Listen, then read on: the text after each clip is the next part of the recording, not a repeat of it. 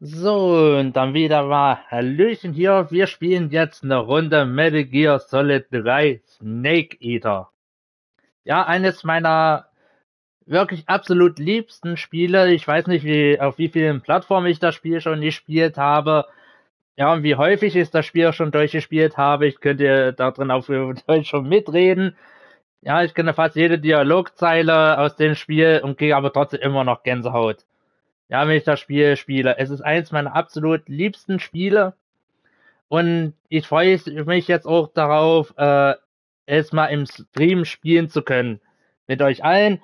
Ja, mal zusammen Metal Gear Solid 3 mal im Stream genießen zu können. Und ja, dann wollen wir auch gar nicht um heißen Brei drumherum reden. Wir schauen jetzt mal in die Master Collection rein und auch in mein liebstes Metal Gear Spiel. Ja, es ist halt nicht nur halt ist mein liebstes Metal Gear Spiel, aber auch gleichzeitig eins meiner liebsten Spiele aller Zeiten. Ja, wie gesagt, hier hat man halt als Bonus hat man halt hier noch verschiedene Bücher drauf mit Hintergrundinfos und hast nicht gesehen. Wo ich jetzt aber nicht reingucke, weil das wird ja alles spoilern und hast nicht gesehen. Wir wollen ja die Story zusammen genießen, obwohl rein theoretisch dürfte es kaum Menschen geben, die das Spiel nicht gespielt haben. Ist damals für die PS2 rausgekommen, das Original Metal Gear Solid 3. Ja, ist also schon ein älteres Spiel. Damals kam dann noch eine Master Collection, also eine HD Collection für die PS3 raus und für die PlayStation Vita. Später kam auch noch Metal Gear Solid 3 für den 3DS. Ja, für den Nintendo 3DS. Dafür gab es auch Metal Gear Solid 3 Snake Eater. Ja, und die einzige Konsole, die bislang übersprungen wurde, war halt die PS4. Ja, das war die einzigste PlayStation-Konsole, wo halt keine HD-Collection oder so oder eine andere Collection oder so das Spiel von Metal Gear Solid 3 verfügbar war. Erst jetzt wieder mit der Master Collection ist es halt auch auf PS4 verfügbar, dort aber halt nur als digitaler Download. Ja, nicht auf Disc, wie hier jetzt für die PS5, sondern halt nur als Download. Das gleiche gilt halt auch für Nintendo Switch. Da muss man sich das Spiel, obwohl man halt eine Karte hat, ja, trotzdem runterladen. Ja, aber ich habe es wie gesagt für beide Systeme. Ich habe es für die PS5 und für die Nintendo Switch. Ja, finde ich natürlich schade, dass es halt nicht jedes Spiel hat eine extra Karte dann bei der Switch mit dazu ist. Aber ja, nur so viel jetzt erstmal als Hintergrund dazu. Ja, wie gesagt, ich finde, das ist Hideo Kojimas bestes Spiel, was er je rausgebracht hat. Ja, und wir spielen natürlich die europäische Version, ne? Weil wir wollen ja deutsche Untertitel dazu ganz gerne haben, deutsche Texte. Ne? Und dann starten wir doch einfach mal.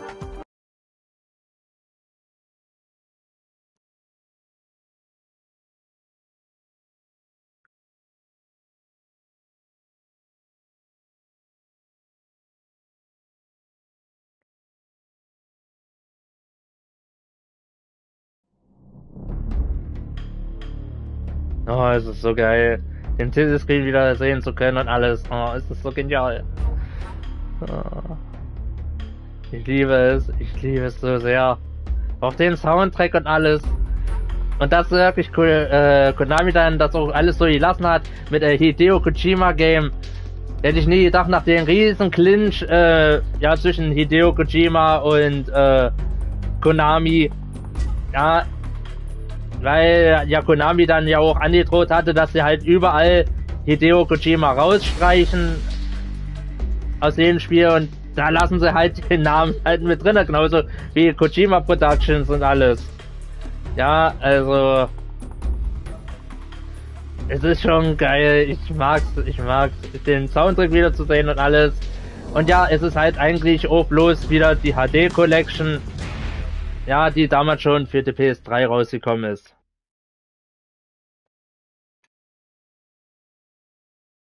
Oh, sehen wir jetzt noch einen Trailer? Das wäre geil.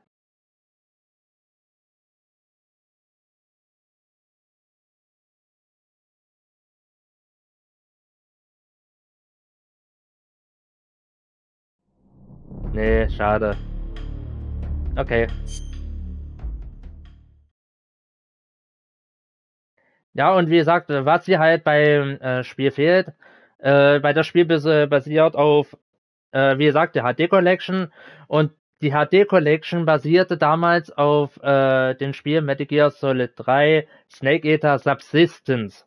Das war damals eine Special Edition, die kam ein Jahr nach dem ursprünglichen Metal Gear Solid 3 Release raus. War sowas wie eine Collectors Edition. Man hatte dort 3 Discs drinne. Einmal halt das normale Spiel, Metal Gear Solid 3 in überarbeiteter Form. Ja, man hat dort eine frei bewegliche Kamera, die es vorher halt nicht gab im Original. Und man hatte dann noch einen Online-Modus mit dazu. Das war das also eines der wenigen Spiele, die man halt damals schon auf PS2 online spielen konnte. Ja, mit Team Deathmatch und sowas.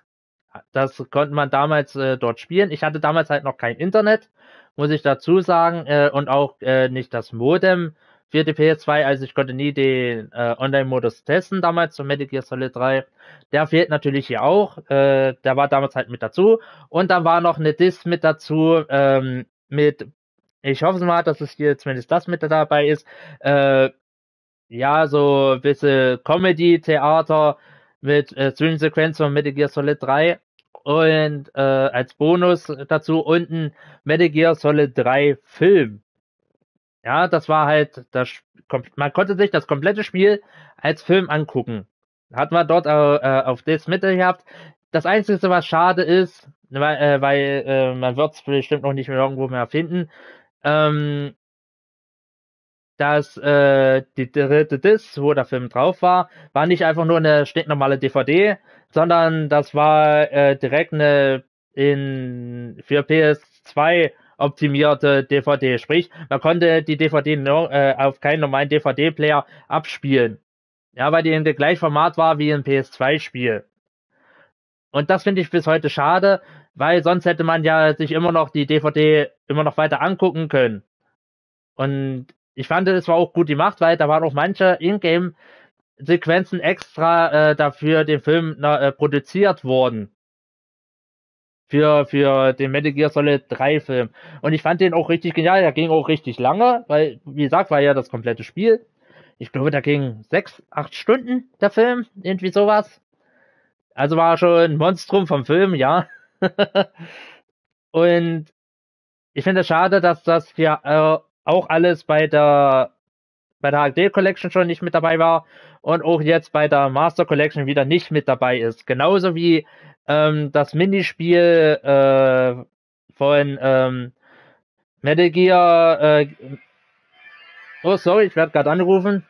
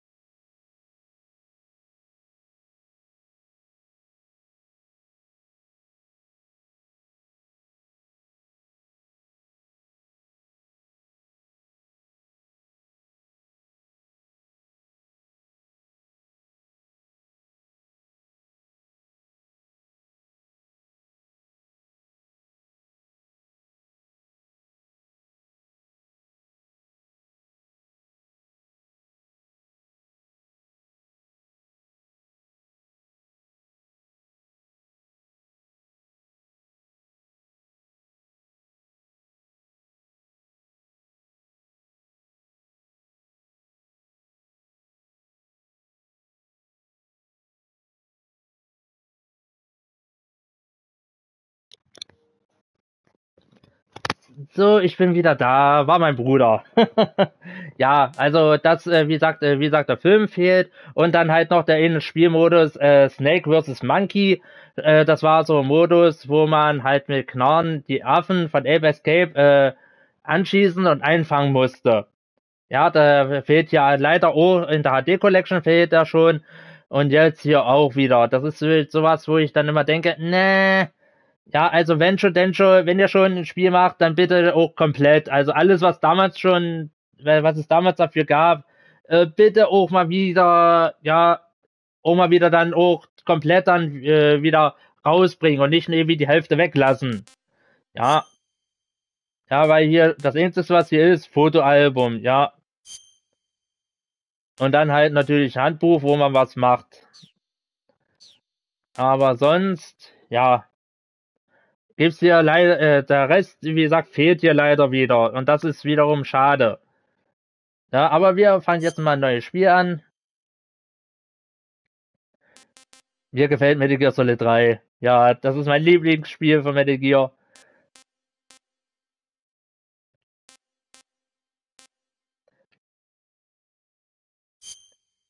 So, mir gefällt Metal Gear Solid 3. Auf welchem Schwierigkeitsgrad spielen wir denn mal? Normal, wie gesagt, europäisches Extrem, das ist dann wirklich, das habe ich nie geschafft. Ich habe es, glaube ich, das höchste, wo ich es mal geschafft habe, war mal auf normal.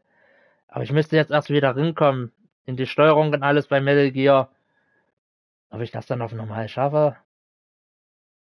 Ach komm, ich habe bis jetzt eh Spiel auf normal. Machen wir das auch auf normal. Fertig. Kriegen wir schon After irgendwie the hin. end of World War II, the world was split into two, East and West. This marked the beginning of the era called the Cold War. Oh, geil. Gänsehaut. Gänsehaut. Oh. Ja, ich erinnere mich noch damals dran, wie ich das auf der Games Convention in Leipzig gesehen habe, die ganzen Trailer davon und alles, wo ich dann noch Hideo Kojima das erste Mal live gesehen habe. Ah, das waren noch Zeiten. Oh, hör mir auf.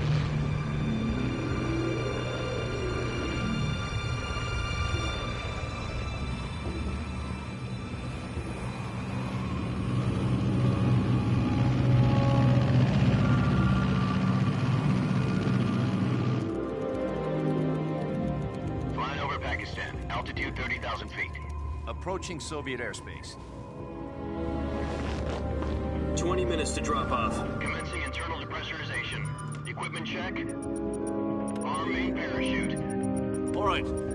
You ready to go? Drop zone still showing a high pressure mass. Cav okay. Good. We've got high visibility.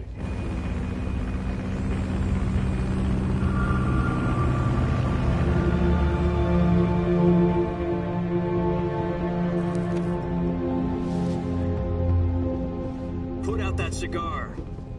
Connecting oxygen hose to interior connector. Put on your mask.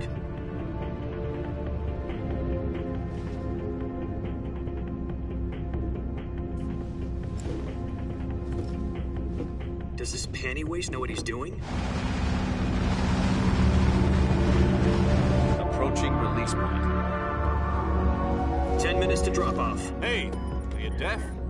He said put out the cigar and put on your mask. Oh, das ist so geil. Das ist alles so geil. Oh. Wenn ihr sehen könnte, wie ich hier grinse. Oh, das ist Hammer.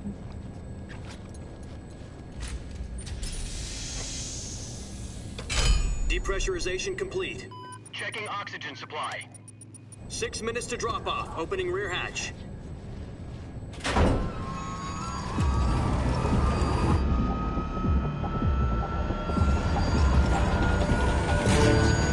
Alright.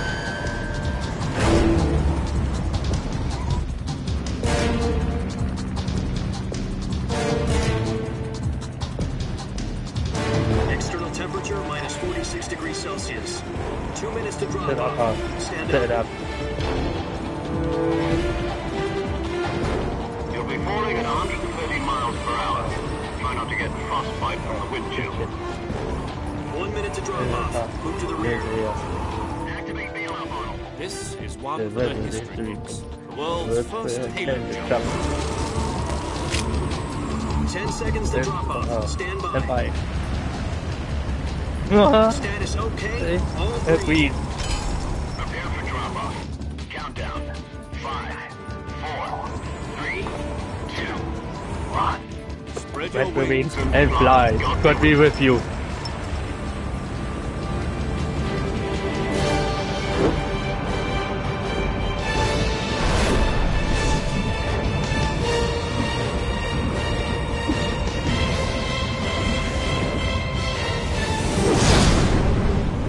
Oh, geil!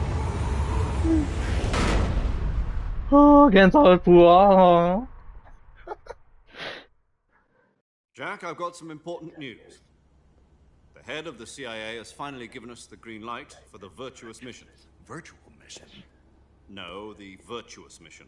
The future of our Fox unit depends on it. If it succeeds, we'll be officially organized into a unit. Virtuous mission? Sounds like some kind of initiation ritual. You know, don't get cocky. This isn't a training op. Right. So what exactly is this wonderful mission? Well, about 2 years ago, a certain Soviet scientist requested asylum in the West through one of our moles. His name is Nikolai Stepanovich Sokolov. He's head of the OKB-754 Design Bureau, one of the Soviets' top-secret weapon research facilities, and the East's foremost expert on weapons development. Sokolov? Isn't he that famous rocket scientist? The very same. On April the 12th, 1961, the Soviets achieved the first manned spaceflight in history. The Earth was blue, but there was no God. Well spoken. The rocket that carried Yuri Gagarin to orbit was the A-1, known as the Vostok rocket. Sokolov is said to be the man most responsible for the multi-engine cluster used in that rocket.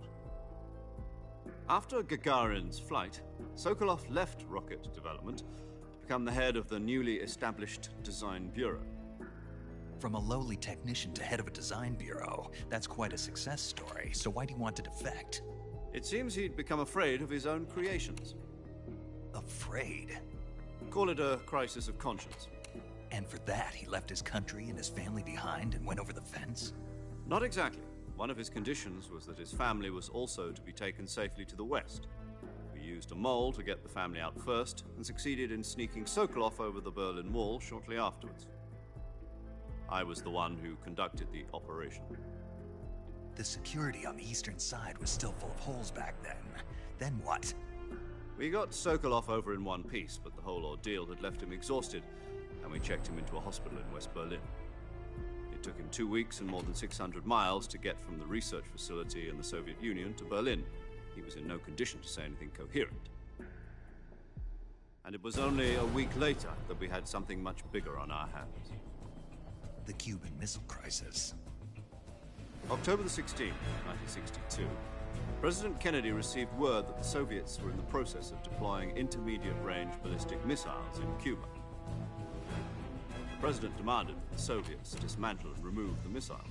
At the same time, he announced a naval blockade to prevent further missile shipments from reaching Cuba. But the Soviets didn't back down, instead placing their armed forces on secondary alert. Soviet transport ships carrying missiles continued on course towards Cuba. US and Soviet forces went on alert for an all-out nuclear war. Frantic negotiations were conducted through the UN's Emergency Security Council and unofficial channels to end the hair-trigger standoff. Finally, on October the 28th, the Soviet Union agreed to remove its missiles from Cuba. And so the world avoided a nuclear holocaust. But in order to get the Soviets to pull their missiles out, we had to make a deal. You mean the one where the US agreed to remove its IRBMs from Turkey? No. The Jupiter IRBMs deployed in Turkey were obsolete, and we were going to get rid of them anyway. They had no strategic value whatsoever to either the US or the Russians. The Turkey deal was a ruse, a cover story that was fed to the other intelligence agencies around the world. So what did the Russians really want? Sokolov. They wanted us to return Sokolov. You mean the Soviets pulled out of Cuba just to get their hands on Sokolov? That's right. What the hell was he working on? At the time, we had no idea. We were running out of time. It was either give up Sokolov or risk full-scale nuclear war. In the end, we had no choice. President Kennedy gave in to Khrushchev's demand. The next day, I got Sokolov out of the hospital, handed him over to agents on the eastern side. Sokolov kept on screaming, "Save me," until he disappeared from my sight. Then a month ago, we received some new information from one of our moles. About Sokolov? Yes. He was taken back to the research facility and forced to continue working on the weapon in question under KGB supervision. What's more, it's on the verge of completion. So what kind of weapon is it? Something to do with space rockets? No, missiles. Same technology.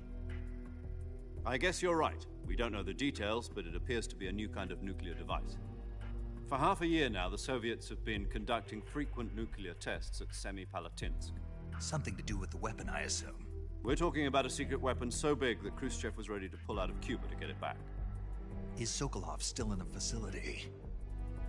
No. According to our intelligence, he's in Selino-Yarsk, a place in the mountains about 3 miles to the west that's known as the Virgin Cliffs. The Virgin Cliffs. Nice name for a virtuous mission. They moved him there just recently. Why? Apparently, they're conducting a field test of the weapon, but it's our best chance to get him back. This mission would never have been possible if he was still in the research facility. This is our last chance. Sokolov must have known that too when he contacted us.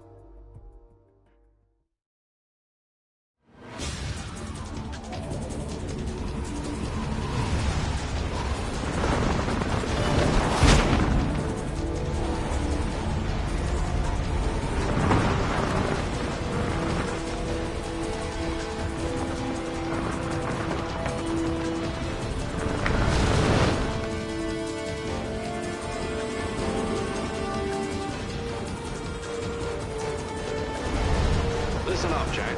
Your mission is to infiltrate Selino-Yarsk in the Soviet mountains, ensure the safety of Sokolov, and bring him back to the West.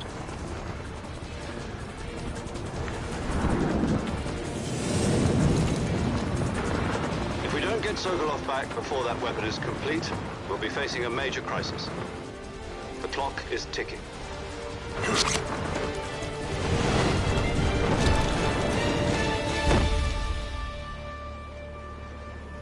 Once we've confirmed the rescue of Sokolov, stand by at the recovery point.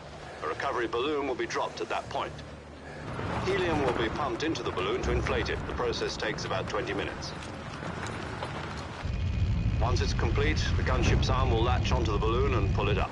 The Fulton surface-to-air recovery system. I'm familiar with the theory. Take it easy. It's been combat-proven. Do you think Sokolov is up to it? The shock will be less than during a parachute jump, and the arm can handle up to 500 pounds. So you're planning on going over the border in a single combat Talon? She's equipped with 2 6-barrel 20mm Vulcan cannons, as well as 2 40mm machine guns. Sounds like she could hold her own against a battalion of tanks. Even with the fuel in the reserve tank, we're facing a 4-hour time limit. If all goes well, it shouldn't take more than a few hours. Home in time for dinner. But if anything goes wrong, You'll be eating dinner, breakfast, and all the rest of your meals in the jungle. Oh, paramedic.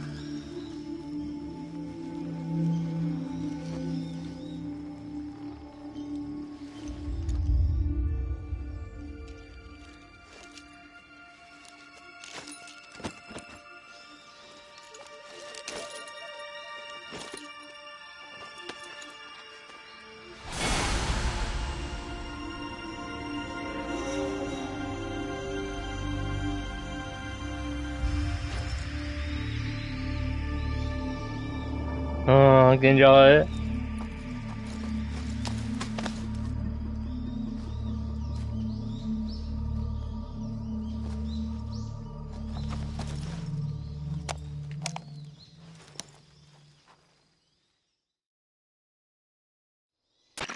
Do you copy?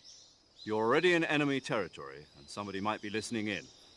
From here on out, we'll be using code names to refer to each other. Your code name for this mission will be Naked Snake. I'll be referring to you as Snake from now on. You're not to mention your real name. Snake? Oh, you don't like snakes? What do you mean? You've eaten one before, haven't you? In survival training? I'm glad to hear that. I don't know if I'd ever order one in a restaurant, but... Be careful, you might not have a choice. What about you, Major? What should I call you? Let's see. I'll be Tom. Call me Major Tom. This will be a sneaking mission. You must not be seen by the enemy. You must leave no trace of your presence. Is that clear? This kind of infiltration is the Fox unit's speciality. In other words, weapons and equipment are procured on site. That goes for food as well. You're completely naked, just as your name implies. Great. Now I see why you asked me if I like snakes. I suppose calling me Snake was your idea of a joke, too. No. There's a good reason for that. I'll tell you later when the time is right. Gotcha. Getting back to the subject, how exactly am I supposed to feed myself? You've been issued a knife and a tranquilizer gun. Use them to hunt for food. You'll also find some medical supplies in your backpack. Yeah, about the backpack. I lost it in a tree on the way down. I see. Well, you'd better go back and get it then. You know where it is? No problem. I can see it from here. It's stuck on a branch. To climb a tree, stand in front of a tree that's covered in ivy and press the action button. I'll be monitoring your progress over the radio. We can't risk violating Soviet airspace, but I'll be in the gunship. My frequency is 140.85. I'll give you a call if I need to talk to you. If you need to talk to me, use the send function. Okay, Snake, go get your backpack. Ah, es ist so schön, wieder hier zu sein. Ah, nach so langer Zeit. Ah, es ist so toll. Es ist so toll.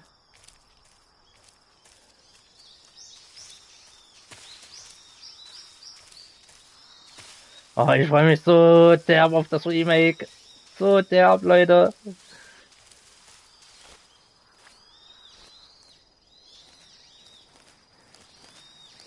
Ah.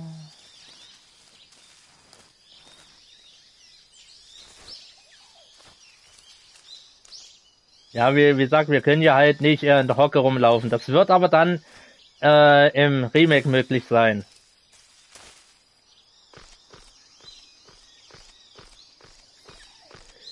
Oh Gott, das war jetzt aber fast, müsste jetzt auch fast 20 Jahre her sein, wo es offiziell rauskam. Ich glaube 2005, 2006, irgendwie sowas. Oder 2004, irgendwie so in der Dreh. I see you've retrieved your backpack, Snake. To equip a weapon, it's necessary to take it out of your backpack. In the survival viewer, choose Weapon from the backpack. Your available weapons will be displayed in a window in the upper left. From that list, choose the weapon you want to equip and press the Enter button. For other equipped items, just do the same thing from Item. Got it. Use the survival viewer backpack. Yep, that's right. Survival is fundamental to this mission. After you've been out in the field for a while, your stamina will start to drop. If your stamina gets too low, it'll affect your performance. You won't be able to shoot accurately, for example, and your wounds won't heal as smoothly. Keep an eye on your stamina so you don't run out. To recover lost stamina, you can hunt for local flora and fauna. You can use either your tranquilizer gun or your knife to hunt. My only weapon is a Mark 22 Hush Puppy tranquilizer gun? That's right. It's been fitted with its own suppressor. However, the suppressor will deteriorate every time you fire. Once its durability reaches 0, the noise suppression effect will be gone. So don't get too trigger happy with it. The suppressor's durability is shown in the icon. Any weapons and equipment beyond what you're carrying now, you'll have to find as you go. I have to find my own weapons and equipment? Whose crazy idea was this anyway? Solo covert actions are standard Fox operating procedure. You can't leave any traces of your presence. No weapons, equipment, footprints, sweat, or bodily waste. The same goes for bullets and cartridges, too. Your presence in enemy territory is already a violation of international conventions of warfare. There aren't supposed to be any American soldiers in Russia. It could spark an international incident. You can't let anyone see you. You can't let the enemy know you're there. This is a stealth mission. You're a ghost, Snake, in every sense of the word. And there'll be no rescue if you're captured. The military and US government will deny any involvement in the affair. Then I'll just have to take care of myself, huh? I'm afraid so. You've been given a fake death pill for that purpose. SIS guidelines stipulate that soldiers on covert ops like this one be issued a potassium cyanide capsule. Tape it to your body so you can take it when you need to. How generous of you. Use it if you're taken prisoner by the enemy. It'll send you into a state of false death for a short time. Fooling them into thinking that I'm really dead. So, how do I come back to life? Just take the revival pill. You mean that thing they put in my tooth before the mission? That's the one. But be careful. If you remain in a state of false death for too long, nothing will be able to bring you back. Remember that. I'll keep it in mind. You said this was a solo mission, right? Right. I guess that means I can't count on any reinforcements. Correct. The mission rests entirely in your hands. A real one-man army. Relax. There's a support team ready to back you up over the radio. Who? I'll introduce them to you. This time, survival is of utmost importance. The first member of the support team will be in charge of monitoring your physical condition, acting as a medic, so to speak, as well as recording your mission data. She's a member of Fox as well, and she's here on the gunship with me. She? Hello, Snake. I'm paramedic. Nice to meet you.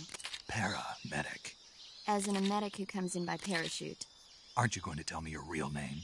Are you going to tell me yours, Mr. Snake? My name, huh? It's John Doe. And they call you Jack for short.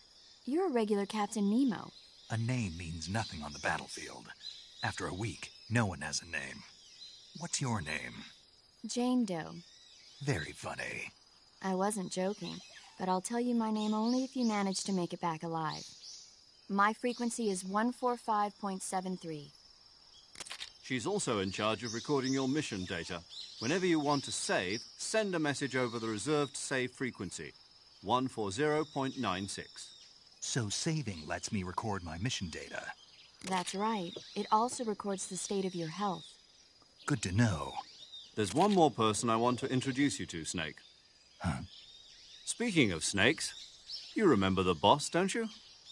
A legendary soldier and your mentor. Actually, it was the boss that got the DCI's authorization in the first place. She's going to be serving as Fox's mission advisor. The boss is? She also helped me plan this mission. She and I were at SAS together. Jack, is that you? How many years has it been? Boss? That's right. It's me. Oh. Talk to me. Let me hear your voice. It's been 5 years, 72 days, and 18 hours. You've lost weight. You can tell just by the sound of my voice. Of course I can. I know all about you. Really? Well, I don't know anything about you. What's that supposed to mean? Why'd you disappear on me all of a sudden? I was on a top-secret mission. You didn't need me anymore. But there were still so many things I wanted you to teach me. No, I taught you everything you needed to know about fighting techniques. I taught you all I could. The rest you needed to learn on your own. Techniques, sure. But what about how to think like a soldier? How to think like a soldier? I can't teach you that. A soldier needs to be strong in spirit, body, and technique. And the only thing you can learn from someone else is technique. In fact, technique doesn't even matter. What's most important is spirit. Spirit and body are like two sides of a single coin. They're the same thing. I can't teach you how to think. You'll just have to figure it out for yourself. Listen to me, Jack. Just because soldiers are on the same side right now doesn't mean they always will be. Having personal feelings about your comrades is one of the worst sins you can commit. Politics determine who you face on the battlefield. And politics are a living thing. They change along with the times. Yesterday's good might be tomorrow's evil. Is that why you abandoned me? No, it had nothing to do with you. I already told you, Jack. I was on a top-secret mission. A soldier has to follow whatever orders he's given. It's not his place to question why. But you're looking for a reason to fight. You're a natural-born fighter, but you're not quite a soldier. A soldier is a political tool, nothing more. That's doubly true if he's a career soldier. Right and wrong have no place in his mission. He has no enemies and no friends. Only the mission. You follow the orders you're given. That's what being a soldier is. I do whatever I have to get the job done. I don't think about politics. That's not the same thing. Sooner or later, your conscience is going to bother you. In the end, you have to choose whether you're going to live as a soldier or just another man with a gun. There's a saying in the Orient, loyalty to the end. Do you know what it means? Being patriotic. It means devoting yourself to your country. I follow the president and the top brass. I'm ready to die for them if necessary. The president and the top brass won't be there forever. Once their terms are up, others will take their place. I follow the will of the leader, no matter who's in charge. People aren't the ones who dictate the missions. Then who does? The times. People's values change over time, and so do the leaders of a country. So there's no such thing as an enemy in absolute terms. The enemies we fight are only enemies in relative terms, constantly changing with the times. As long as we have loyalty to the end, there's no point in believing in anything, even in those we love. And that's the way a soldier's supposed to think? The only thing we can believe in with absolute certainty is the mission, Jack. All right, but do me a favor. What is it? Call me Snake. Snake? Oh, right. Your code name is Snake. It suits you well. That's right. The legendary unit that the boss put together during World War II was a snake. The Cobra unit, a group of heroes that brought the war to an end and saved the world. As long as you've got a legendary hero backing you up, you'll be fine. Isn't that right, Snake? Yeah. I can't think of anyone else I'd rather have with me. Oh, and one more thing, boss. Yes? It's good to hear your voice again. Same here. After all, who knows if either of us will make it out alive? Snake, you are always best at urban warfare and infiltrating buildings. But this is the jungle. Survival is going to be key. Those CQC techniques I taught you are sure to come in handy. CQC? Close quarters combat, huh? I've been in the Green Berets for the past few years. I'm probably pretty rusty. Not to worry. I'll be here to help you remember. After all, this is your first actual survival mission. I'll be supporting you over the radio. Where are you, boss? Next to the Major? The boss is communicating with us by radio from aboard a Permit-class submarine in the Arctic Ocean. My frequency is 141.80. Call me if you need my advice on battle techniques. Gotcha. Your mission is to retrieve Dr. Sokolov. Dr. Sokolov is being held in an abandoned factory located to the north of your current position. Avoid heavy combat and don't let anyone see you. Don't forget that this is a stealth mission. Snake, try to remember some of the basics of CQC.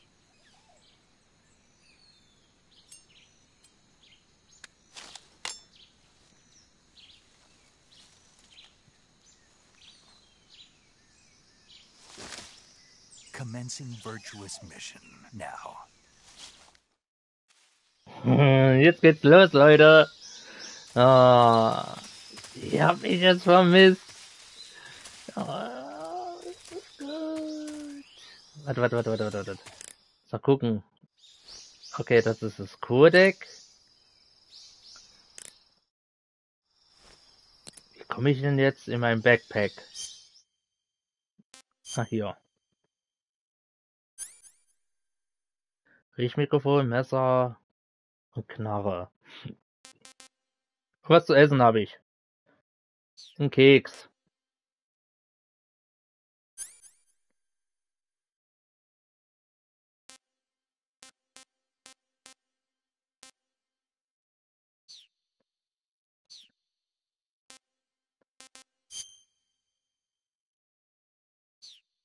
Ein Keks habe ich. Noch nicht gegessen, Geschmack unbekannt. Die wollte ich damals immer mal, wo ich noch jünger war, auch unbedingt mal probieren, die Kekse, aber die gab es nie bei uns zu kaufen.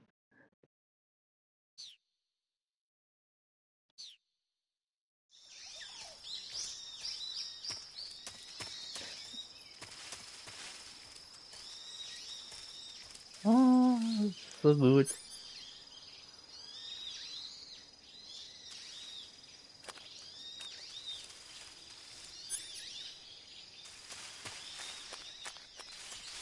Ich musste erst wieder mit der Steuerung ein bisschen klarkommen. Es ist Ewigkeiten her, wo ich das zum letzten Mal gespielt habe.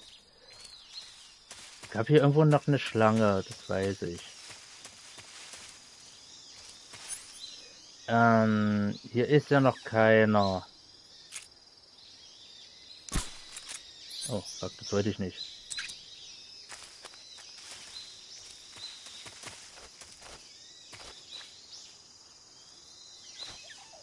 Okay, hier komme ich nicht wieder durch.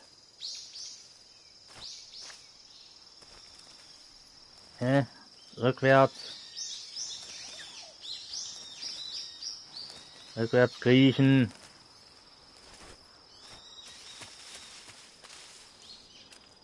Schauen wir mal.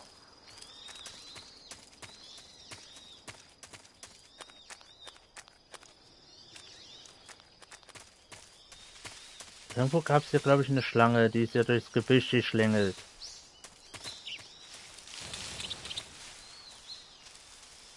Ah, hier war noch was.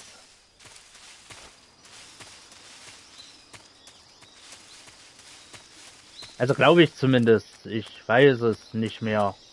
Wie gesagt, es ist etliche Jahre her, wo ich das zum letzten Mal gespielt habe. Da ist sie doch, oder? Ich sehe dich doch eindeutig. Nee. Stimmt ja. So war das. Boom. Eine. Darf ich das behalten, Trophäe? Nice.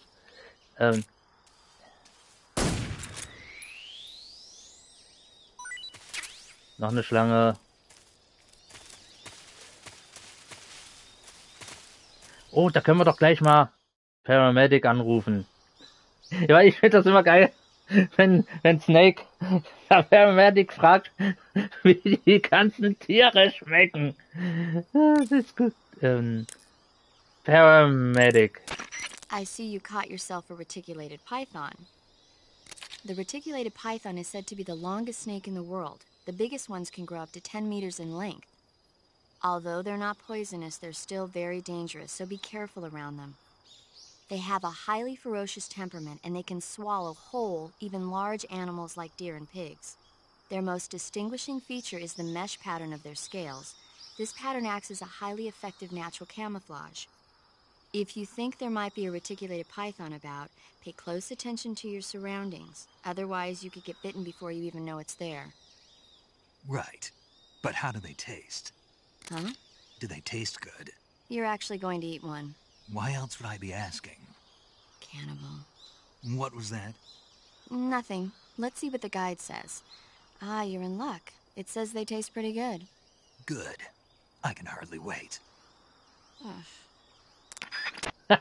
Ich finde das jetzt mal gut. Ich mach das, wenn. Ich finde das jetzt mal gut, wenn Snake jetzt mal fragt, wie etwas schmeckt. Kann man das essen? Schmeckt das gut? Finde ich absolut klasse. Oh, das ist immer noch geil. Ich finde das immer noch klasse. Ich finde das immer noch herrlich. Ah. Oh, ich hab's so vermisst. Ich hab das so sehr vermisst.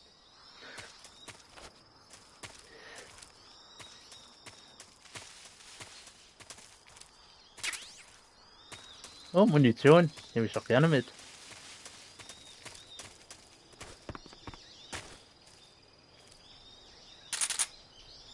Schnell nachladen. Ah, herrlich. Es ist so toll, wieder hier zu sein.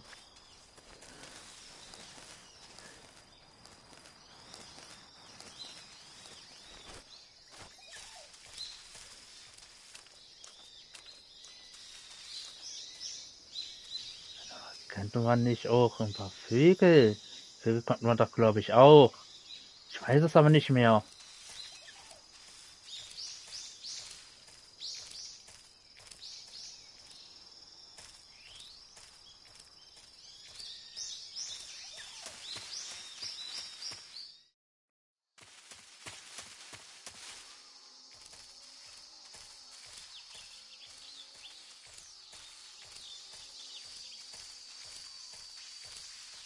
Krokodile konnte man aber nicht lebendig einfangen, das weiß ich. Die konnte man nur einschläfern und nicht lebendig gefangen. Und ich weiß, das Essen kann sogar verderben. Das weiß ich auch. Also auch noch. Oh Gott, ist das schön. Ist das schön.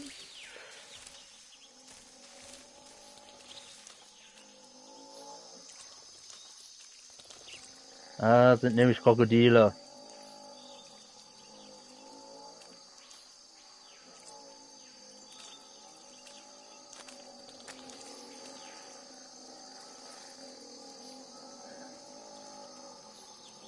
Und die konnten dich umhauen. Das weiß ich auch.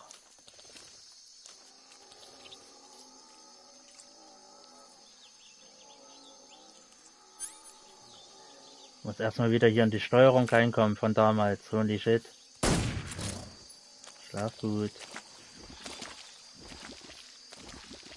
Muss erstmal hier rüber, weil sonst sauf ich ab. Und dann bin ich tot. Oh, da drüben gibt's noch was. Oh, das sind aber Krokodile. Aber hier sind ja keine Wachen, die kommen erst im nächsten Screen. Das weiß ich. Nee, nicht absaufen.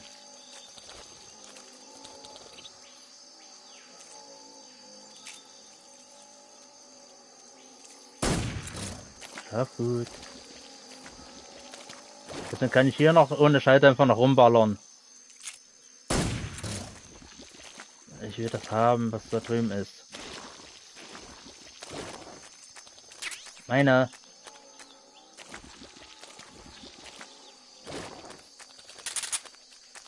So, jetzt kommt, glaube ich, eine Wache. Brauche ich einen Schalldämpfer.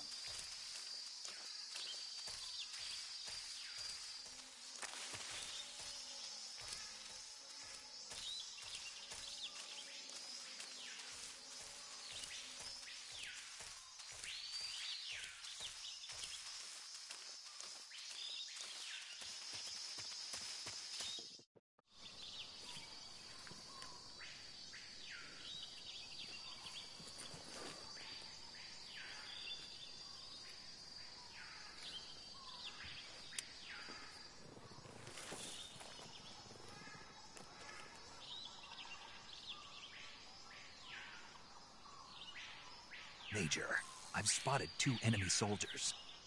They're probably KGB troops sent to guard Sokolov. AK-47s and grenades.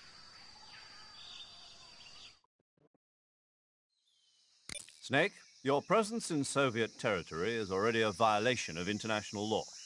We can't let the Kremlin find out that the CIA and the American government are involved. Contact with the enemy is strictly prohibited. Don't engage them in battle either. This is a stealth mission. Got that? The Major is right. The point of this mission is to sneak through the jungle without being seen. The success of the mission depends on how well you use your camouflage.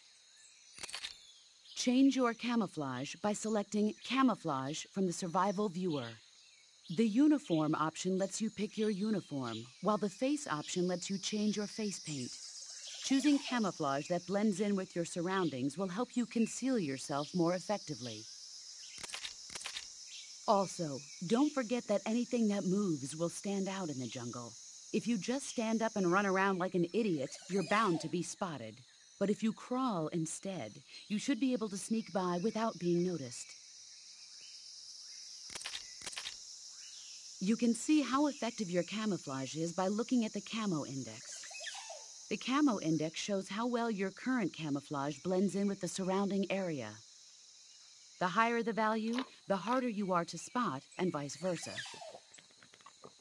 The key is to make yourself one with nature. Keep that in mind as you go along, okay?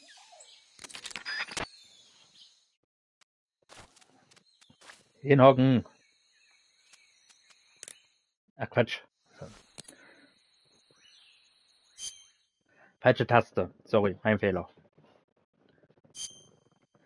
Ja, hier kann man sich auch Snake angucken.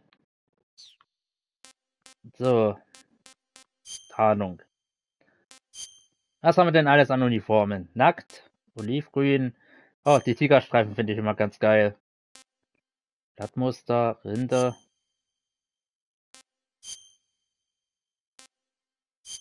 Kästchenmuster, schwarz.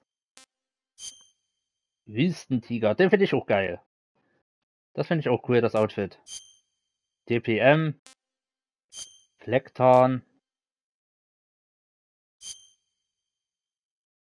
Auscam, okay. Desert, Wüste, okay.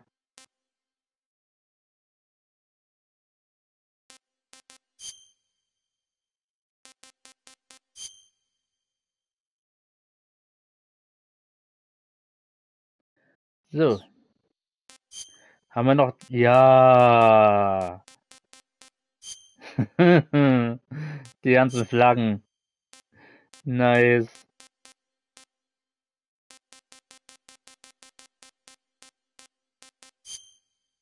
Aber die finde ich gut.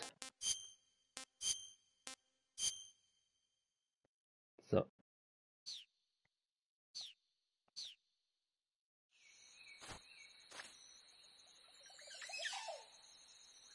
So, wo seid ihr?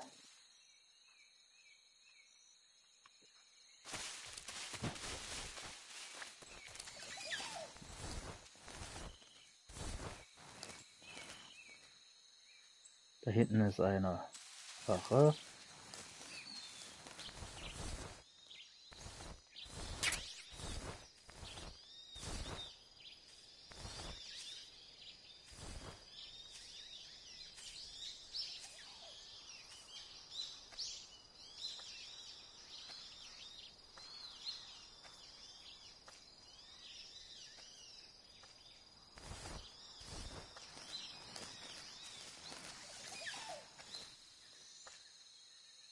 So, dann machen wir uns doch mal weiter, ne?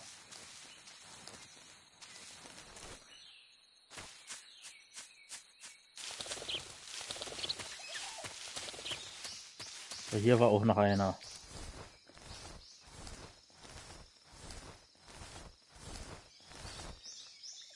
Da hinten ist er. Oh, und da oben sind auch noch Früchte. Ob ich sie von hier aus treffe?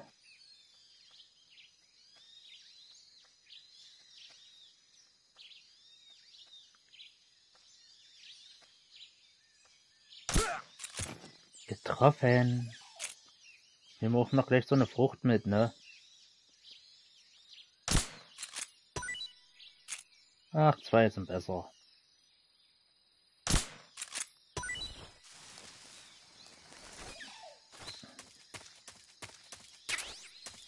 Granaten. Und jetzt geht's hier drüben hoch.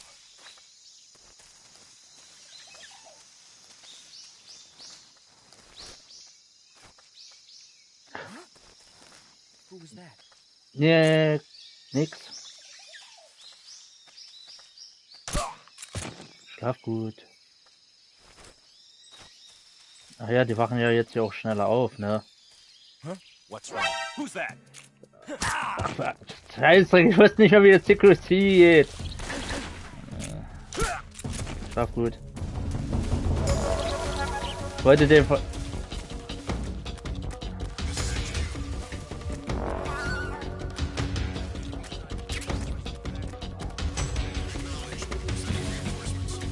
Fuck.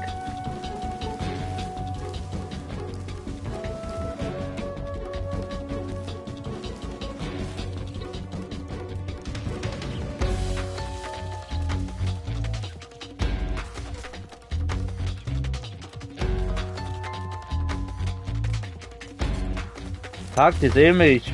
Mist. Ich will hier weg.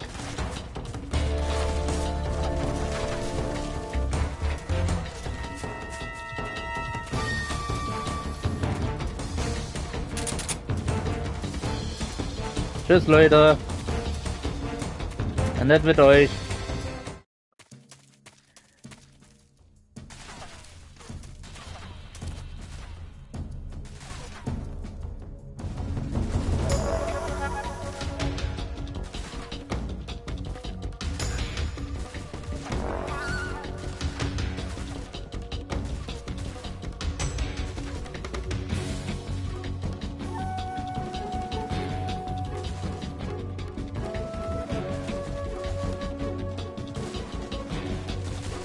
Fuck. Tschüss.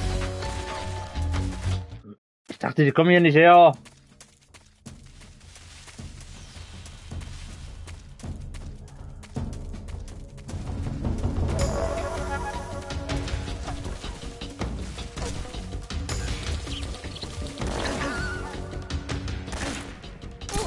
Ja, gut.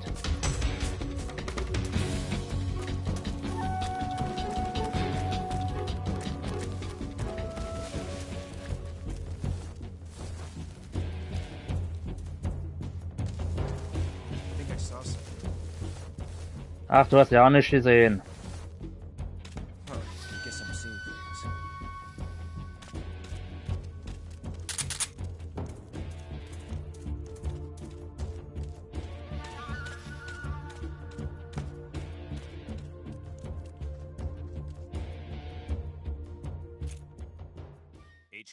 HQ. This is HQ. Patrol here. We've lost sight of the intruder, going into high alert. Acknowledged. The enemy is still nearby. Pursue and engage him. What's wrong? Lass den pennen.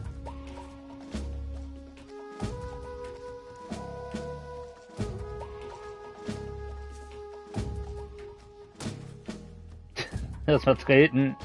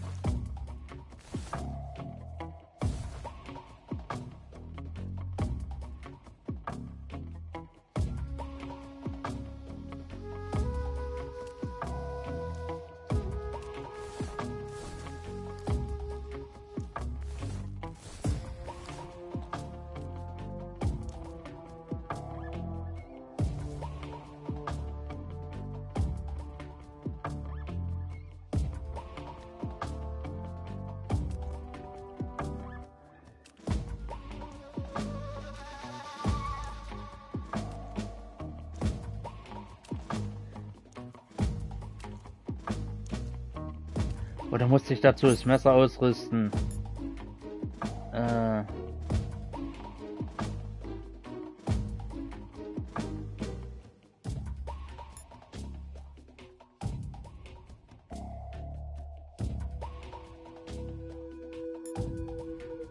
Weiß ich ja nicht mehr.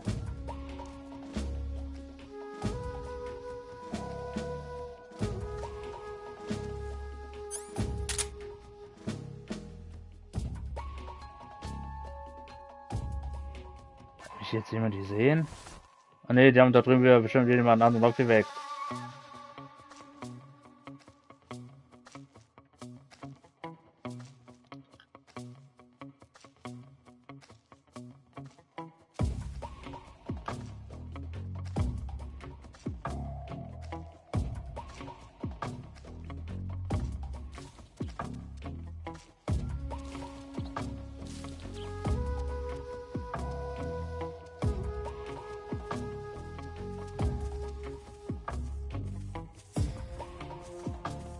Da kommen die Idioten ja schon wieder.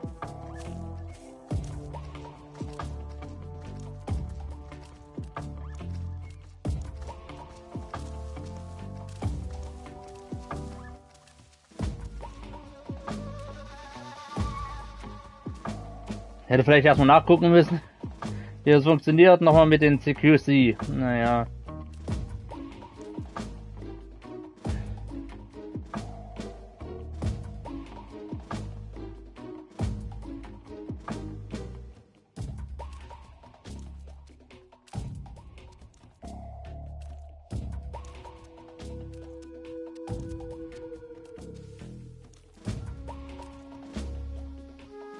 Aber wie gesagt, ist ja Jahre her, wo ich das letzte Mal gespielt habe. Ach man. Aber es ist schön, dass ich das jetzt mal wieder spielen kann. Und ich freue mich so sehr auf das Remake. Das wird so gut.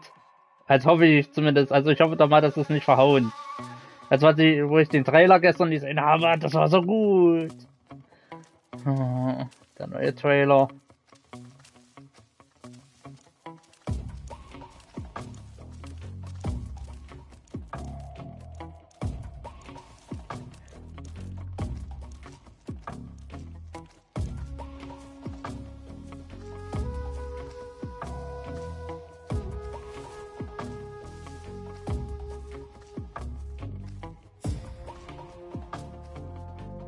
Das fand ich, den fand ich so klasse.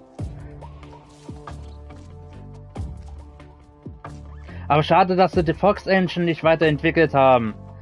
Weil die Fox Engine, die man dann auch bei Metal Gear Solid 5 gesehen hat, die ist ja genauso geil. Ja, warum sie da die Unreal Engine 5 dann unbedingt nehmen, ich weiß es nicht.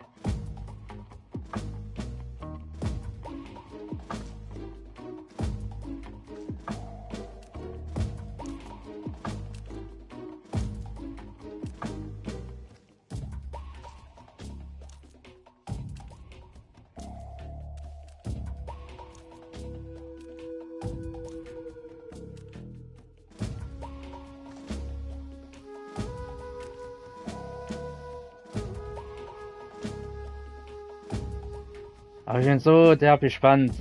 Auch das neue Metal Gear, oh, das wird schon gut. Oh, der Alarm ist weg. HQ. This is HQ. Patrol here. No problems detected. Understood. Return to your position. Scheibengleise, ich weiß nicht mehr, wie das CQC funktioniert. Ach Mensch, das ist nervig.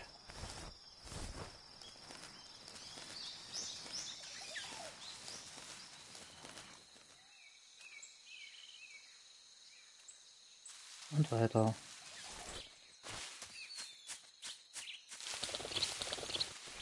Auf einziehen.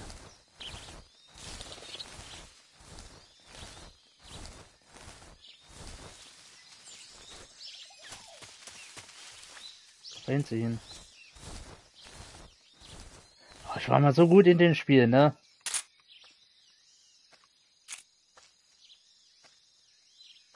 Ach, fuck daneben.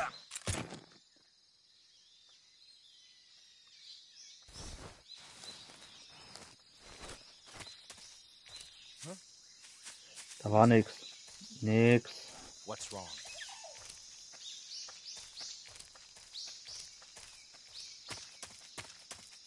Bye bye.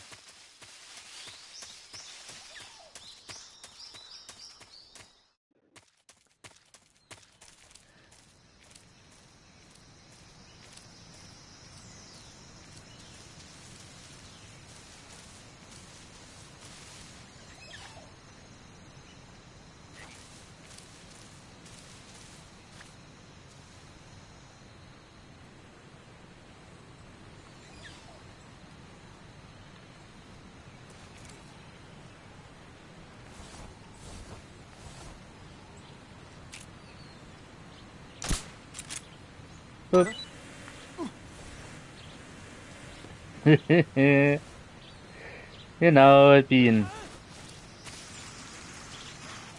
Lock den mal schön brav weg.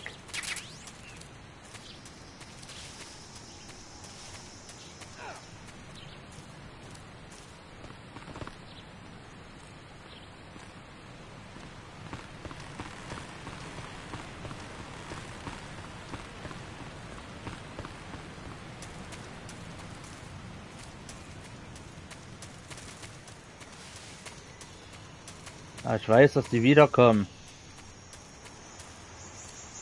Ah, ich Ich will erstmal noch hier unten, hier gibt's nämlich noch was. Nämlich hier unbedingt her. Ja. Das ist nämlich, glaube ich, ein Scharfschützengewehr oder sowas.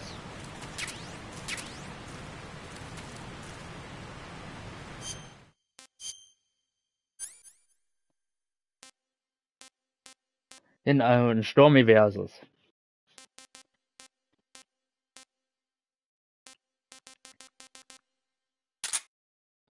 So, jetzt haben wir noch ein Sturmgewehr.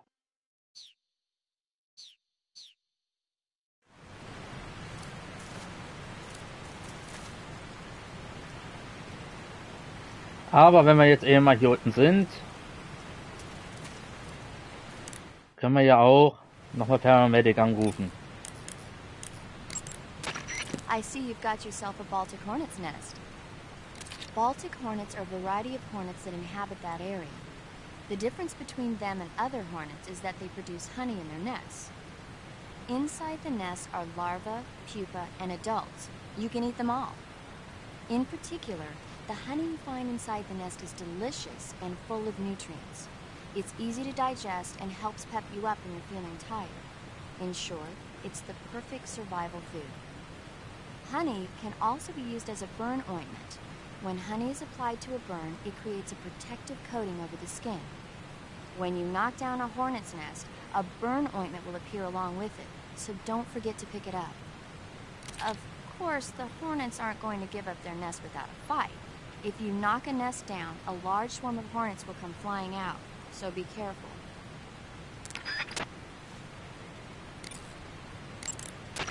I see you found a Yabloko Moloko. What now? Yabloko Moloko. It's a Russian name that roughly translates as milk apple. It's a type of star apple. The juice is thick and sweet, like milk, hence the name. And if you cut one in half lengthwise, you'll see a star-shaped ring radiating out from the center. Hence the star apple. Right. The star-shaped part has a gelatinous texture and is said to be especially tasty. Sounds useful. You're welcome. For once. Did you say something? No, back to the mission. Ich finde das so geil, die Gespräche mit den beiden. Das ist so geil, das ist so gut. Ich finde das so klasse.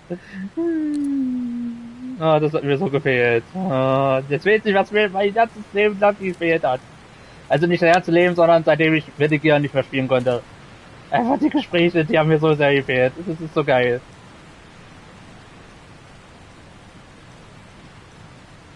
Oh, die Codex-Gespräche sind einfach so gut. Kommen die jetzt schon wieder? Da habe ich noch Zeit. Sie kommen wieder. Weg hier. Da sehen sie mich.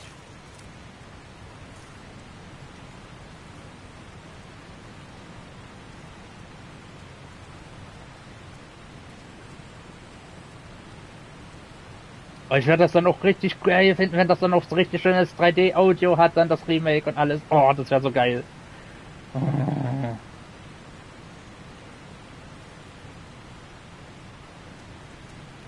Ja, geht schön. Musst du da stehen bleiben? Geh weg, Kusch! Spiel mit deinen Bienen oder Hornissen oder wie auch immer. Aber mach dich ab.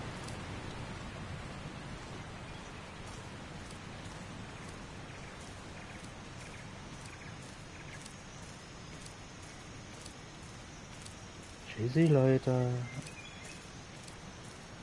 Ihr habt mich nie gesehen. Bye, bye.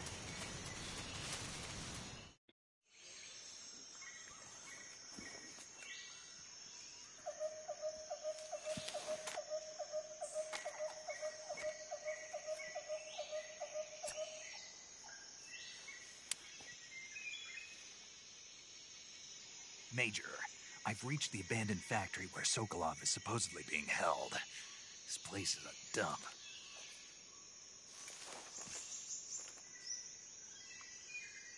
I can't see Sokolov from here. The security is pretty tight. There are sentries posted around the perimeter. I wonder how many are inside.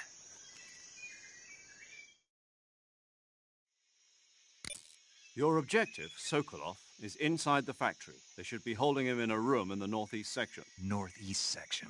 Got it. Be careful. Your mission is to bring Sokolov back alive. He must not be exposed to any kind of danger. Do not approach Sokolov while in the alert phase. Right. Oh, and one more thing, Snake. You mean there's more? No, it's just that when you get to Sokolov, I want you to tell him something from me. And that is? Sorry for being so late. Is that all? Yes. Understood. Beginning my approach to the target.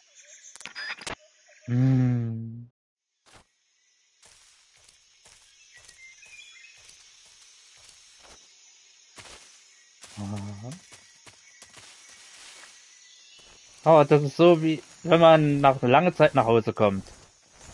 Ah, Metal Gear. Ja.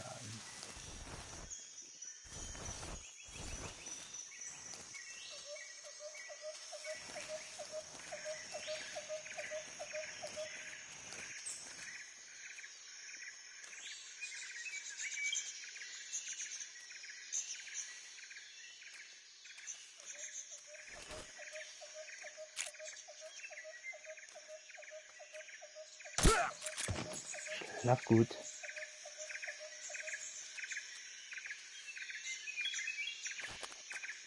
Ich muss ja nur zu Sokolov kommen. Danach kommt sowieso Ocelot.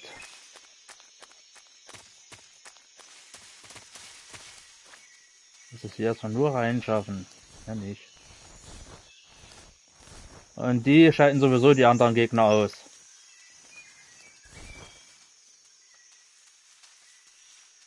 Ach, eine Schlange. Schau mal eine an. Komm her. Meiner.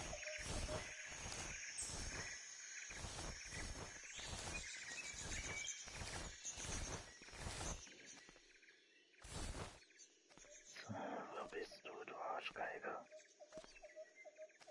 Ich höre dich rumlaufen. Du bist hier irgendwo. Aber ich sehe dich nicht.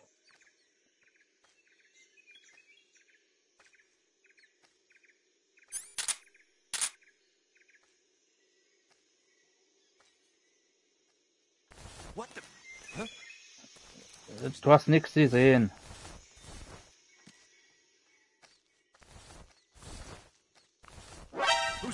Ach, fuck, ey. Steh auf, Snake. So nicht. Arme Kreis, okay.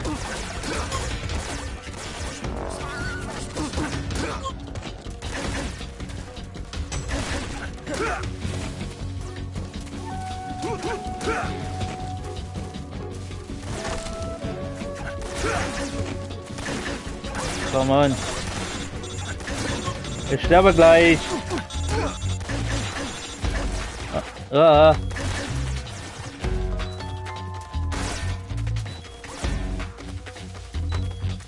Und ich Shit. Das war's.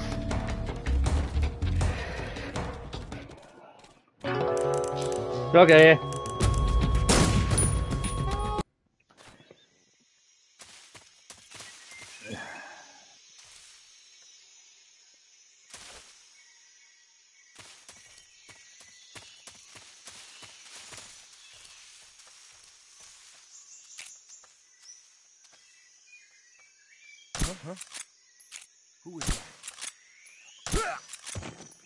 Oh, ich habe eine Schlange getroffen.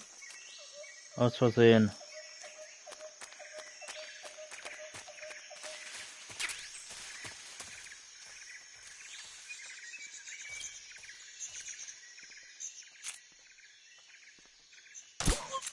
Schlaf gut.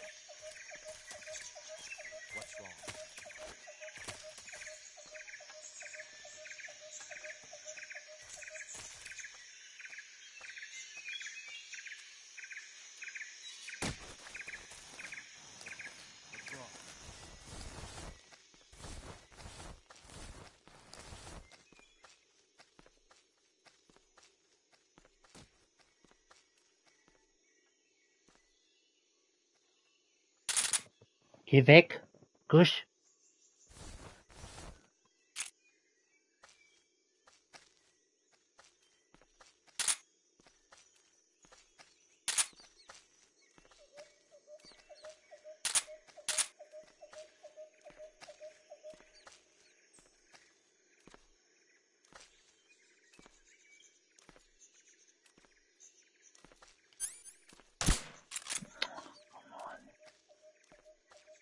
Ernsthaft, daneben.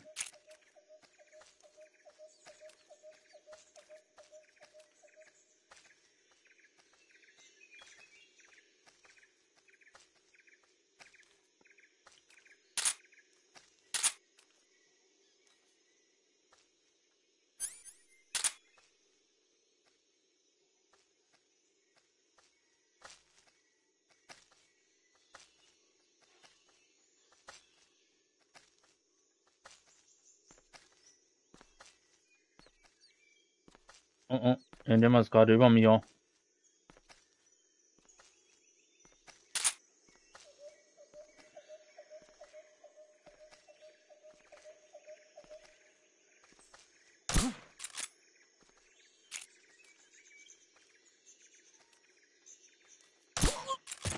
Schlaf gut.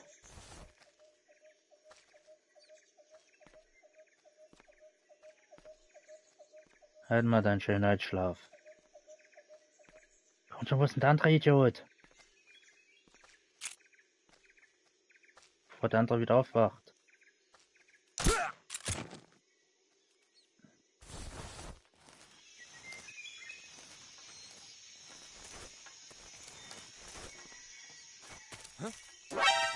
Fuck!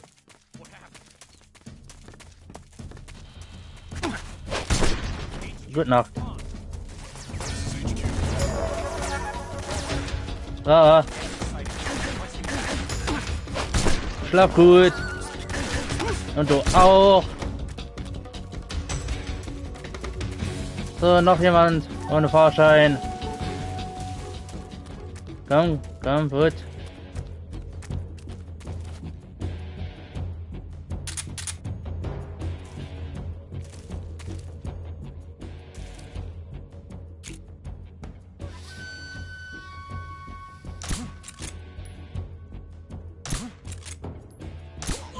Schlaf endlich, meine Güte.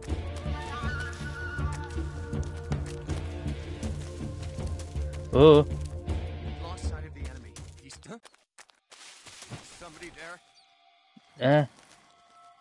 Reinkriechen.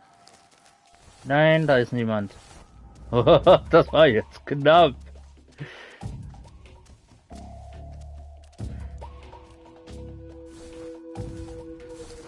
Oh, hier eine Ratte.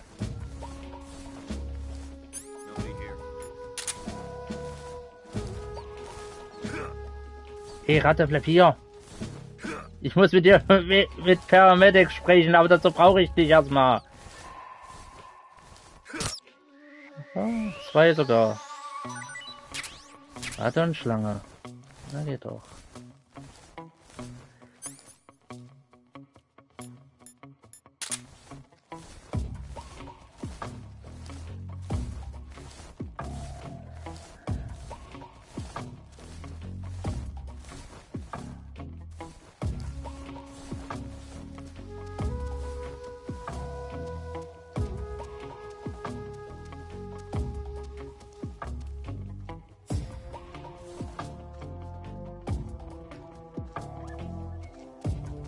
Links läuft jemand lang. Also glaube ich zumindest. Ach, lass doch mal die Leute da schlafen.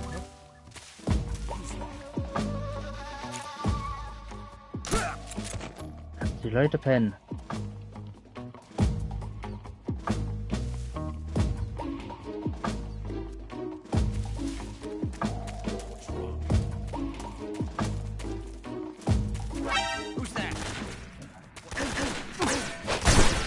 Gute Nacht. Ich habe keine Zeit für euch. Ich muss hier Sokolov mitnehmen.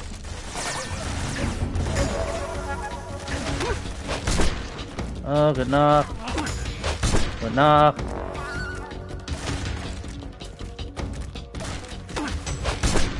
Bye bye. Meine Güte. Ah, ist okay. Auch nicht gleich so. Jetzt bleibt liegen.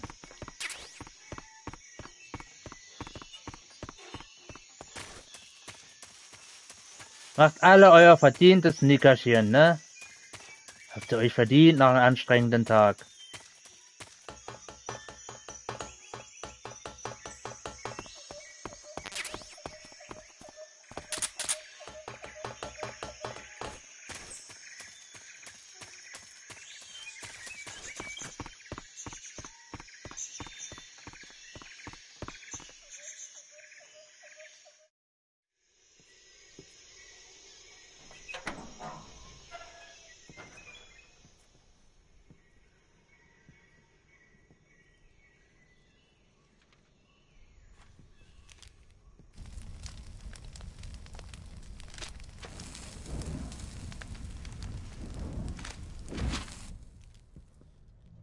You must be Sokolov. Are you one of Volgin's men? You'll never get it from me. No. I'm a CIA agent. I've come to escort you back to the other side of the Iron Curtain. You're CIA? Yeah. I was sent by Major Zero, the man who got you out 2 years ago. Zero? I have a message from him. What is it? He said to tell you sorry for being so late. Did he now? What does it mean? It means he's a man of his word. But we've got no time for this. You have to get me out of here before they arrive. Who's they? Who's they? Colonel Volgin of GRU. You in the West know him as Thunderbolt. Thunderbolt. Thunderbolt? Never heard of it. Never heard of him. He's a member of the Army's extremist faction, a man who seeks to seize control of the motherland.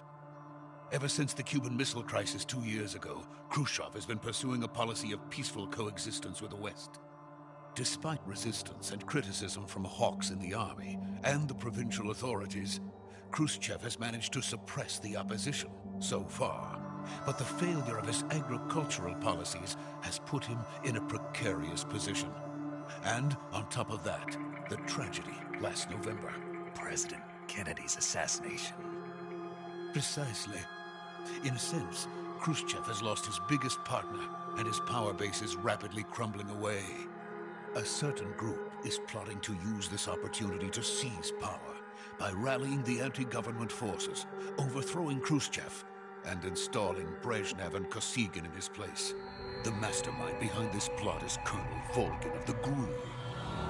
He has control over another secret weapons research facility much like this one, OKB-812, known as the Granin Design Bureau, and is using it to further his plans. But that is not enough to satisfy him.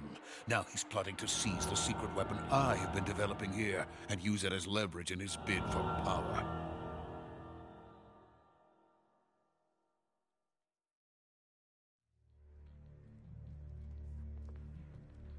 The intelligence says that they are going to make their move during the test. Then, the soldiers outside. Exactly. They wouldn't need that many men just to keep me inside. Their orders were to prevent Colonel Volgin from capturing me. Even if it meant killing me in the process, or so it would seem.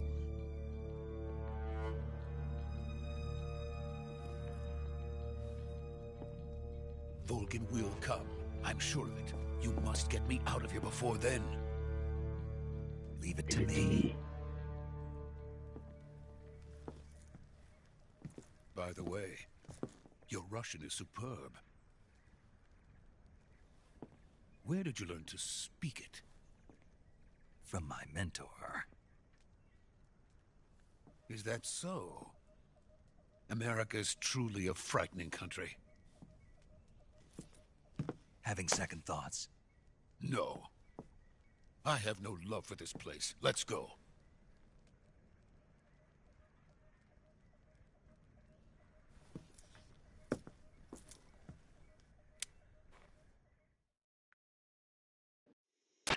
Major, this is Snake. Sokolov is safe with me. He's doing fine. No injuries. Good work, Snake. Now hurry up and get Sokolov to the recovery point. We'll rendezvous with you there. Roger. What about the sentries? I managed to get past them. I see. What about the boss? We lost contact with the boss some time ago. What happened? It's probably just a weak signal. Just hurry and get Sokolov out of there.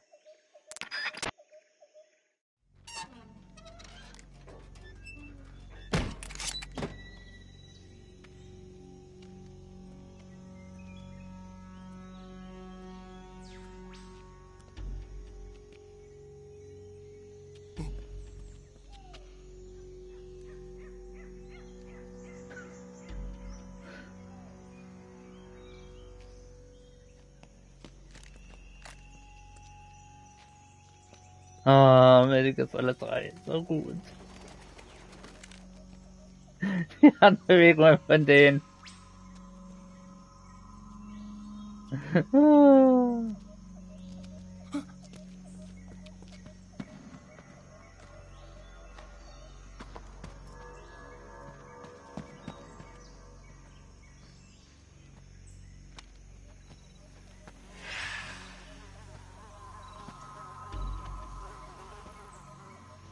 No, das ist so gut. Freeze! Oh shit.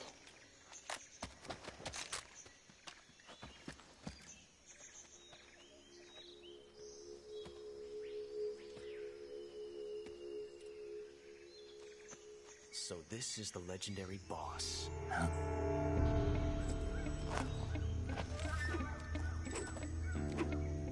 Huh?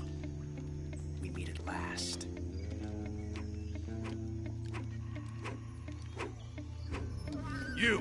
You're from the Ocelot unit of Spetsnaz.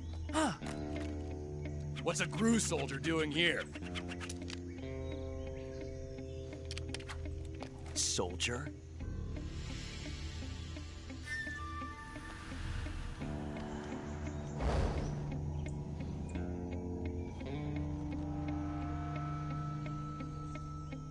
He's the Ocelot commander. Ha! That's Major Ocelot to you. And don't you forget it.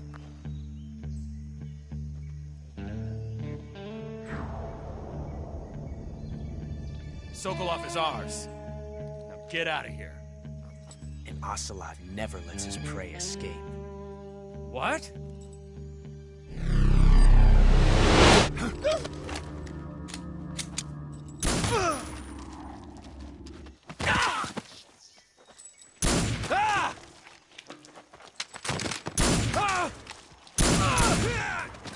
Hier ist schon ein Treffer.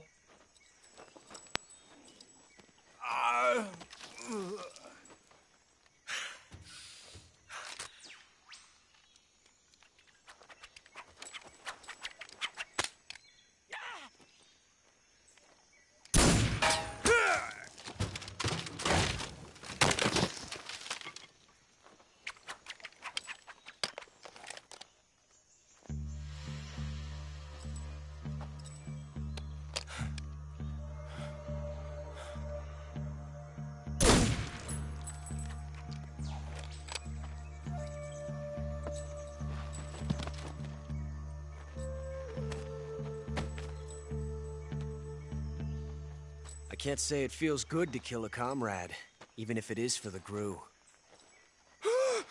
Sokolov, take cover.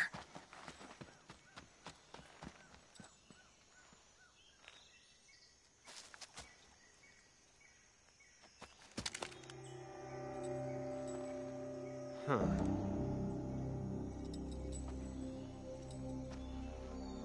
You're not the boss, are you?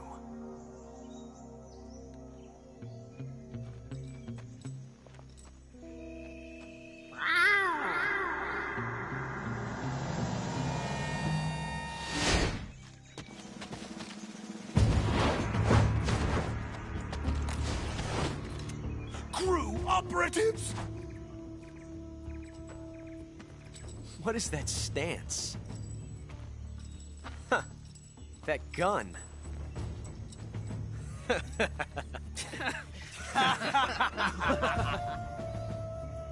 If you're not the boss, then die.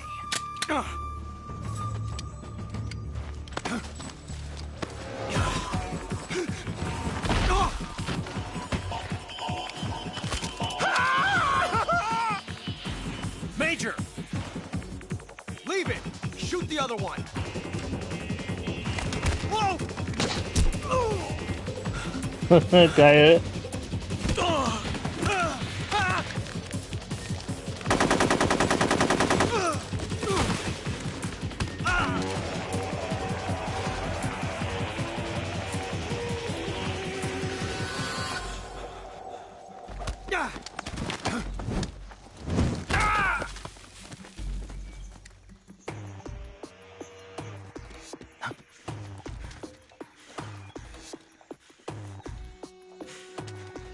Gute Nacht.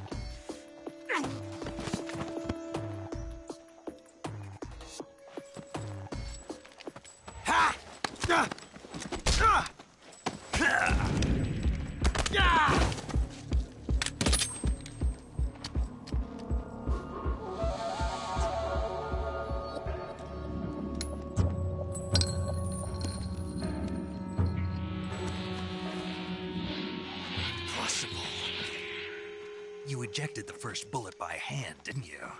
I see what you were trying to do, but testing a technique you've only heard about in the middle of battle wasn't very smart. You were asking to have your gun jam on you. Besides, I don't think you're cut out for an automatic in the first place. You tend to twist your elbow to absorb the recoil. That's more of a revolver technique.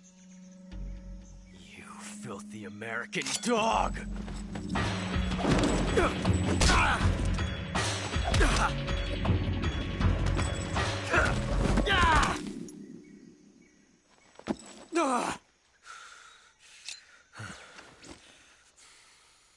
But that was some fancy shooting. You're pretty good. Pretty good. Das macht ein Nickerchen.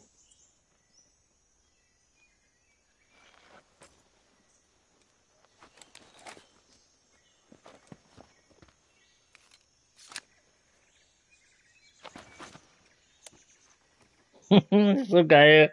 Ich find's nur noch klasse. Major, do you read me? I read you. Snake, you all right?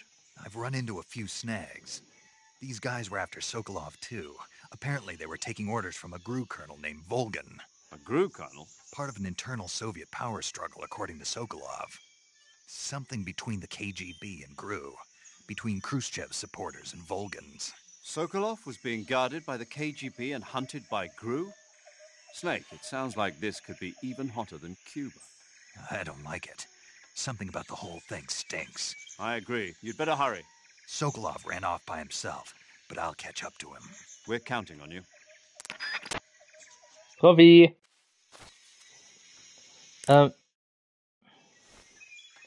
Medic. I see you caught yourself a rat. The rats in that area are the descendants of wild Norway rats that were domesticated by humans as pets and lab animals. They're not poisonous, and I don't think they'll attack you, but they're quick little creatures, so you might have a hard time catching one. Uh-huh. So how do they taste? Snake? What? They're rats. I know what they are. Do they taste okay? The guide says they're not that bad. Good enough for me. Ugh. Ich finde das hier so klasse. Ich finde das immer noch so klasse. Oh, ist nur noch so gut wie beim ersten Mal und alles. Oh, das ist so geil. Das ist immer noch klasse.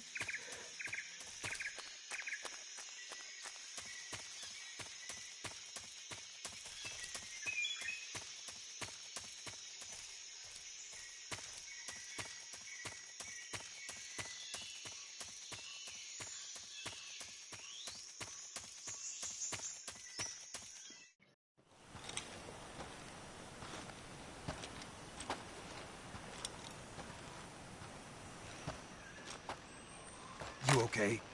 Those men were from the Ocelot unit. Spetsnaz? Yes. The best crew has to offer. They're coming for me. I'm finished! Calm down. I'll get you out of here, I promise. And we've got some of the best backup we could ask for. Look. The Shadow.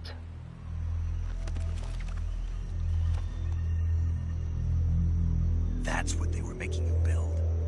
Yes. The Shagohod. The treading behemoth. A tank capable of launching nuclear IRBMs. It can launch nuclear missiles from that kind of terrain? Oh, yes. And without support from friendly units. A nuclear-equipped tank capable of operating solo.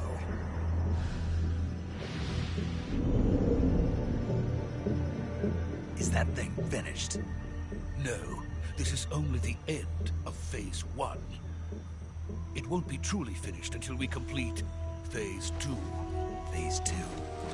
The weapon's true form. If it is completed and the Colonel gets his hands on it, it will mean the end of the Cold War. The end of the Cold War? Yes. And then the Age of Fear will truly begin. A world war. I had no choice but to cooperate. I didn't want to die. I wanted to see my wife and child again in America. Please, take me to America, quickly. They cannot complete it without my help. Got it. Let's go.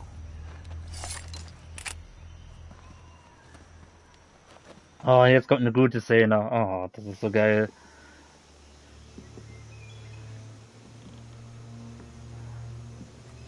Oh, ich liebe es immer noch.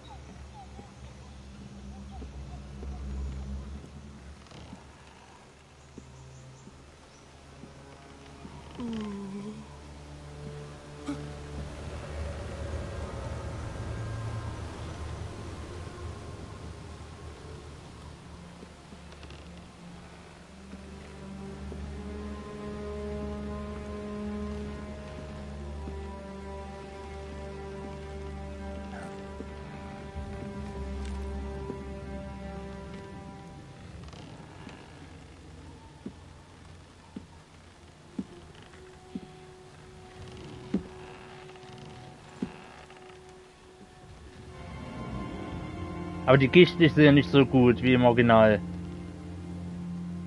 Boss?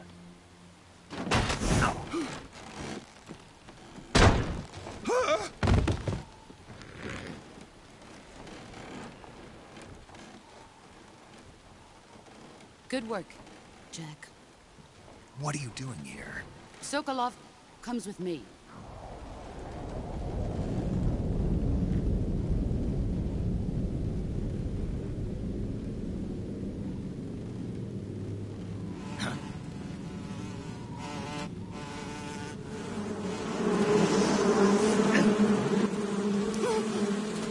Hornets?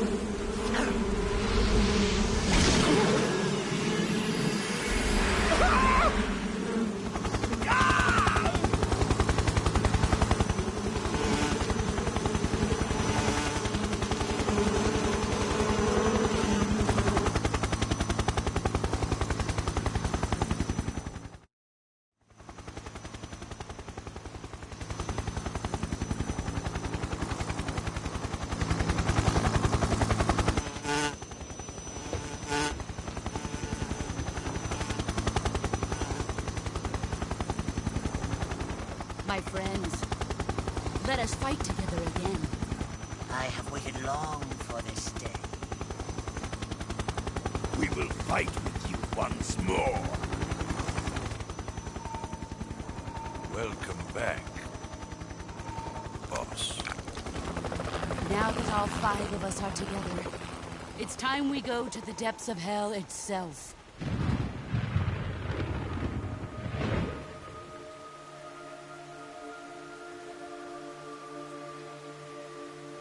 It's raining blood.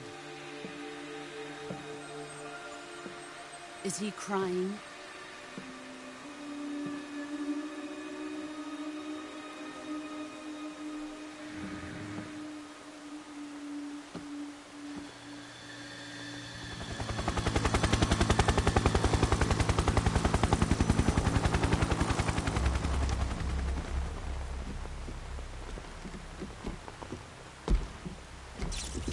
Kuwabara, Kuwabara.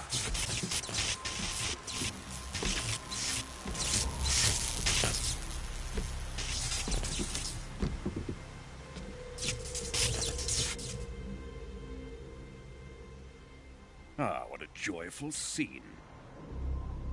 Colonel Vogan. Welcome to my country. And to my unit.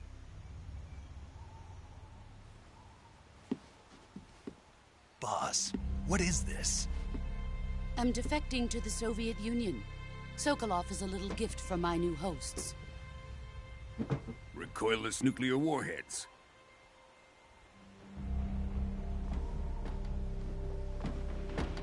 These will make a fine gift for me. This can't be happening. Who is he? Another one of your disciples? Are we taking him with us? No, this one is still just a child. Too pure for us Cobras. He has not yet found an emotion to carry into battle. What are you talking about? Think you can pull the trigger?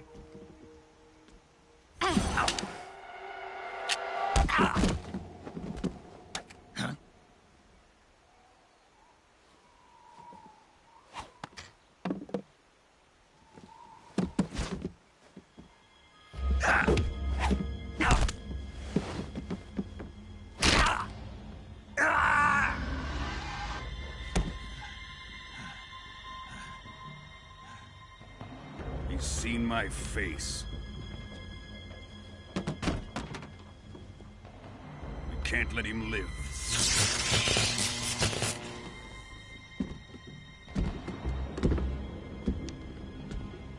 If Khrushchev finds out about this, we're finished.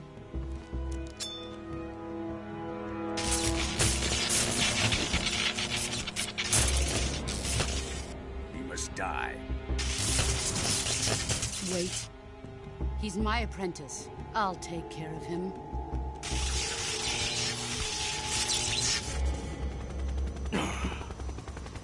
Jack, you can't come with us.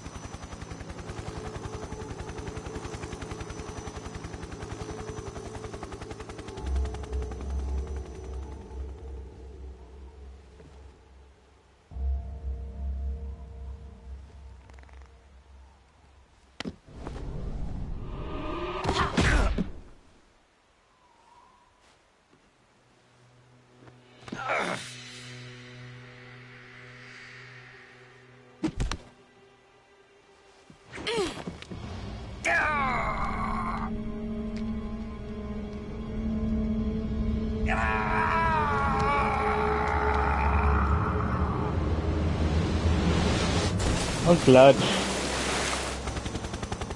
The new blood has been rejected.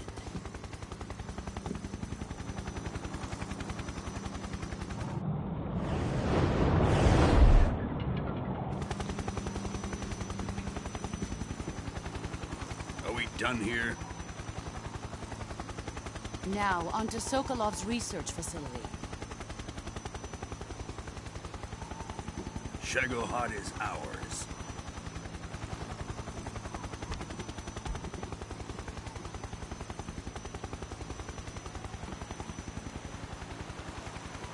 Drift away. My place is with them now.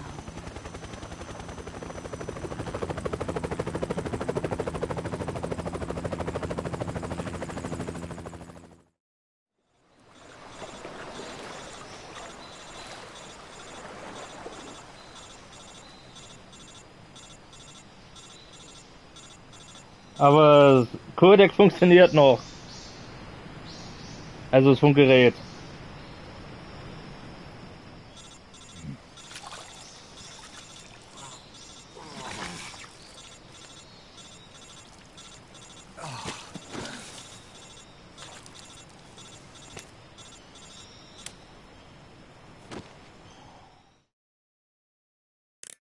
Snake, can you hear me? Yeah. Just barely. Snake, listen to me. You need emergency medical treatment. Can you move? You've got to get those wounds treated. Hang in there. All right, let's get you fixed up. Paramedic? Okay, Snake. Just relax and it'll all be over before you know it. Stay with me. I've seen people in worse shape before. Think you can handle it? Major. The boss. She's defected. We'll talk about that later. First, we've got to get you patched up. Okay, here we go. First, open the survival viewer with the start button. If you select cure, you can start the treatment. Healing is divided into treatment using medicine with the item window button and surgical treatment using the weapon window button. Your injuries include a fractured left elbow and rib bone, and lacerations on your upper arms, right elbow, and abdomen. They need to be fixed using surgical treatment. Move the healing cursor with the left stick to the affected part of your body. Once you've selected the affected area, hold the weapon window button and use the left stick to select the medical item, and then press the enter button. With this method, you can use items to help your recovery process. To treat a bone fracture, first secure the affected area with a fastener and then wrap it in bandages. That should do it. For lacerations, you'll need disinfectant to clean the wound, sutures to stitch it up, styptic to slow the flow of blood, and bandages to wrap the wound. If you do everything I mentioned, the wound should heal completely. Understood? Yeah. Stay with me. Go into the survival viewer and treat those wounds.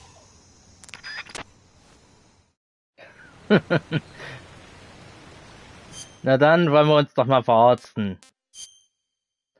So, schlimme Schnittwunde, Blutung, kein Verband angelegt, noch nicht desinfiziert.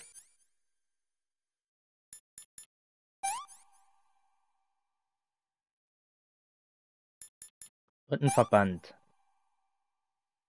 Schlimme Schnittwunde, Blutung.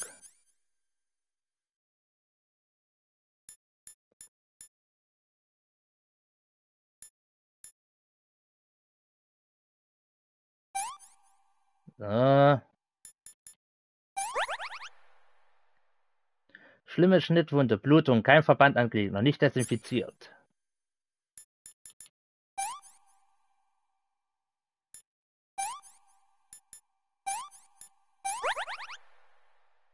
So, nochmal eine Schnittwunde.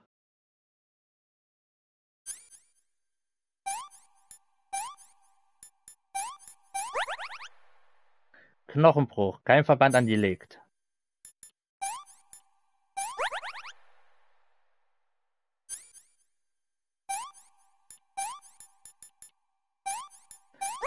Ach, wenn das alles so schnell ginge im richtigen Leben. Ach, hör mir drauf.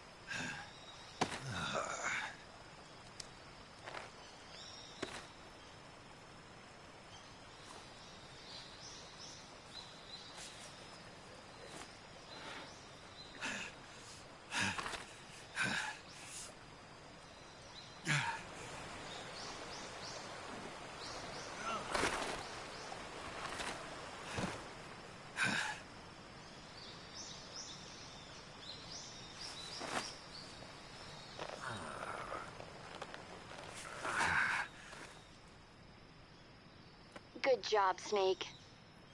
We're coming to get you now. Just stay where you are. We'll drop a recovery balloon. Can you set it up?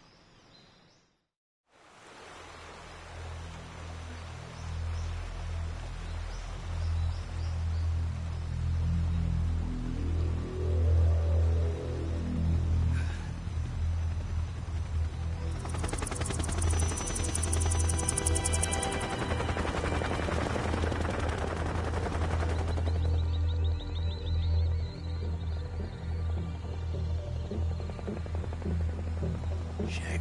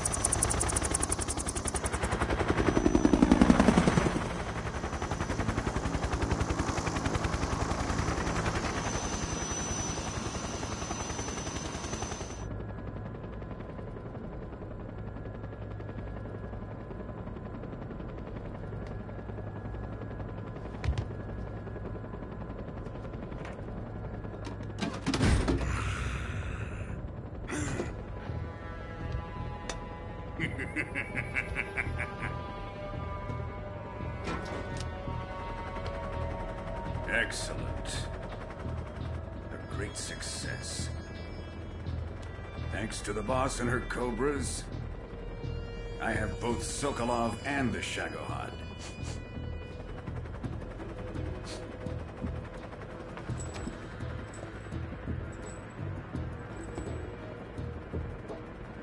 What are we going to do with the girl?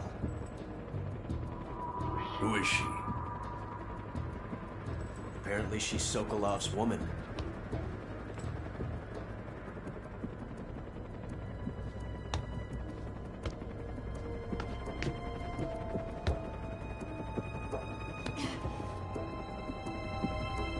She's a nice catch. I'll take her. Not so fast, my dear.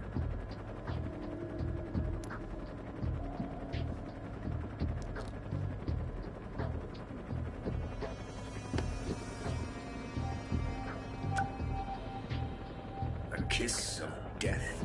Are you KGB? We may be able to use her.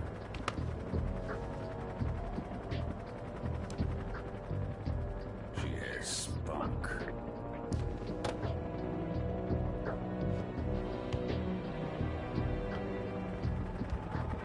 Ah, so super. Take her back to the base.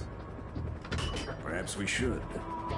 We have no further use for Sokolov's research facility. I think it's time I gave this marvelous new toy a try. Colonel, even if they are our enemies, they're still our countrymen. But it won't be me that pulled the trigger. It'll be our friend, the American defector. You're going to nuke your fellow Russians? Remember the Alamo. Colonel!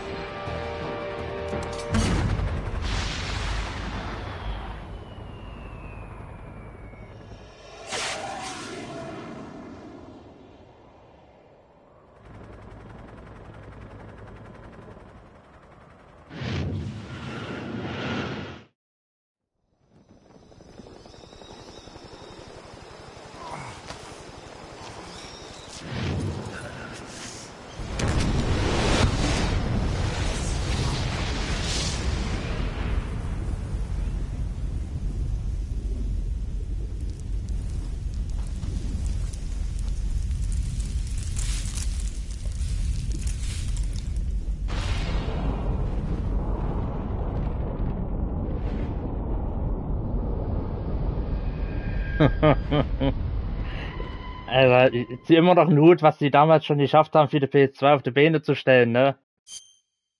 Ziehe ich immer noch einen Hut vor.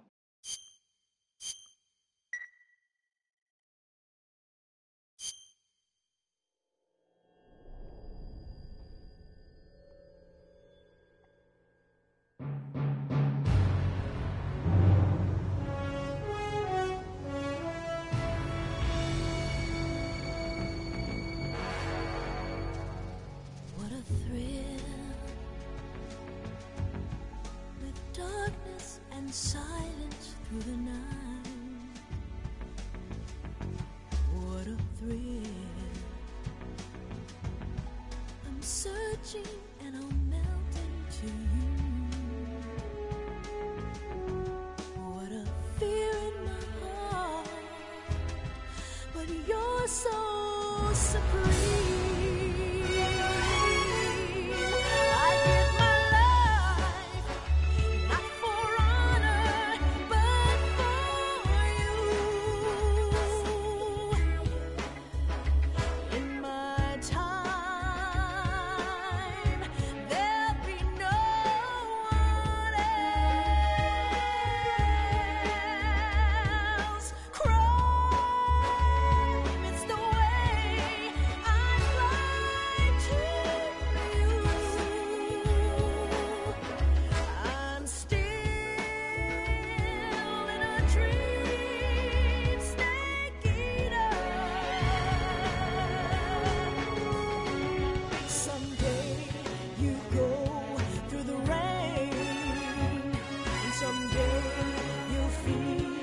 A tree frog, it's ordeal, the trial to survive. For the day we see new light.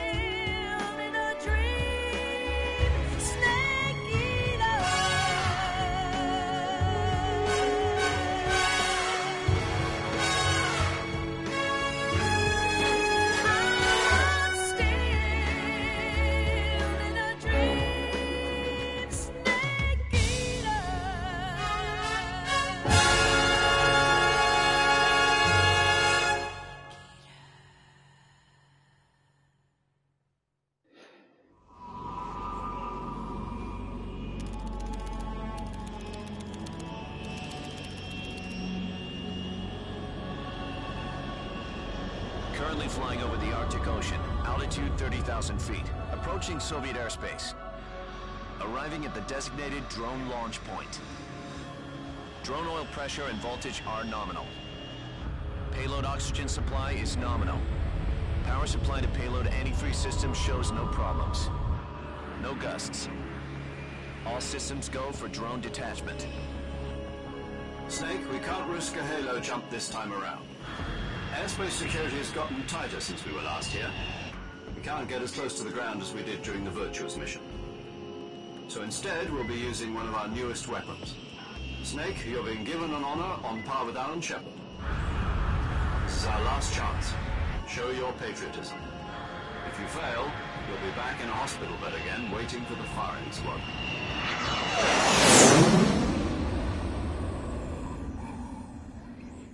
So how does it feel to be a patient in one of the most advanced ICUs in the world? Would you do me a favor and tell the suits about visiting hours? I'll never get better with them assaulting me day and night with their questions. Must be part of the top brass's inquiry. More like an interrogation. According to them, I'm a traitor and an accomplice to the boss's defection. They're just looking for a scapegoat. Does that mean they're after you, too? Let's just say neither one of us is going to be made a national hero out of this. Does this mean Fox is going to die? No. This Fox is still one step ahead of the hounds. The reason I came to see you today... Jack, it's time for Fox to clear its name. What are you talking about? The situation has changed. We've still got a chance to come out of this one alive. Yeah, what kind of chance? Don't get too excited. Here, have a cigar. It's Cuban.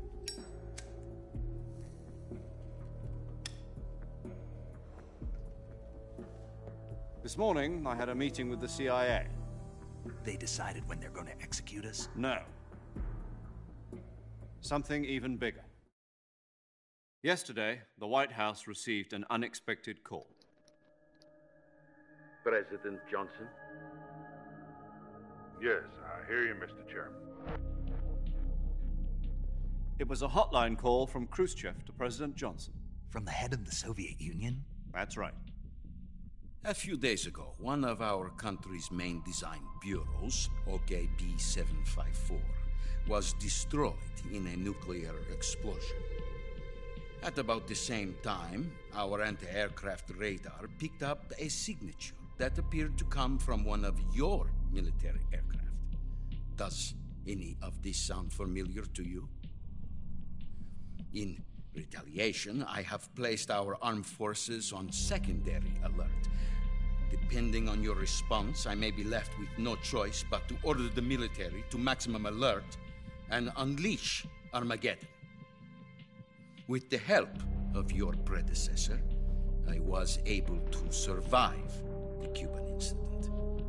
But my power is not as great as it once was. If I am to survive this crisis, I must have your full cooperation.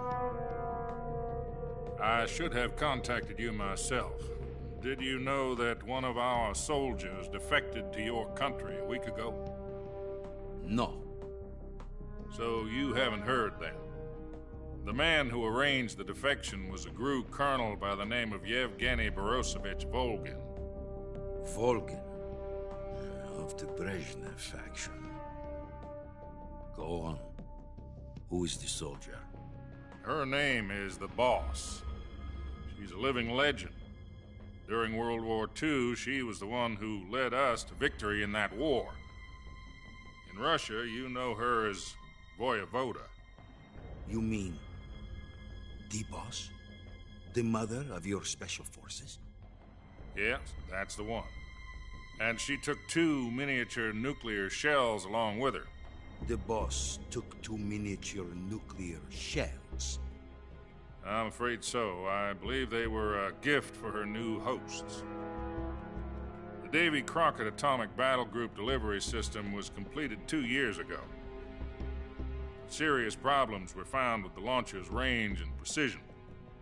Although they were mass-produced, they've never been deployed in battle. But Sokolov's research facility was completely wiped out. The whole area is polluted. I can only offer you my deepest condolences over this terrible tragedy. So, the boss, with Colonel Volgin's help, stole 2 experimental nuclear shells and took them with her as gift when she defected. Then, shortly thereafter, Sokolov's design lab, a top-secret military research facility, was destroyed by one of these weapons. Am I right so far? Yes, that's correct. And the American government denies any involvement in the affair. Is that right as well?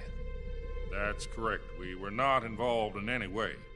Then what was a U.S. military aircraft doing on our radar screen?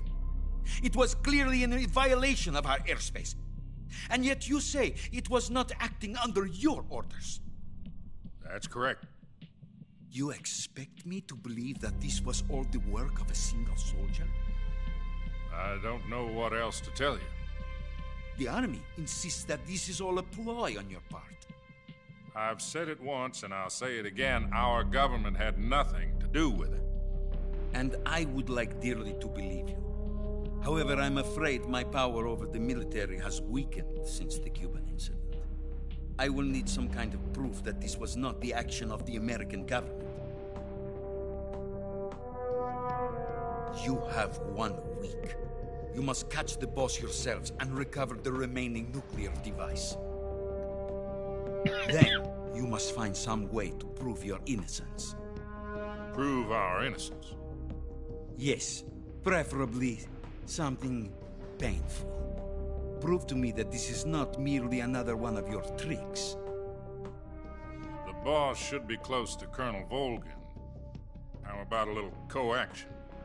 I would not expect too much if I were you. The political situation here is unstable. And Colonel Volgin is a member of the Brezhnev faction, which seeks to topple my government. 1 week.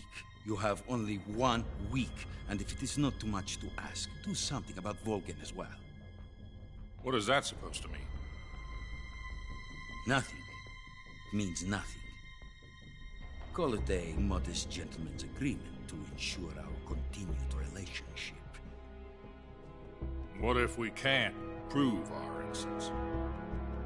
Then I will be unable to restrain the military.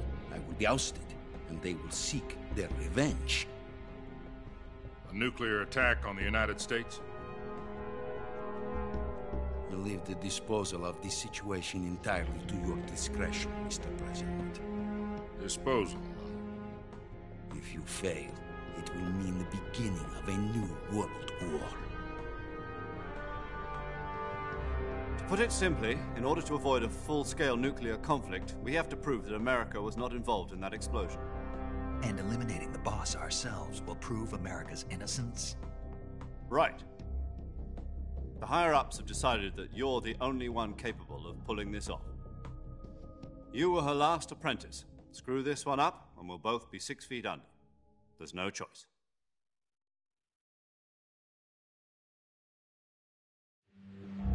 Are the Russians going to be helping us? The KGB has promised to lend us one of their communications satellites so that you and I can talk to each other. That's it? They've also put us in touch with a couple of insiders. Insiders? There was a defection in September 1960. Do you remember it? You mean the 2 NSA codebreakers who went over to the Soviet Union? Precisely. Since then, they've apparently been training with the KGB in exactly this kind of situation. Their code names are Adam and Eva. I've been told that Adam has infiltrated Volgin's ranks. We've also arranged for him to provide you with an escape route. You'll need to rendezvous with him when you get there.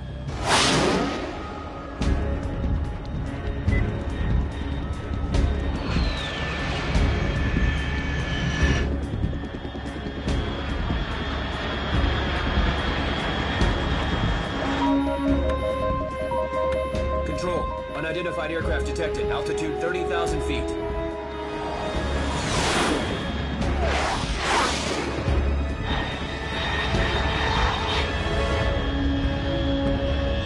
It's fast. Estimated airspeed exceeding Mach 3. Bearing south. I'm about to lose it.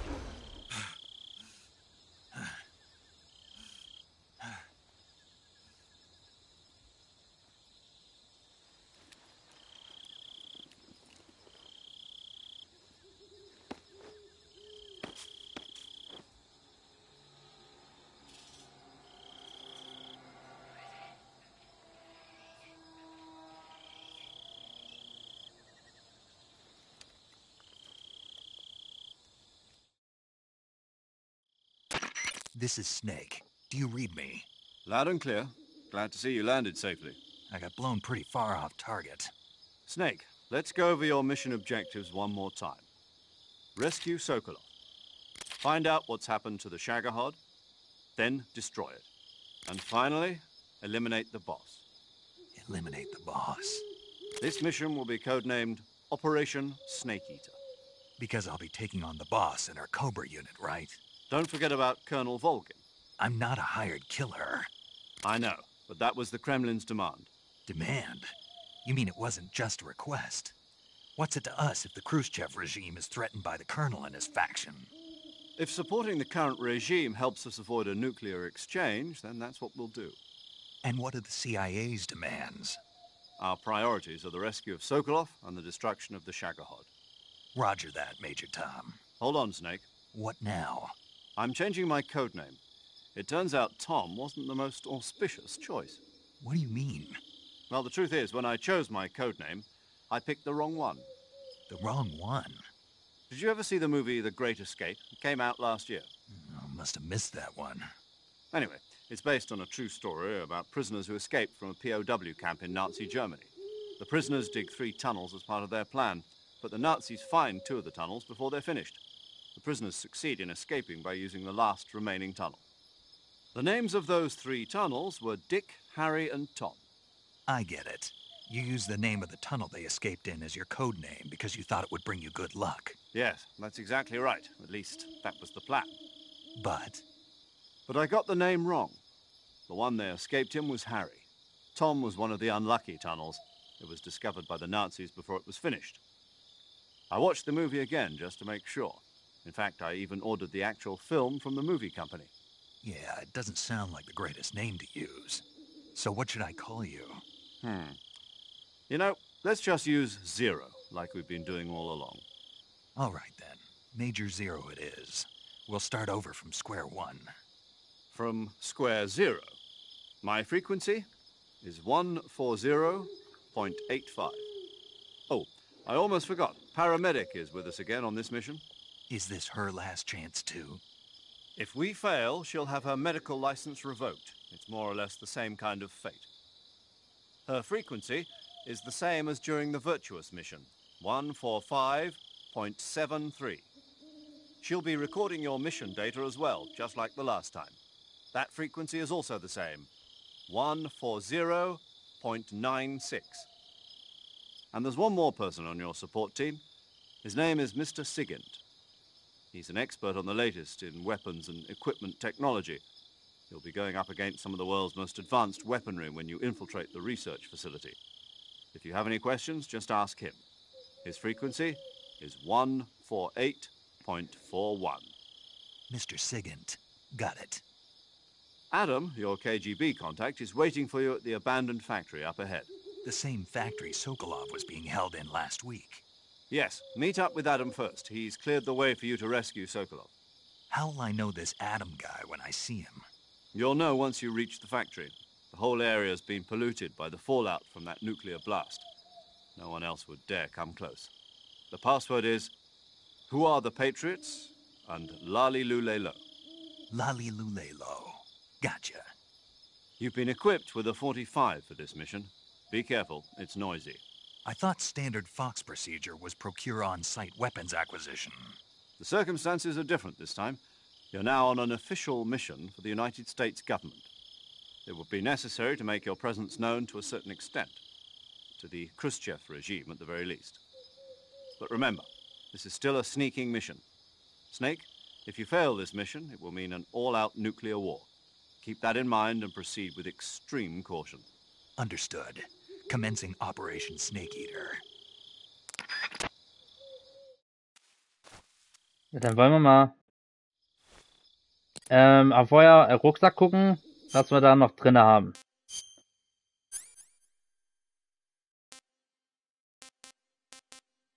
M9 haben wir, Überlebensmesser, Blindgranate, Richtmikrofon.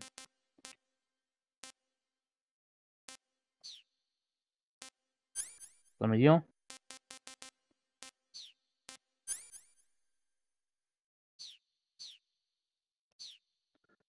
Nichts zum Heilen. Okay. Dann wollen wir mal. Ach, hier ist doch schon wieder eine Schlange.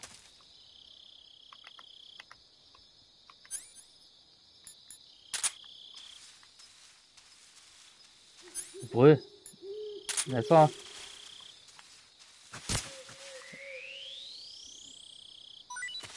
Einer.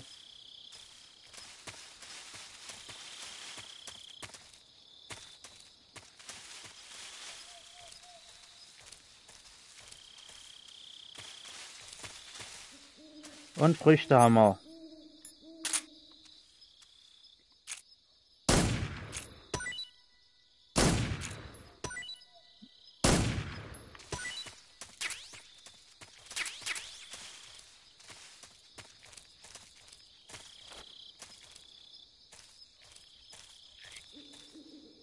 Ich höre einen Frosch.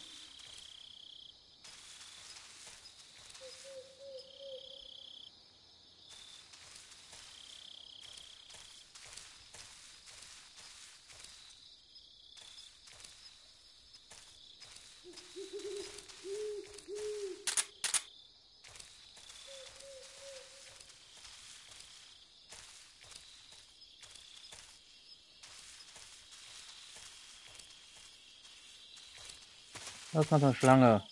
Oh, das wollte ich nicht.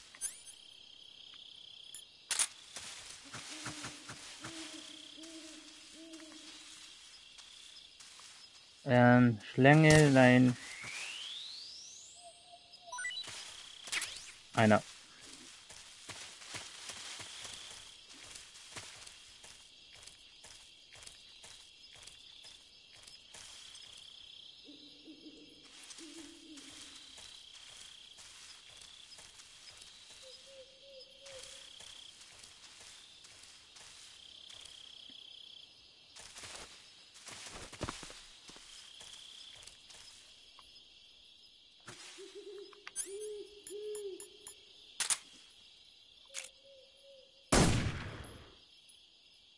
Shit, es ist weg. Hab's nicht erwischt. Fuck. Was auch immer da den Baum hochgeklettert ist.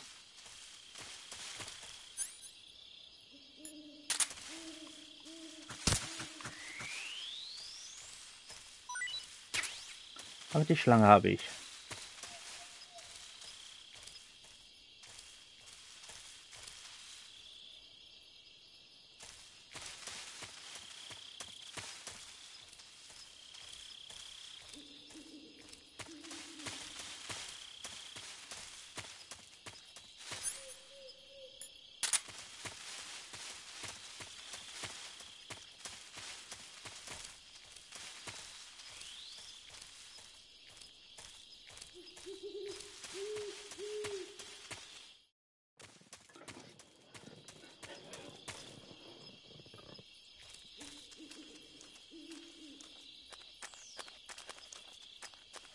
So, hier sind dann, glaube ich, Wachen.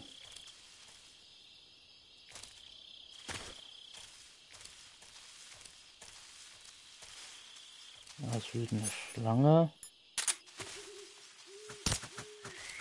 Einer.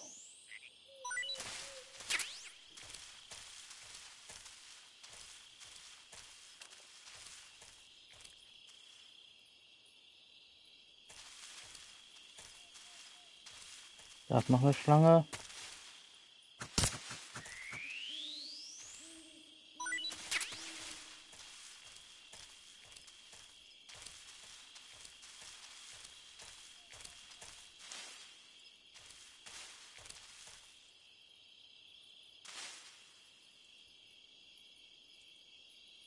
Hier bewegt sich irgendwas durchs Gras. Ein Frosch? Kann es sein?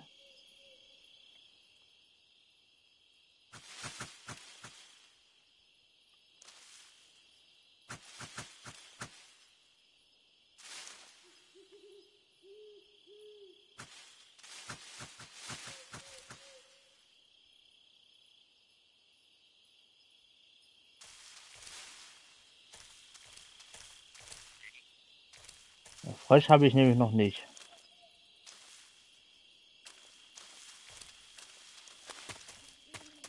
Aber egal.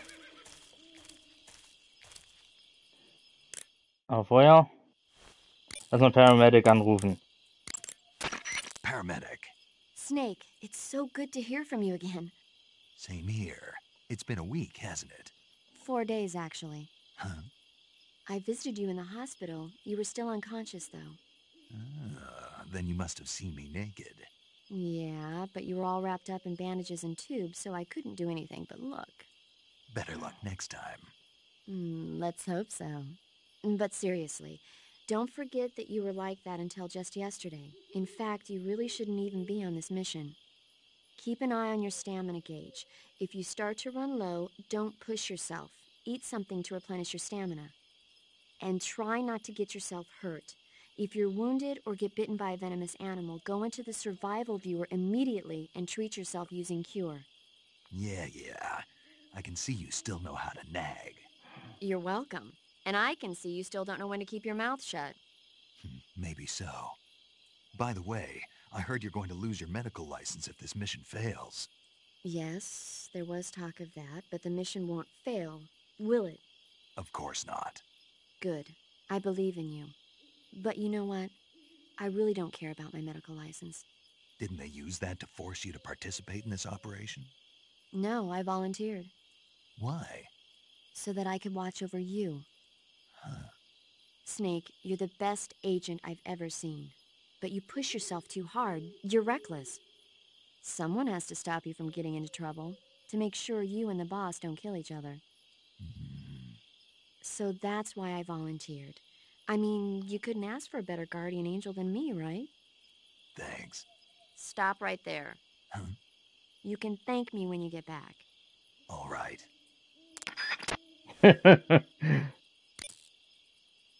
Ja.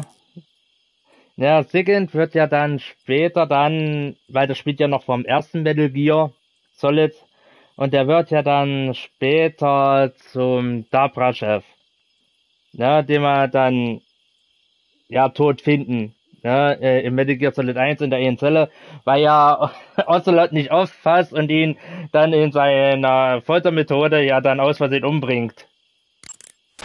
Yo, you're Snake, aren't you? And you're Sigint? None other. I heard that you're an expert on weapons, equipment, and cutting-edge technology.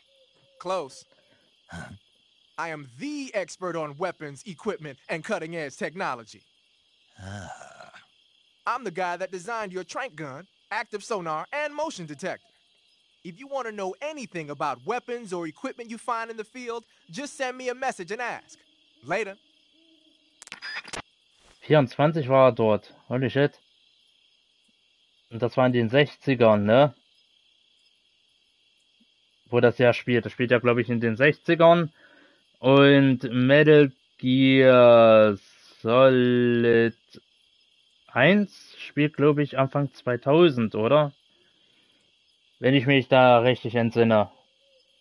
Also laut der Zeitrechnung spielt das, glaube ich, Anfang 2000, Metal Gear Solid. Ja, da müssten das ja nochmal rund 40 Jahre da nochmal drauf sein. Ja, da wäre der in seinen 60ern dort gewesen. Als Dabra-Chef wäre dann in seinen 60ern. Der hat sich aber gut gehalten, muss ich schon mal sagen.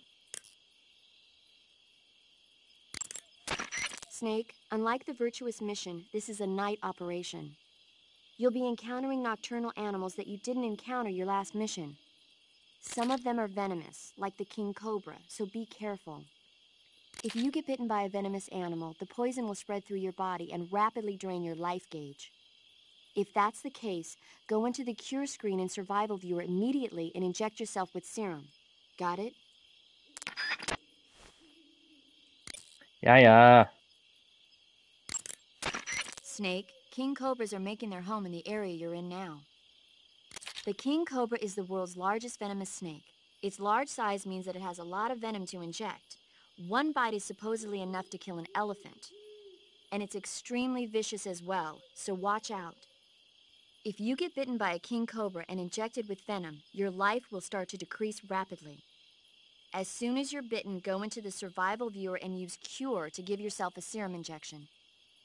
The king cobra's diet consists mostly of other snakes. Be careful, or you might end up as its next meal. Got it. So... What? How does it taste? Yep. Ugh. It seems you're the one whose diet consists of other snakes. You're making me blush. The guide says they taste just fine. Ugh. Ich finde das so gut. Ich finde das Wesen so gut. Ah, das ist so gut. Deswegen liebe ich das Spiel so sehr. Es ist so genial. Es ist einfach nur perfekt. Ich mag die Codec-Gespräche. Ich könnte mir die alle stundenlang anhören. Wirklich, die Leute haben dort so einen genialen, riesigen, guten Job gemacht. Das geht auf keine Kuhhaut. Aber ich finde es jetzt immer noch genial. Ja, also, oh, das ist fantastisch. Absolut fantastisch. Da hängt doch eine Schlange eindeutig.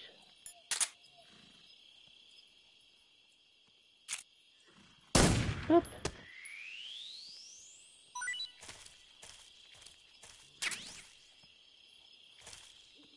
Schlange F. Was ist eine Schlange F? Ist das eine Königskobra?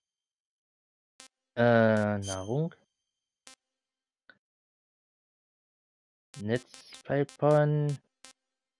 Ne, grüner Baumpython habe ich. Nice. Große grüne Schlange, noch nicht gegessen, Geschmack unbekannt.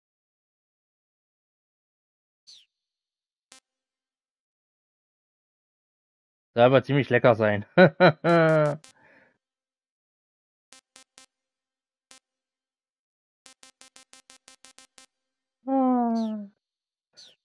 Gleich mal Paramedic anrufen. Los, ich habe eine neue Schlange. Sag mir mal, wie die schmeckt. I see you caught yourself a green tree python. The green tree python isn't venomous, so no need to worry. It's fairly docile too, so I don't think it's likely to attack you. The green tree python originally comes from Australia and New Zealand. It's a really pretty green color, and it lives... Oh my god. What's wrong? Snake, what did I just say? They come from Australia and New Zealand. No, after that. They're a really pretty green color. I thought so. What was I thinking? Seeing a snake and calling it pretty? What's wrong with that? Everything. When a normal woman sees a snake, she's supposed to scream or get sick or something like that. And you think you're normal? What was that? Nothing. Oh, it's all your fault. Jeez, I'm sorry. But enough of that. What do you mean, enough of that? This is serious. No, I just wanted you to tell me how it tastes. How should I know? It was awfully pretty, though. Ich mag die Gespräche, die sind so geil. Ich mag sie, die sind so genial. Ich mag's. Holy fucking shit. Ist genau mein Humor. Ich mag's. Holy fucking shit. Ich mag's. Die sind so geil, die Gespräche. Ich finde sie einfach nur klasse. Oh mein Gott, ich will das neue Wehe, die Codex-Gespräche im neuen Medicare sind nicht so geil, Alter. Ich flippe aus. Wehe. Die müssen genauso geil sein. Das ist genau der Typ von Humor, den ich geil finde. Das heißt, es ist erstklassig.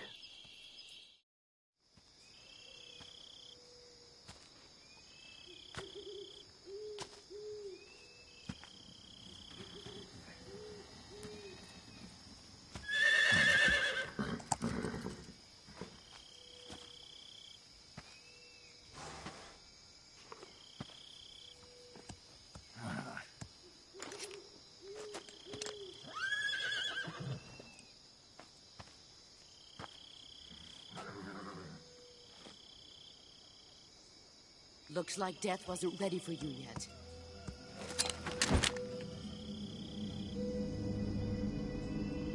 Boss. That arm still hurt? What are you doing here?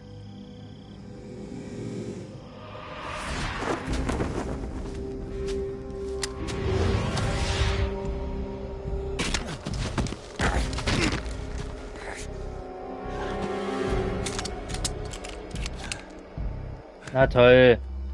Go home.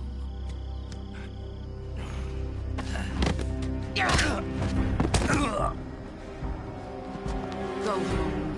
Gru and my sons are waiting up ahead. You don't have a prayer of finishing your mission. You're not even armed. Boss!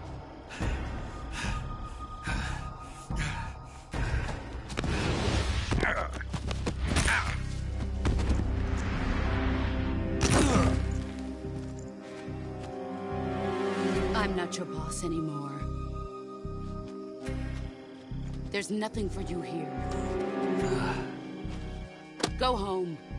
Go back to your boss. There's no need to prove that you are virtuous here. This isn't America.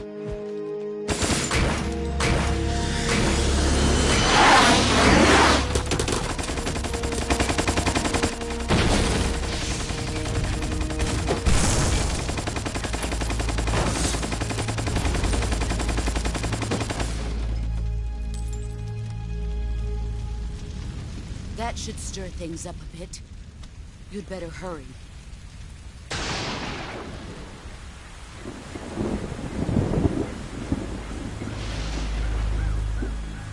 The border is 60 miles south of here. You ought to be able to run that far.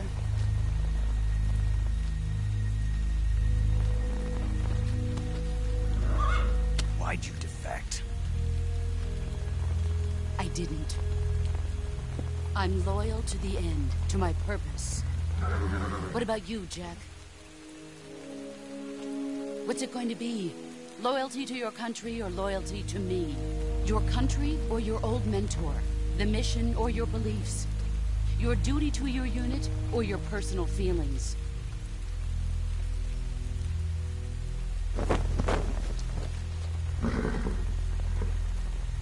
You don't know the truth yet. But sooner or later you'll have to choose. I don't expect you to forgive me.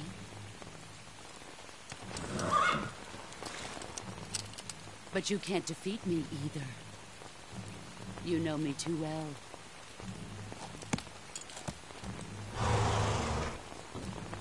Just look at that bandana. If you can't put the past behind you, you won't survive long.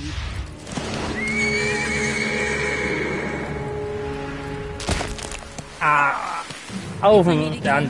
I'll kill you.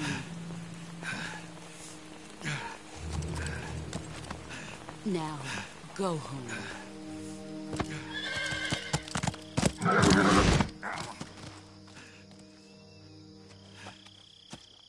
Genau auf die Hand, das tat doch weh. This is Snake. Major Zero. I read you, Snake. I was ambushed by the boss. You were what? The drone's been shot to hell. It's up in flames. That's not good. Enemy scouts are going to come looking for you. Yeah, I know. But what was the boss doing here in the first place? There's got to be a leak somewhere. No, that's impossible. The man the boss is working with, Volgin, isn't exactly on speaking terms with Khrushchev. I lost my gun. The boss destroyed it. Snake, I know how you're feeling. It's hard for me to believe, too, that a legendary hero like the boss would go over to the Russians. That she'd double-cross us like this. But that's how it is, and if you don't accept it, you'll never be able to beat her. That's not the problem. In terms of sheer technique, I'll never be able to beat her. I know that all too well. You've got to do it, Snake. She's your enemy and your objective. Enemy? We were together for 10 years, and now you tell me she's my enemy? Enough. Hurry to the factory where Adam is waiting. Scouts have probably already been sent out to investigate the explosion. You've lost your weapon, right? That means you've got no chance of winning in a battle situation. Whatever you do, don't let them see you. Also ab ins Gras.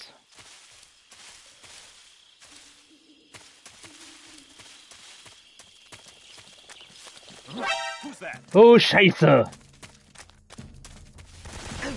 Aua, aua.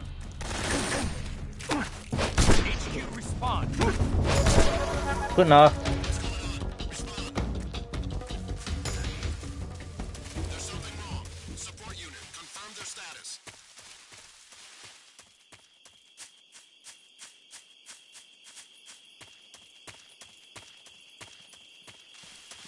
Oh, oh, oh, oh, oh, oh, weg. Oh Gott. Gott sei Dank, die gehen in die andere Richtung. Bye bye. Shiny ab.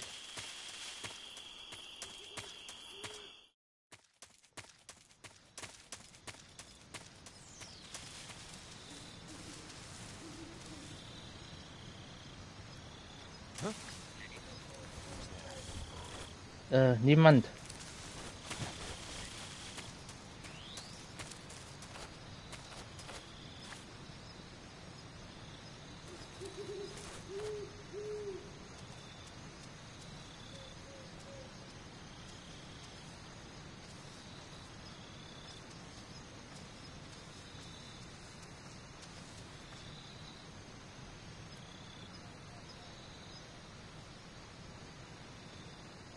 Nobody here.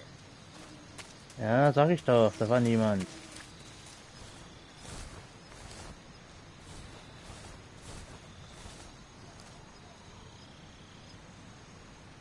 Geh weg. Gusch, gusch.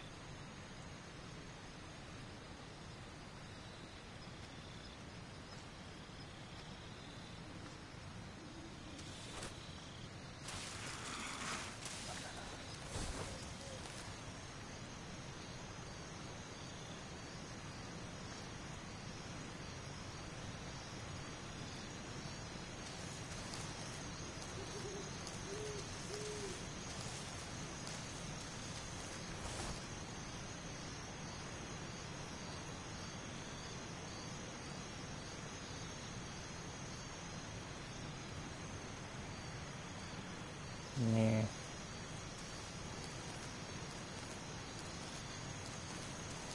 Okay, er geht gerade über die Brücke.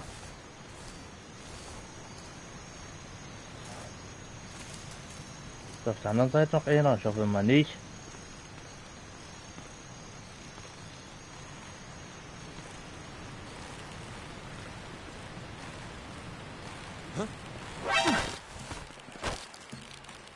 Speak. If you slide down cliffs, you won't take any damage. Speak. Let go of me. Answer me. If you slide down cliffs, you won't take any damage. Gute Nacht.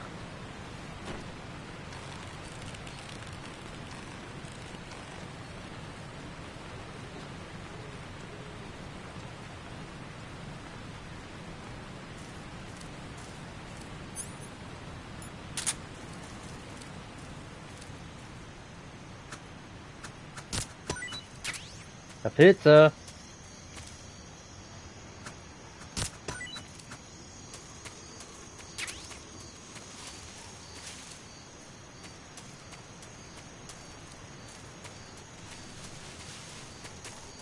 So. Halt die Fresse.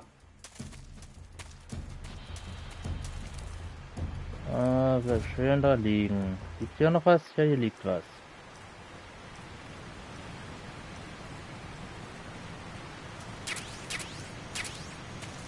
Oh, Tarnung habe ich gefunden. Regentropfen.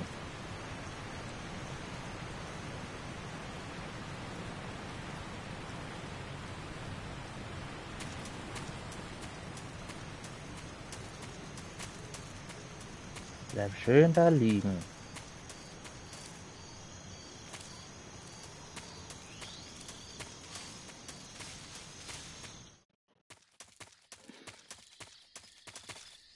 Erstmal Paramedic anrufen, ich habe Pilze gefunden. Wie sollen die schmecken? I see you found some Siberian ink cap mushrooms. The Siberian ink cap is a mushroom from the ink cap family. Its life cycle is transitory. As soon as the spores mature, the cap starts to turn black, liquefy, and melt away. And that's why they call it an ink cap? That's right. It doesn't really turn to liquid, but you get the idea. In its immature state, before it melts away, it's valued as a source of food. Just be sure not to eat them while you're drinking alcohol. Why's that? Ink caps contain coprin, which inhibits the function of aldehyde dehydrogenase. This prevents the body from breaking down alcohol, causing a buildup of acetaldehyde. Meaning? Meaning it will give you the hangover from hell. Oh. Wait a minute. What? You think I'd drink alcohol in the middle of a mission? Wouldn't you? Hell no. Well, I'm knocking a shot back now. What? Just teasing you. Oh, come on. Where's your sense of humor? I need a drink. Ich mag sie. Ah, einfach genial. Ich mag's. So wie es ist. Ich mag's. Jetzt wisst ihr Bescheid, ne? Nie die Pilze da essen und Alkohol trinken. Sonst kriegt er großes Kopfaufhebung. Ne? Gibt's hier wohl noch Tiere?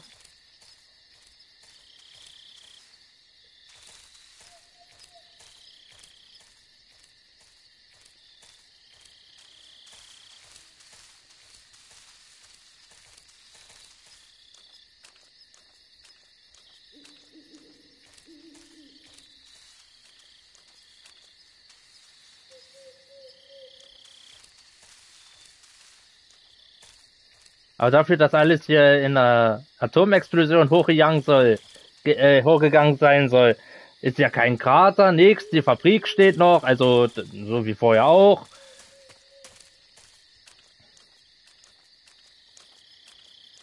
Also nichts wirklich weiter passiert.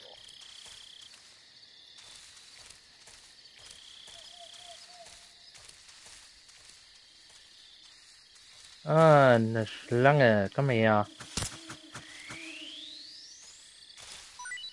Eine.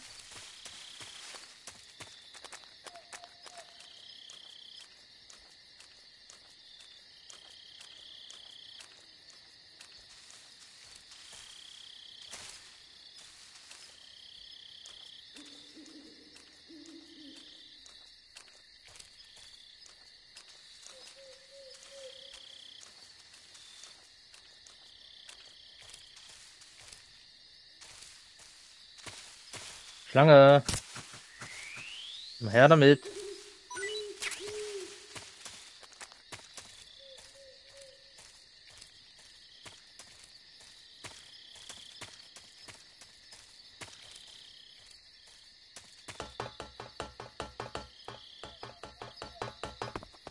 Oh, was haben wir denn hier? AK-47. So wird jetzt Sturmgewehr. Nice.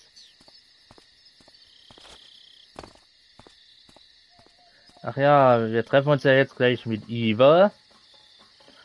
Und danach kommt ja wieder die Ocelot-Einheit. Oh, ich habe, glaube ich, gar keine Betäubungspistole. Soll ich das gegen die schaffen ohne Betäubungspistole?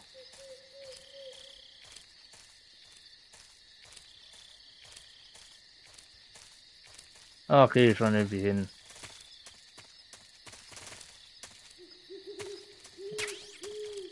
Nebelgranate. Na, das ist doch schon mal ganz gut.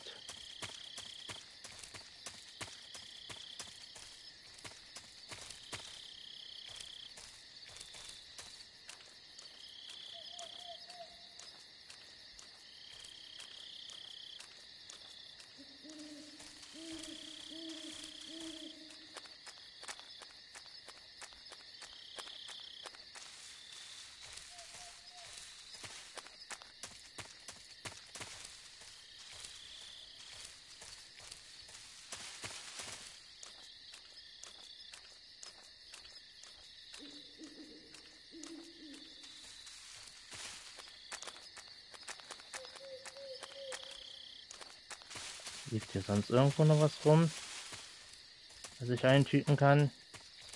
Ja, hier.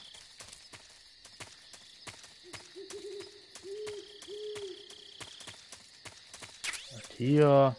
Bemalung Zombie.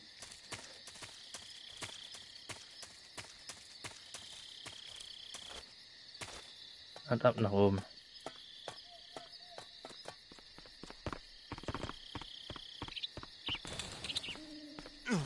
Oh, nach hoch. Nicht runterfallen. Ich Ich glaube, die Vögel könnte ich auch mit einer Betäubungspistole, hätte ich die auch einfangen können. Aber ich habe keine.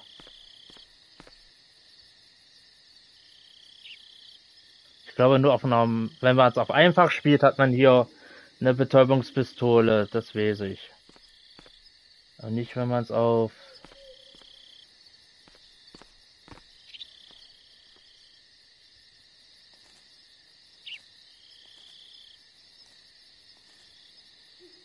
Wenn man es jetzt, glaube ich, auf normal spielt.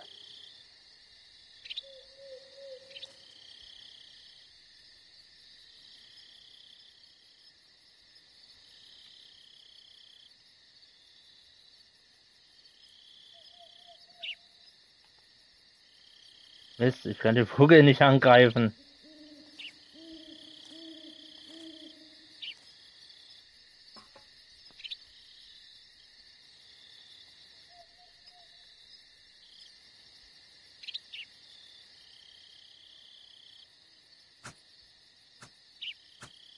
Kommen wir noch ein Stück näher. Hab dich. Vogel eh. Paramedic, muss wieder wissen, wie was schmeckt. I see you've caught yourself a Sunda whistling thrush. The Sunda whistling thrush is a bird native to Java and Sumatra. It's distinguished by its large blue body and long beak. It really stands out in the forest. If you're aiming to catch one alive, use the tranquilizer gun. Got it. So... How does it taste? Yeah. I don't know. You don't know? The guide doesn't say. I guess there's no reason you couldn't eat them. Oh, I see. But it's nice and plump, so I'm sure it'd make a hearty meal. That's a good point.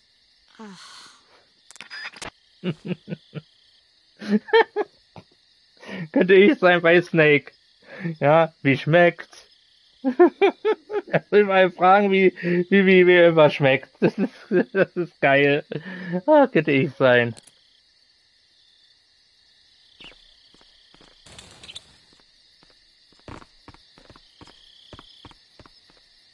Ah, ich habe wirklich keine Betäubungspistole. Das ist doch nicht cool. Ich habe wirklich keine Betäubungspistole. Nee. Ist wirklich nicht cool.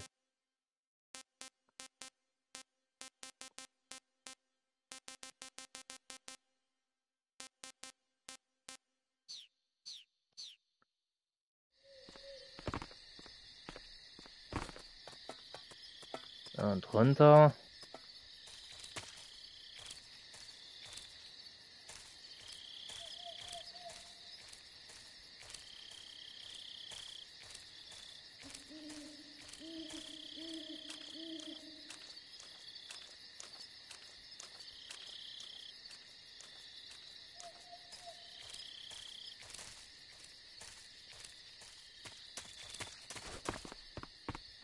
Hier liegt noch was.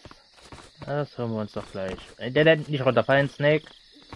Na eh. Oh, Snake. So, hoch da. Ein Karton.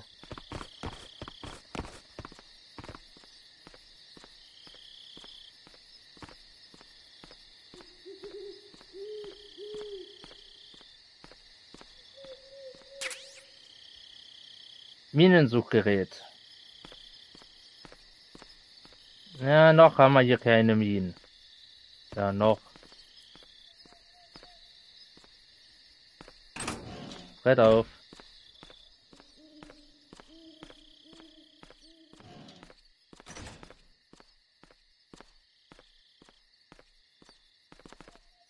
Hier ist niemand.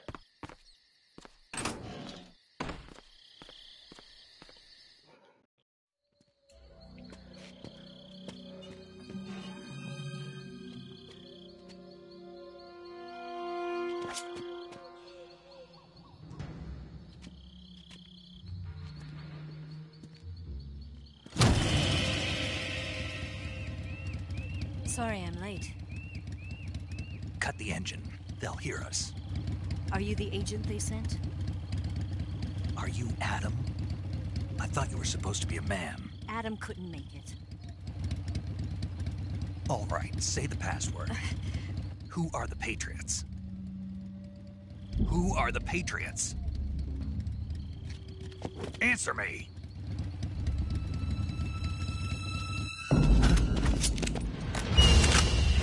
Trapped. Get down!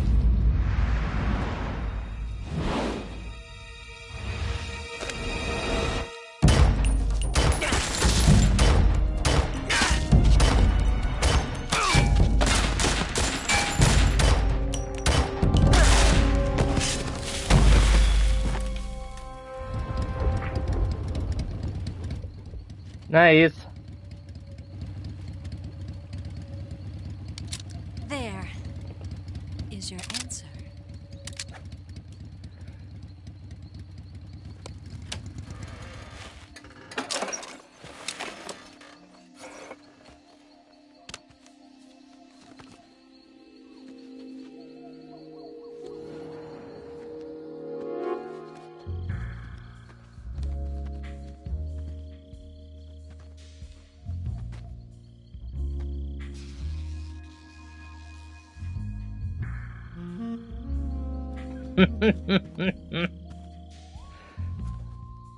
The name's Eva.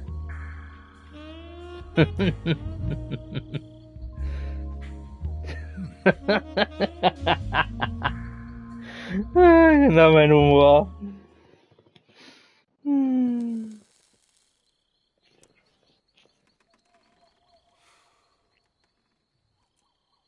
This wasn't part of the plan. What happened to Adam? What's your code name? It's Snake. Snake, huh? Well, I'm Eva. Are you here to tempt me?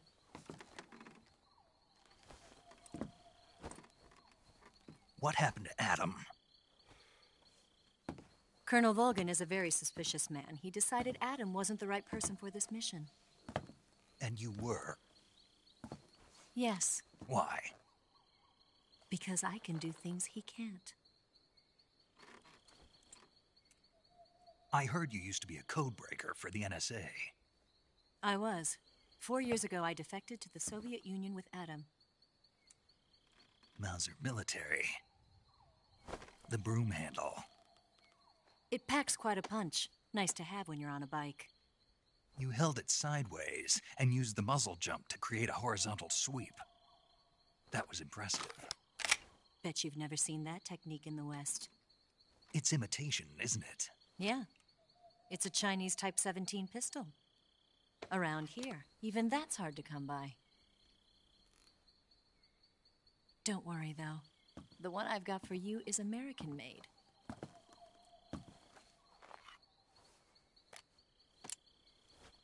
M9. 45, huh?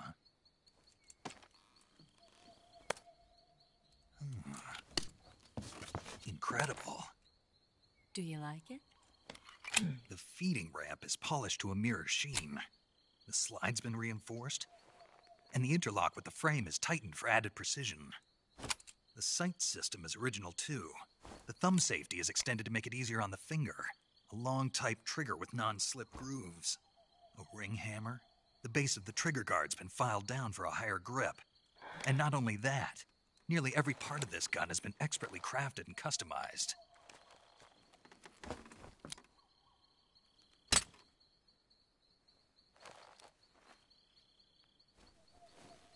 Where'd you get something like this? I grabbed it from a Western munitions armory. It probably used to belong to one of your officers, and there are more where that came from.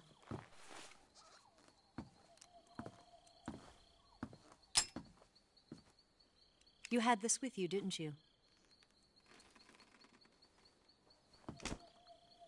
Better take this too.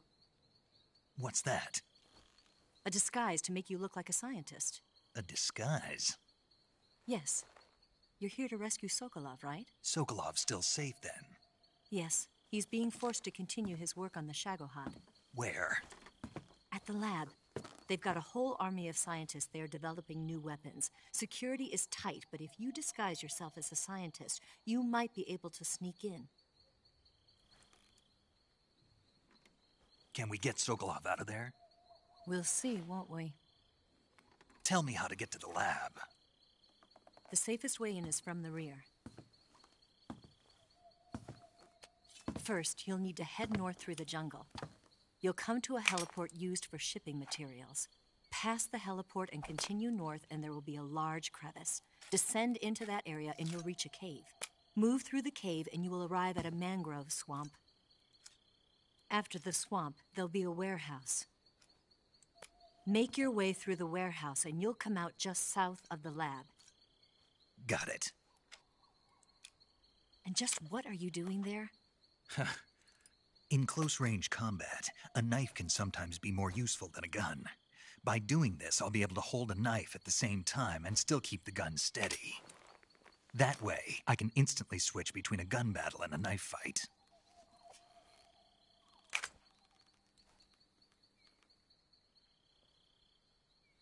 Right, let's get going. Wait a minute.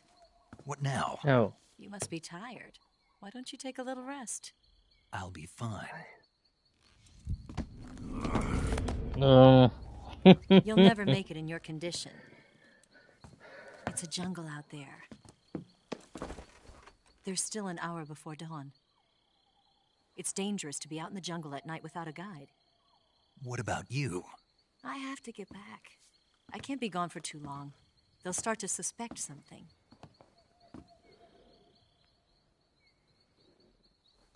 Don't worry. I'll keep you updated over the radio. That's it? My orders are to provide you with information. Nothing more. You look disappointed. All right, then. I'll do something special for you.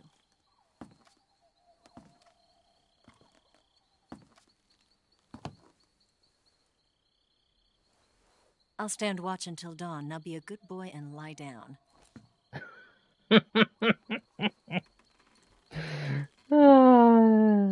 What's the matter? I don't know you well enough to trust you. How well do you have to know me to trust me?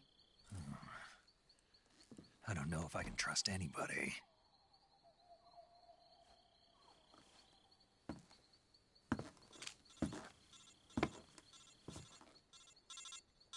Gonna get that?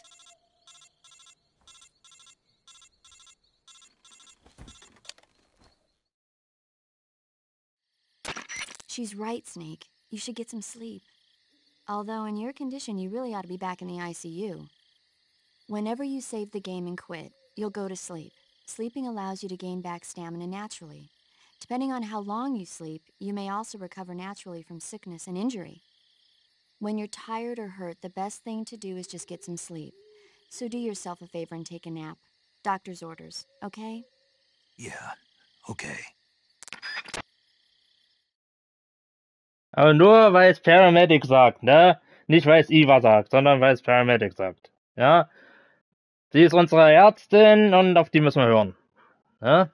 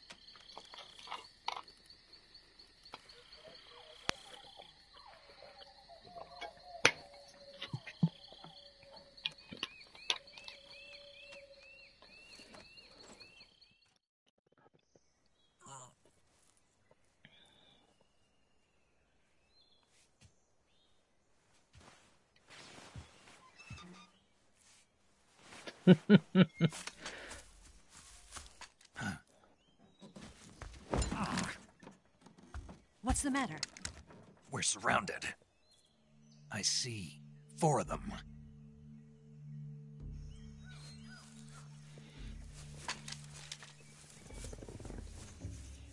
We've got company. It's the Ocelot unit. Let's get out of here. Hurry. Don't forget your gear. Here, give me a hand.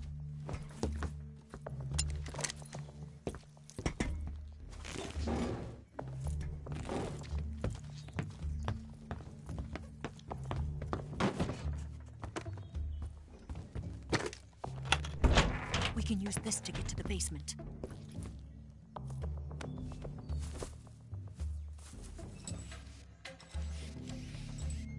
Damn it! Ocelot. I'll get past them on my bike. I'll call you later. Okay, I'll keep them busy. Huh? Don't go dying on me now. Snake ist total verwirrt.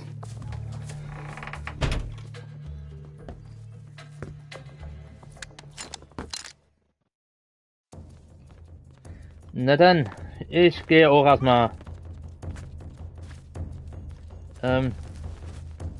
Ich will auch rein. Oh, fuck.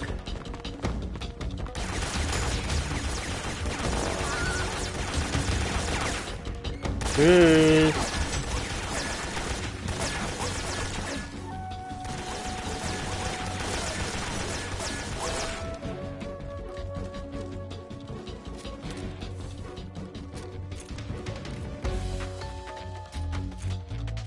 Hier ist niemand. Nur ein paar Ratten und Schlangen.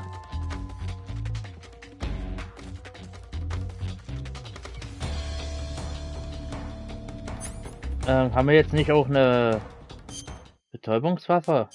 Rucksack? Waffe? Yes.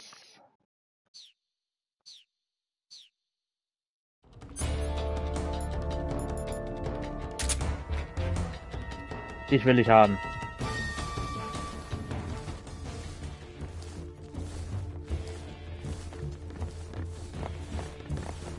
Sind gerade über mir.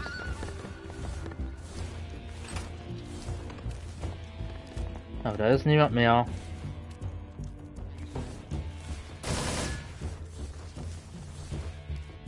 Oh shit. Ja. What? Not here? He's not here? Keep looking. Move!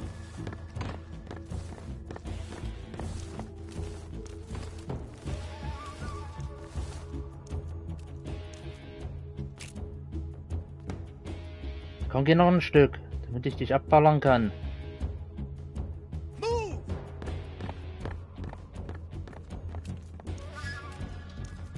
Oder du schießt ja.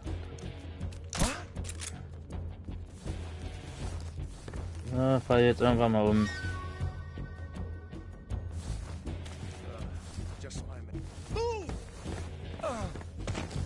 Hup. Umgefallen. Mach deinen Schönheitsschlaf. Genau so ist das richtig.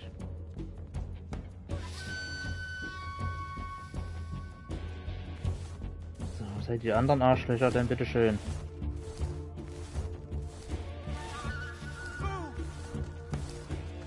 Dort ist noch einer. Ich kann hier, denke ich mal, nicht durchs Gitter schießen.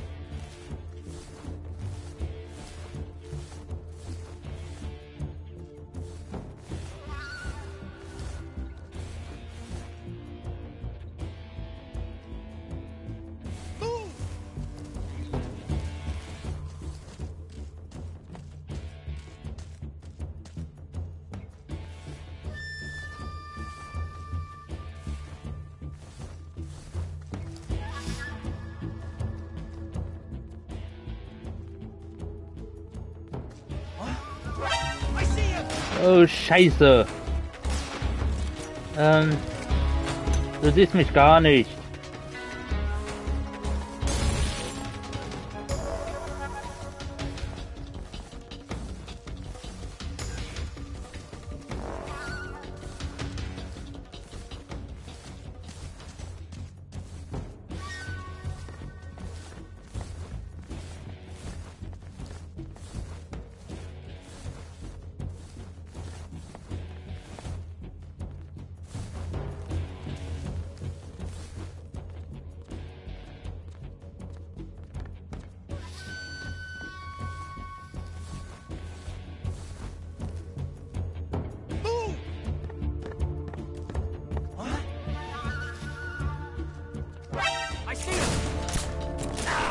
Au, das tut weh.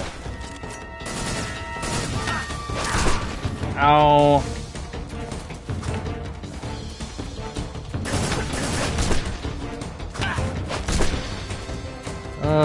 Viere.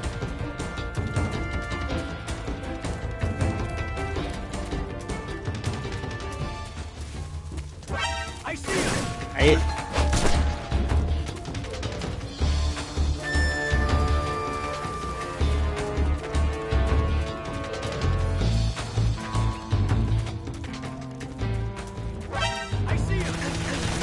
Au, das tut weh.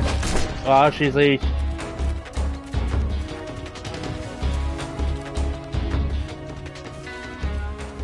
Oh, hier laufen noch zwei rum.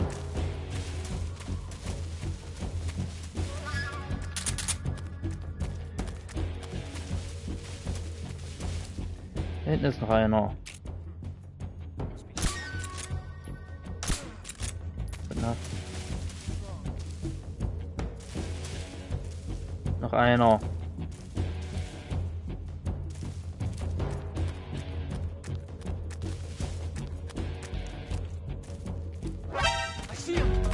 Warte nicht. Ja, da war auf dem Dach. Ich wusste es.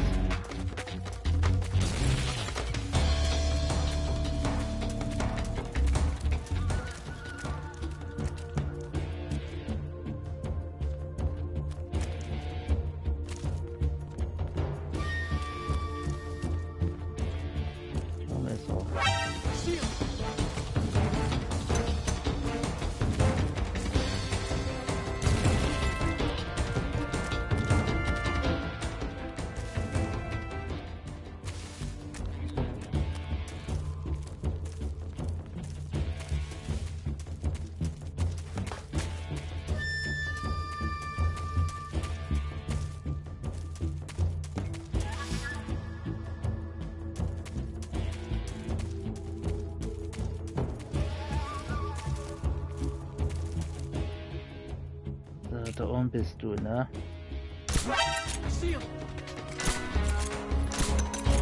Und tschüss. Geh schlafen.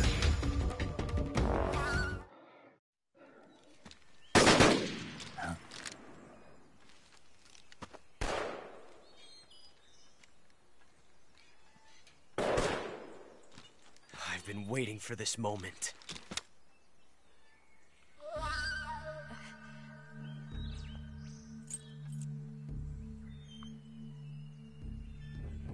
That's it. That's the stance. I don't think so. What? A female spy?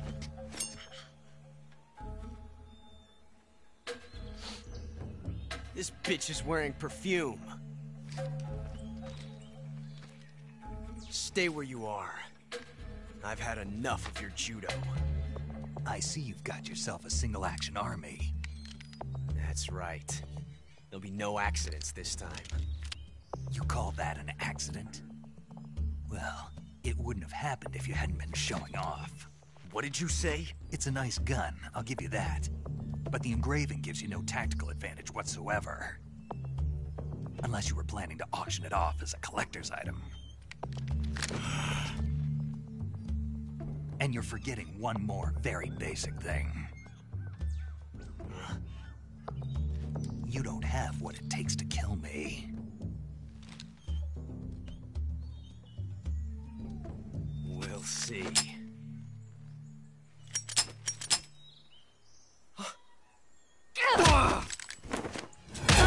Touch.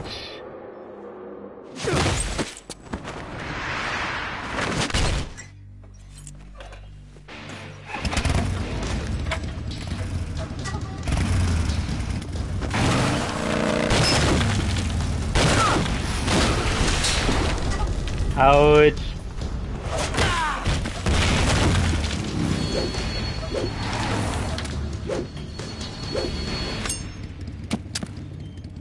Six shots.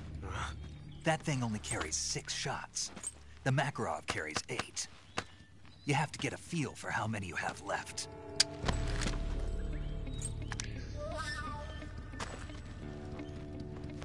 This is a high-class weapon. It's not meant for shooting people. Damn!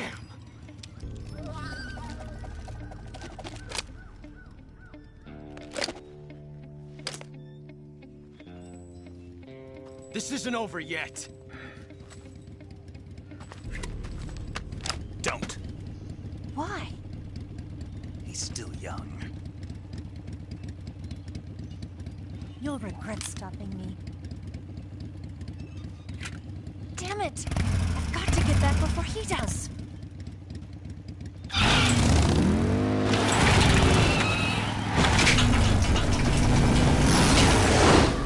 Nice.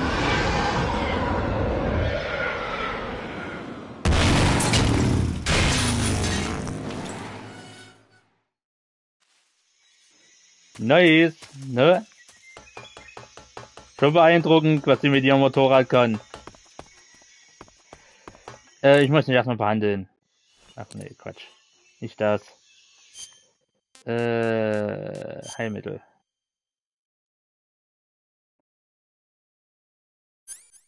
Ich muss mich desinfizieren. Verband. Blutung. Schusswunde. Blutung. Kein Verband angelegt. So.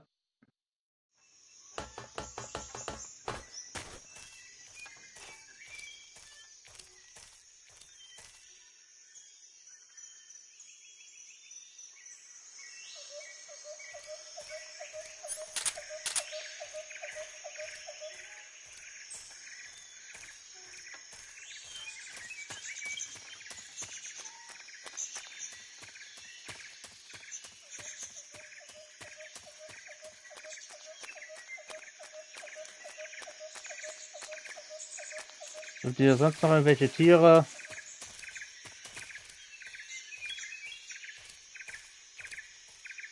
Oder Früchte oder sowas, wo ich permanent fragen kann, wie die schmeckt?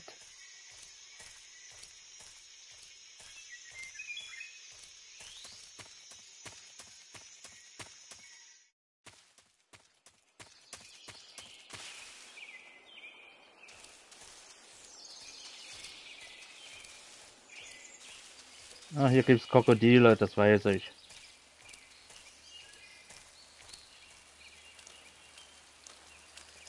Und Minen. Und Schlangen.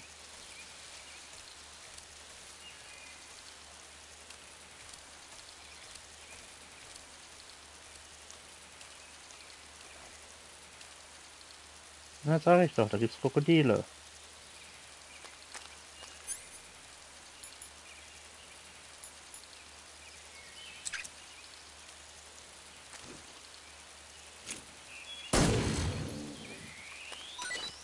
Ein Krokodil.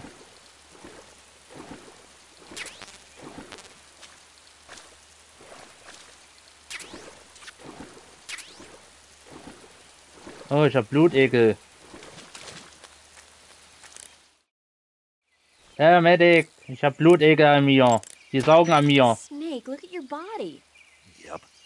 Looking good. Not there. Then where? See the leeches? Leeches? Yeah, you've got leeches all over you. Leeches will sometimes attach themselves to you if you spend a long time in the water or the swamp. When you've got leeches on you, they'll suck your blood, causing you to lose stamina. You should get rid of them as soon as possible. To get rid of leeches, go into Cure in the survival viewer and press your cigar into them. Or, if you use the insecticidal bug juice ahead of time, the leeches won't bother you as long as the bug juice is in effect. So, und ich habe jetzt ein Krokodil. I see you have a calorie mate. Calorie mate? The thing you're holding now? Oh, the little block that looks like a cookie? Try it, it's pretty good. Okay. But what is this thing? Never seen anything like it. Calorie Mate is an energy supplement that contains all the proteins, lipids, vitamins, carbohydrates, and minerals needed for a balanced diet. It's a well-balanced food. Because of that, it's just perfect for giving your body the nutrition it needs in combat. It sounds like a space-age food. Real astronaut food is not very good, but that should taste fine. Yeah, and it'll help balance out all this jungle food I'm eating. It's easy and quick to eat, so it's perfect when you're running late for an important mission in the morning. I've never been late for a mission. Really? Aren't you always keeping people waiting? Huh? It's easy to keep track of your calorie intake and receive the nutrition your body needs, so it's good for losing weight, too. All of the geisha girls in Japan use it for watching their calories. Is that why they're all so slim? Right. And any diet where you eat nothing at all is bad for the body. I see. You seem to know a lot about Japan, don't you? Yes, I love Japan. Ja, ja, fand ich schon geil, ne? Ah, genial.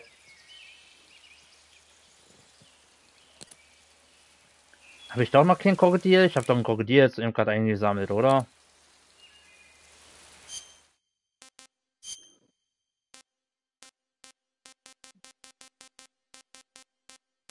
Ja, sag ich doch.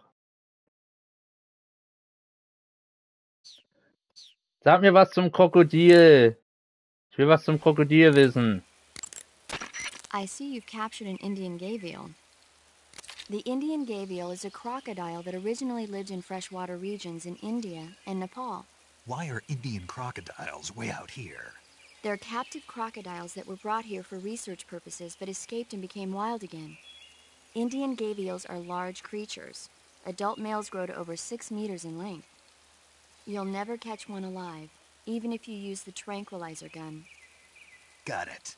So, how do they... Taste? Yes, I did look into that. You know what they always say. Tastes like chicken. Sounds delicious. But be careful when capturing an Indian gavial. Normally they're cowardly creatures, but the ones in the forest there are belligerent. Apparently they attack humans. What do you mean? They weren't the direct subject of any serious research, but some think they may have become violent as a side effect of the atomic research that was conducted nearby. Tastes like chicken. Achso, ja, ich müsste mal mich heilen von den komischen Blutekeln.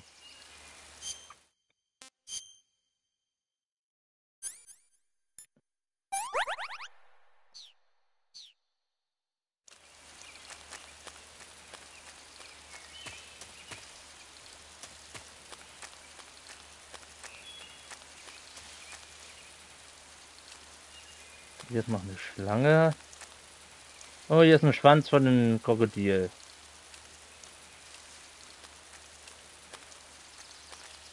Das ist eine andere Schlange. Komm her. Dich habe ich noch nicht. Oh, Nahrung voll. Ich muss was futtern. Nahrung. Not so great. Schmeckt nicht.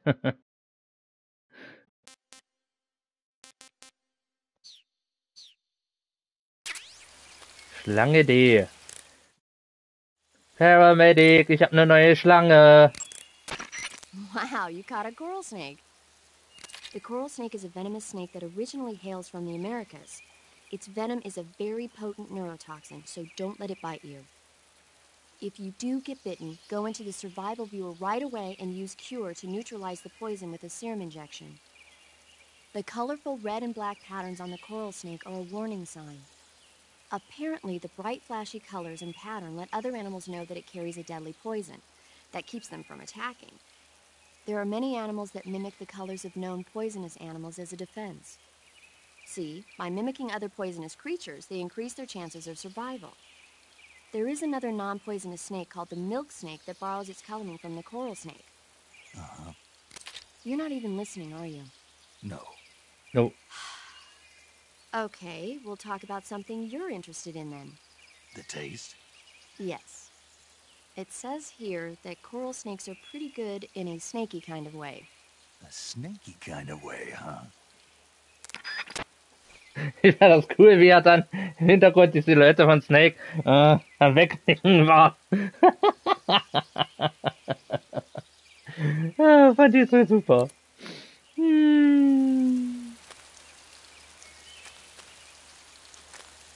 Ah, ich liebe das Spiel. Ich liebe es einfach. Ich liebe es, ich liebe es, ich liebe es so sehr.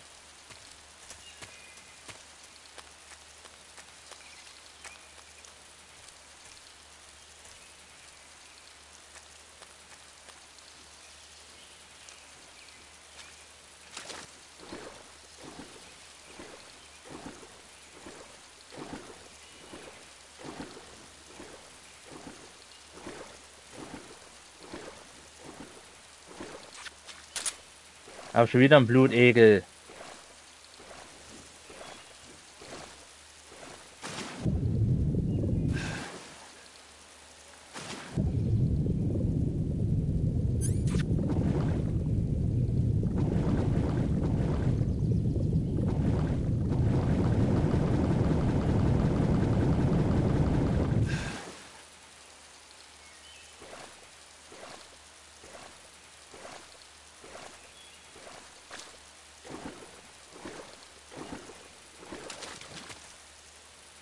Ach, schon wieder falscher Knopf.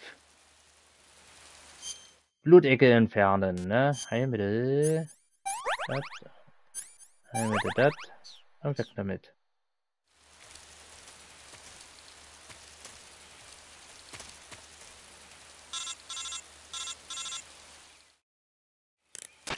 Snake, are you there?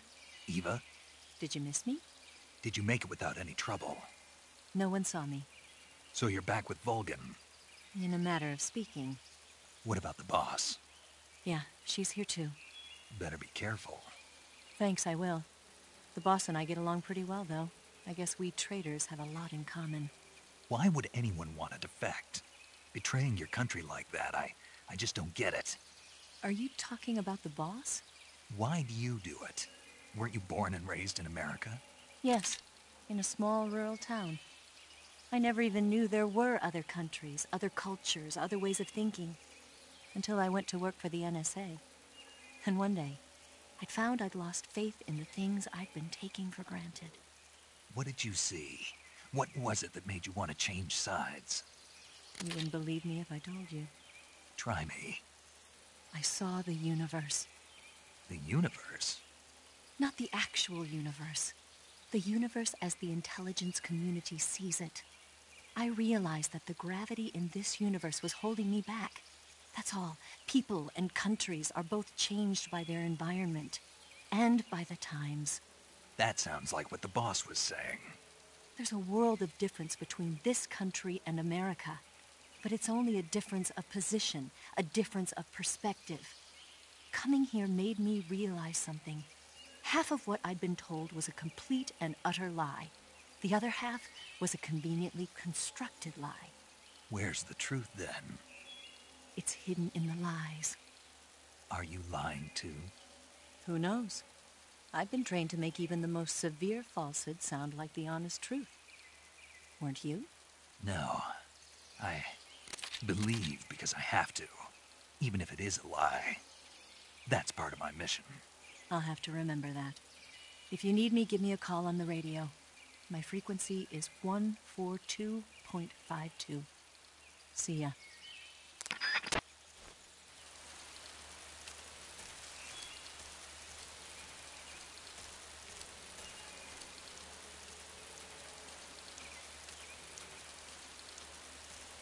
Hier muss ich aufpassen. Hier gibt's Sprengfallen. Das weiß ich noch. Aber nicht hier. Hier glaube ich noch nicht. Oder bin ich hier richtig? Ach, ich weiß es nicht mehr.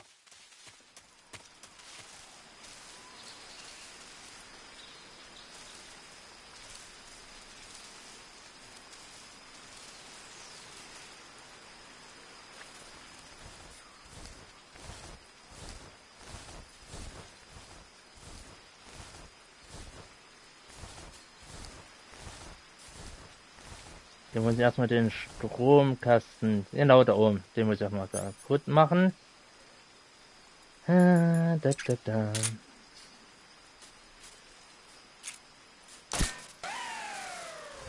So, jetzt kann ich hier durch.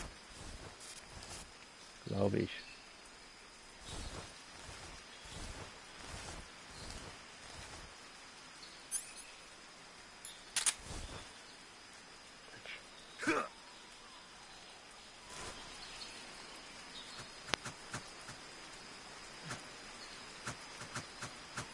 Oder vielleicht komme ich hier auch so nicht durch.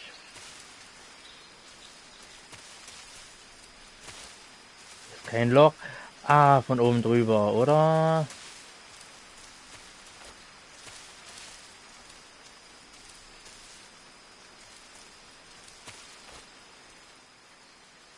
Nee, hier kann ich nicht hochklettern. Den Baum auch nicht.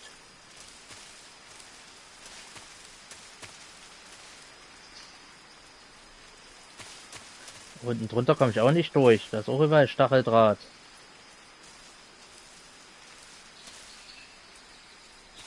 Oder ist hier eine kleine Ecke, wo ich durchkomme?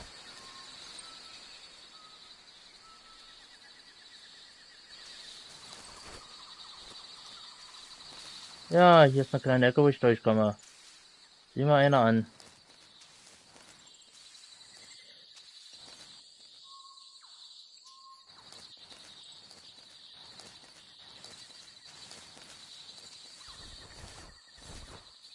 Und da sage ich's doch. Da sind Sprengfallen. Claymore-Mine. Eine.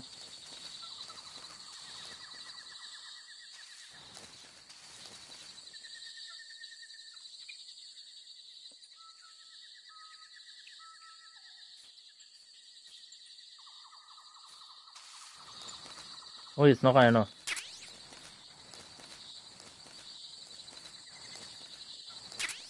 Noch einer. Die habe ich ja nicht gesehen. Deswegen hier immer schön lang krabbeln.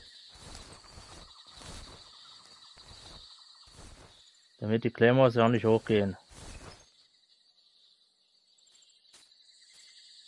Wo gibt es hier auch, glaube ich, auch noch Wachen. Wachen mit Hunden.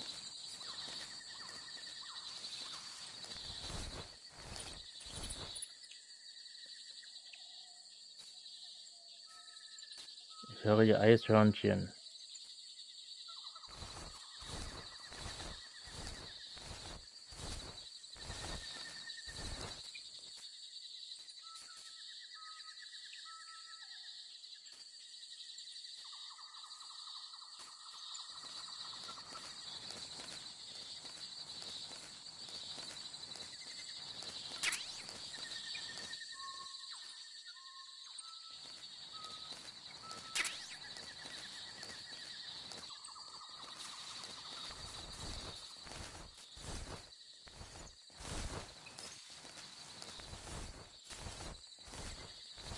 Kann ich hier auch so den Elektrozaun kaputt machen? Das ausschalten? Nee, da muss ich über den Baum klettern. Also auf den Baum hoch und dann über den Zaun.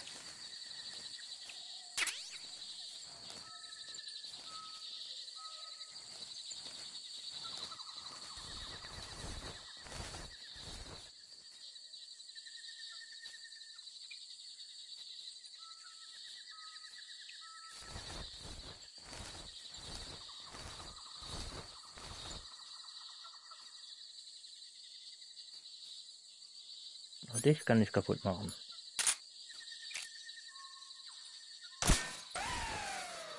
Falls ich mal zurück muss. Nur Sicherheitsvorkehrungen, ne?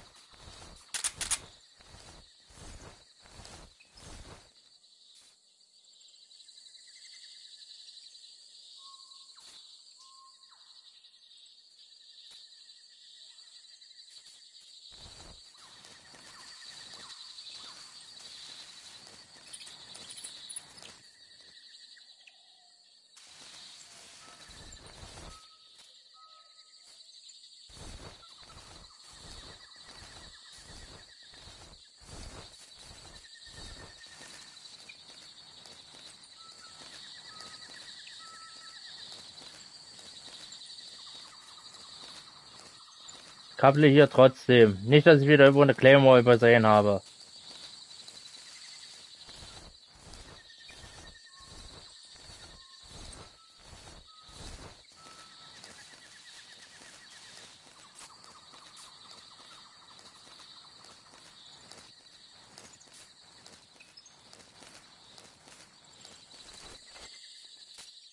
So, hoch mit dir. Na komm, hier kannst du klettern, Snake.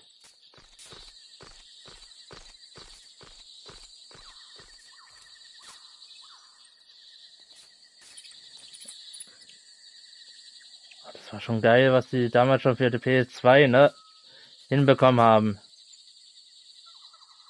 Muss ich schon mal sagen. Wenn man wirklich bedenkt, das lief damals auf PS2 schon. Holy shit.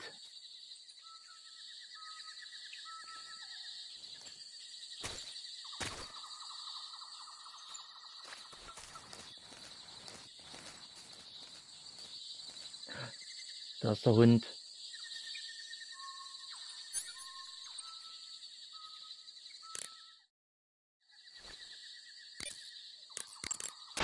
You can capture animals alive by using the tranquilizer gun or a mousetrap. When you capture a live animal, you can carry it on you as a weapon by going to Backpack in the survival viewer. Once an animal is on your person, equip it and press the weapon button to throw it.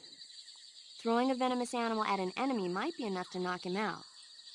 Even non-venomous animals like frogs can be used to distract the enemy's attention.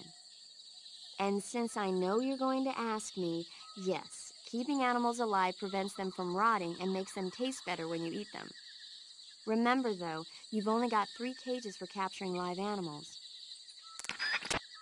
Ja, ja, ich will wissen, wie der Hund schmeckt. By the way, Snake. What? You know the Ocelot unit commander? Ocelot? Yeah, that's not his real name, is it? I wouldn't think so. Is it a code name? You mean like Snake? Yeah. Maybe. Why? Is that strange? No, I was just wondering why he's called Ocelot. Why's that? Well, I looked it up, and it turns out the ocelot is a wild cat whose habitat stretches from the southern U.S. down to northern Argentina. They live in a variety of different environments, from tropical rainforests to savannas. The biggest ones can grow up to 1 meter in length. They're normally solitary creatures, and their diet consists mainly of small animals and fish. During the day, they sleep up in the trees, but at night... Yeah, paramedic. Oh, right. So, the ocelot is an animal that lives on the American continent. But then I wondered, why would a Soviet officer be using the name of an American wildcat? Good question. Maybe it's because he's fast and agile like an ocelot. Yeah, maybe you're right. But why'd you go to all the trouble of looking it up? Because I was curious. Was it helpful? Sure. Ich mag die Gespräche. Das ist so gut. Das ist so geil. Ich mag sie einfach. Hast du noch was zu sagen? The gauge below your life gauge is your stamina gauge. It shows, as the name suggests, your remaining stamina. As you consume stamina, your natural life regeneration is slowed and your hands shake more. Your O2 gauge and grip gauge also become shorter. Excessively low stamina can often impede your mission objectives. Make sure you replenish stamina before that occurs. Ja, ja. Treating serious wounds will require you to use additional medical items besides your knife and cigar. That's why it's always a good idea to carry as many medical items with you as possible. If you start to run out of medical items, find some more as soon as you can. The enemy should be carrying medical supplies as well. You can get them by holding up enemy soldiers and shaking down their bodies.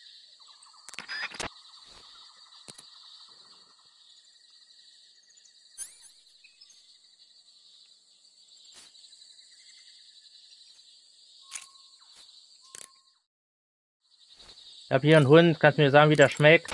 Eat food to recover stamina. Capture plants and animals to get food. I have information on the local plants and animals, so don't hesitate to ask. Ja, ich will wissen, wie der Hund schmeckt. When you're bitten by a venomous animal such as a snake or a spider, or hit by a poisoned arrow, the poison will start to affect your body. Your life will decrease with each passing minute, so cure the poison as soon as possible. To cure poison, go into Cure in the survival viewer and inject yourself with a dose of serum. You can get serum from enemies. Either hold them up or shake their bodies down after you defeat them. I'm pretty sure you can also get serum by capturing the rabbits that live in that area.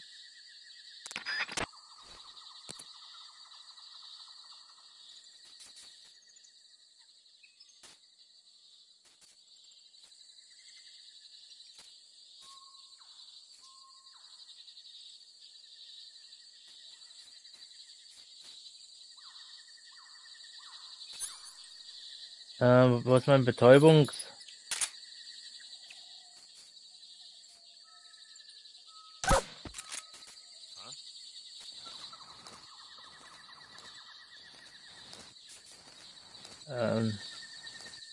Kamera.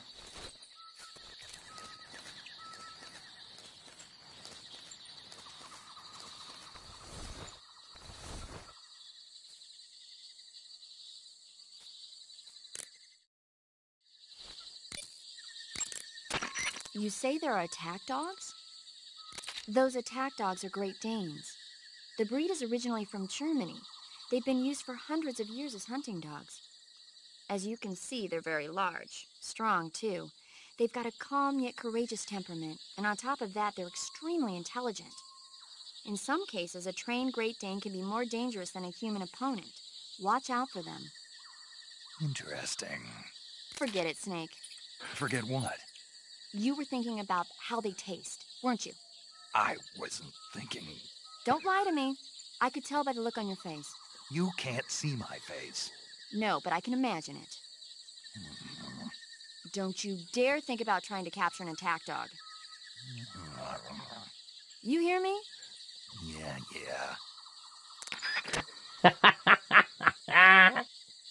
Ich dachte, das ist so gut. Oh. Oh, das ist so gut.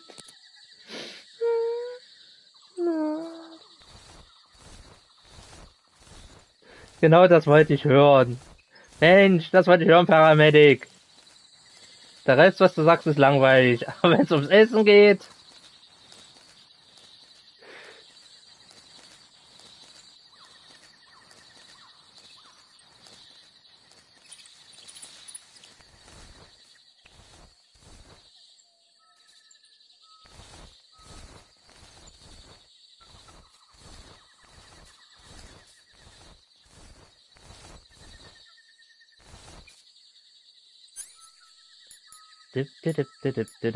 Dich brauche ich. Bam.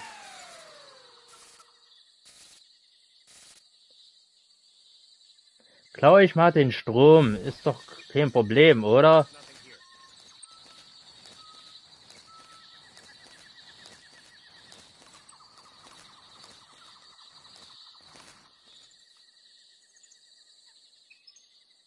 Wie soll ich denn da durchkommen?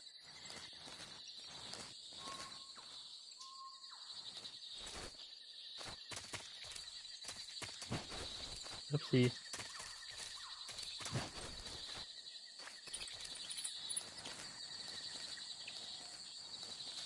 Ihr seht mich nicht. Ich bin hier im hohen Gras. Ich bin ein Pokémon.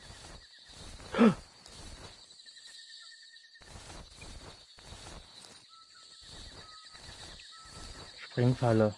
Oh shit.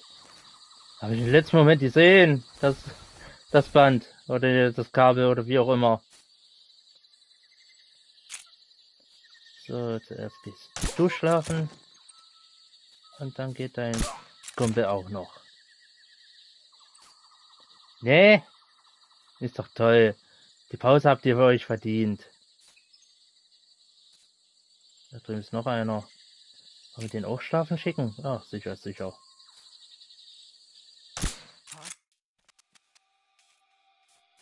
HQ response. This is HQ. Patrol. Fuck. We're under enemy fire. Enemy's position is unknown. Going into alert formation. Acknowledged. Komm. Reinforcements. Use extra caution.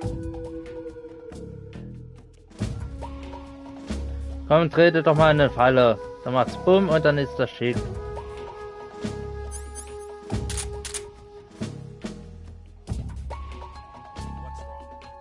Ach, lass die doch schlafen.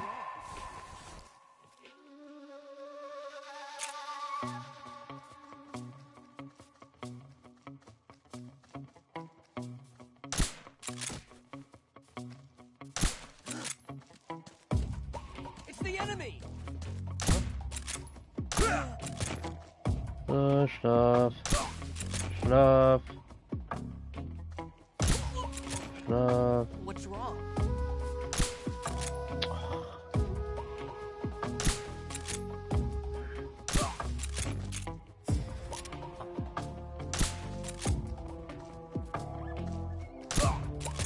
Meine Fresse. Geht einfach pennen.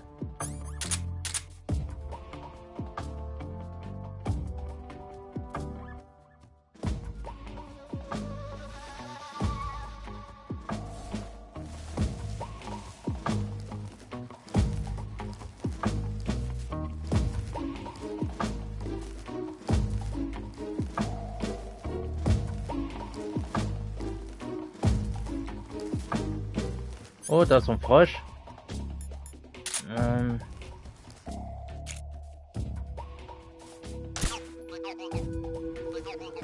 Nice, Trophäe.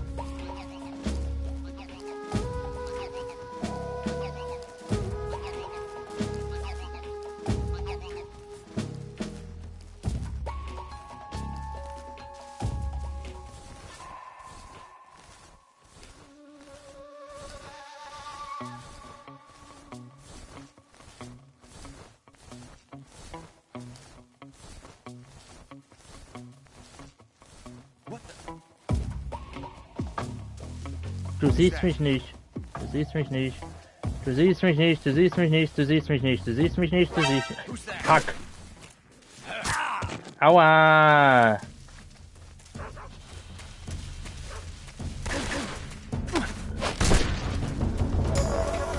Tschö. Mit Ö.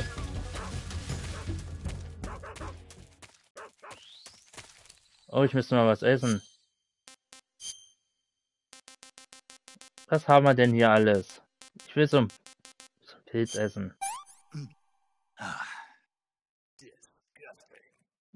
Disgusting. Na, jetzt halt noch so eine Schlange. Oh, ein Video sogar.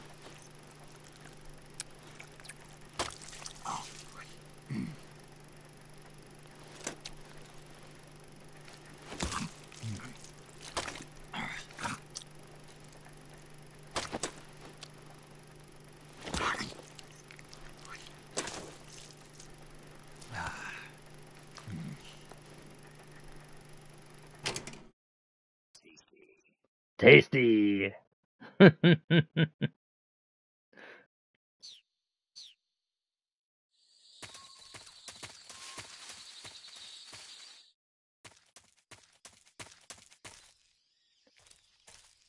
So.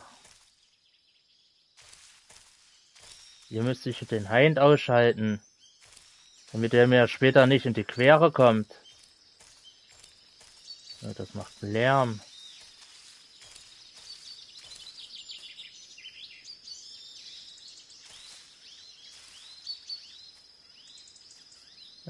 Schauen wir uns das mal um.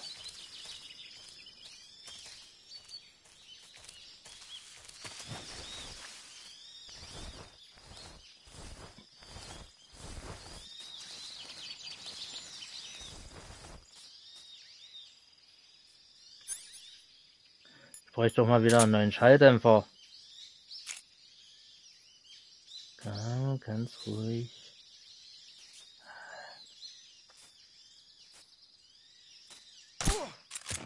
Gute Nacht.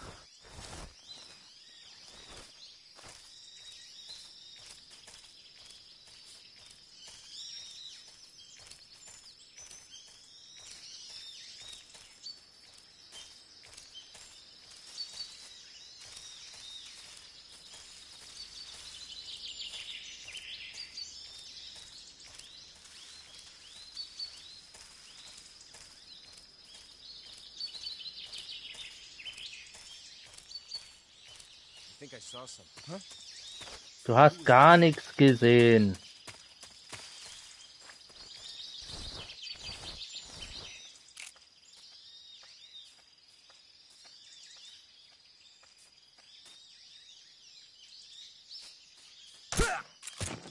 Sag ich doch, du hast gar nichts gesehen.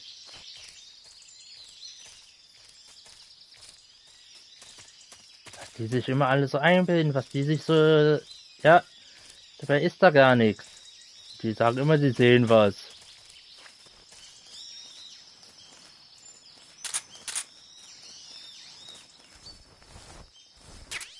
Muni.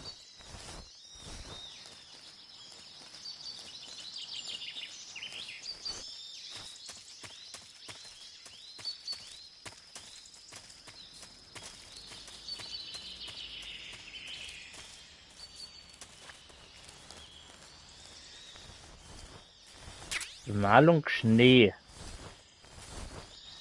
Okay, jetzt andere Richtung.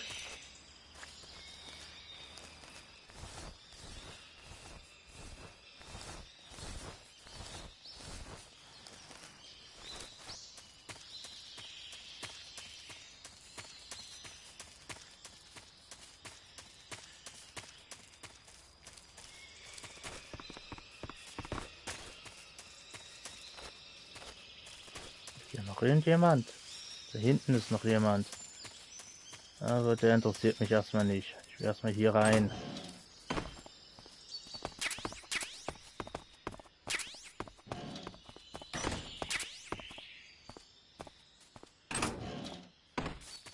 Ja, das hat sich doch gelohnt. Ich will euch erstmal ein bisschen ausplündern.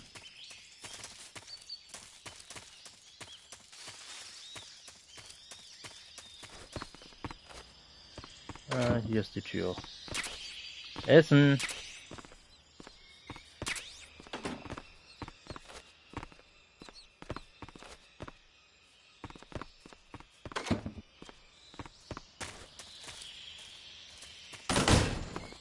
Klopf, klopf.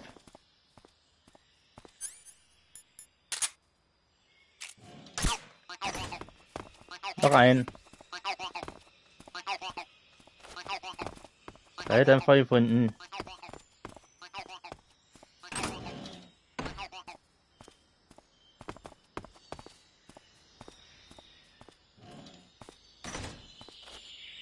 Kommandozentrale.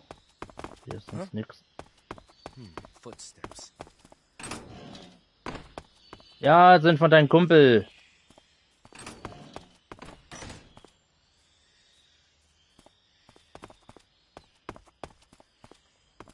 Nobody here.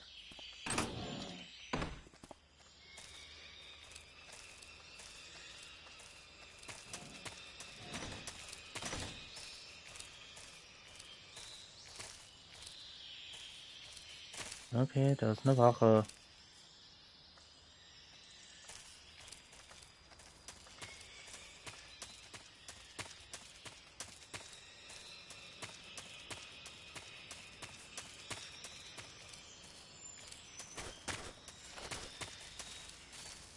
Ist hier sonst noch irgendwas? Lagerraum oder so?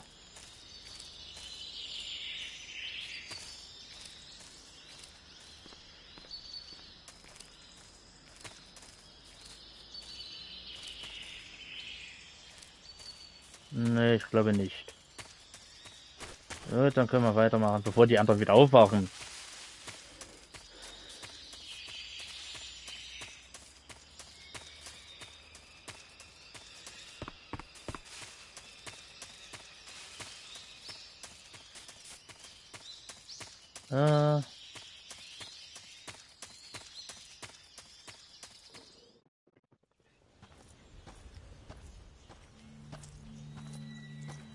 Erster Bosskampf.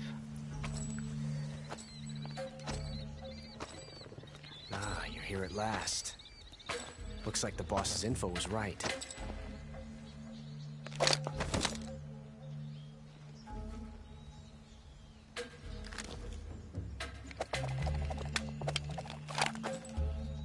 Twice now you've made me taste bitter defeat.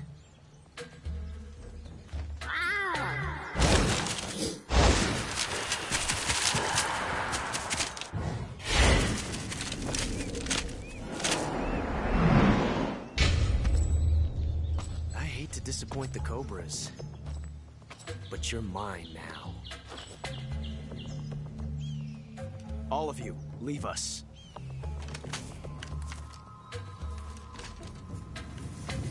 It's just you and me. No one to get in our way. Ocelots are proud creatures. They prefer to hunt alone.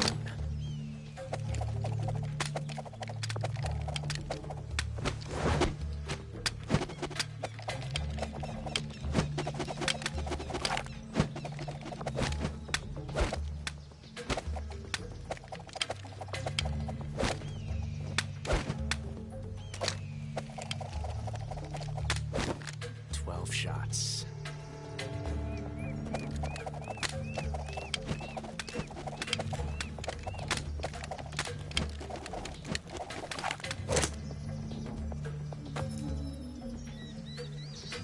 This time I've got 12 shots.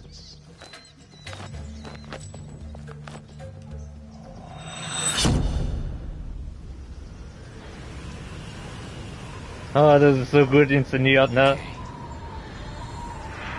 Wow.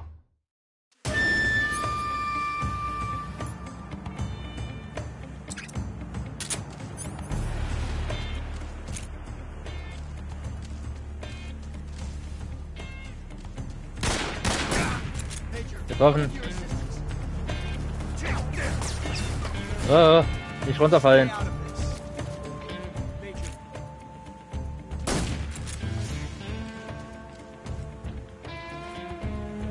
My hat.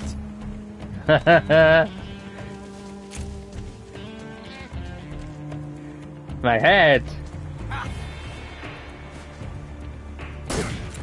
Getroffen. Aua.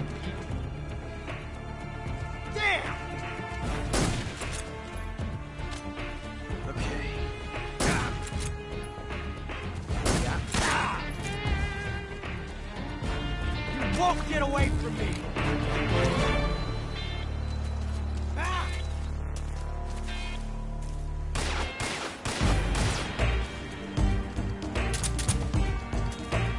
So lädt man nach. Come out and fight, you coward. Erwischt.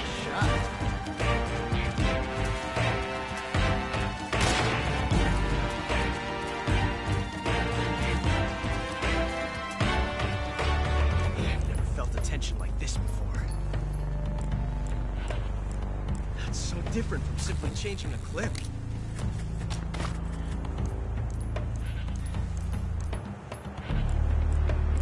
This reload time is exhilarating. Damn! Right.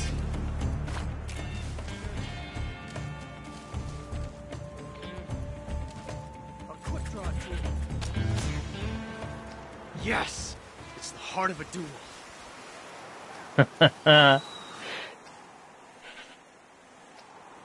Na dann.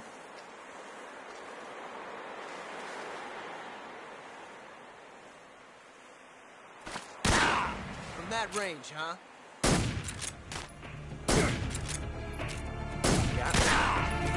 Aua.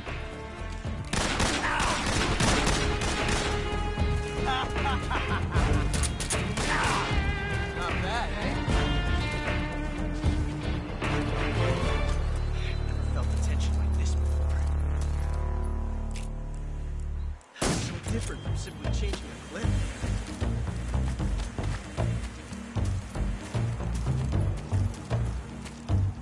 This reload time is exhilarating.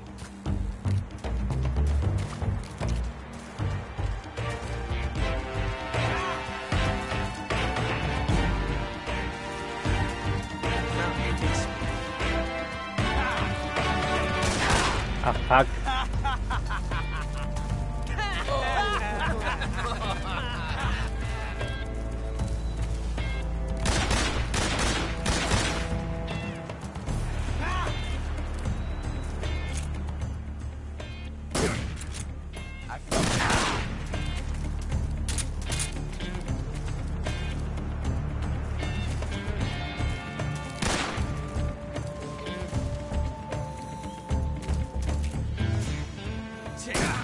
Major, I can't just sit back and watch. Hey. I told you to stay out of this. Oh, ich wurde vergiftet. Habe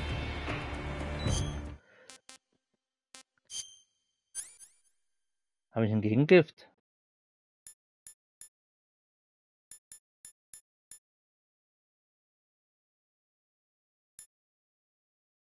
Was haben wir denn vergiftet?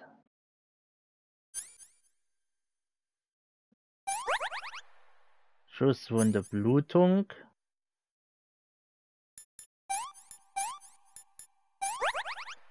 So.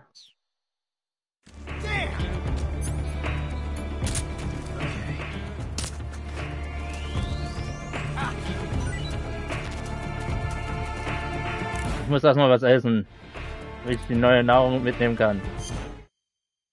Nahrung. So, dich.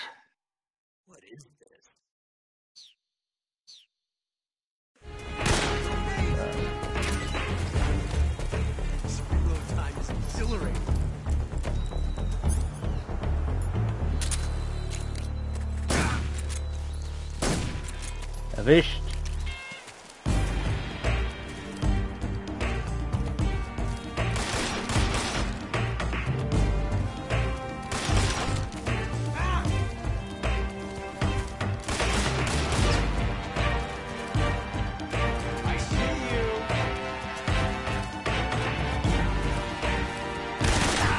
Ah, fuck.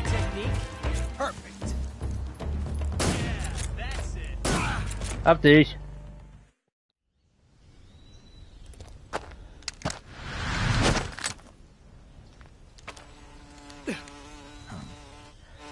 Damn it. He found us. Ah, the pain.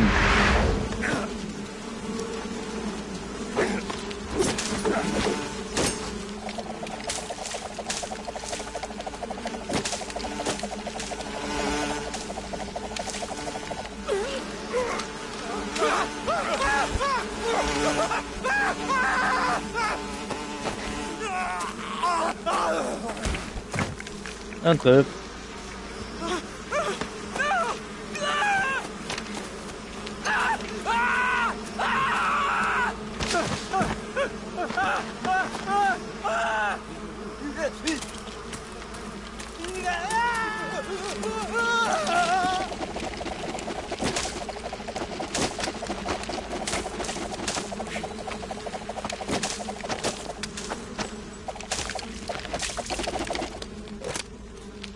You were lucky. We'll meet again.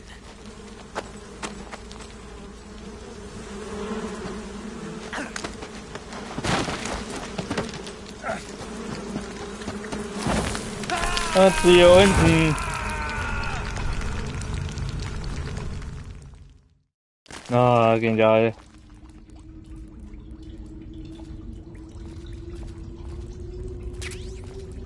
Uniform Tier.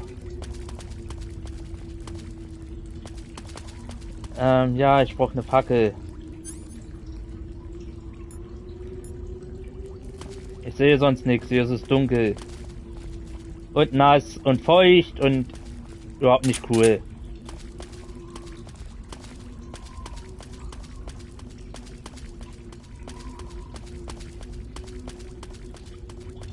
Ja, weil die Uniform hätten wir jetzt nicht bekommen, wenn ich Ocelot mit tödlicher Munition angegriffen hätte. Dann hätte man nämlich die Uniform Tier nicht bekommen. Ja, die kriegt man nur, wenn man halt seine Ausdauerleiste runterbringt. Und da kann ich irgendwie was herstellen. Habe ich eine Fackel? Ne, die finde ich doch erst.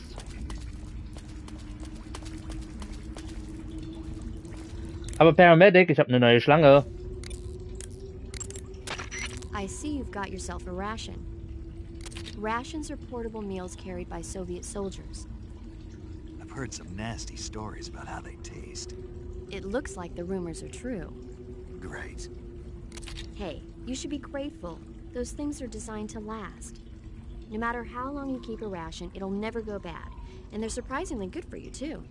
I'd take a snake over this any day, even if it's a little rotten. You are hopeless. Ah, ich mag's. Nein, ich will noch wieder in der Schlange. That area is inhabited by the Taiwanese cobra. The Taiwanese cobra is native to Taiwan and southern China. It's quite vicious and carries a potent neurotoxin in its fangs. Be careful. If it bites you, go into the survival viewer immediately and use the cure option to inject yourself with serum. Sounds interesting. Don't ask me. Huh? The guide doesn't say. If you absolutely have to know, then you'll just have to try it yourself and see. I didn't say anything. But you were going to ask, weren't you? About the taste? Maybe. I'll talk to you later, Snake. Ich mag's, ich mag's. Das ist so geil. Ich brauche meine Fackel. Mensch, wo lag denn hier gleich nochmal die Fackel? Ich verlaufe mich doch sonst hier.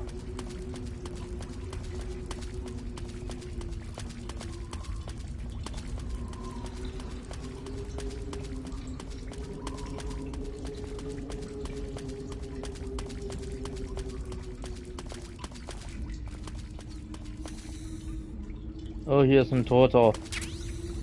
Munition habe ich. Und eine Granate. Und Leuchtpilze.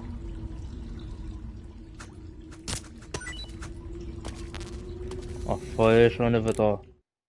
Das gibt's doch nicht. Ach, drück immer die falsche Taste. Irgendjemand hat mich gerade vergiftet.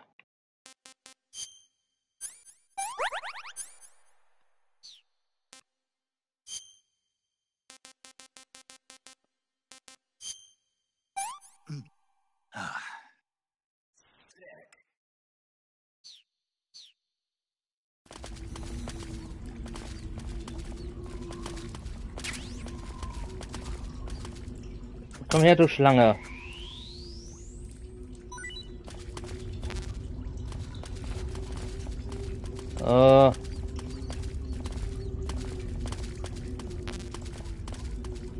Ich habe ein paar Leuchtpilze. Paramedic, was sagst du zu Leuchtpilzen? I see you found some Russian glowcaps. The Russian glowcap is a kind of luminescent fungus, a mushroom that glows in the dark. Why would a mushroom glow in the dark? It's bioluminescent, just like a firefly. It uses the so-called luciferin luciferase reaction. To put it simply, luciferin reacts with luciferase in the presence of magnesium 2+ ions, breaking it down into oxyluciferin and carbon dioxide. The carbonyl groups in the oxyluciferin are initially in an electrical excited state. When they return to their base state, they give off light. Did you get all that? Not really. Oh. By the way, does that mushroom recharge your batteries when you eat it? Huh? I mean, it seems like if you ate a glowing mushroom, it might recharge your batteries or something. Snake, your batteries are organic batteries. They produce electricity by utilizing the potential difference between cells. Organic batteries are known for their highly efficient energy conversion, but they still rely on chemical reactions between proteins and enzymes to... So you're saying they'll get recharged? Believe what you want. Great. Great!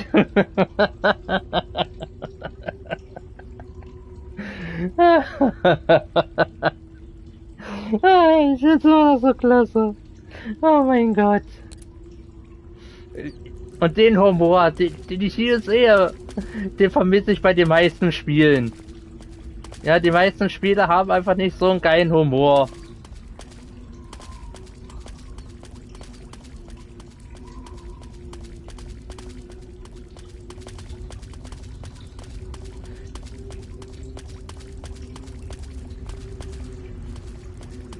Und das ist halt Humor, der mich total trifft, also...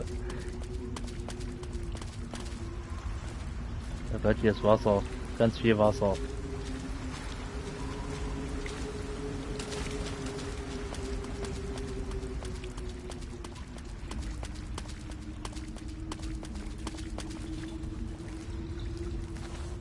Oh Gott, hier ist es ja noch dunkler.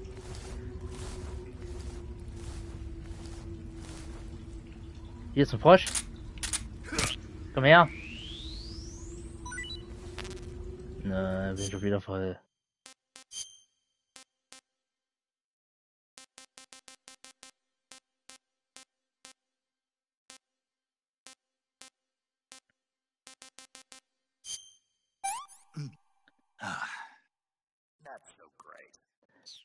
Nichts vorkommen lassen. Ich hab einen Frosch, Paramedic, ich hab einen Frosch. I see you caught an otten frog. The otten frog is a large, corpulent species of frog. They're known as a delicacy, so it might be worth catching them for food. The otten frog was originally found only on Amami Oshima in Japan.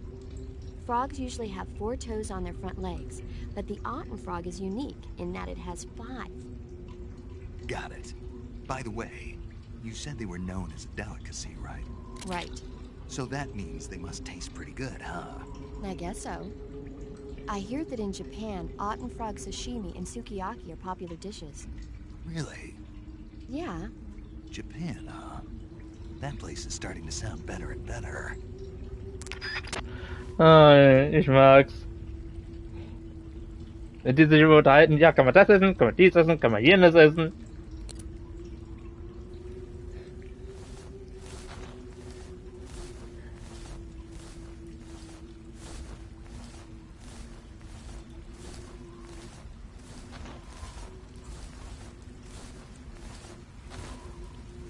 Oh, hier ist eine Schlange.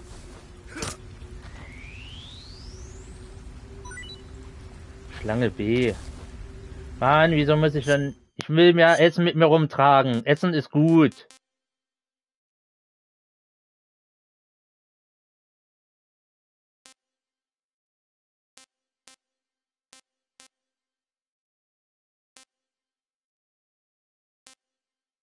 Nicht gegessen soll nicht übel sein. Soll sehr lecker schmecken. Soll widerlich schmecken.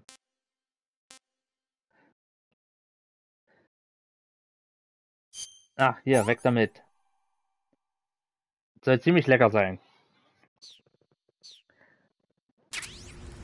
Schlange B, ich habe eine neue Schlange, Paramedic. Warte mal. Habe ich die schon die Frage nach der Schlange? Ja, habe ich schon. Nach der Cobra. Soll unbekannt sein. Ah, ich mag's. Wenn man sich hier durch alle Tiere durchfuttern kann.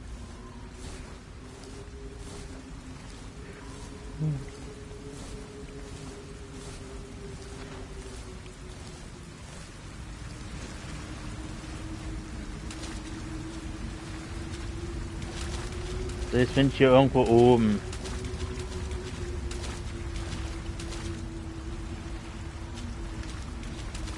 Hier geht's weiter. Dann schauen wir uns erstmal hier unten um. Ob es hier noch irgendwas gibt. Ist hier die Fackel? Fackel, da geht doch.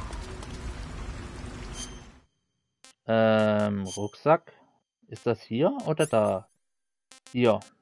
Fackel her.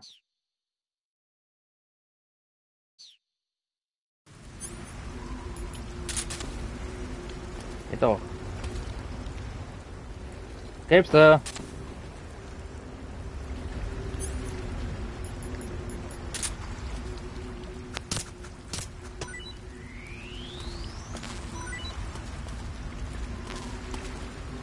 Ah, ich bin schon wieder voll mit Nahrung.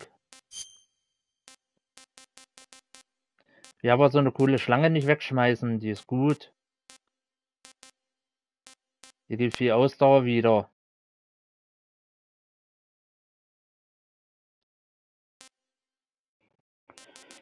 Na, da muss ich wohl eine wegwerfen. Oder essen. Ja, damit. That's tasty. Ach nee, ich will doch keinen Pilz. Ja, essen.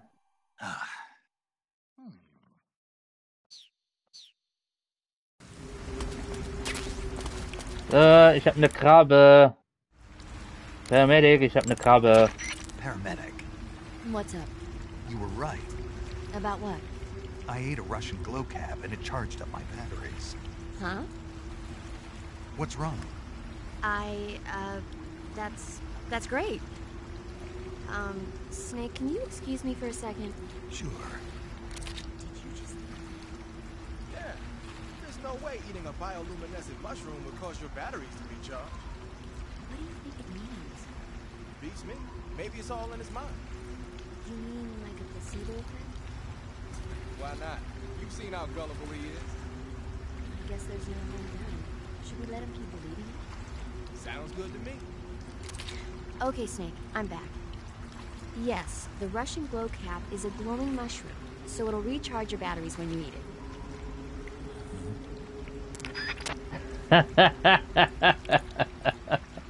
Ich finde die Gespräche immer so geil. Die sind so gut. I see you've caught yourself a Kenyan mangrove crab. The Kenyan mangrove crab is a land-going crab. It lives in burrows dug near seashores and mangrove swamps. It's not poisonous, but it might hurt a little if it attacks you with its pincers. Treat it with caution. Got it. So this thing must taste pretty good, huh? Why do you say must? It's a crab, isn't it? It is. And crabs are good to eat. What's so good about them? You don't like crab? Not at all. Why not? Why? How can you eat those things?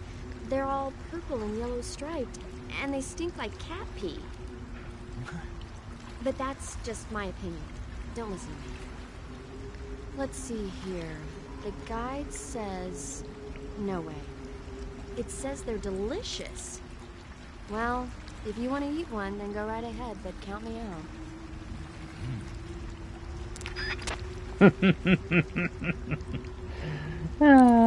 Ich mag's. Ich finde das geil. Ich höre mir das gerne an.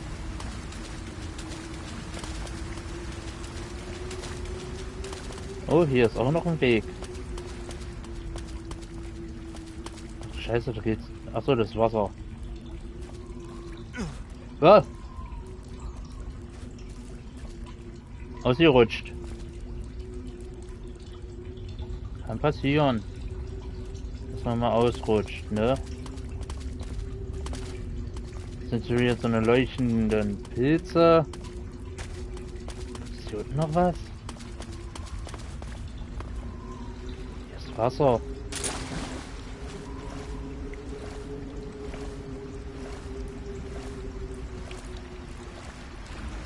Oh, da kann ich durchtauchen.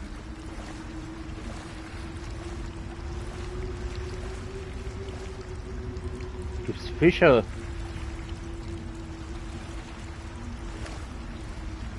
Kann ich mit dem Messer irgendwie was machen, wenn ich hier unter Wasser bin? Nee. Aber schießen kann ich. Here we go!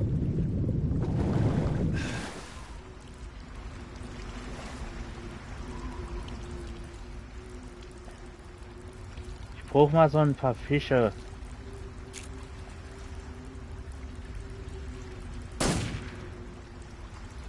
Ich habe einen Fisch. Ey, bleibst du hier? Ich sehe meine Ration nicht.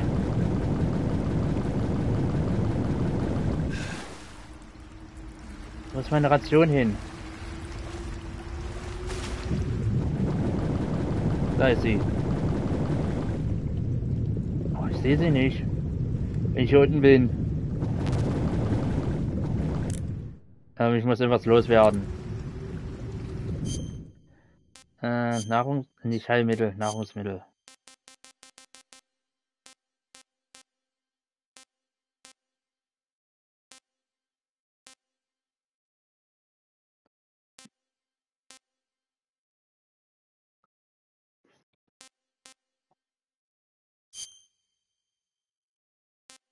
Weglegen, ich will den Fisch.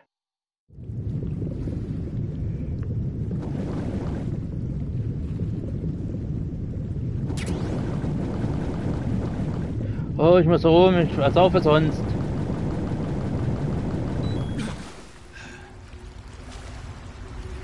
Habe ich meinen Fisch?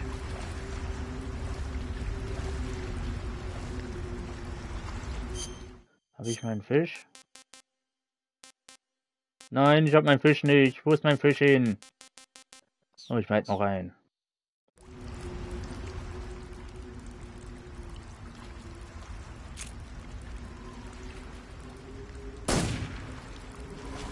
Hinschwimmen.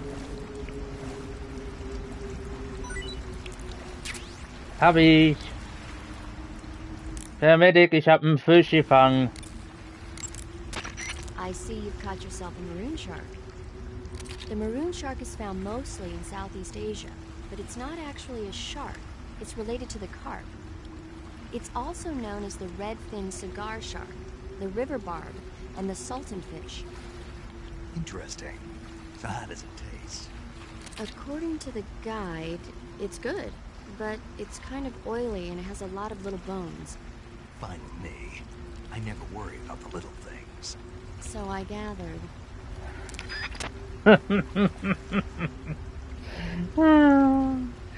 Apropos Essen, ich mache mir jetzt erstmal schnell noch nebenbei ein paar Brötchen im Backofen. Und gehe nochmal kurz aufs Klo, ne? Also, bis gleich.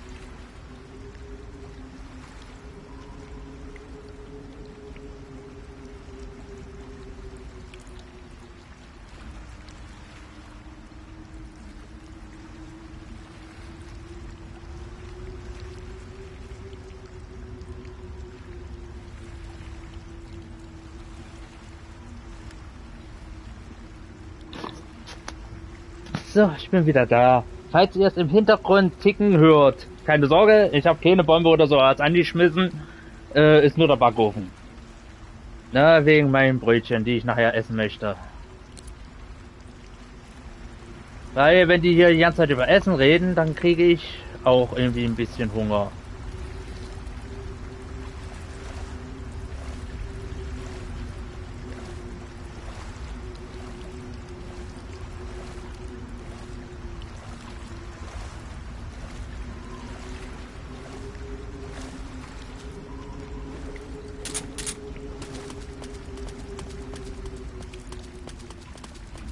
Da möchte ich nämlich dann auch was essen.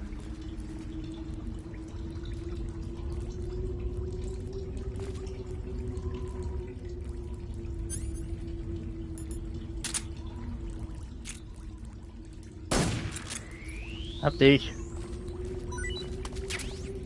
Schlange Haar. Jetzt sind hier noch ein paar Krabben.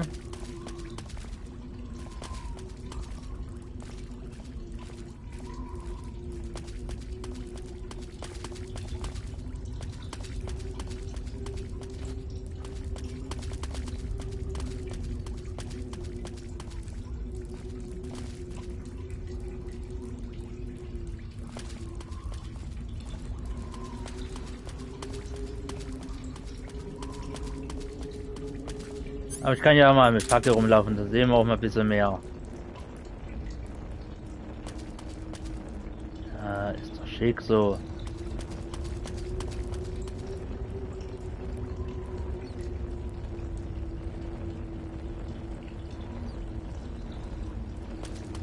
War ich bei den Toten schon mal?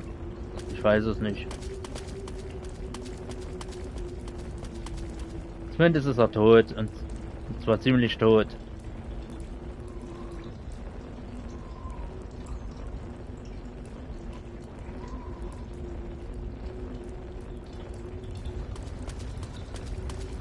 Ja, hier war ich schon mal.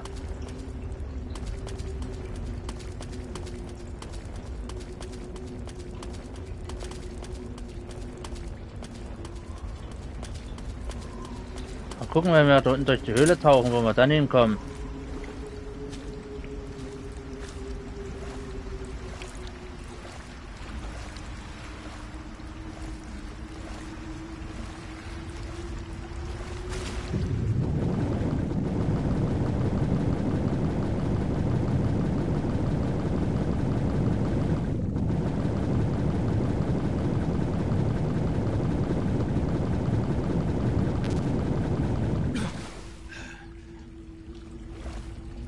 Hier gibt's Rationen. Hat jemand seine Ration drin geflattert?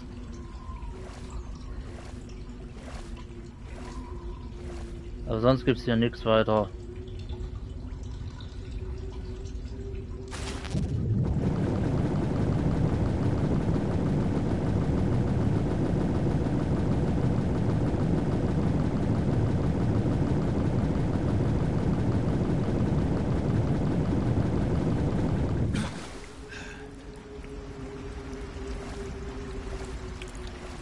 Oh, wartet mal, ich müsste mal kurz meine Tarnung wechseln.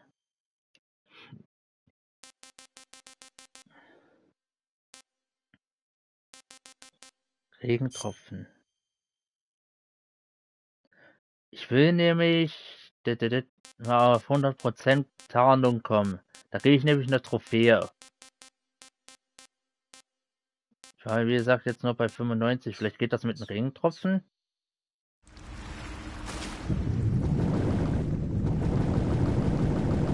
Ne, auch nur 95.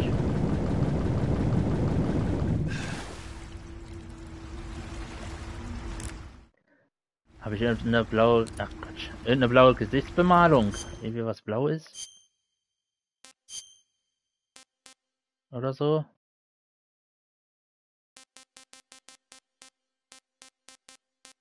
Zombie. Schnee. Schwarzwald. Nee.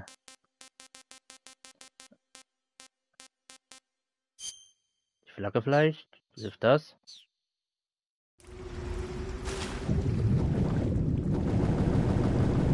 Na, auch nur 95.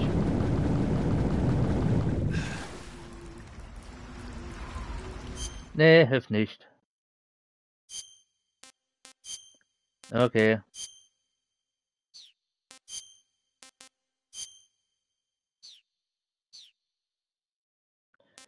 Aber ich kann noch mal wieder was essen.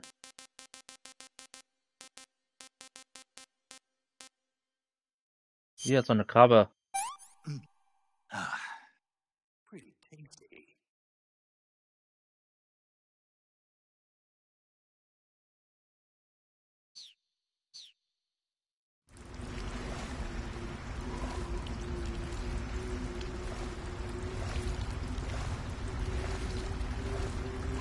Ich denke mal, da drüben muss ich lang.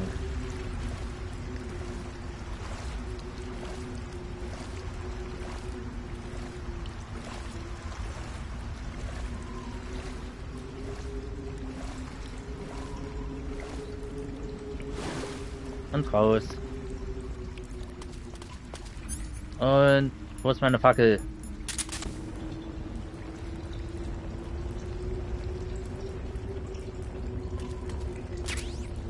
Oh, Batterie. Oh, da komme ich nicht hoch. Den Klimmzug schafft Snake nicht. Okay, dann gehen wir wieder andere Richtung.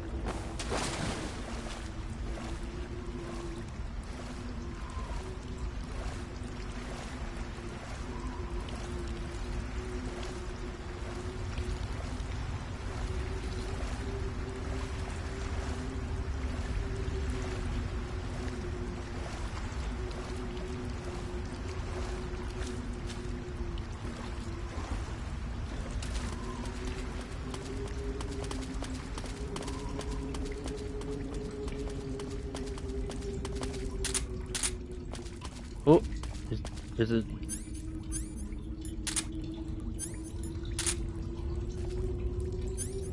Oh. Kann ich die jetzt nicht mehr anmachen, weil ich ins Wasser gefallen bin? Mach doch mal deine Zigarre mal die Fackel an.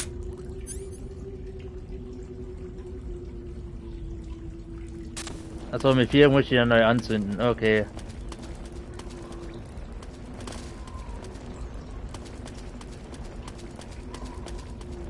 So, wir gehen jetzt hier lang.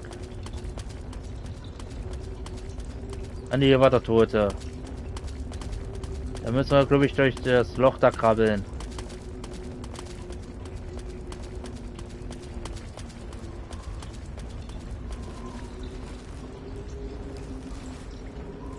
So.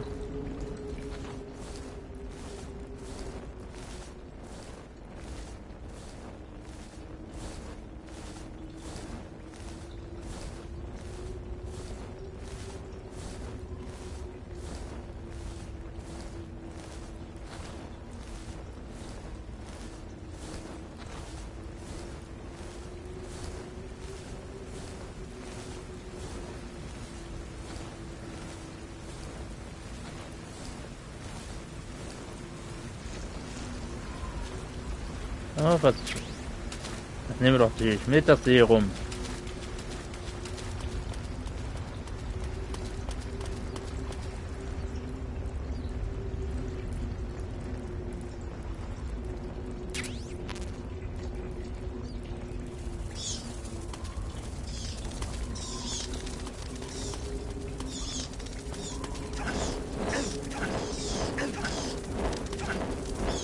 Irgendwie durch hier Fledermäuse.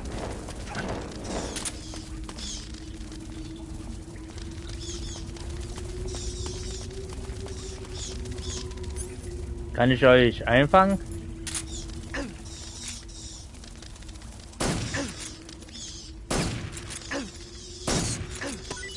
Ja, kann ich sogar. Ich habe eine Fledermaus.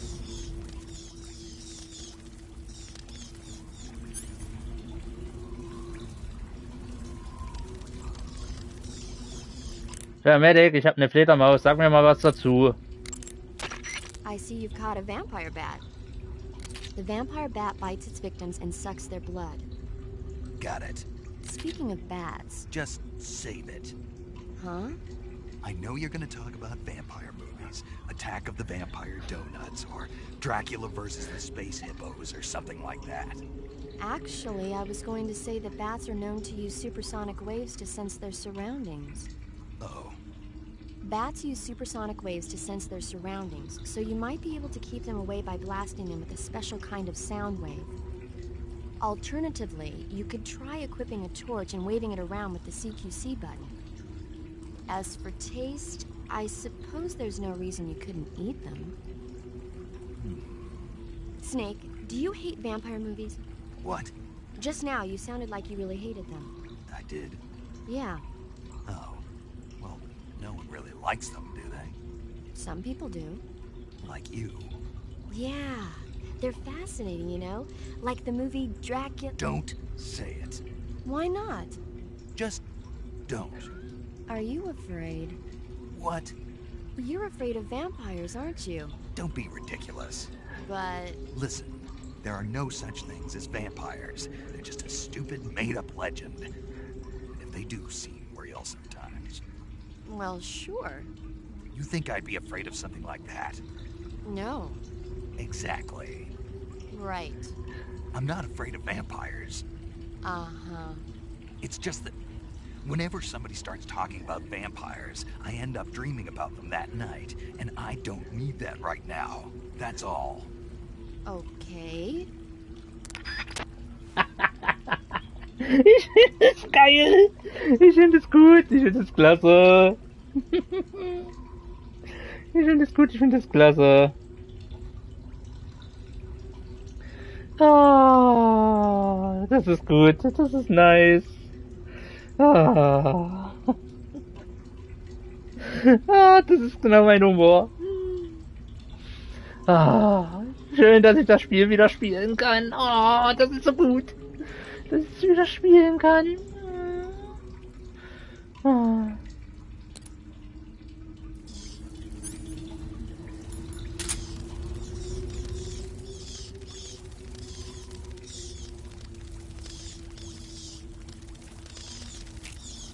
Da eine Fledermaus? Ja, danke.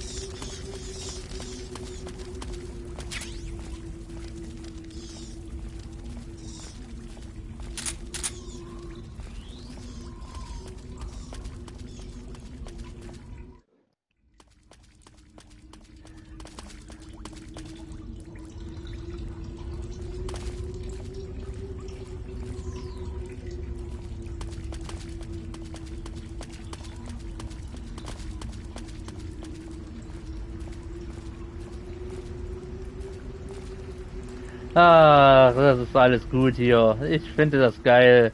Ich mag den Humor. Ich mag das Gameplay. Ich mag alles. Oh, eine Schrotflinte. Nice.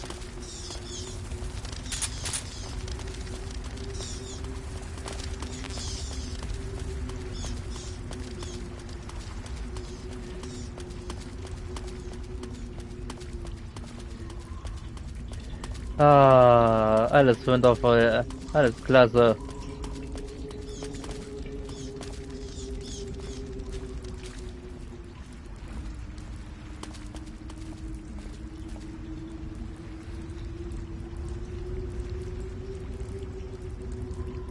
Ist noch eine Schlange. Ups.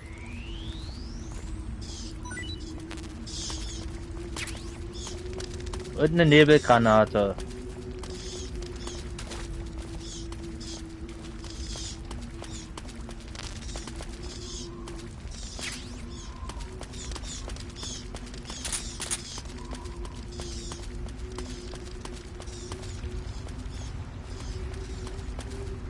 Oh, da ist der Boss.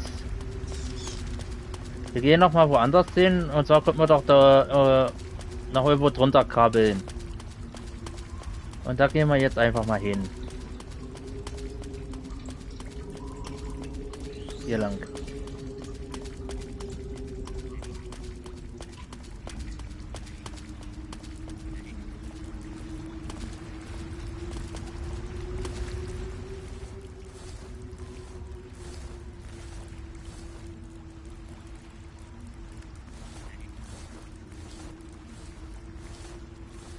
Wir wissen, wo ich hier noch hinkomme. Nicht, dass ich irgendwas übersehe.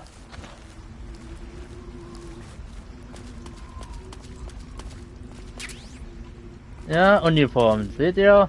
Hätte ich sonst übersehen.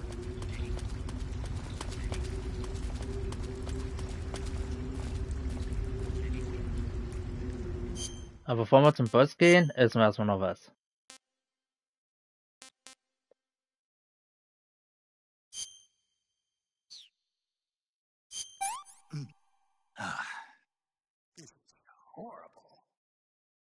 So, wir haben jetzt die Fledermaus gegessen.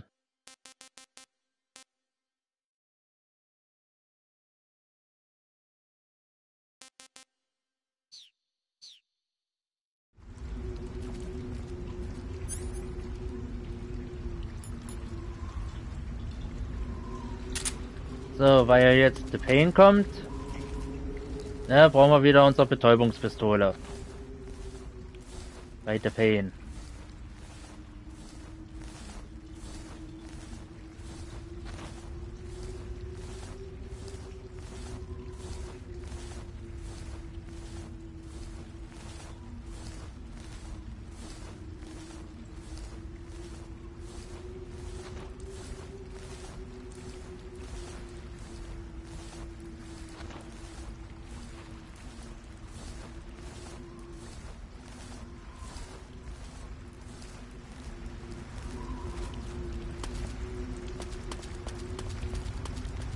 Ah ne, jetzt gehen wir wieder zurück.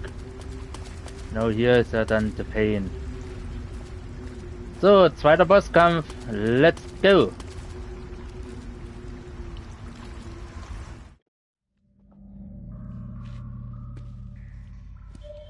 Der erste von den Cobras.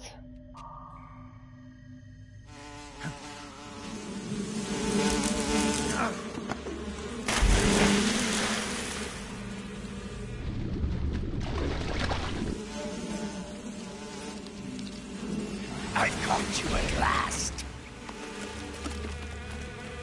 are the sons of the boss!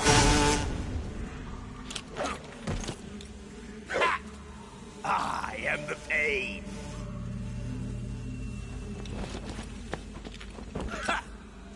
I will guide you to a world of anguish beyond your imagination!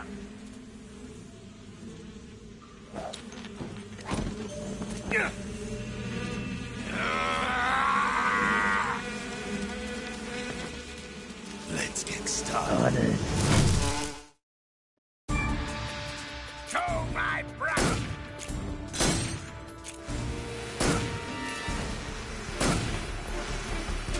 Ab ins Wasser.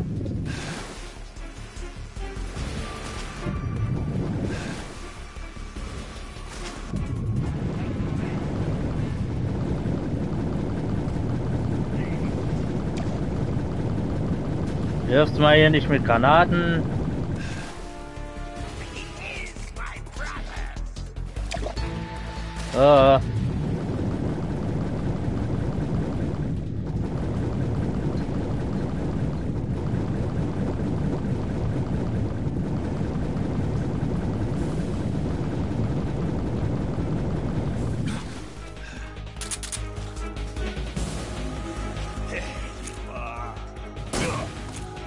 Gotcha.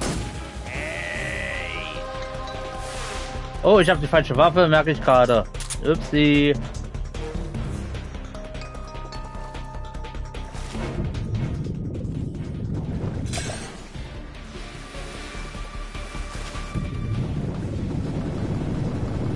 Ich will doch nicht den seine normale Lebensenergie, ich will doch den seine Ausdauer.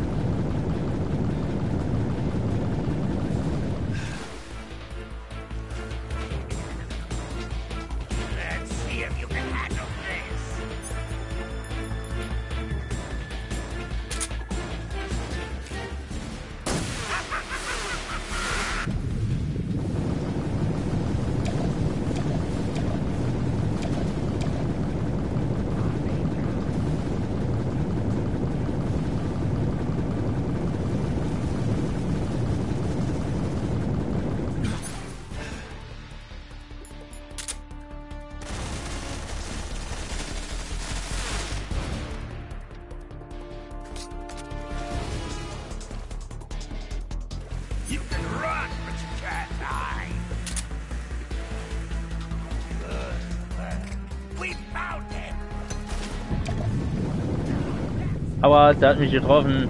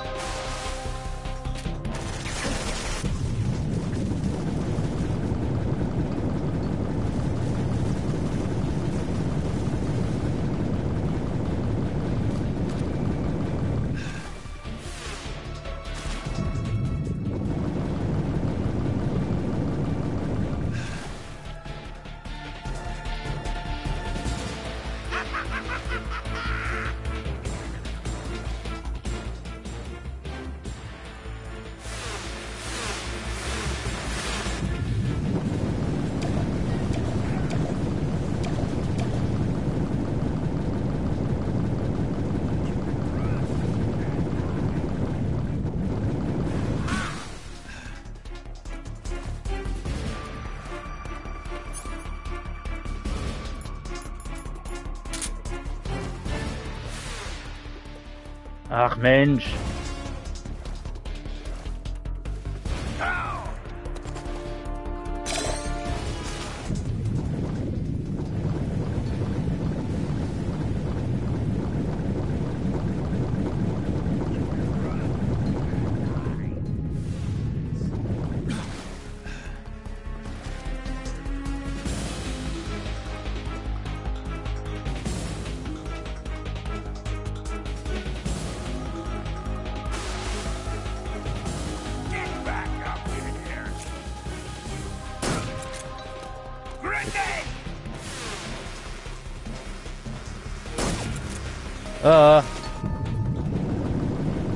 Weg hier.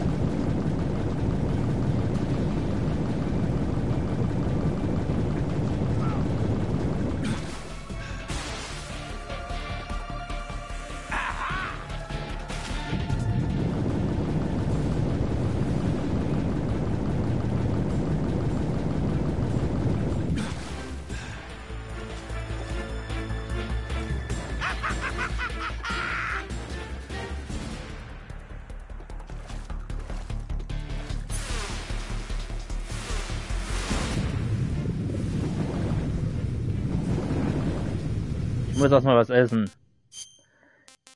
Brauche erstmal wieder Energie.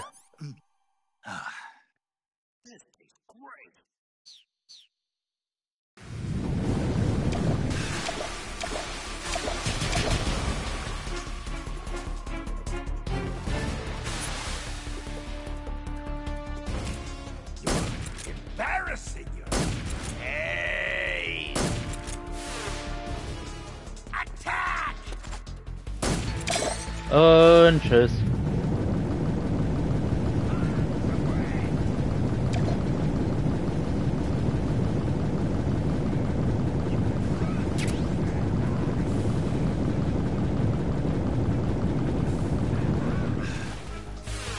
Lass mal Luft holen.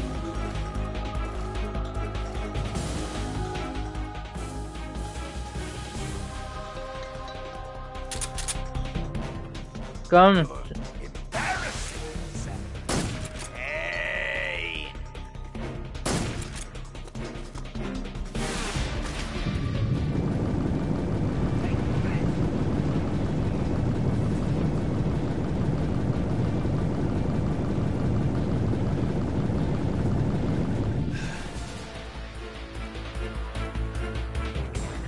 Let's see if you can handle this.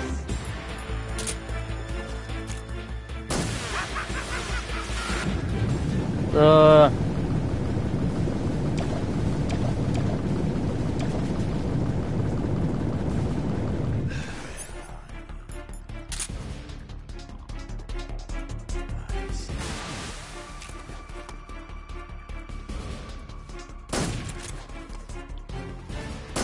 Hey!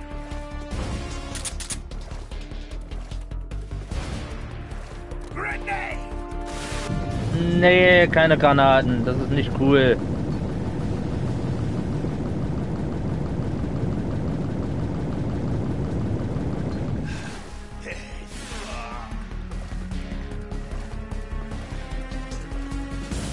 Versteck dich doch mal nicht hinter deinem Bienen.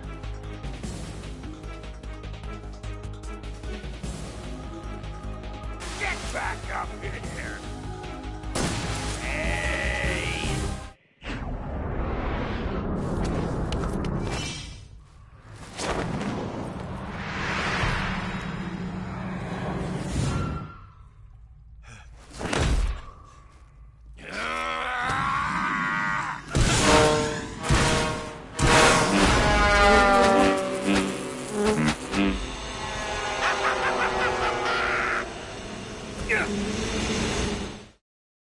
Ah, die Roten. Die sind scheiße.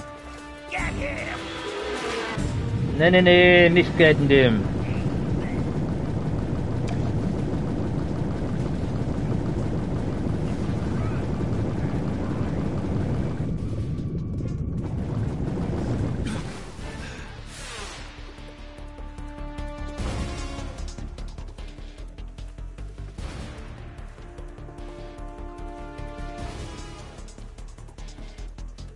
Get back up in here! Go! Hey! Und tschüss.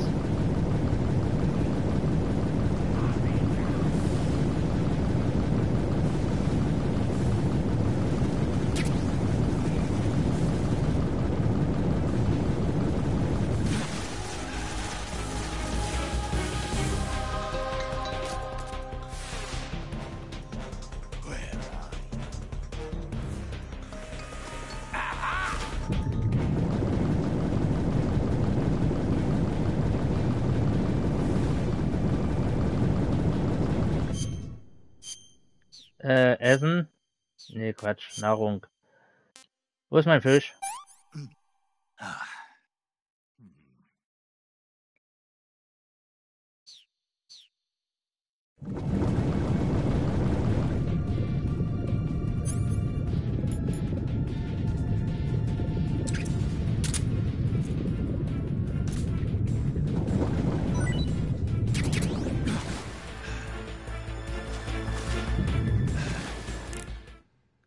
Ich habe neue Fische.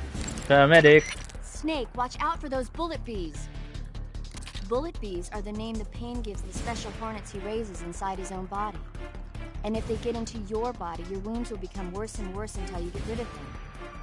If you're afflicted by bullet bees, go into the survival viewer immediately and use Cure to dig them out with your knife.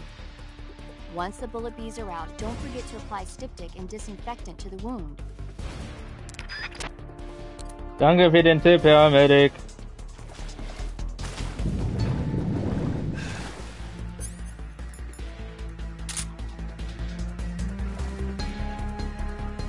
Let's see if you can handle this.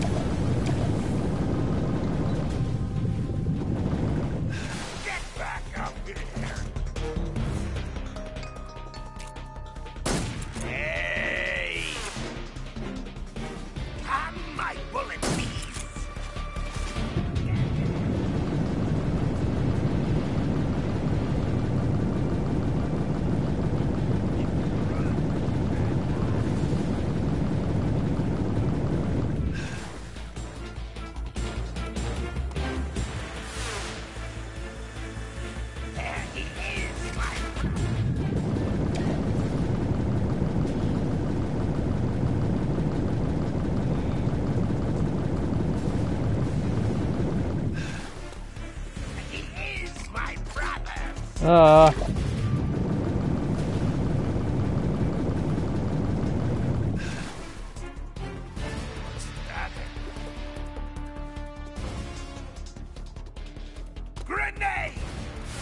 Nee.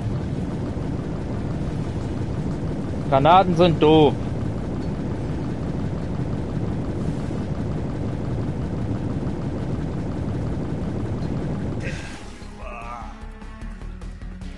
Komm, scheuch deine scheiß Bienen weg.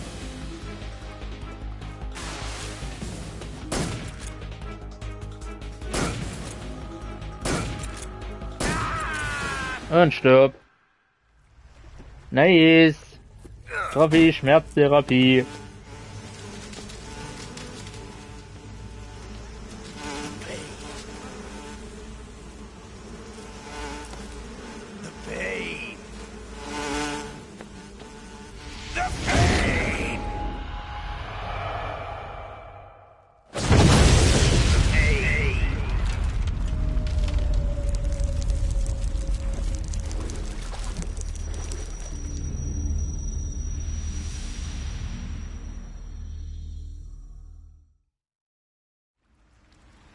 So, jetzt müssen wir da irgendwie hochkommen, damit wir dann, ich glaube, als Gesichtsbemalung oder auch Anzug kriegen.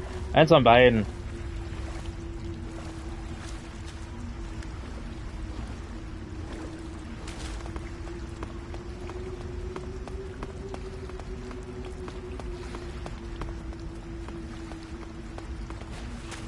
Zack. Uniform, genau, Hornissenstreifen. Können wir uns doch gleich mal angucken, ne?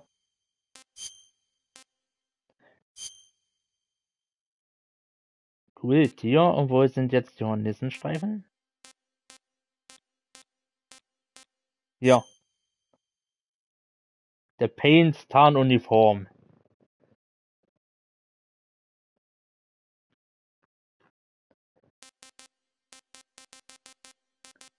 Aber ich bleibe trotzdem beim Tiger.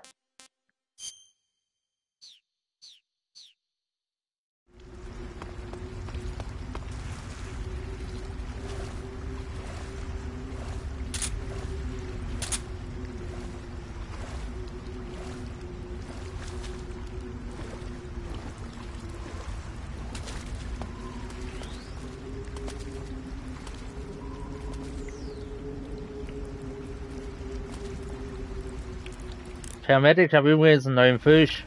Willst du was dazu sagen? I see you've caught yourself an arowana. The arowana is an ancient fish that lives in tropical freshwater areas. Because of its large size, I don't think you'll be able to capture one alive. Ancient fish like the arowana are living fossils. They've hardly changed their form since the Devonian and Jurassic periods. Other ancient fish besides the arowana include the coelacanth, the starlet, and the knifefish. Almost all organisms on Earth have evolved in various shapes and forms, but these fish have kept the same form for hundreds of millions of years. Baffling, isn't it? Sure. Well, I can see you're not interested. Not at all. I'm fascinated by ancient fish. Why? They're supposed to be huge, aren't they? You're wondering whether they make a good meal. Yeah. So, do they? The guide says they taste just fine for a fish. Great.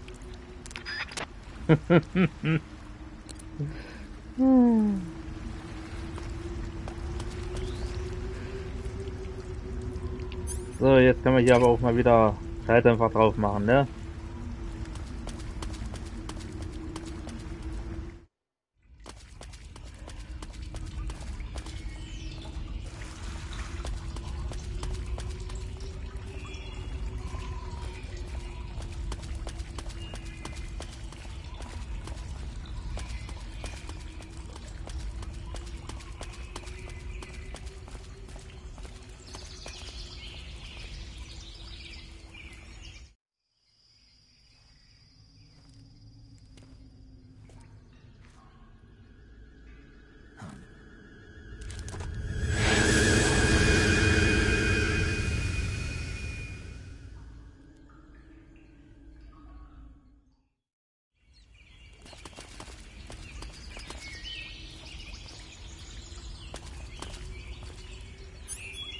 Seid ihr ja... Ach ja, ihr seid ja eine Frucht, ne?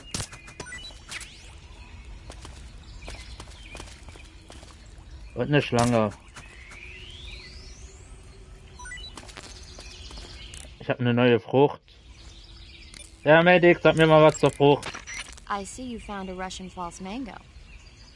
The Russian false mango is a mango-like fruit found only in Selino-Yarsk. The egg-shaped fruit is sweet and tangy with a pleasing aroma, just like a mango. Also, the seeds can be used to make a medicine that aids in digestion. It might come in handy if you ever have an upset stomach.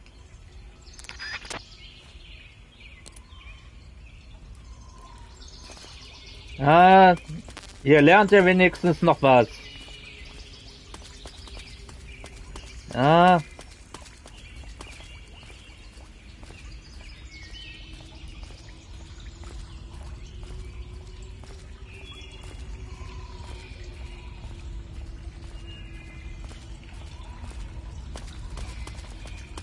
Ist hier noch was? Irgendwo lag noch was in irgendeiner Nische. Oder ich bin schon dran vorbeigelatscht. Kann auch sein.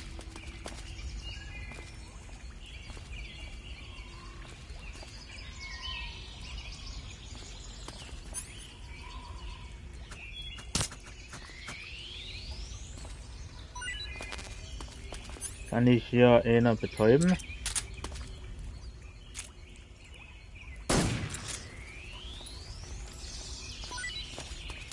Jo, Schlange C.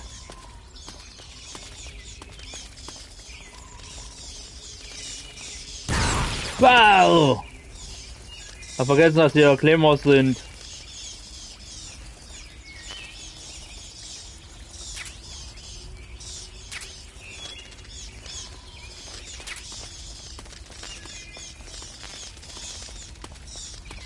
Ich muss erstmal was essen.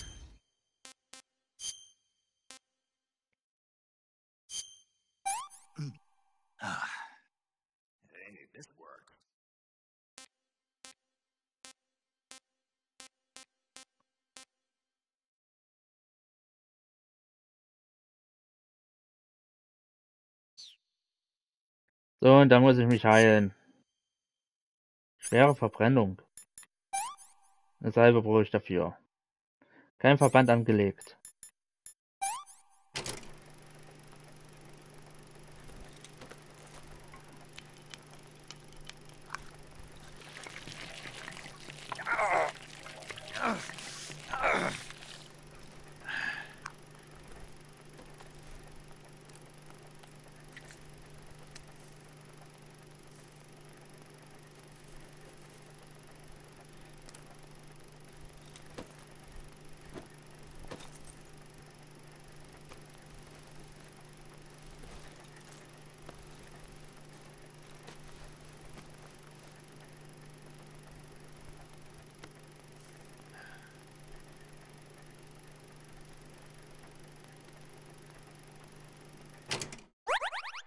Nice.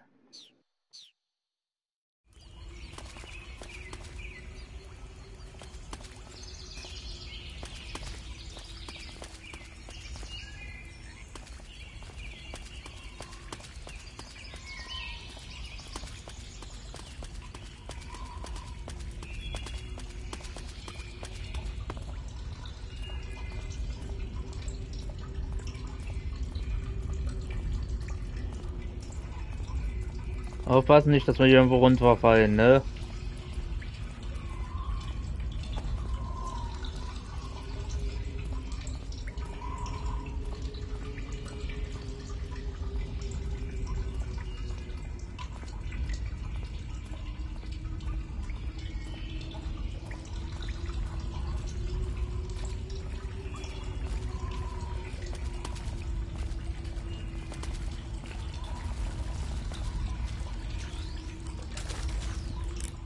Wisst ihr was? Ich kann das mal wieder speichern. Ich habe lange nicht gespeichert. Saving the game, Snake? Jawohl.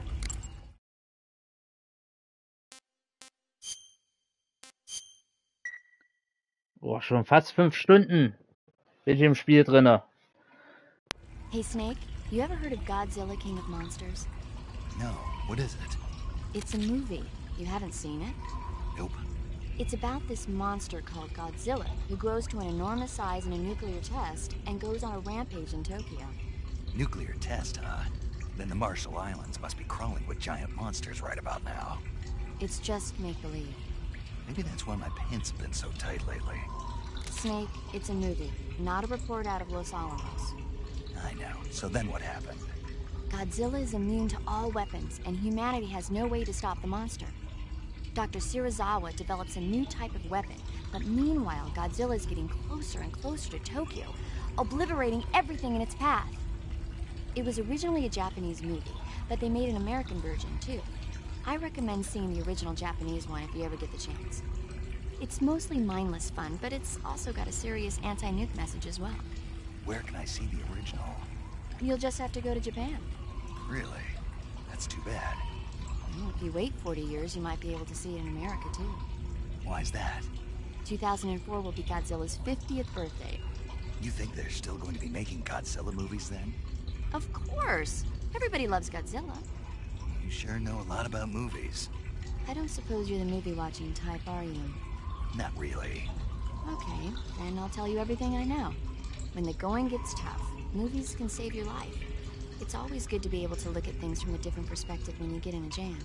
That's the magic of movies. No kidding. Well, I guess it might at least make a nice distraction. That's the spirit, Snake. Have a little fun. Ja, und damit wird somit Godzilla nächstes Jahr schon 70 Jahre alt. Ob man es nun glauben mag oder nicht. Ja, vor 70 Jahren lief dann der erste Godzilla-Film. Ach, wie die Zeit doch verrennt, ne? Oh. Vor 70 Jahren. Holy fucking shit. Ja, aber da habe ich auch schon was geplant. Ne? Ich habe ja Godzilla für die PS4. Und da will ich auf jeden Fall nächstes Jahr, wenn alles klappt, dann auf jeden Fall einen Stream machen, nur mit Godzilla.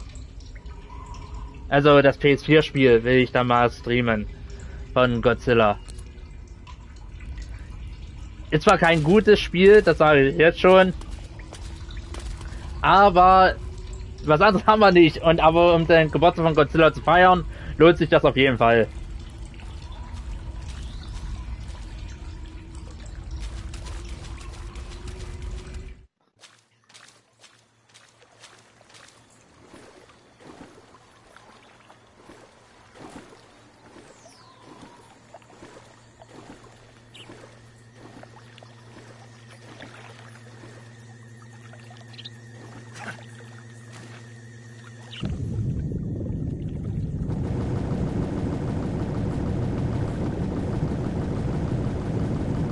Da war nix. Oh fuck. Hey, wieso seht ihr mich?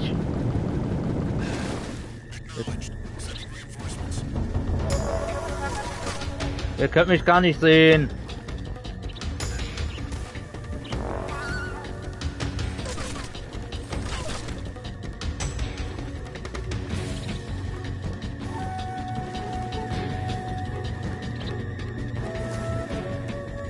Alter.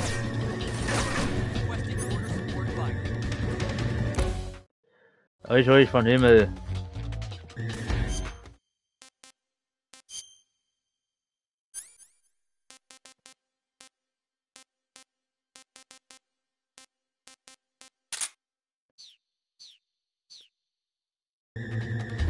Da mache ich ausnahmsweise mal eine Ausnahme.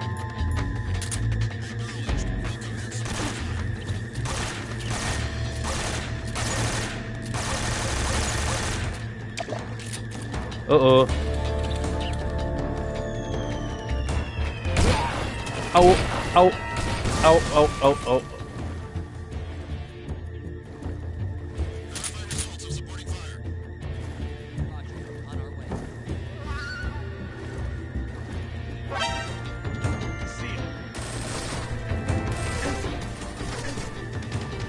Alter, ich sehe dich aber nicht.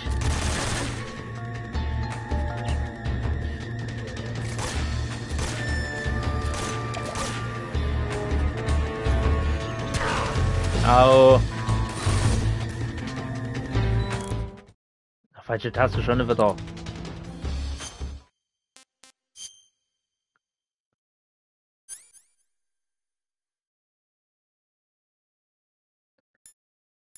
Salbe. Verband.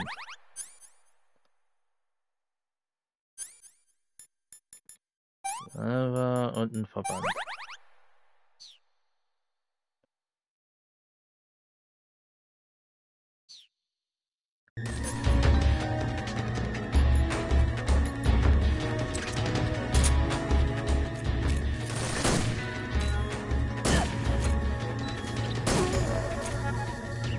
Runter mit dir.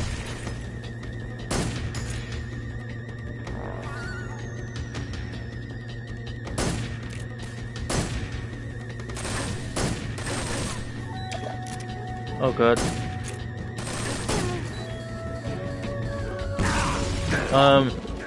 Eure Scheibenkleister.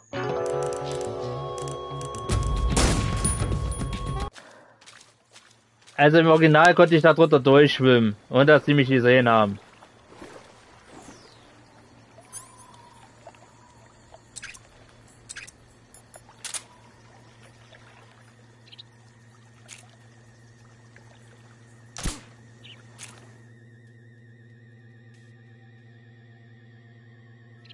We're under fire.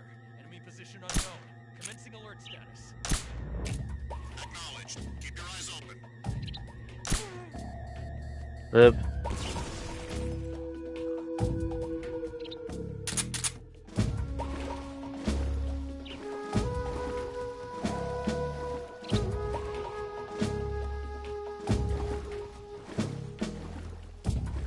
Weil ich kann hier auch nicht raus.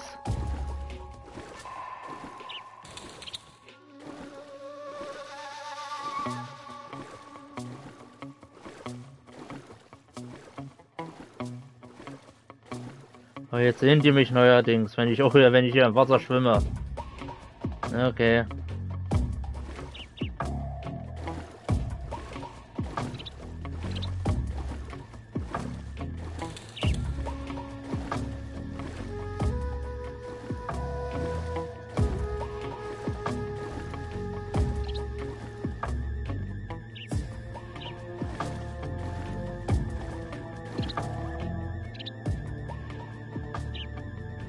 Kannst du mal weggehen? Oder mir zumindest mal deinen Kopf zeigen.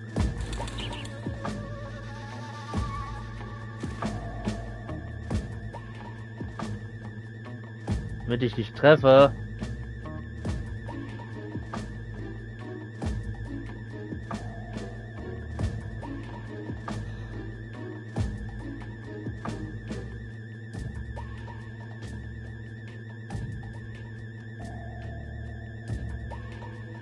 Also wie viel Treibstoff hast du für das Ding?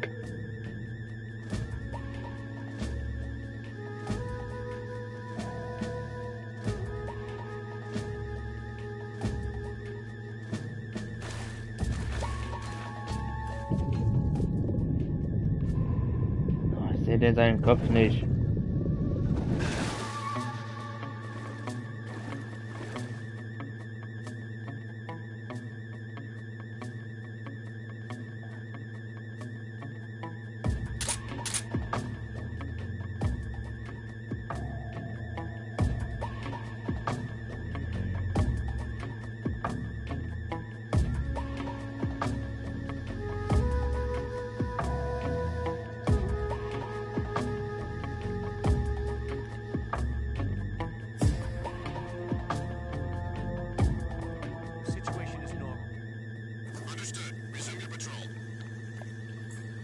Alter, du hängst ja da immer noch.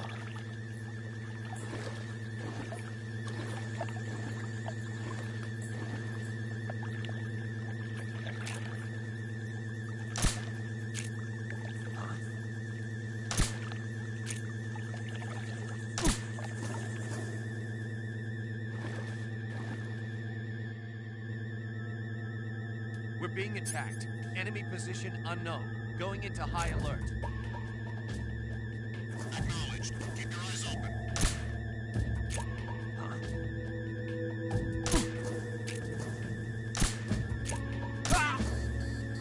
So, runter mit dir. Meine Güte. Nervig.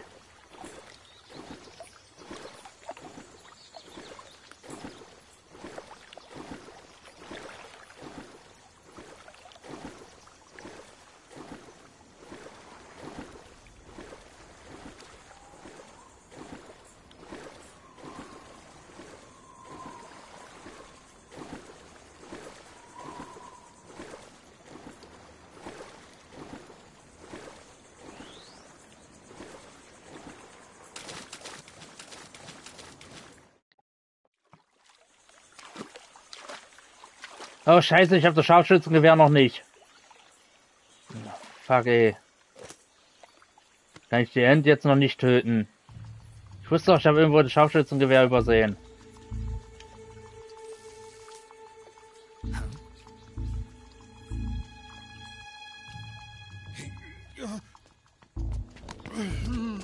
Get your hands off me. I'm not going anywhere.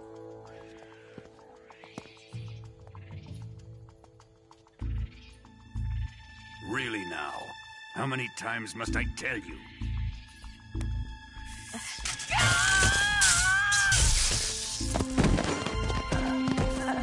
Tanya!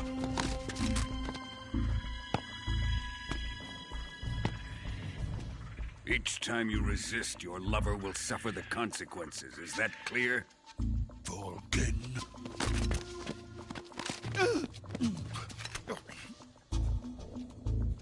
Damn you!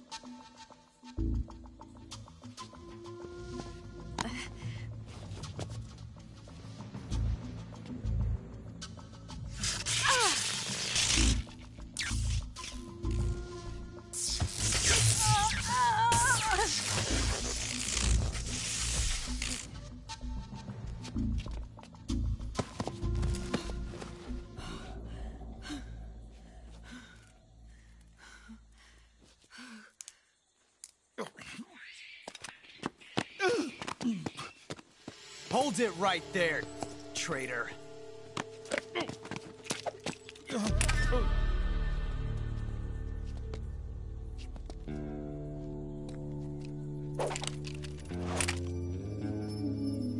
Let's find out just how lucky you are. Watch closely.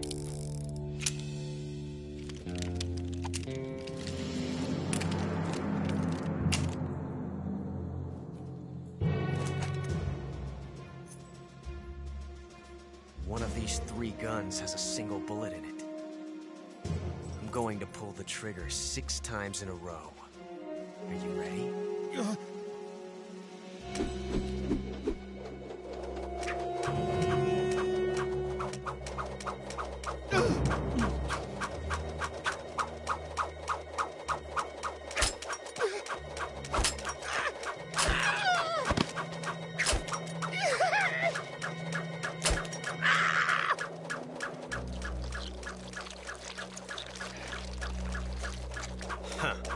Looks like your luck hasn't run out yet.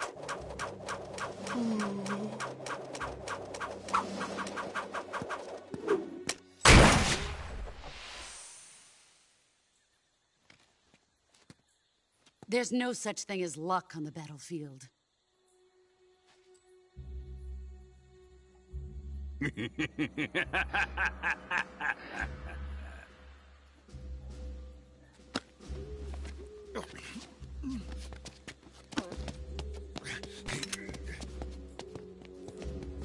You'd better stay in line from now on. The Cobras will take care of him.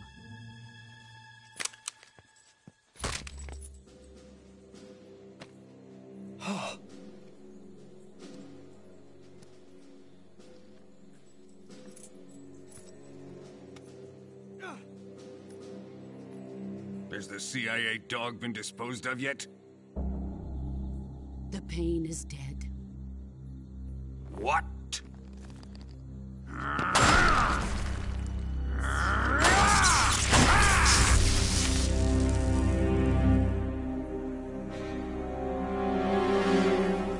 He may be a child, but he's definitely one of yours.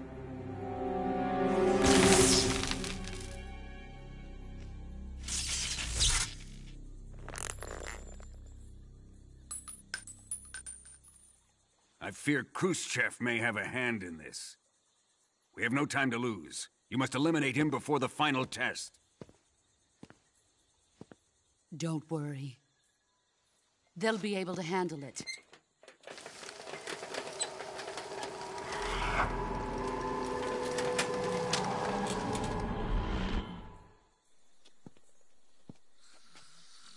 I'm leaving him to you, the field.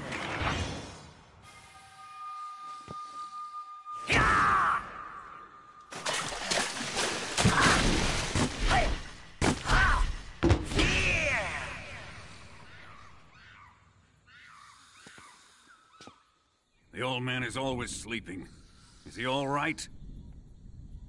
The end is saving what life he has left in him for battle. Normally, he's dead. But he'll wake up when the time is right.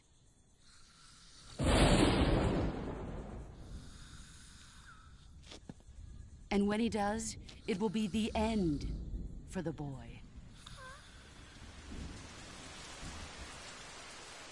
Yeah.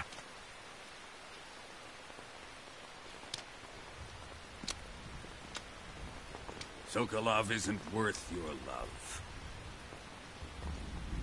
You can entertain me until the rain stops.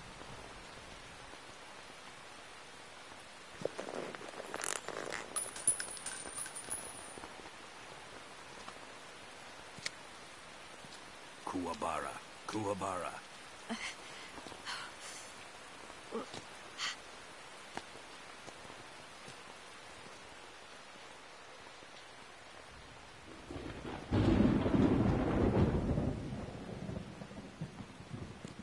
The sorrow, is that you?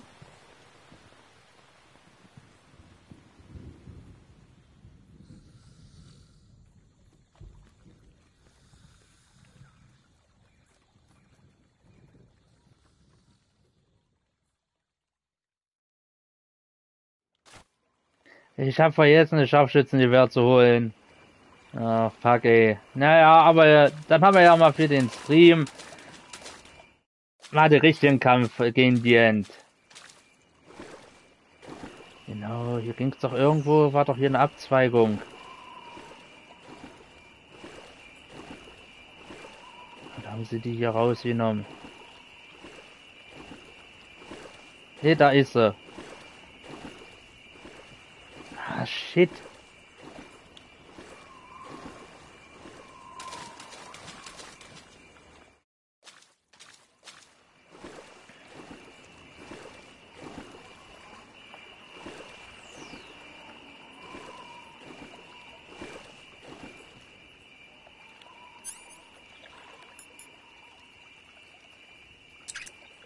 Ah, ich brauche mal einen neuen Schalldämpfer für die Betäubungspistole, ja.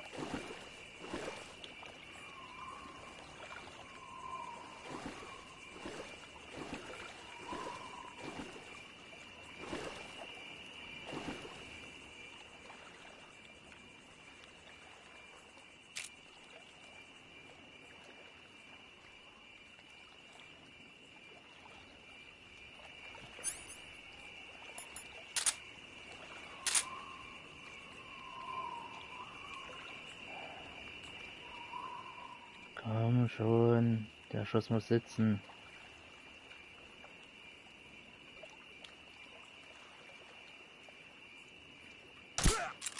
Ja, das war's.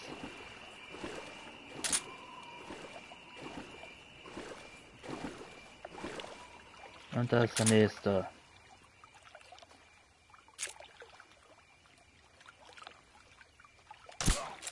Der ist das auch.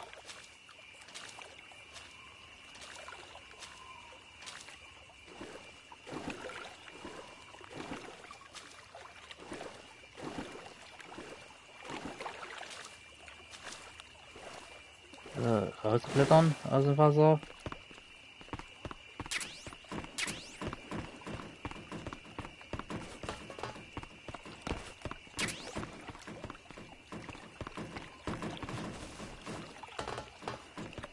Ah, Munition holen und alles.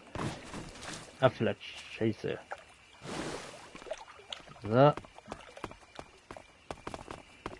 Schlaft alle mal schön.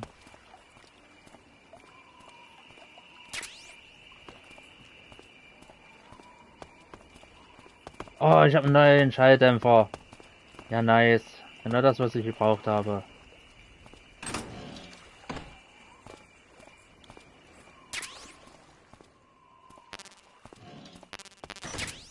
Hier wäre es Scharfschützengewehr gewesen. Naja.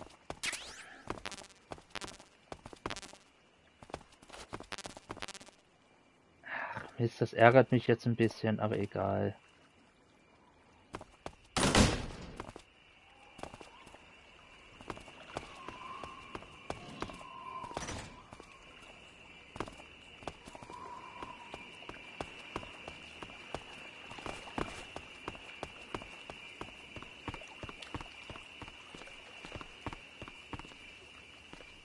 Immer schön weiter schlafen, ne?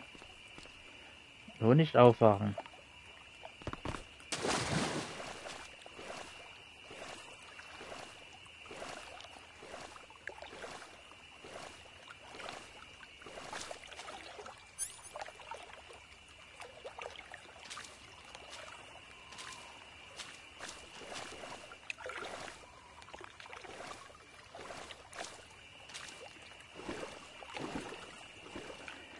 Aber als nächstes kämpfen wir erstmal gegen The 4. Dann kommt The End und dann kommt The Fury.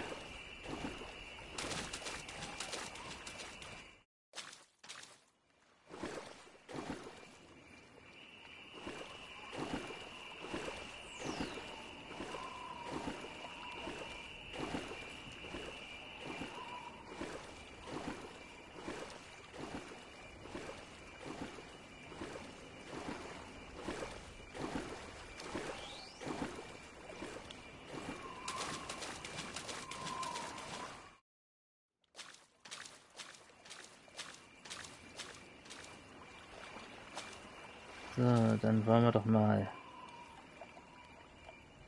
Damit ich auch mal ins Reich der Träume, ne?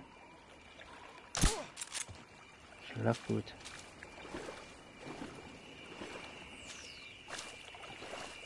Da ist noch so ein Frosch.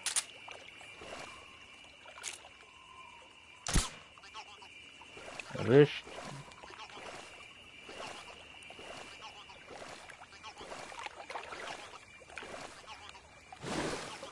Oh, da ist noch einer.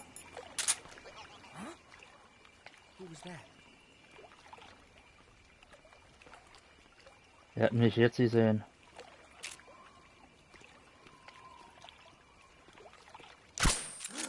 What's wrong? HQ, respond. This is HQ.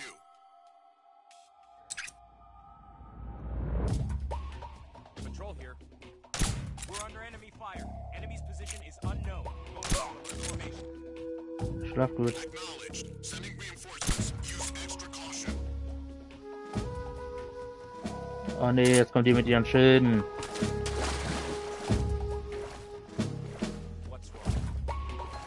Ich bin da mal weg.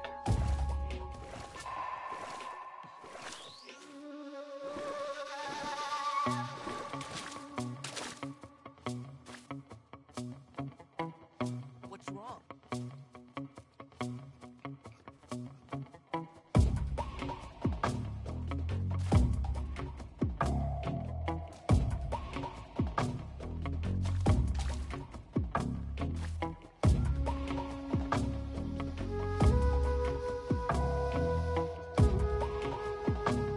Ihr seht mich nicht.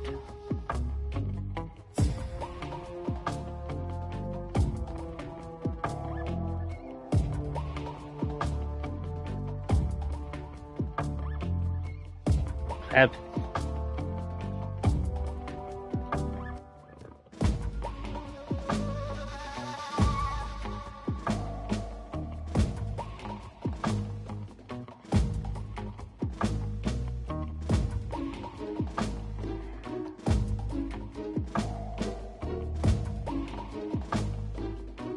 Muss ja mal warten, bis der Alarm wieder weg ist. Ja, so eine Scheiße, aber auch.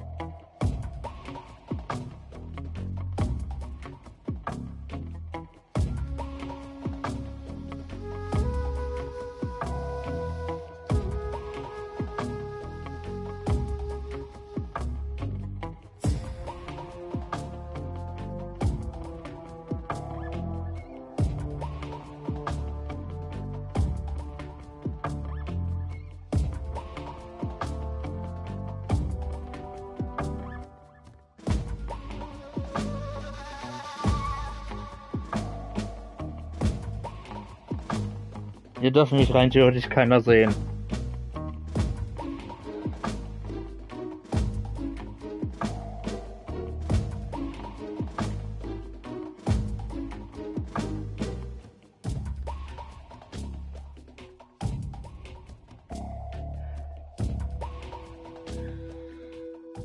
HQ, please respond.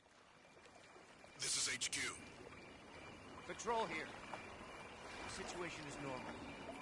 Understood. Resume your patrol. Macht euch ab mit den Scheißschilden. So, ich versuche es jetzt nochmal.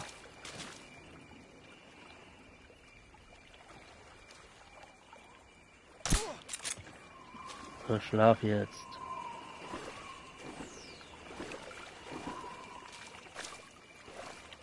Wo ist noch ein Idiot?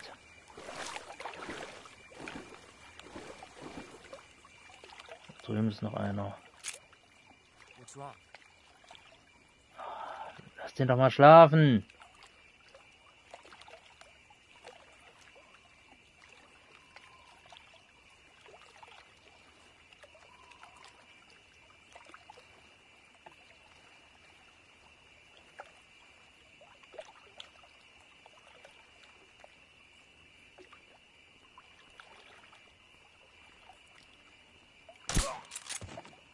Und du gehst auch schlafen.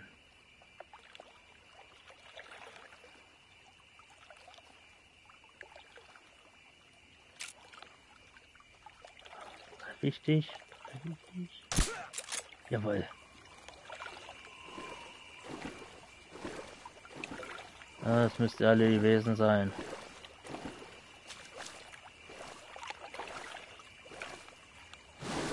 Waren nur die 3, glaube ich. Hoffe ich.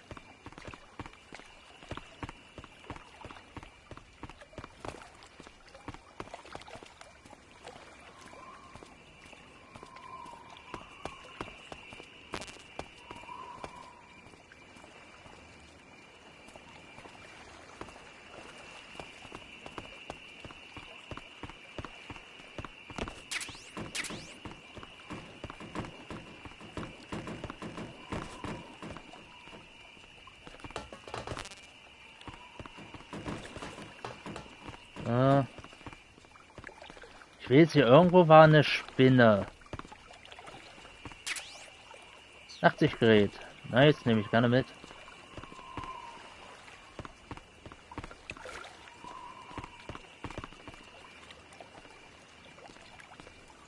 Die an irgendeiner Wand, die krabbelt.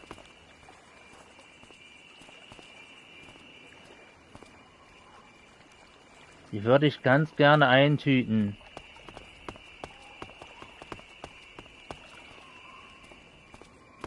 Aber wenn nicht, ist es auch okay.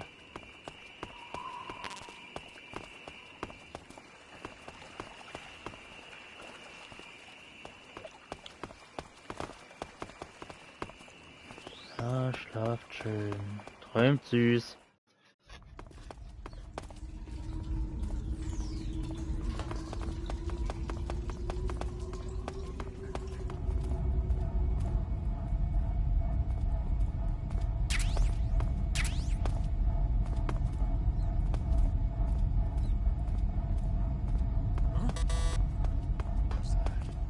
Niemand. Hast du alles eingebildet?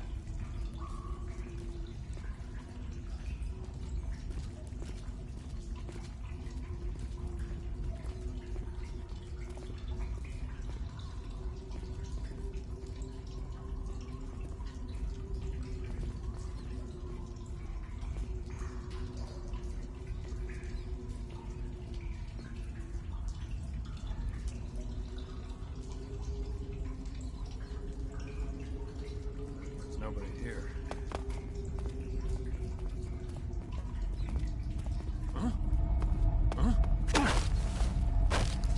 Komm mit, komm mit. Speak. A little further ahead, the forest is deadly. Speak.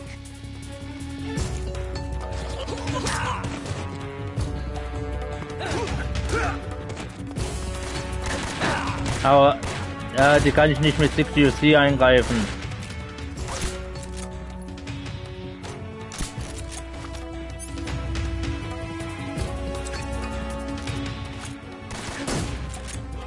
Komm, geht schlafen.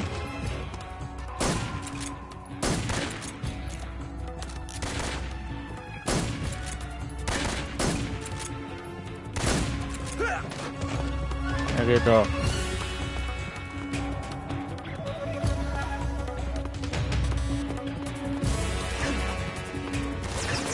Aber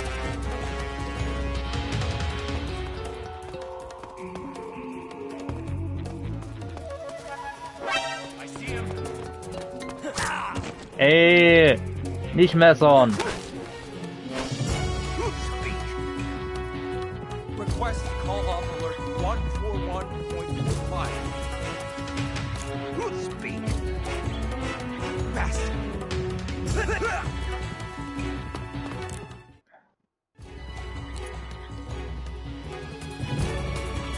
Ah, das müsste ich alle erwischt haben.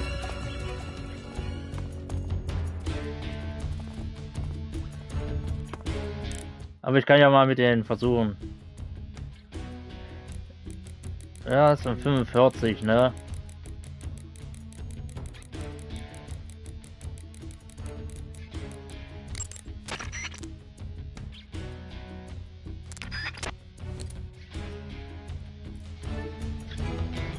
Okay, dann doch nicht.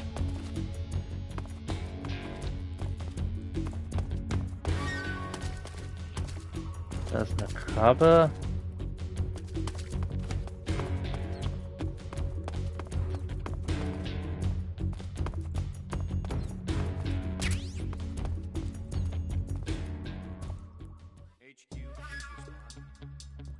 This is HQ.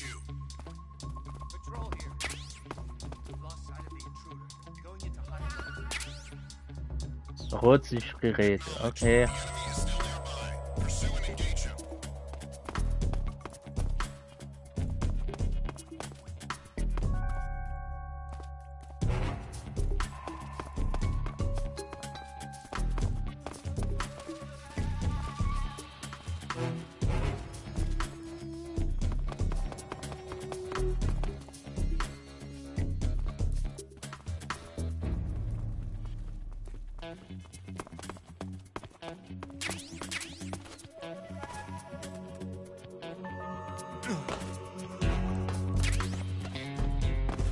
Immer her damit.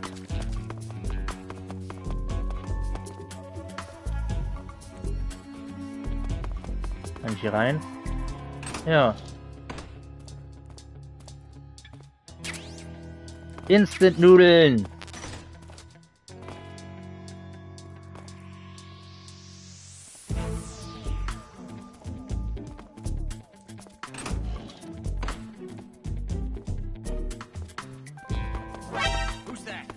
Kann niemand. Speak. Radio 148.96. 148, 96. Gucken wir mal. 148, 96.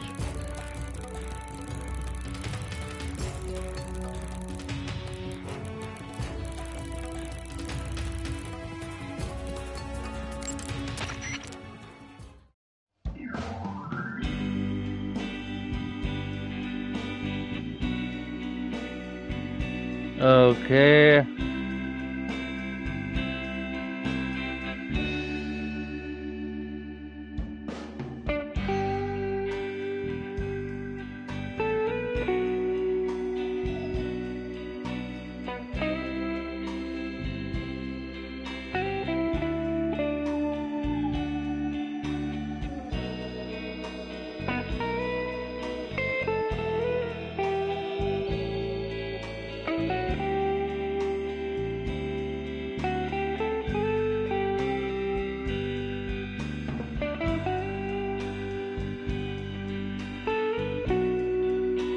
Hab dafür eine Trophäe gekriegt. Lol.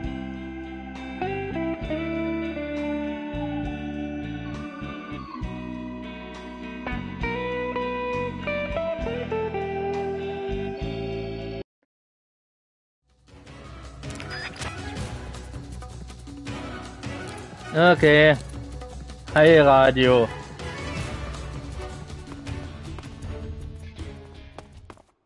So.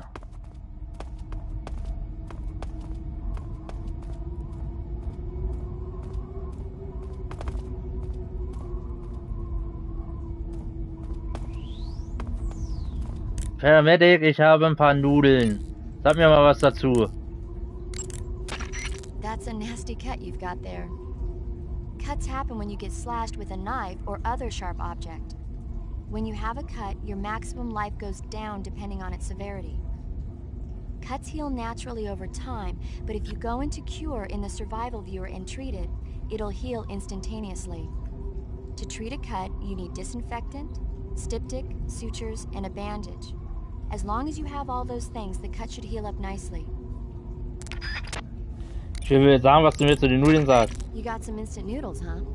Instant noodles? Uh-huh. It was invented in Japan just recently. Add some hot water and it's ready to eat. It's cheap and can be stored for a long time. And besides, it's delicious. It's like a miracle food. Wow. Speaking of which... Yeah. Are you going to eat that? I was planning on it, yeah. Oh, all right. Is there some reason I shouldn't? No, that's not what I meant. Then what did you mean? I was just going to say that if you weren't going to eat it, you should bring it back to me. I've always wanted to try some. Whatever.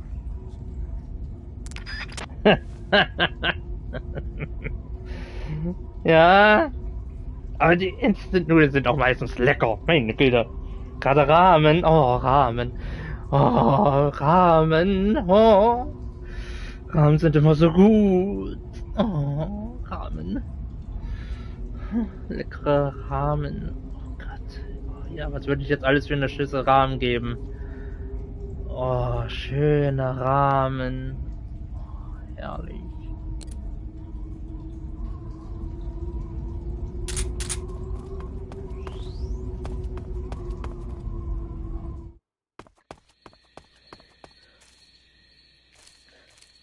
Ja, die 4.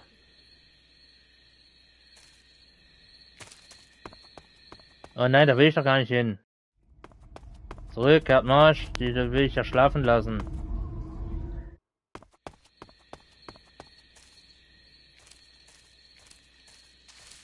Als nächstes kommt jetzt nämlich die 4. Alter, hat so viele Bosse jetzt schon gelegt.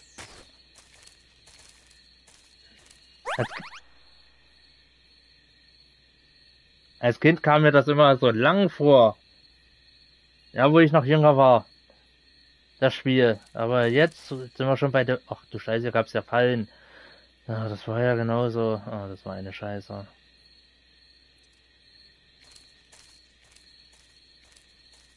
Die 4 ist neben die End einfach einer der schlimmsten Gegner mit. Kam jetzt hier schon die 4? Ne, erst noch ein bisschen später, ne? Hier kamen ja noch normale Waren und so waren hier auch noch ein paar Fallen. Wenn ich mich richtig erinnere. Und Hasen gab's hier. Hier gab's Hasen.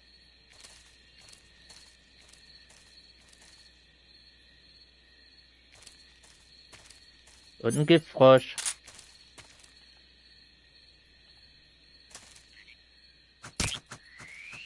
Ja, mit dem Frosch. Nahrung voll. Da, toll. Ach, schon wieder falscher Knopf. Nahrung.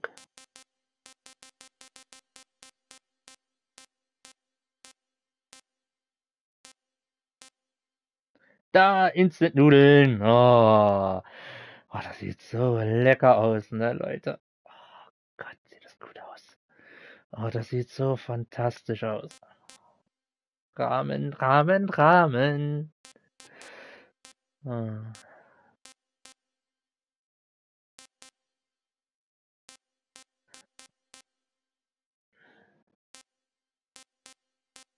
Ach ja, Essen.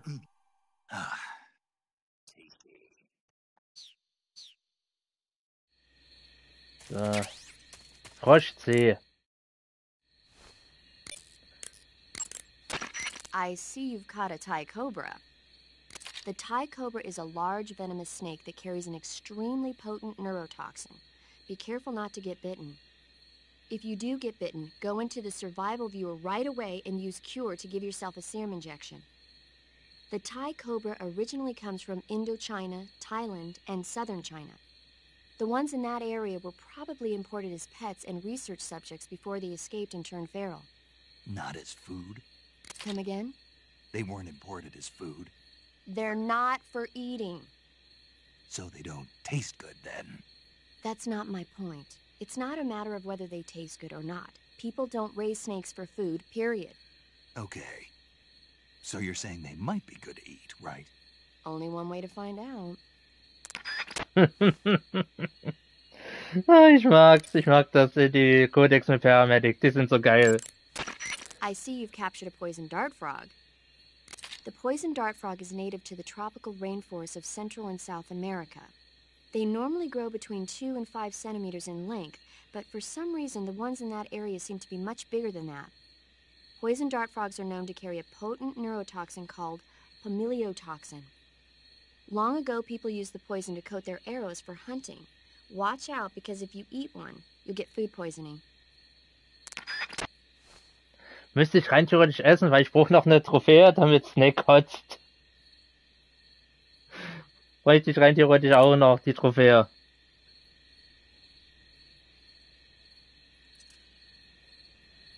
Ach, könnte ich gleich mal machen. Vielleicht könnte ich riechen ja dann zum Übergeben. Nahrung. Soll giftig sein. Essen.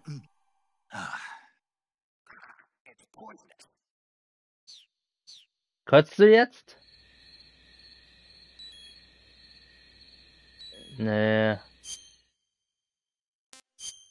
Muss mich nur heilen. Oh.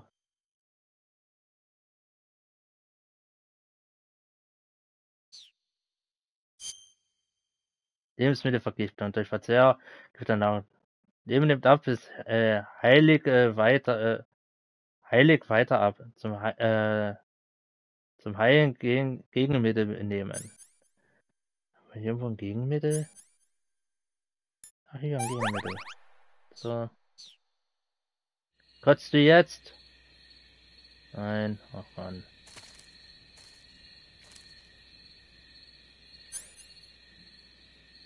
Ja, ich kann dich aber dann vielleicht für eine Wache dann geben. Zu essen. Vielleicht isst sie ja das. Und ich brauche einen Hasen. Ich weiß ja, ist irgendwo mal ein Hase rumgehoppelt.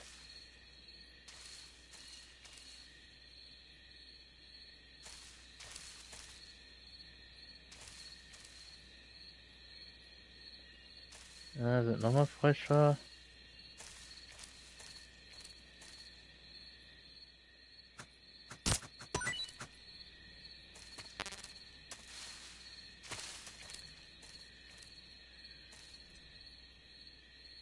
Sind das andere Pilze? Pilz D. Nee.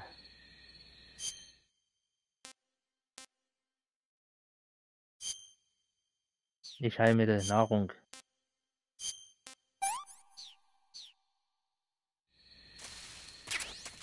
Herr Medic, ich habe ein paar Pilze gefunden. Kann ich die essen? I see you found some flyagaric mushrooms. The flyagaric is a relative of the deathcap mushroom that grows only in that region. You'll find it growing on the ground, but it's poisonous, so if you pick one up, don't eat it. If you do eat one, go into the survival viewer immediately and use Cure to take some antidote. The poisons found in the flyagaric include phallotoxins and amatoxins. It says here that when you eat it, the initial symptoms include nausea, stomach pain, and diarrhea. Finally, your liver and kidneys will break down into a sponge-like substance and you die. Sounds like a horrible way to die. Isn't it? Yeah. So how does it taste? Huh? How does it... Were you listening to me? The flyagaric is poisonous. I heard you, but if I did eat it, it might taste good, right? I give up.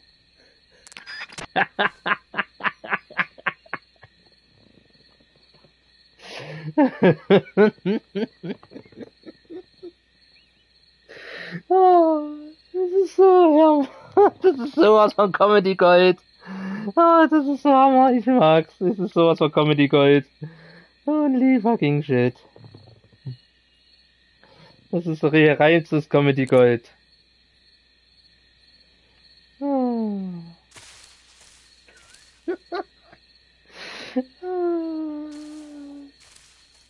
Da gebe ich halt der Wache den Pilz zu essen.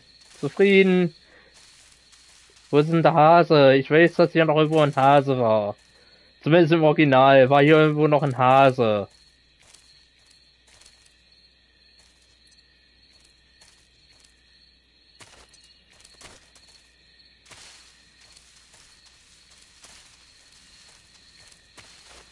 Ja, und da schon die erste Falle. Ich hab sie gesehen. Auf welcher Seite kommt denn da das Teil?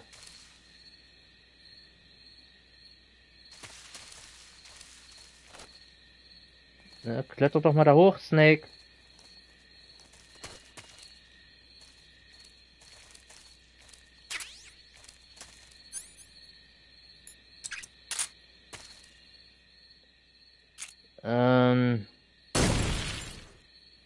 Okay, war eine Sprengfalle. Habe ich einen Hasen mit erwischt?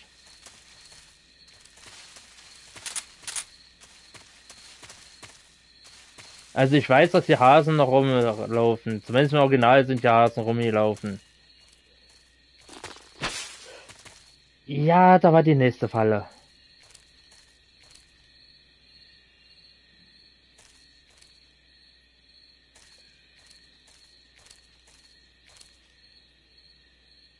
Und da ist die nächste.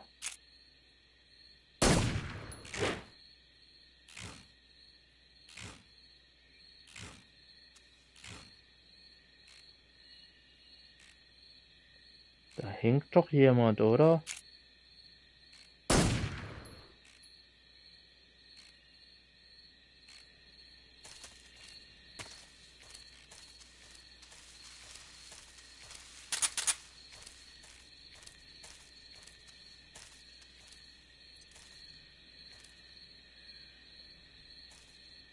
Da ist noch eine Falle, ich sehe sie. Ah ne, das sind... Ja, und eine Schlange. Upp.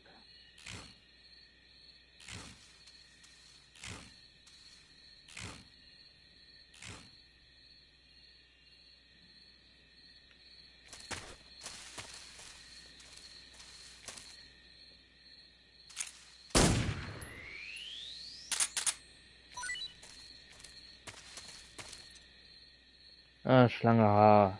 Lange Haar habe ich aber schon.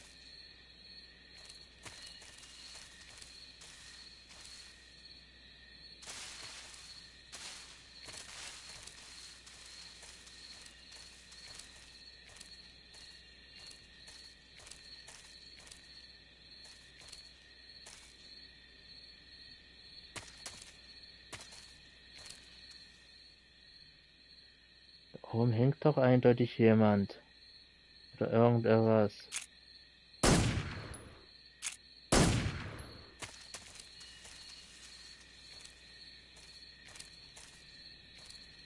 Ja, jemand. Der ziemlich tot ist, ein Wissenschaftler.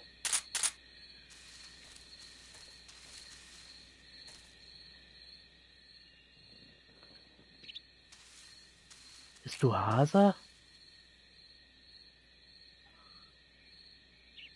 Seh dich nicht. Hab dich. Ist ein Hase. Eindeutig. Ach, schon wieder falsche Taste. So.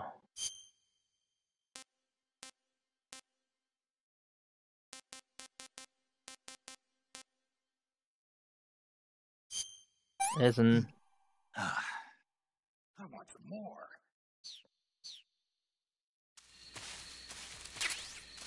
Kaninchen, sag ich doch. Paramedic, ich hab einen Hasen. I see you've caught a European rabbit. The European rabbit is said to have come from the Mediterranean region originally, but nowadays they're found all over the world. They've been used since ancient times as a source of food, so it might be worth catching them. Rabbits are known to eat their own excrement. They eat their own... That's right. It's called cecal feces. When the rabbit eats fiber, the fiber is fermented in the rabbit's appendix, or cecum, and turned into a nutritious substance full of vitamins. The rabbit excretes this substance and then eats it again to absorb the nutrients. That's a neat trick. I think I'll give it a try. Snake, rabbits and humans don't work the... I'm just kidding. You really thought I was going to eat it? A little, yeah. Even I wouldn't do that. I guess not. But how did those seagull feces taste? What? I'm just kidding. Oh.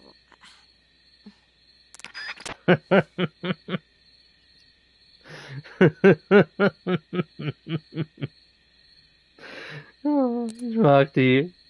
Das ist immer so geil.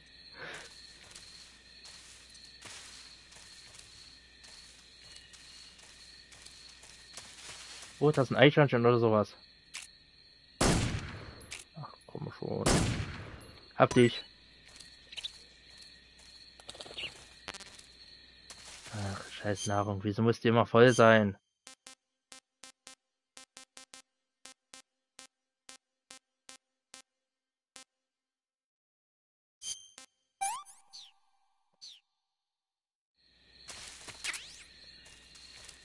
Ich habe ein Eichhörnchen. Paramedic, sag mir mal was zum Eichhörnchen. Schmeckt das?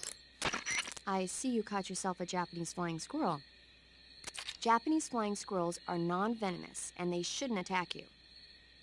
The head, front legs, hind legs, and tail of the Japanese flying squirrel are connected by a membrane of skin, which allows the squirrel to glide from tree to tree. It says here that if it catches a good wind, it can fly more than 100 yards. Yeah, I had a hard time catching one. So, aren't you going to ask me? You know it. How does it taste? Not sure. Not sure. The guy doesn't say anything about it. Why not? Gee, maybe it's because no one would ever think of eating a flying squirrel. Then I must be the first one. Maybe you are. Oh, ich finde das so gut. Ich finde das so gut. Also die Synchronsprecher haben damals wirklich schon super Leistung gebracht. Also das ist der Wahnsinn. Man kann das nicht oft genug hervorheben. Aber die Leistung von den Synchronsprechern einfach fantastisch.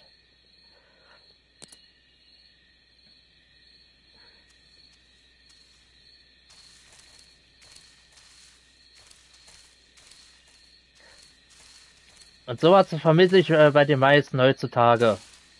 Bei den meisten Synchronsprechern. Wirklich so eine richtig geile Leistung, dass die da wirklich in der Rolle drin sind und hast nicht gesehen.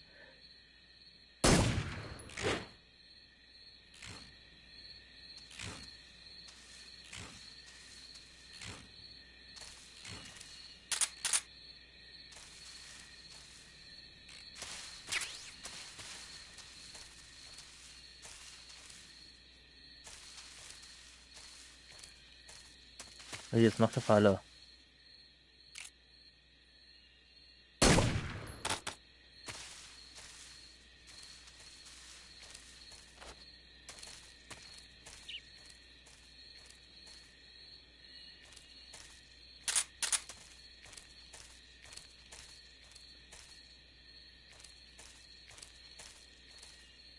Oh, da hat's auch jemanden erwischt.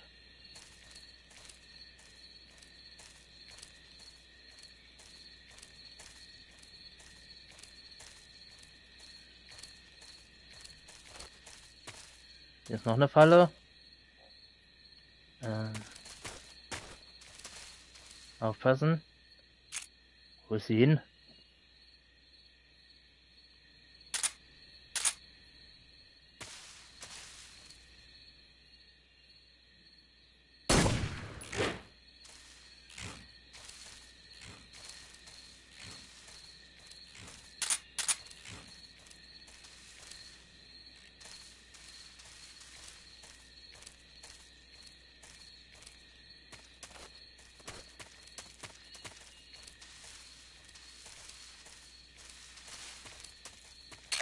Boah! Das war knapp.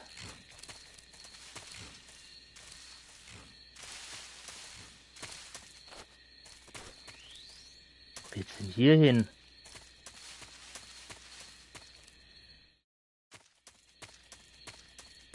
Bin ich schon am Ziel? Nee, da gehe ich nochmal zurück. Will ich noch ein bisschen dort umgucken.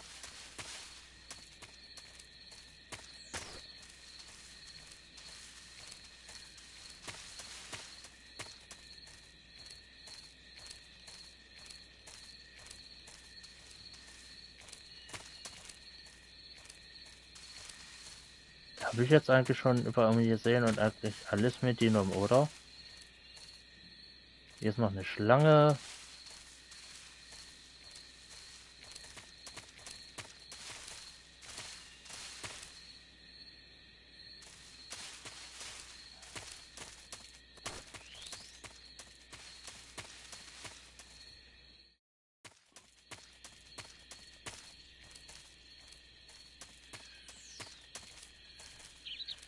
Hier sind jetzt aber ein paar Wachen, das weiß ich. Und Hunde.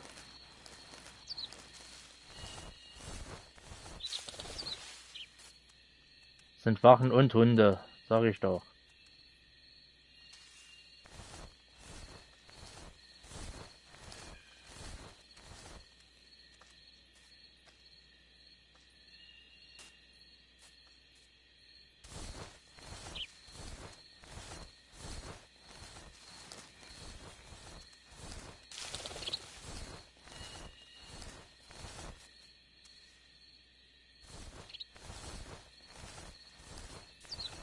Wo ist denn jetzt nochmal der Hund? Wo ist denn der jetzt hingegangen?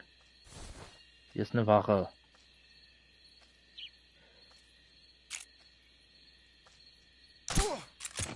Gute Nacht. Schlaf gut.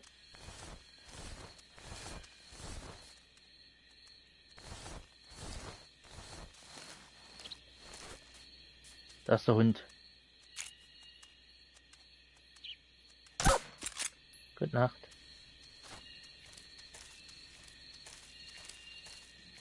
Da drüben ist noch eine Wache. Und hier ist noch eine Schlange.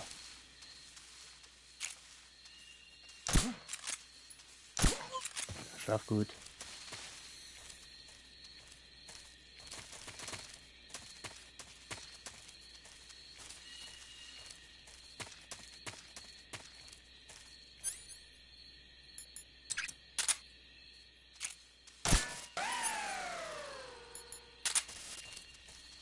Und drunter durchkrabbeln.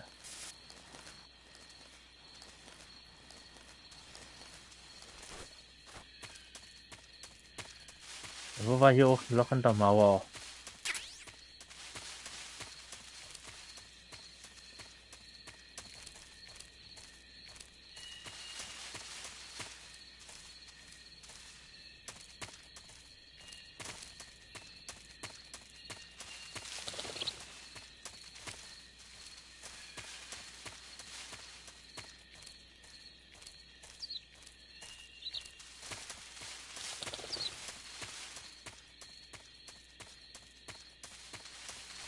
Oder doch nicht? Ja, dann nehmen wir halt die Tür.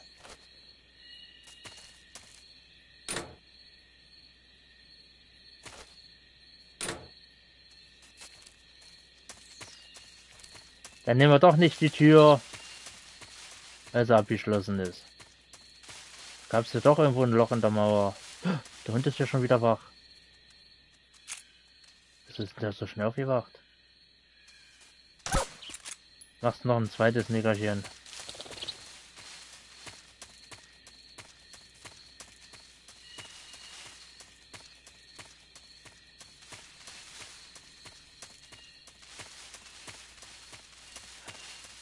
Sag doch, hier war ein Loch.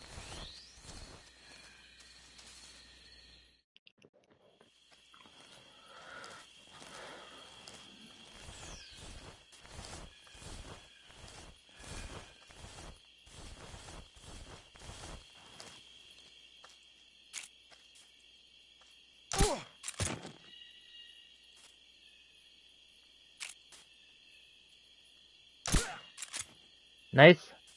Langsam geht's doch.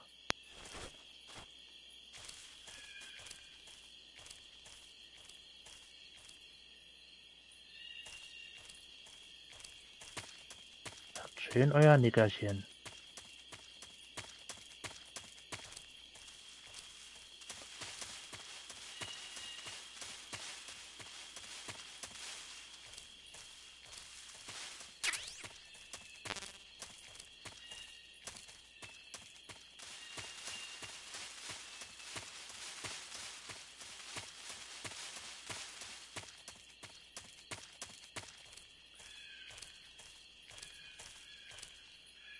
Und dann ist die nächste Wache.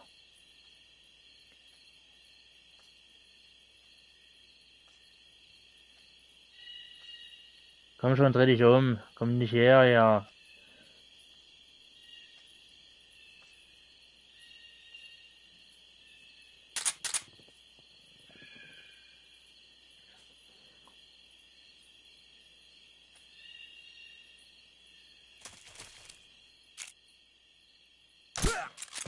Gute Nacht.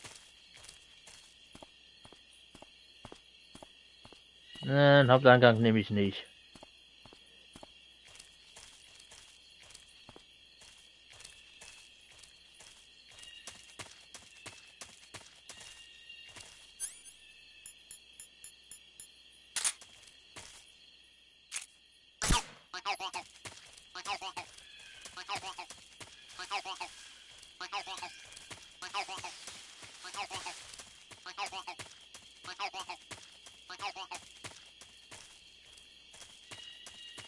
Gibt's hier noch was zu plündern? TNT, nice. Her damit. Tür auf.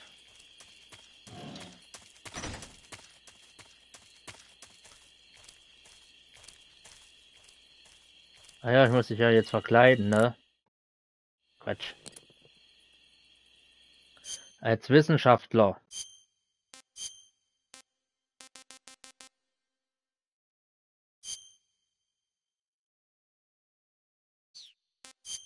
Und noch eine Maske.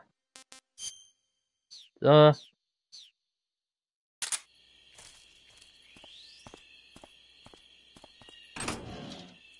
Aber ich darf hier mit niemandem zusammenrempeln. Weil dann fliegt meine Tarnung auf. Ach ja, und dich muss ich auch noch ausnocken.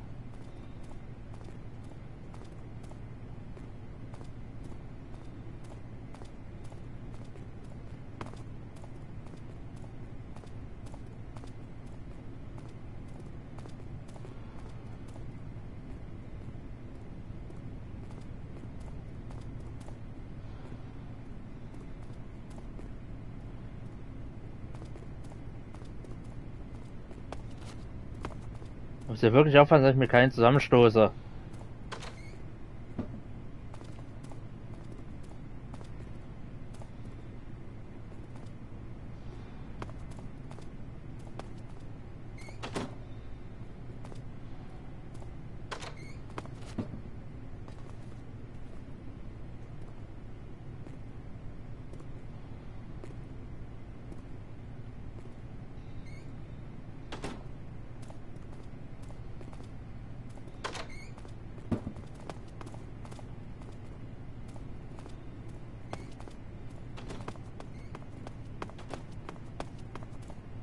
Sonst kann ich mich hier eigentlich frei bewegen.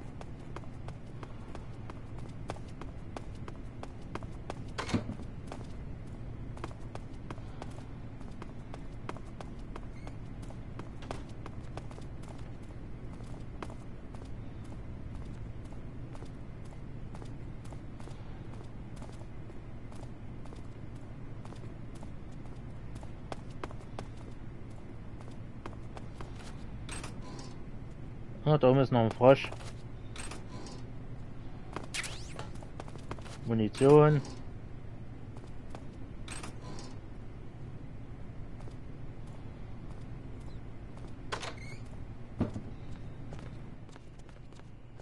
Aber die Wissenschaftler kennen mich. Da muss ich aufpassen.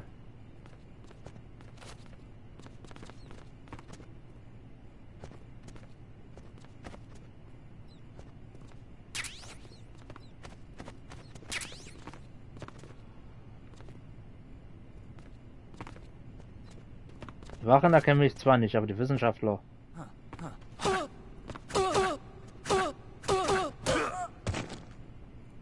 Noch ein Nickerchen. Da unten.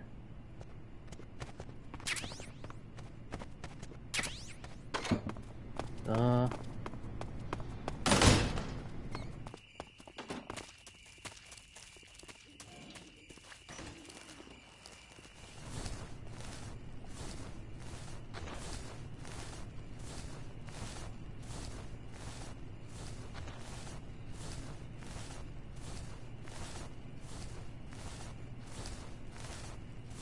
Ich habe noch kein Tuch mehr wegen Betäuben. Das habe ich noch nicht gefunden. Eine neue Bemalung. Nehme ich immer gerne mit.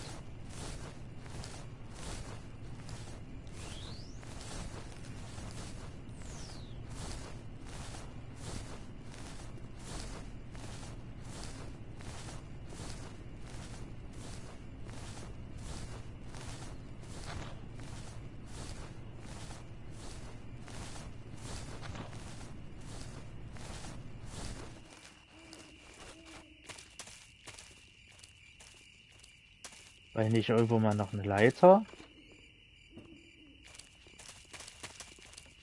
Nö, dann halt nicht. Nach oben, bitte.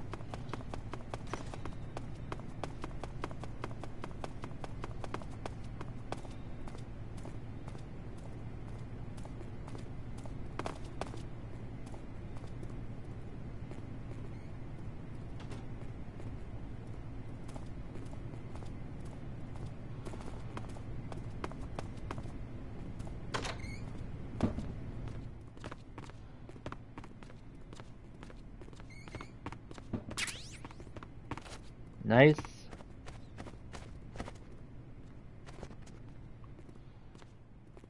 Cool. Eine Ausgabe mit Metal Gear Solid vorne auf der Titelseite.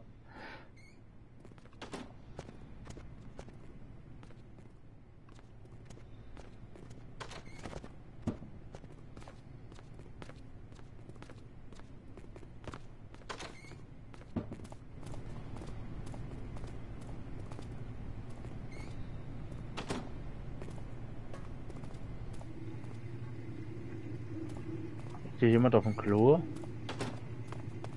Nö. Hier liegt was. Mist. Gehst du mal bitte raus? Muss man hier die Tür kaputt machen.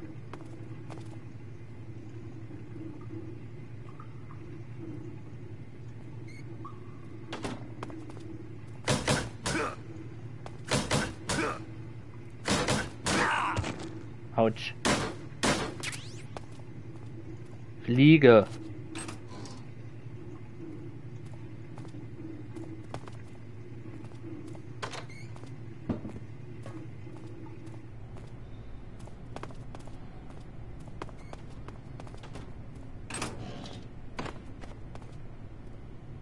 Wo komme ich denn jetzt hin?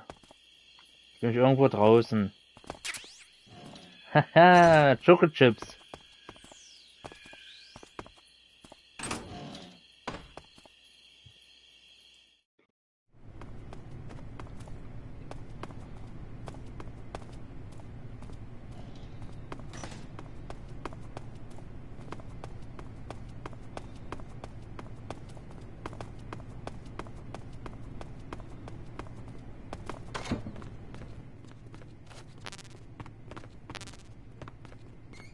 Oh, hier gibt's noch Instant-Nudeln und alles. Oh, ich müsste mal wieder was essen. Meine Ausdauer ist schon derb runtergegangen.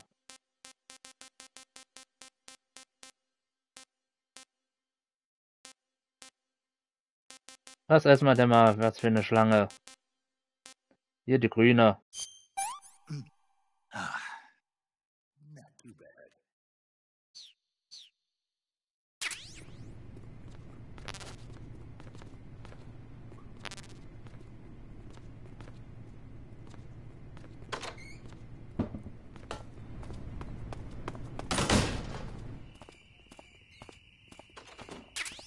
Im Buch.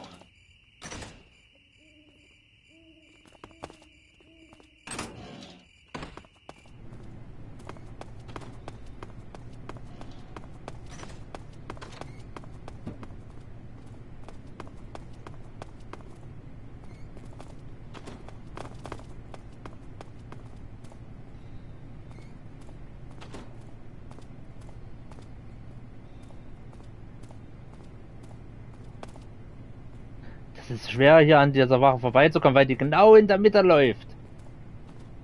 Dass man dann halt aufpassen muss, dass er da halt nicht aneckt bei ihr.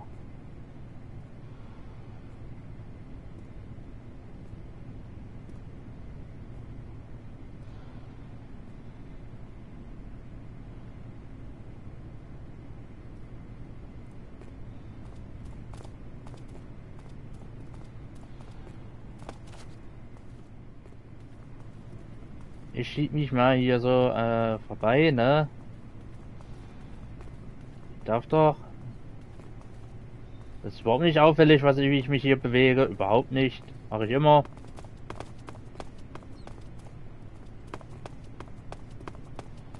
Hier hinten waren wir schon.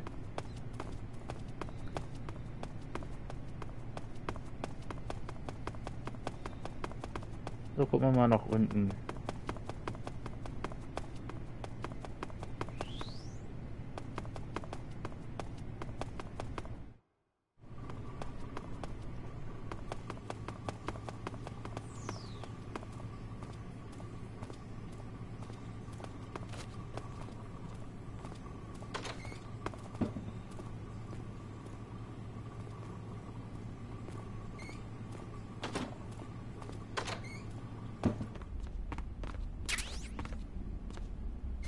Aber die Bewegungsanimation, ne, von den Charakteren.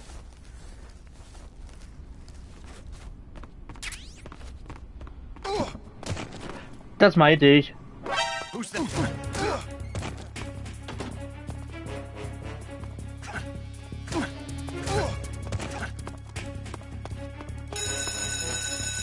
Scheibenkleister.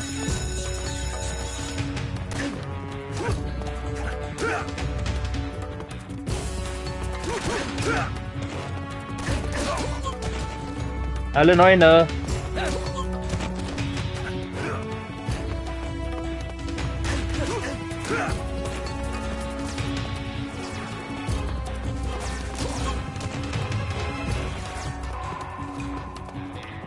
So.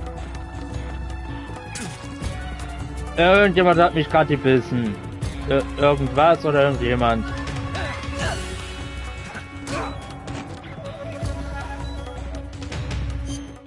Schon Gegengift.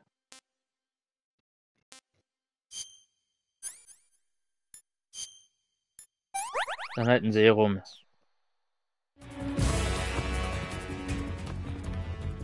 War bestimmt eine Spinne.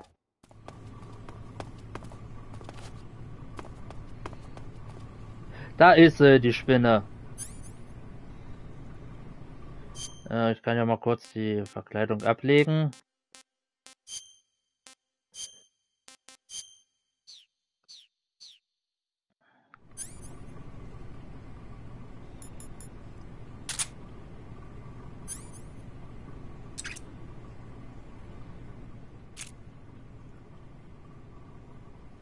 Obwohl...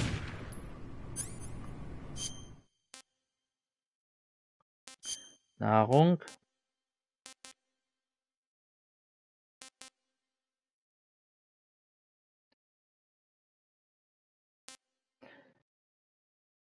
Weglegen. Da kann ich dich lebendig fangen und da kann ich dich auf eine Wache schmeißen.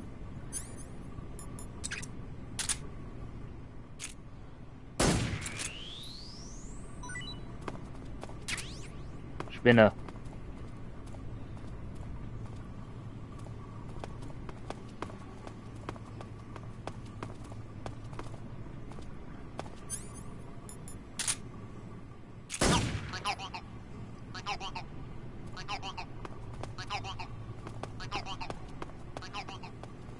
Achso, ja, ich brauche mal wieder meine Tarnung, ne? Tarnung, Uniform. So, dann hören wir uns auch noch an, was Dings zu einer Spinne zu sagen hat.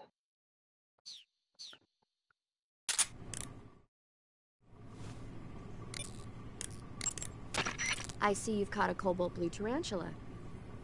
The cobalt blue tarantula is a poisonous spider with a highly potent venom. If you get bitten, go into the survival viewer immediately and use Cure to administer a serum injection. There are many different varieties of tarantulas. The cobalt blue is part of a group called earth tigers. They build their nests mainly underground and are highly aggressive. Their diet consists of not only insects, but also mice and even snakes. Interesting. So how do they taste? Are you really going to eat them? Naturally. So? It says here they're not very good. Damn. Don't act so surprised. Isn't it obvious? Why would it be obvious? It's a spider, for goodness sake. A big one, but still a spider, and there's not much to it. Yeah. If only it were as big as the one in Earth versus the Spider. The what? Earth versus the Spider. It's a movie about this gigantic spider. When it's small, it's about 15 feet wide, but when it's big, it's about 35 feet wide. What do you mean when it's small and when it's big? The size changes from scene to scene. It happens all the time. Musst du mir irgendwas hier über Spinnenfilme erzählen? Das ist widerlich. Nicht, dass ich dann derjenige bin, der Albträume kriegt.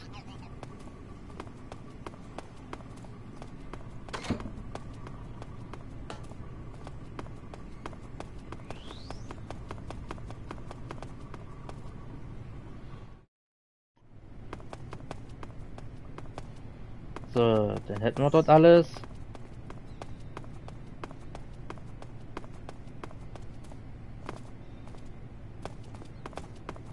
Hier oben ist ja auch noch ein Frosch, ne?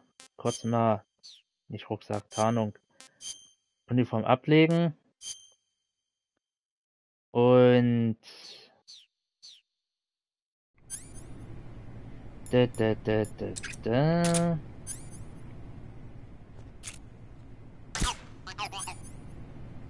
Und jetzt Uniform wieder, Tarnung wieder anlegen.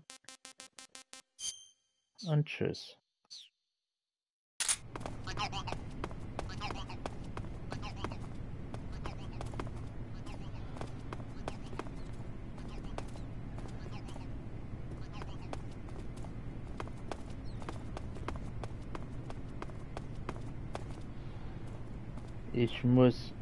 Muss ich jetzt da rein?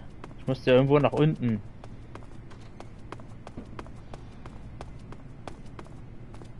Ja, hier musste ich rein. Ja, der bleibt ja hinter der Tür stehen. Also muss ich warten, bis er wieder rauskommt.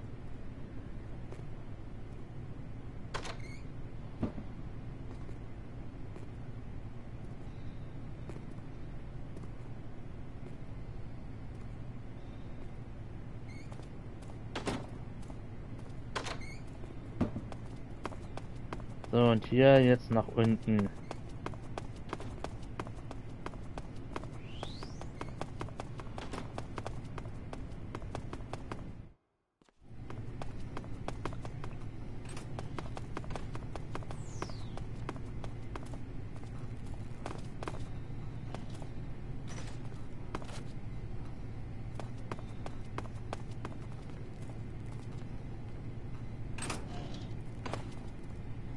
Wo geht denn der jetzt lang? In meine Richtung, okay.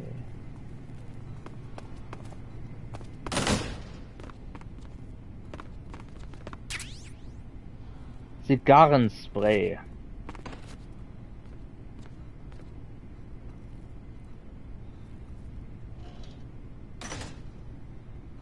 Also muss ich doch den Schacht dann nehmen.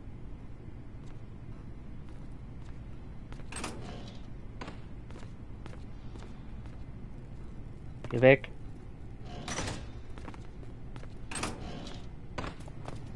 So, oder? Ne, da unten kann ich nicht durchkrabbeln. Aber hier ist ja noch eine Tür. Hier ist noch ein Wissenschaftler.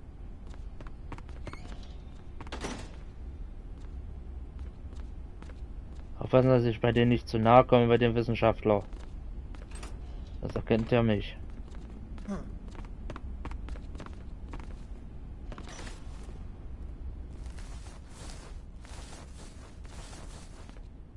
Aber hier unten drunter kann ich doch mal die Tarnung wegpacken. Um mal kurz darauf zu schießen.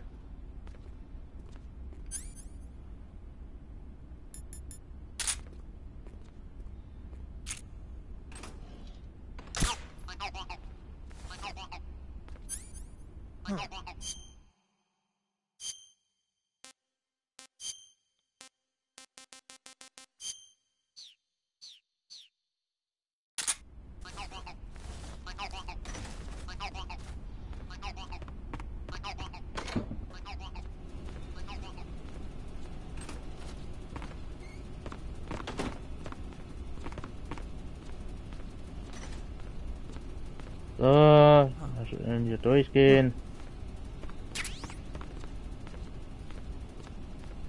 Na, Kollegen, macht schön mit eurer Arbeit weiter.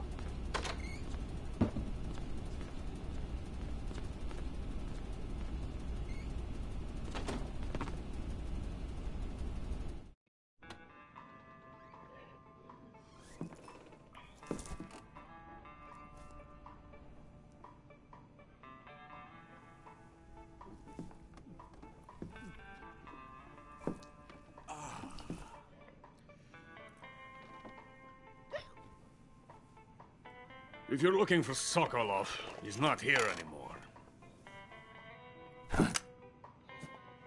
Put that thing away. You'll spoil my drink. So, you're the intruder everyone's talking about. Typical capitalist dog. No manners.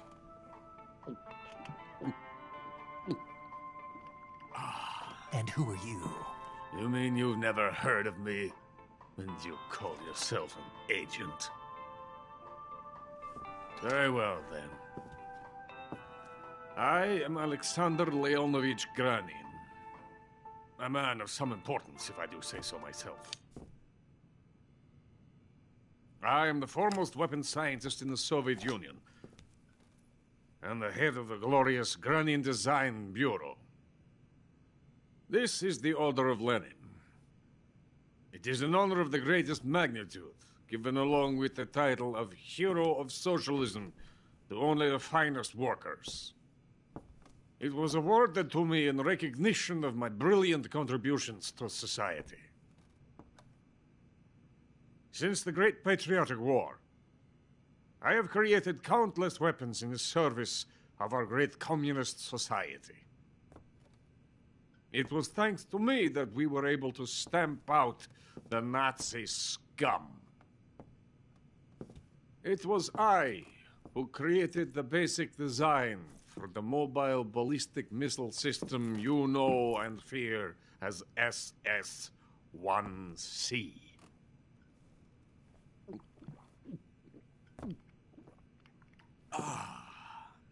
You're crocked, aren't you?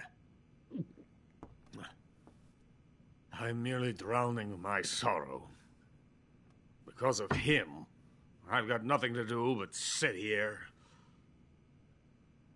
and drink this crap. Him? Sokolov. It's him you're looking for, isn't it? Because of him, I have been stripped of my authority. My research has come to nothing. Look. It is a revolutionary mobile nuclear missile system. A bipedal tank. Na, kennt ihr den? A bipedal tank? Yes, a walking tank. A robot. Are you familiar with the theory of the missing link between apes and humans? Well, this technology will be the missing link between infantry and artillery. A kind of Metal Gear, if you will. And this magnificent Metal Gear will mark a revolutionary step forward in weapons development. Metal Gear? But I won't be used so easily. No crying myself to sleep. For you see, I'm going to send these documents to my friend in the United States. What? These bastards will live to regret this. And when they themselves become the targets of my creation, they will know my true greatness. Yes, Sokolov's pathetic Shagohod pales in comparison to my work. What are you going to do with a rocket engine on a tank? About Sokolov. A tank does not need a rocket.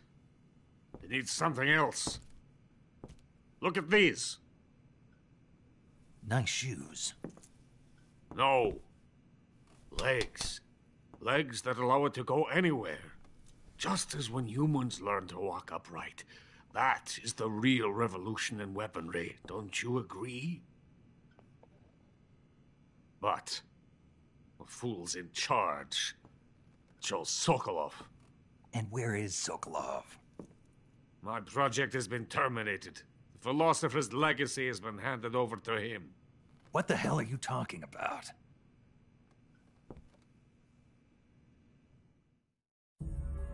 The philosopher's legacy.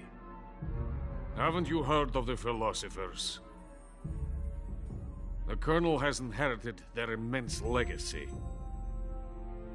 Volgin's father was in charge of the philosophers' money laundering activities. In the confusion of the war, they somehow ended up with their treasure. And Volgin inherited that treasure illegally. We never need to worry about the military budget. The development costs at our facility are all paid out of the Colonel's deep pockets. The weapons born here will be the genes for creating an entirely new form of warfare. The funding for my research came out of that legacy. Came out of it. Now, my money, my men, all have been diverted to the Shagohod project. Tomorrow, they will be conducting the final test, while Sokolov is making the final preparations in the weapons factory at Volgin's main base, the great fortress of Grozny Grad. Here I am, playing host to an enemy spy and drinking myself into a stupor. That's where they moved Sokolov?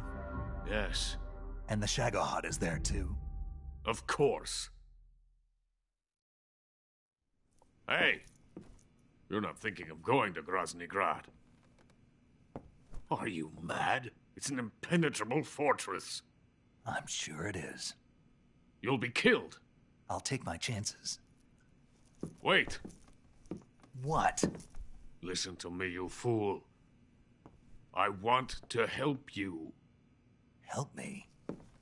To thank you for your compliment. What compliment?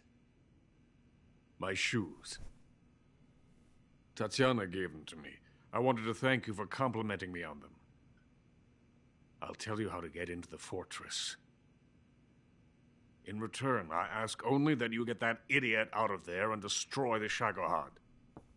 There is an underground tunnel that runs around the perimeter of the fortress.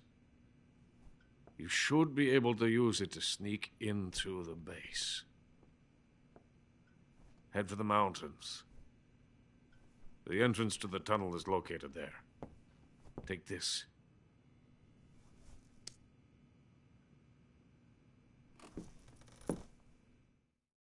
You passed through a warehouse on your way here, didn't you? Yeah. There should have been a locked door inside of it. Do you remember it? This key will open that door. Beyond that door lies the vast jungle. You can climb up into the mountains from the far end of the jungle. Go back to the warehouse. Use the key to open the locked door and head for the mountains. Got it? Why are you helping me?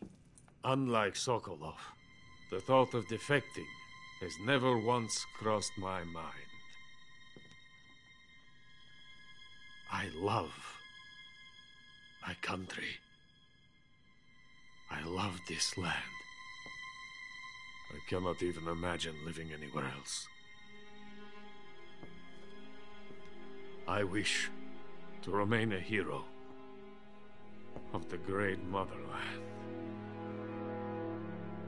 I cannot bear the thought of being hounded into a corner and left to waste away. It is already dawn. We must hurry. I will remain here and nurse my troubles for a little longer.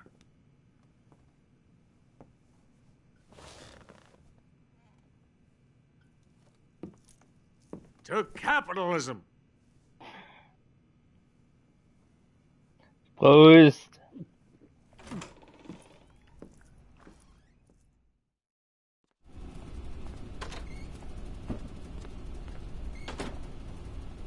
So, dann gehen wir mal wieder zurück, ne?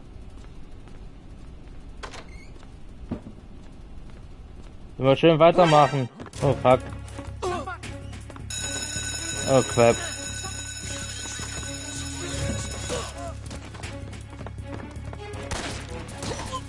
Lass mich mal durch.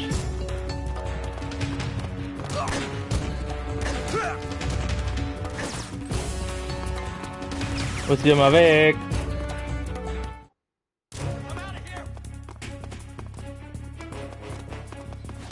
Ups. Sorry. Sorry.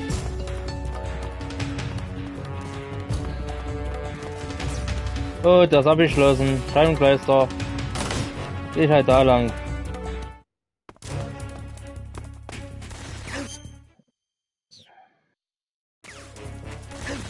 Alter. Mach ein Nickerchen.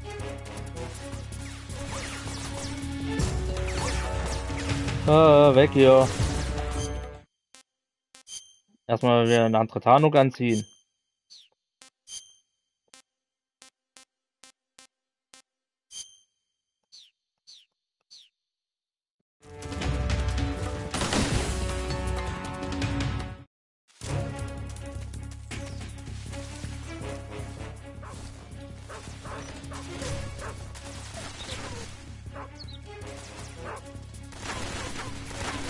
Alter, wieso seht ihr mich denn noch? Au, nicht treten und ohne schießen.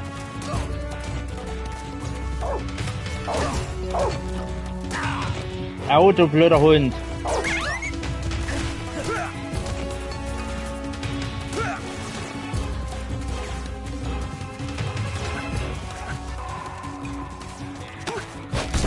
Hier geblieben. So, Nickerchen machen.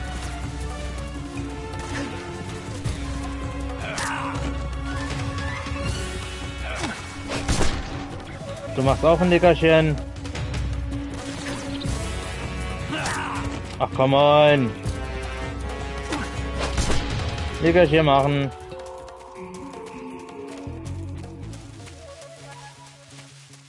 Na geht doch.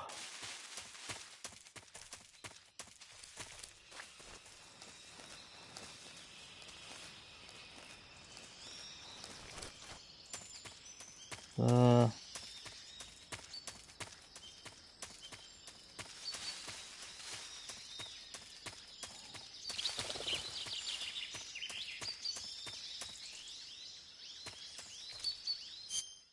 Muss ich erstmal wieder heilen.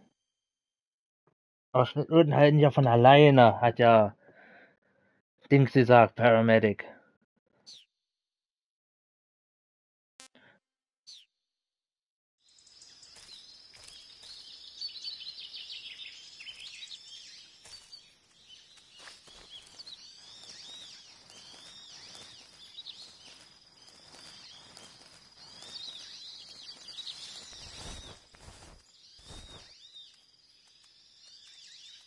Oh, der Hund ist schon wieder wach.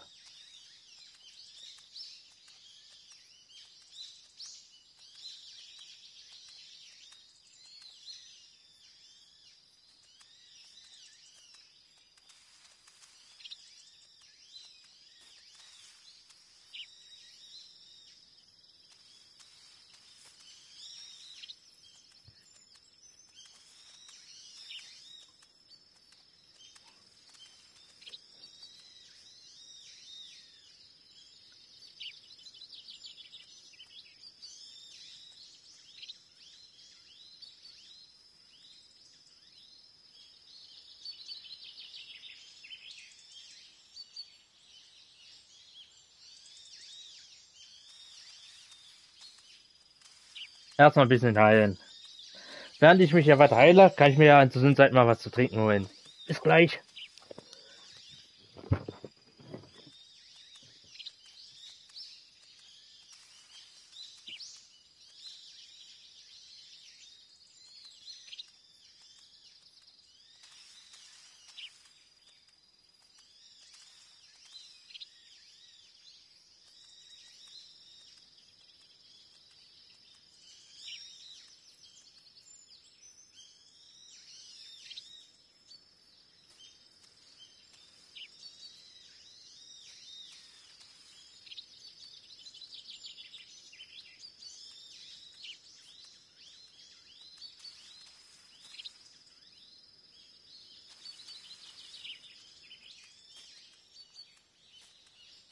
What's wrong?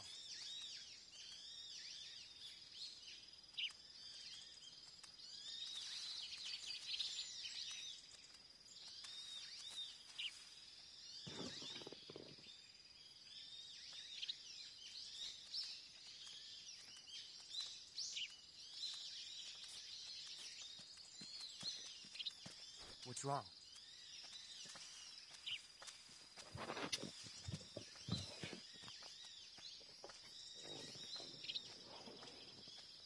So, dann machen wir uns doch mal wieder ab.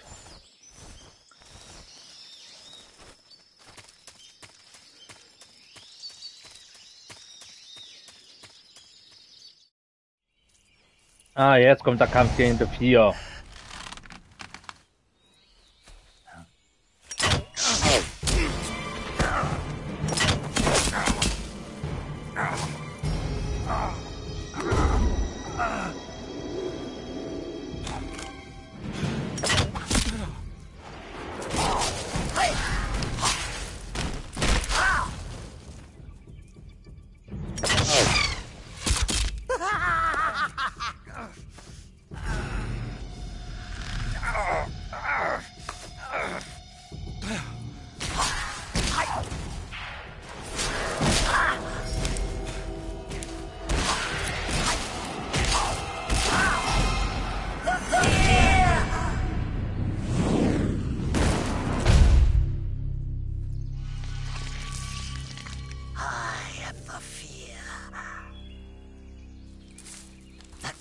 Coated in the venom of the Brazilian wandering spider. Soon, a most exquisite pain will engulf your entire body. Your limbs will be paralyzed, your lungs cease to draw breath. Eventually, your heart will stop beating. Ah, but what fun would that be? Not a feeling death at all? The boss's apprentice. I will give you fear such as you've never experienced before. Come into my web. It is time for you to feel the fear.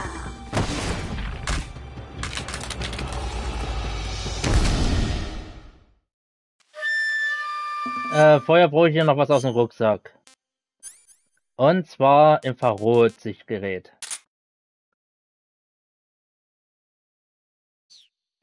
Und ich muss mich heilen. Vergiftet. Serum. Armbrustpfeil.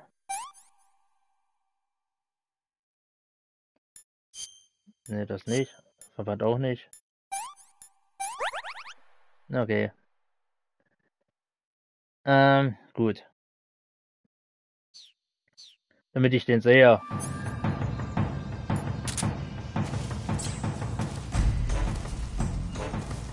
Wo ist er? Let's see how you handle this.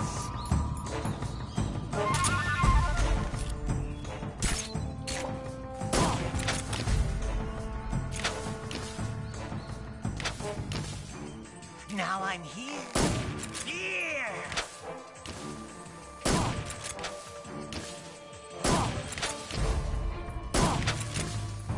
What are you looking at? Food.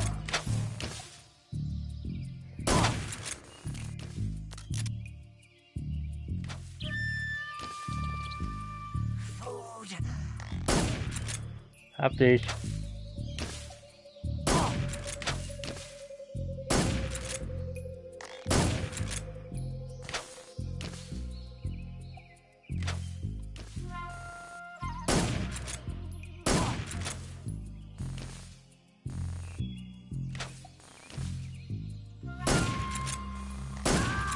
Das war's.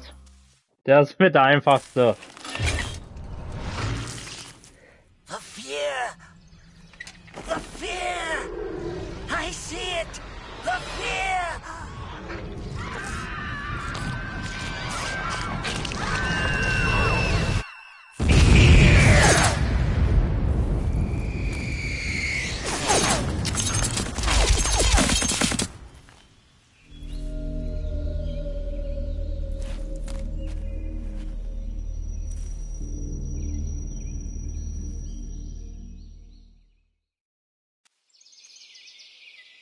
So, das war alles.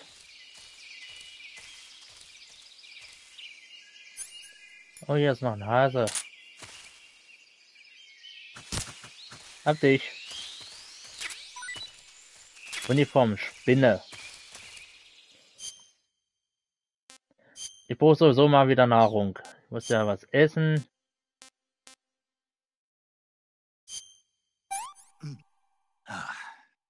Pretty tasty. So.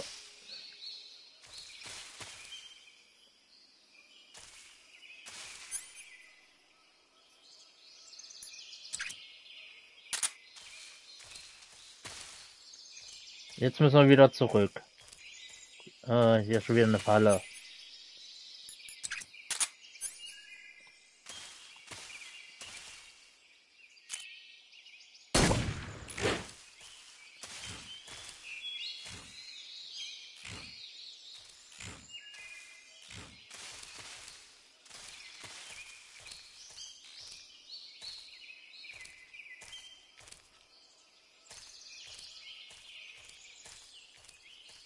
Ja, mal vorbeischieben.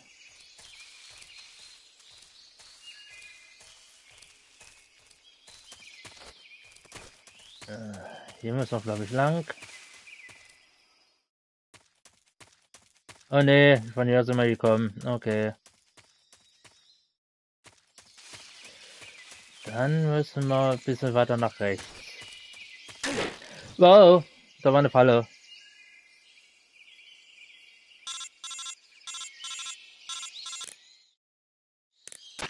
Snake, have you been caught in a snare trap?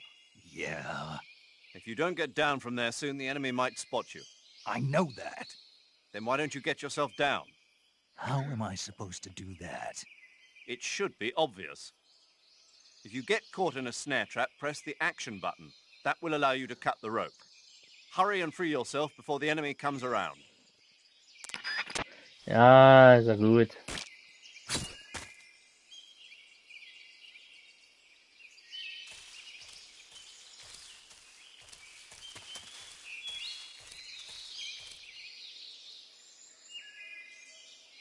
Ah, hier links ist eine Falle. Und da vorne ist noch einer.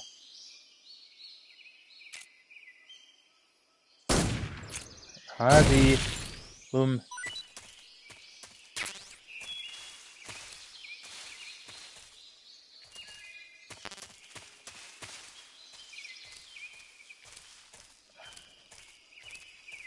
Hier muss man sowas von aufpassen, Dass man nirgendwo in so eine scheiß Falle tappt.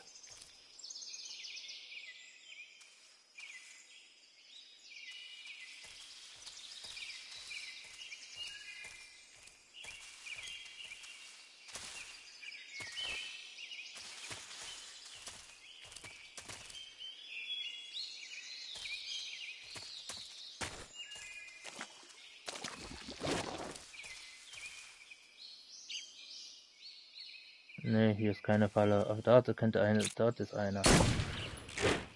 Sag ich doch.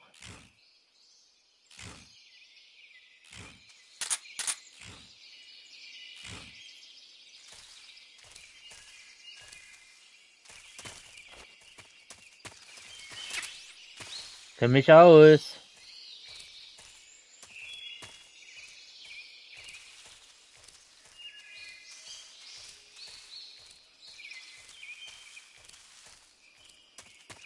Hier sind wir jetzt aber richtig.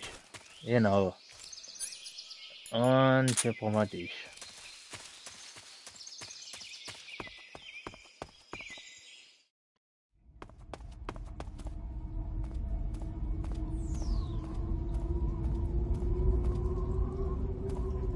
Jetzt müssten ja die Wachen wieder wach sein.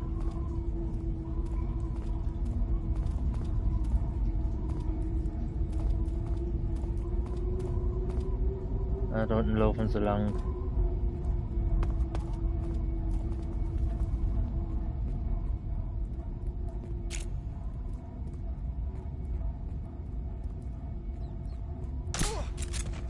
Mein schläft. What's wrong?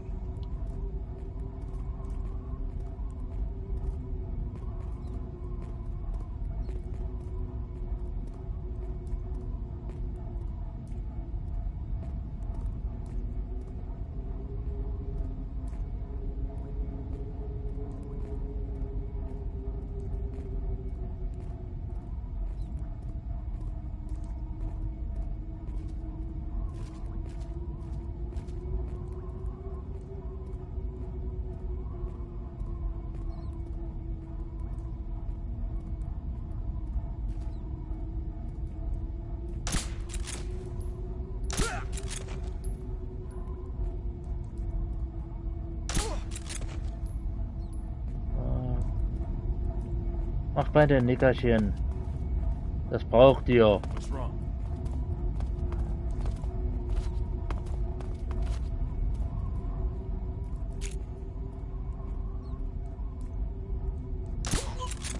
Und du auch. Holy shit.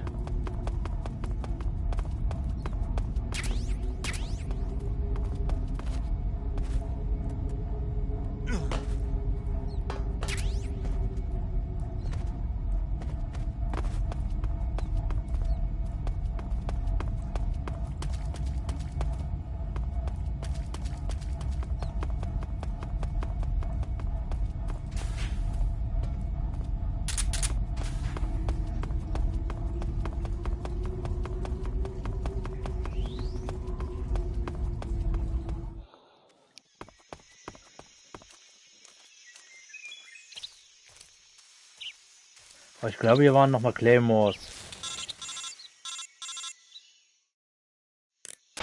Snake, are you there? Eva, where are you?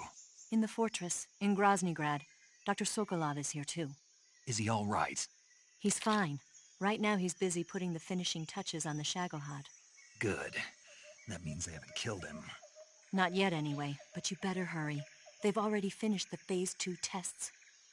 Once the final preparations are complete, they'll have no more use for him. The Colonel won't have any qualms about killing him if he thinks the CIA is closing in. Eva, you can't let Sokolov out of your sight. I know. Snake, do you know where Groznygrad is?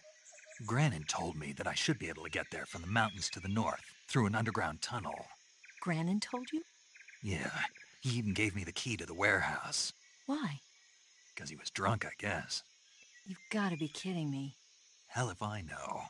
Snake, there's one problem with that route. What problem? The mountain entrance to the underground tunnel that leads to the fortress is sealed. You need a key to get in. A key? What about the key Granin gave me? That key won't work. But don't worry, I'll figure something out. I have an idea. There are some ruins at the top of the mountains. Meet me there. The top of the mountains. Got it. Wait, there's something else I've got to tell you. Now what? I heard that one of the Cobras is waiting for you in the jungle at the foot of the mountains. He's a legendary sniper called the End. Yeah, I've seen him before. That ridiculously old guy, right? Don't underestimate him. He's known as the father of modern sniping. Is he alone? No spotter? None. He's all by himself. Apparently, he doesn't need a spotter. You can't be serious. The entire forest is on his side. The forest? Stay alert. Yeah, I'd hate to have it be the end for me. Aber bevor wir jetzt weitermachen, gehe ich erstmal noch mal kurz aufs Klo. Ne? Bis gleich.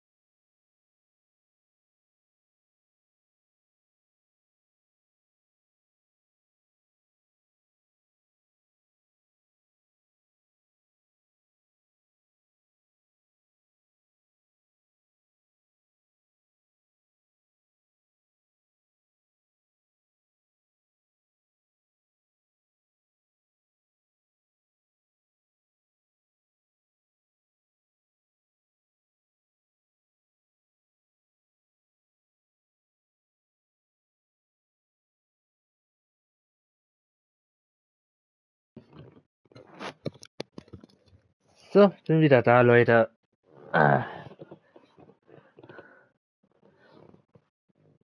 Die End ist jetzt als nächstes dran, ne? Dann schauen wir mal.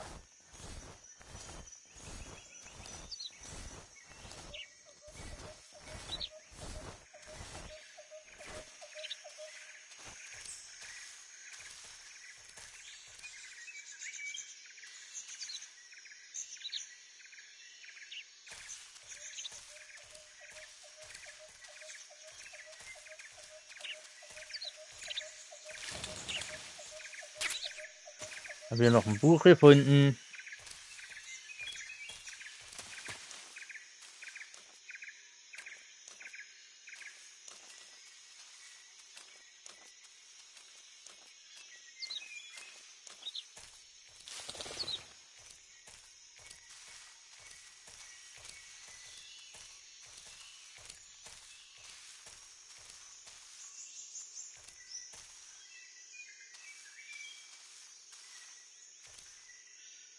Das ist ein Hase, oder? Ja, ein Hase.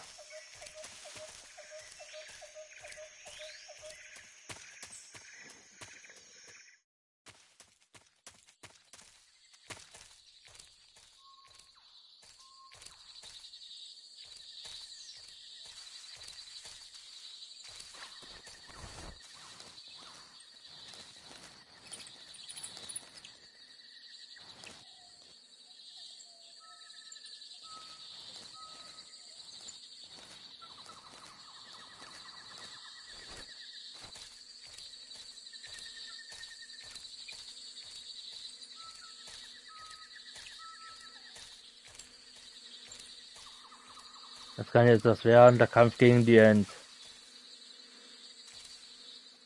Moment, dazu brauche ich mein Scharfschützengewehr.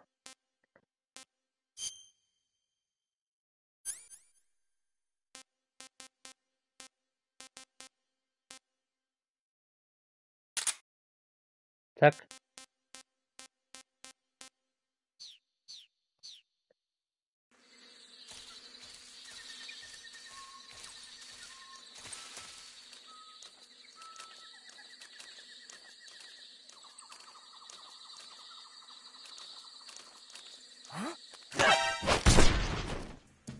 Gute Nacht.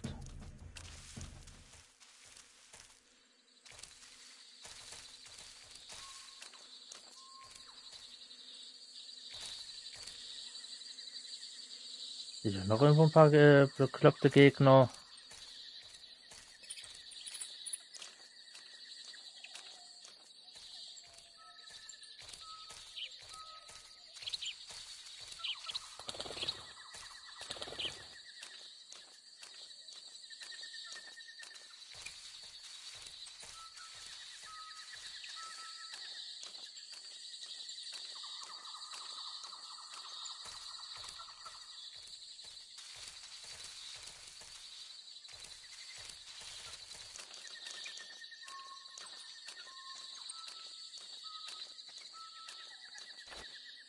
Da ist noch einer.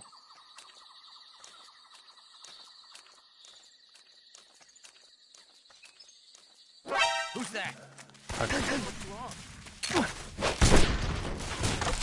Boing! Hat voll die Wache erwischt.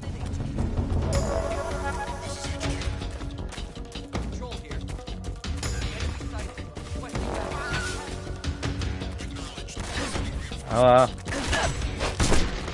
da unten. Oh, Falle.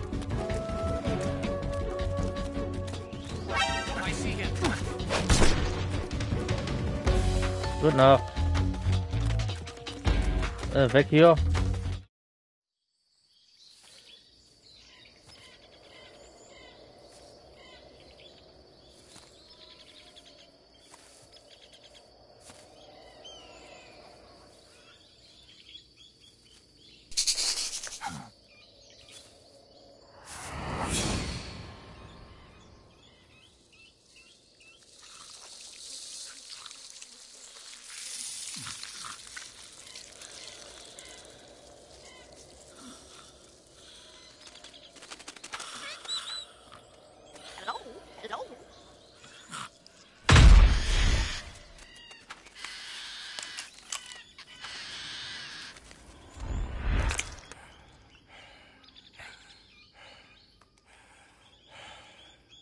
I beg of you, grant me the strength to take this final prey. Let me linger in this world just a little longer. I have already slept enough for one lifetime. Enough for an eternity. You have my thanks. I have to thank you for waking me. If you hadn't shown up, my sleep would have been eternal.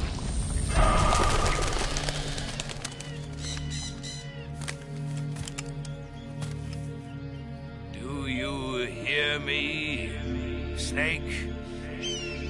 I am the end. I am here to send you to your ultimate fate. You'll make a fine quarry for my final hunt.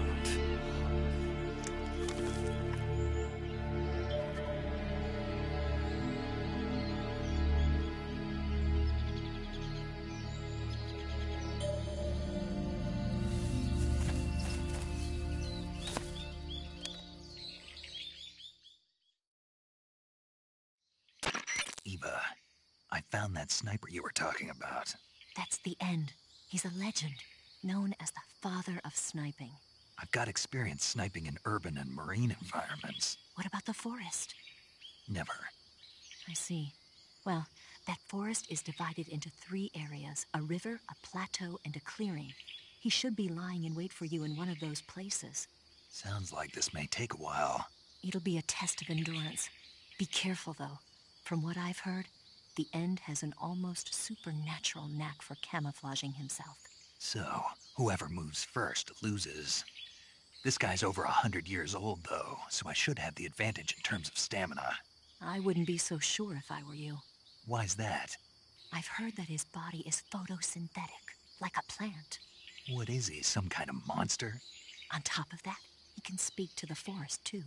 So in other words, he knows it inside out. Uh-huh. But he doesn't know you. I'm sure you can beat him. Don't worry. I intend to.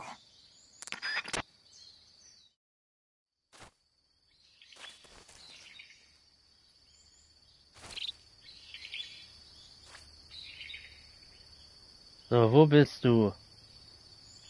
Alter Kreis.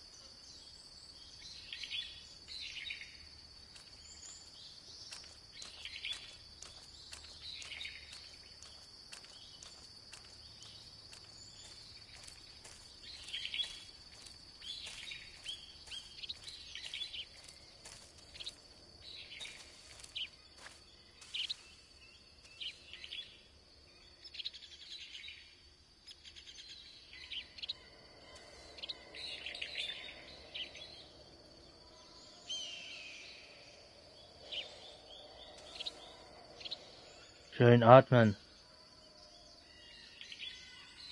Muss da oben sein.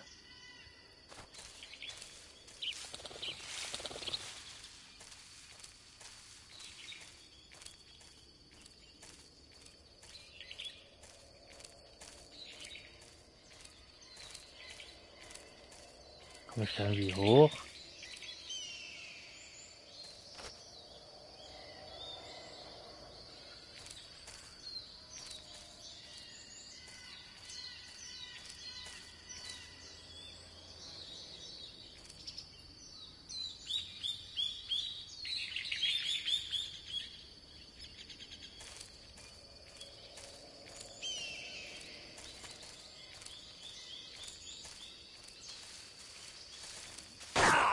Aua. Warum ist er?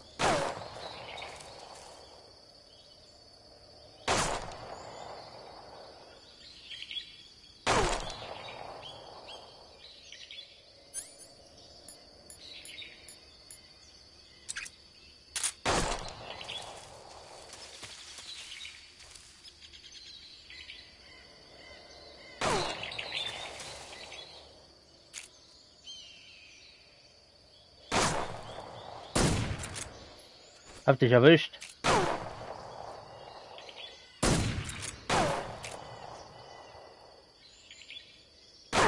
Ah, fuck.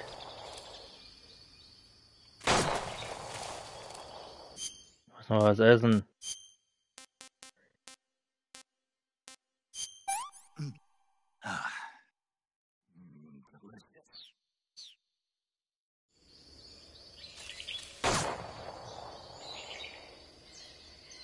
What's the matter? I'm over here.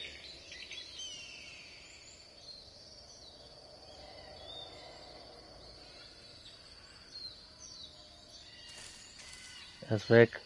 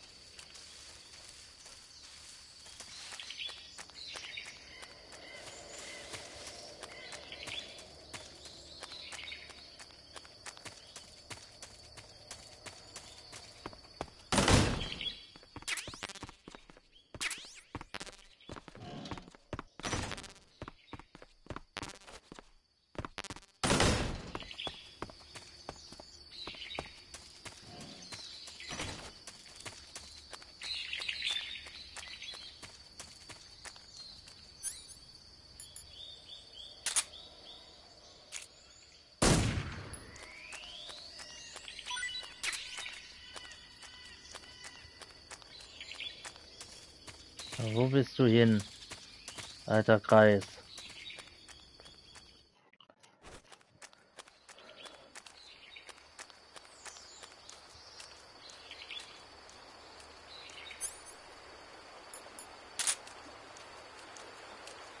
Ich muss schon wieder was essen.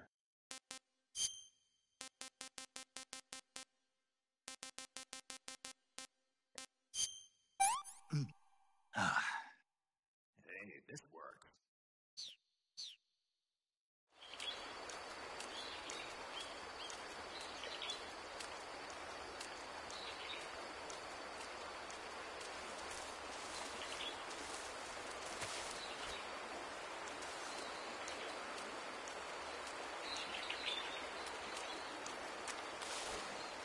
Er wird irgendwo immer oben sein.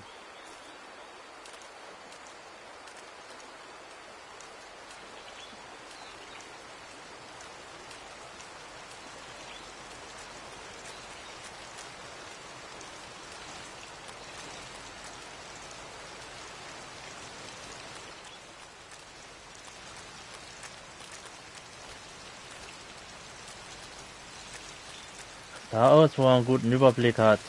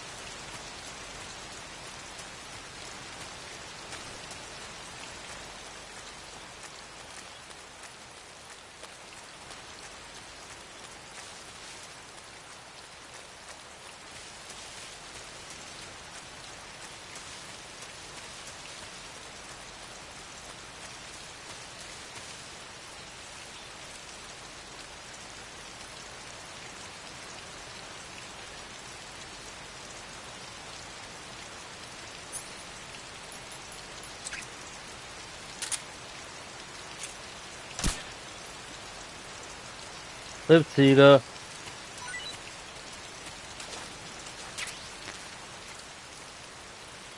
Ah, ich muss schon wieder was essen.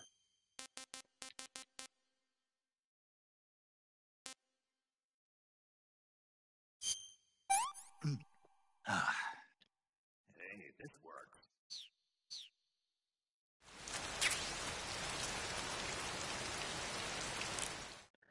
Paramedic, ich hab eine Ziege. If you're hit by one of the end's tranquilizer rounds, the tranquilizer needle will stay stuck in your body. Until you remove the needle, you'll keep losing stamina rapidly. When your stamina reaches 0, you'll lose consciousness. You've got to dig that needle out. To get the needle out, go to Cure in the survival viewer and use your knife. You'd better take care of it before you pass out. Now get to it. Danke für die Info.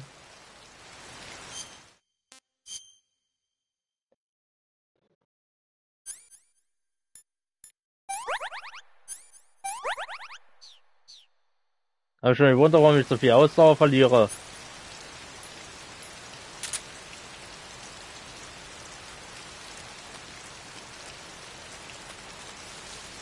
Da ist er.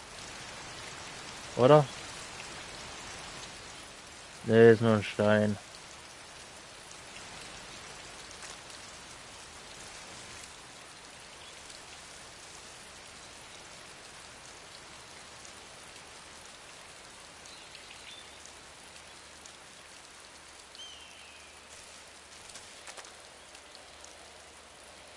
Schön atmen.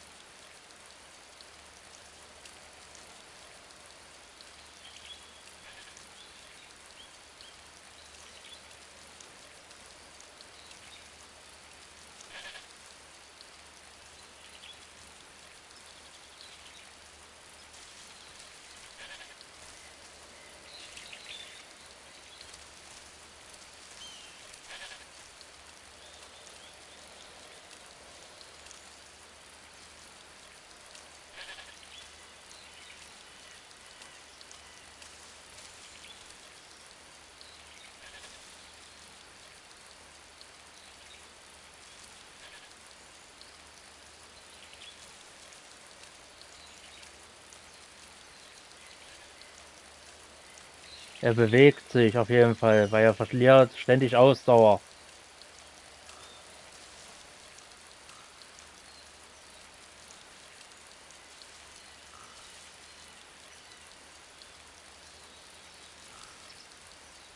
Schnarcht hier einer?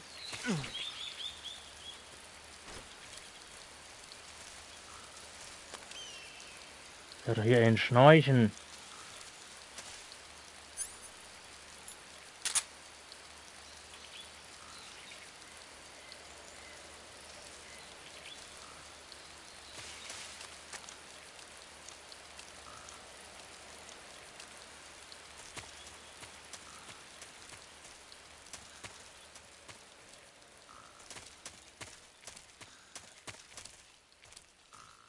Da hinten ist er. Das Schnarchen wird lauter. Da müsste er sein.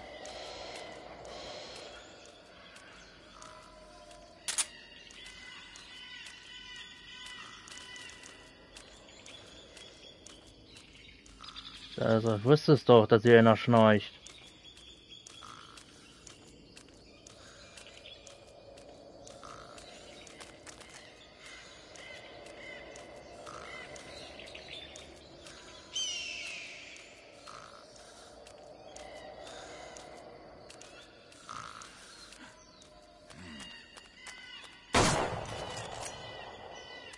I've got a present for you. Ey, hier geblieben. Der ist flink.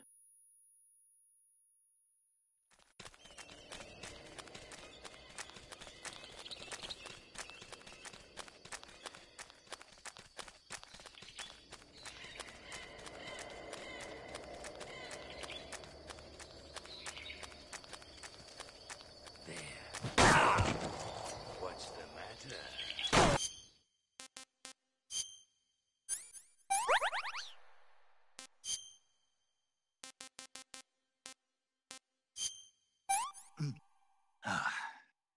Hey, this worked.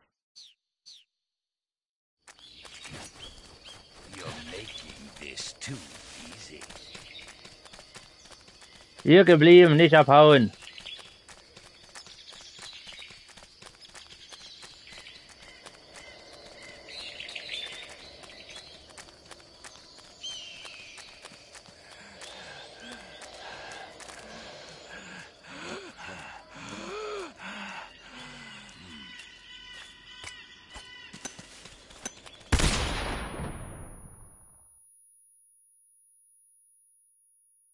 Bleibst du mal hier?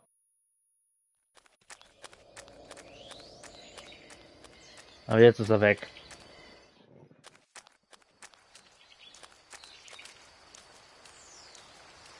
Weil wir ja den Bildschirm gewechselt haben.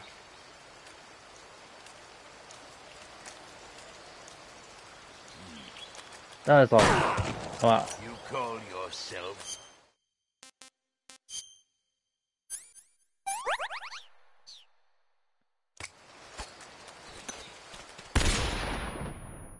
Bleibst du mal hier? Spielen wir jetzt Fange oder was?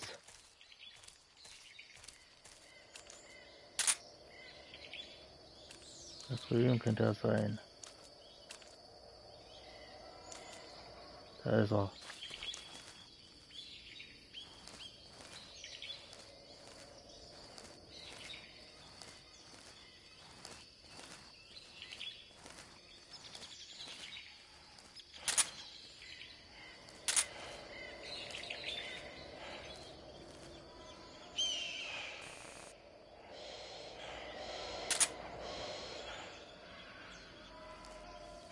Freeze. Huh?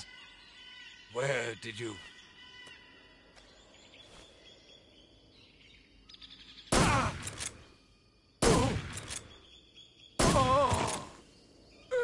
Fight like a man.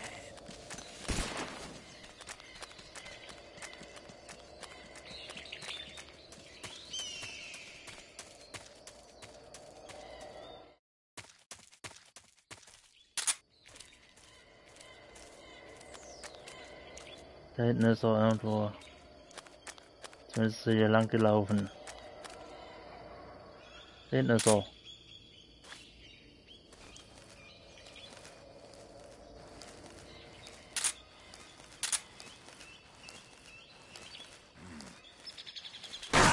Ah, fuck. What's the matter?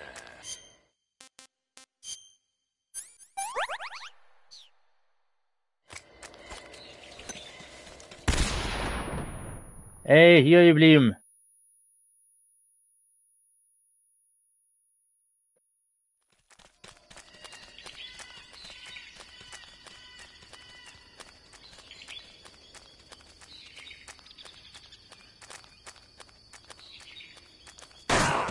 Oh, das gibt's doch nicht.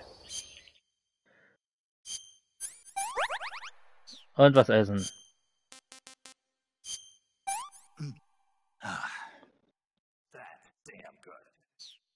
That's damn good. Ja.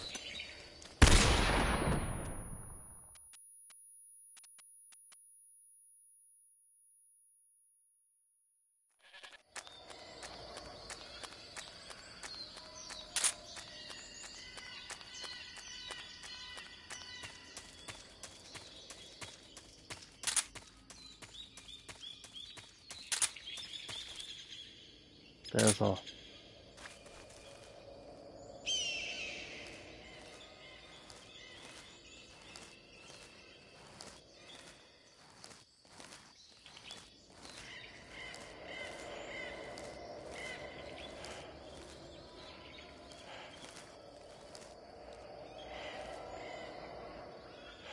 Freeze. Where did you...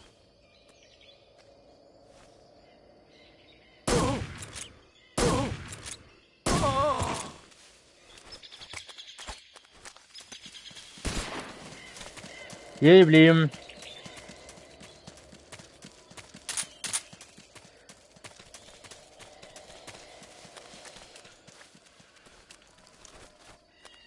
Alter, wie weit rennst du denn noch?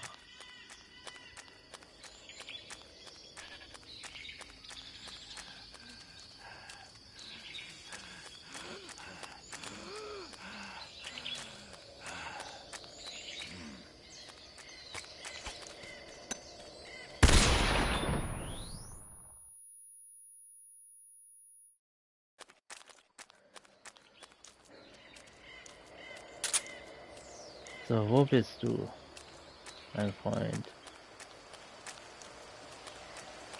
Ist hier lang.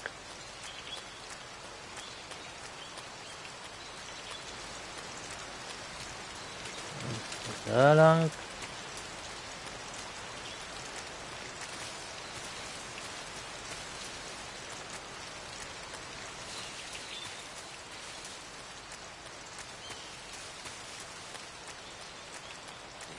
Ja, da oben ist er.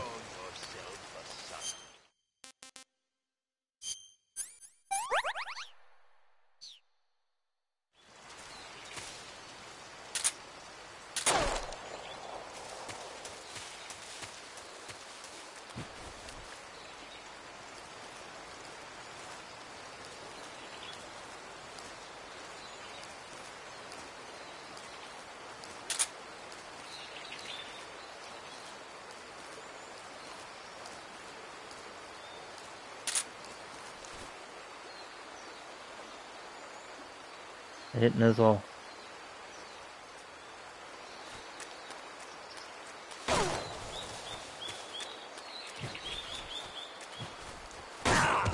Fuck.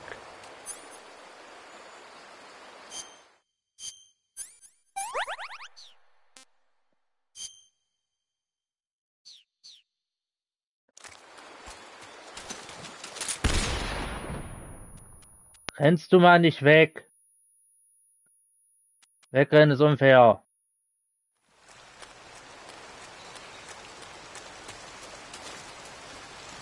Der ist ganz schön flink für sein Alter. Ah.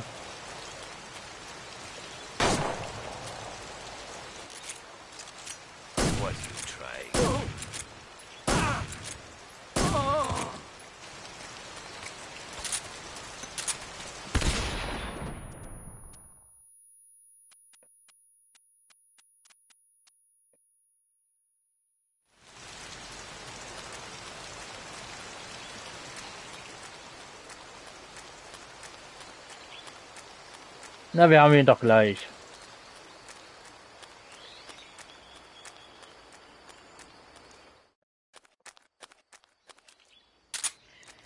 So, wo bist du lang?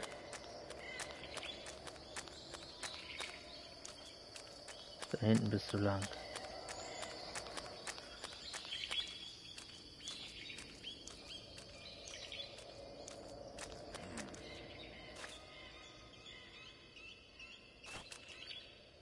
Da hakt er. Na komm, dreh dich um. Ich weiß, dass du dort bist.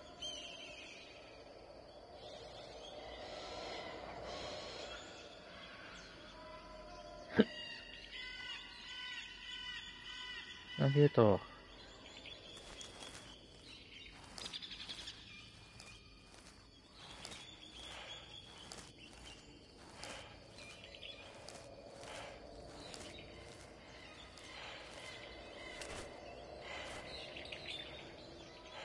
Freeze!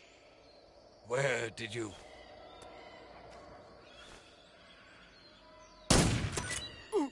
I don't think so. Try it.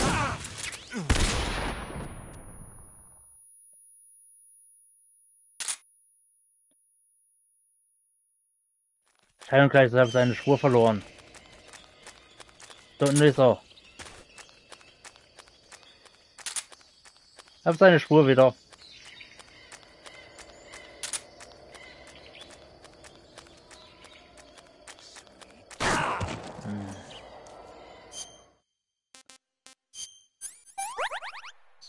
Und was essen. What can I say? What's the matter? I'm over here. Your skills are no match for mine.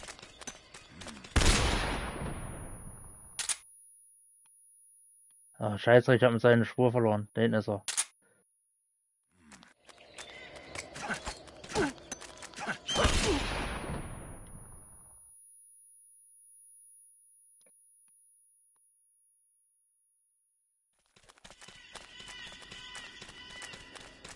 Hey, hier geblieben.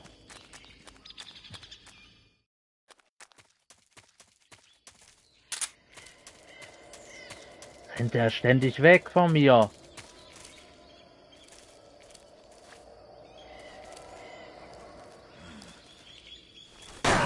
Aber You call yourself...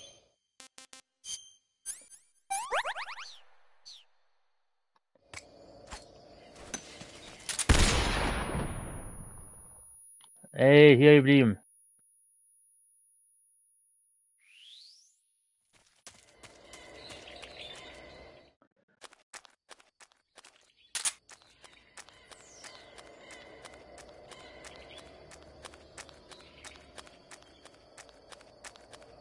Wo bist du lang?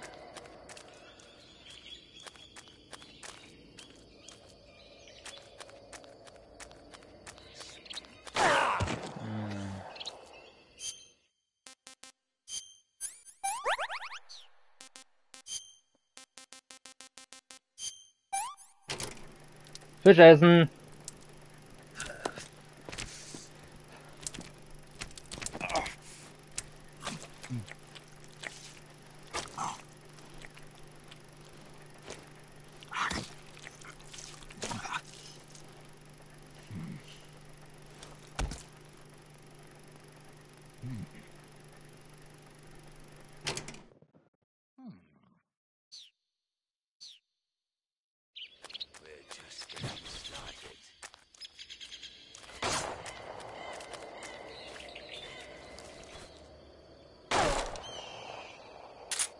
Da oben ist er. Alter, wie bist du da so schnell hingekommen?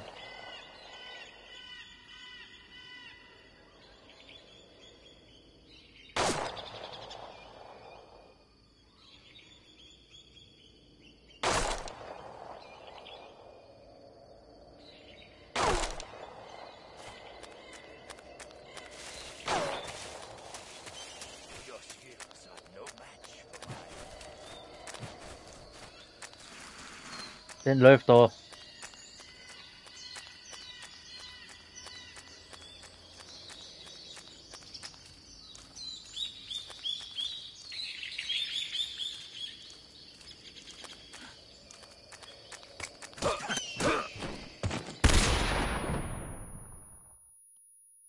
Mensch, bleib doch mal hier.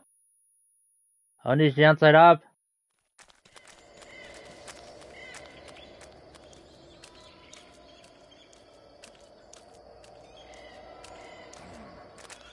Den Hinterhalt kannst du vergessen.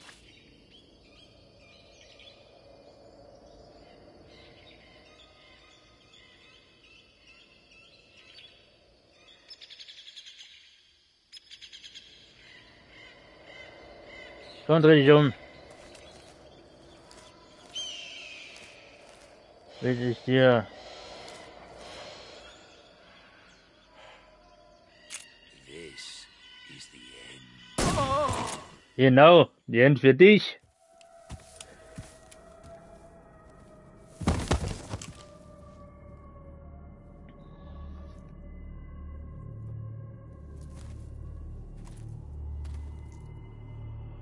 Spirits of the forest, I thank you.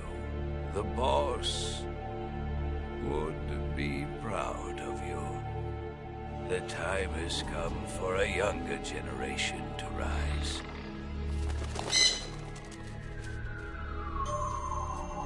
I've been wandering for more than a century, and now my journey comes to a close. What a splendid way to end it all.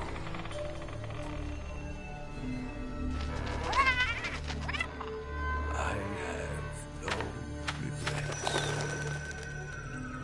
I can return to the Forum Allah.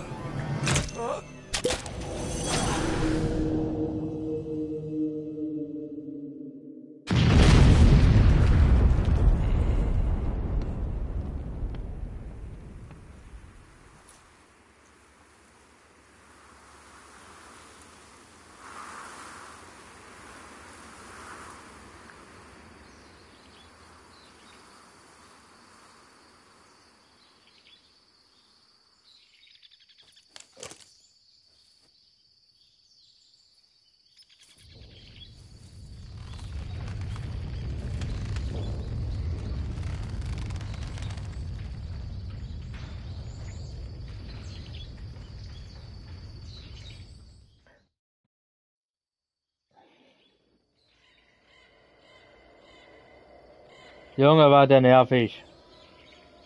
Aber ich weiß immer noch nicht, wo ich den seine... Auf welchem Screen ich den den seine Uniform finde.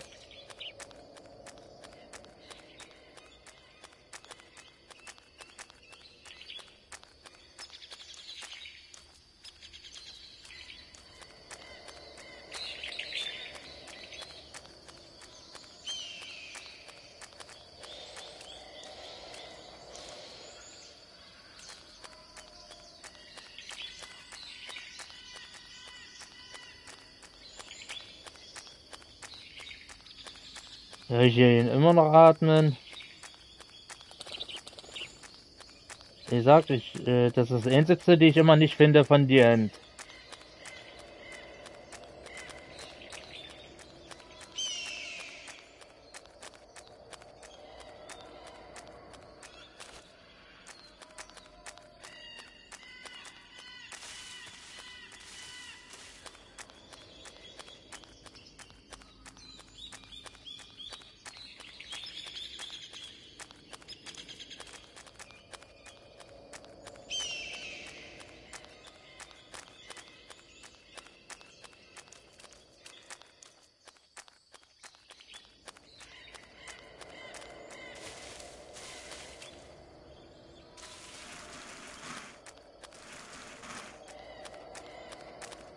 Die liegt ja nirgendwo rum.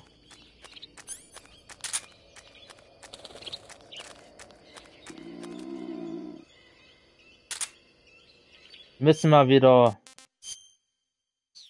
Nahrung zu mir nehmen.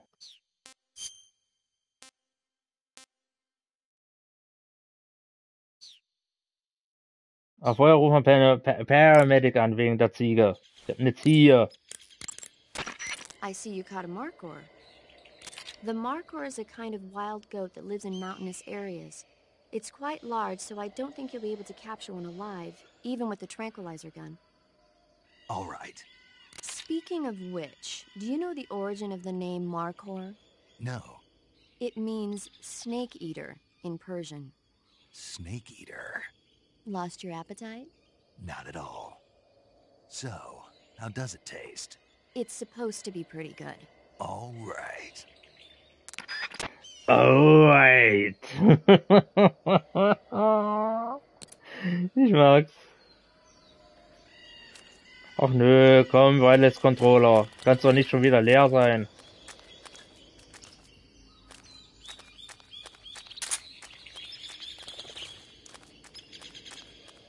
Da ist es. Ist es das? Nee, ist ein Mäusen, Nackel, Scharfschützengewehr.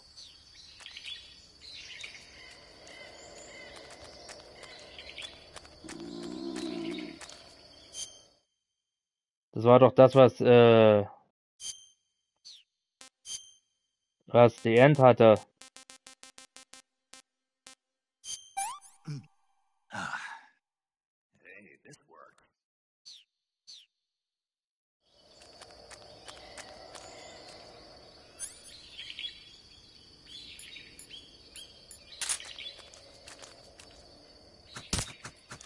Komm her, Häschen.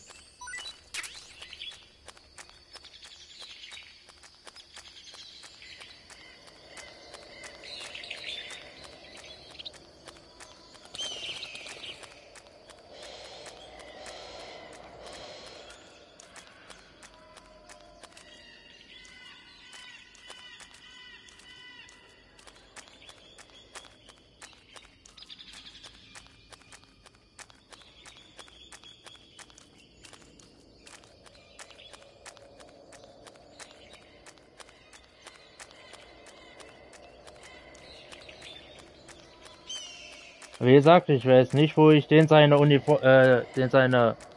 ja, Uniform finde. Also das Tarnmuster von ihm.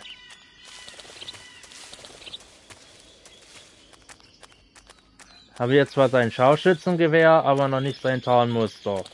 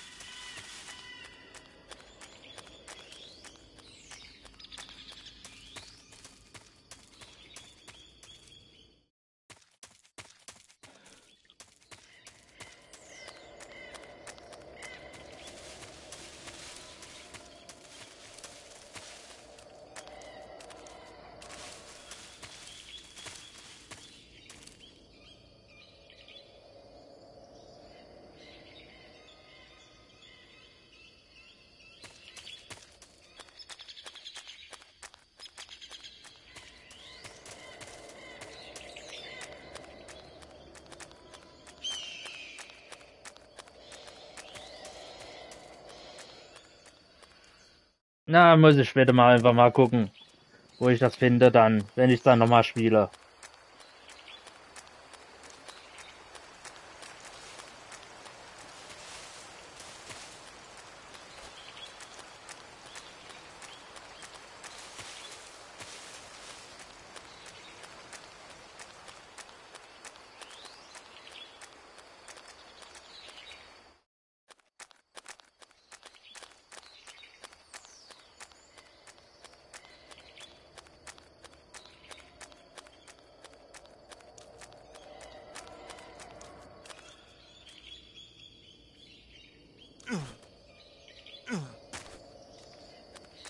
Vielleicht finde ich es ja dann. Jetzt muss ich erst mal gucken, wo ich weiter muss.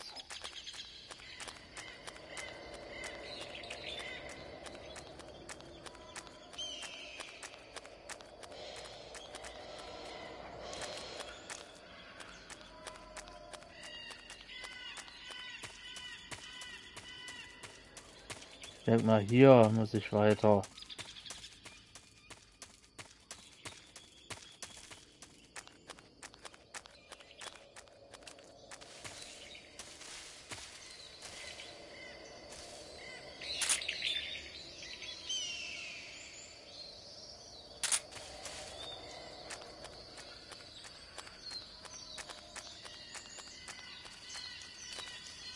Hier ist nochmal eine Ziege.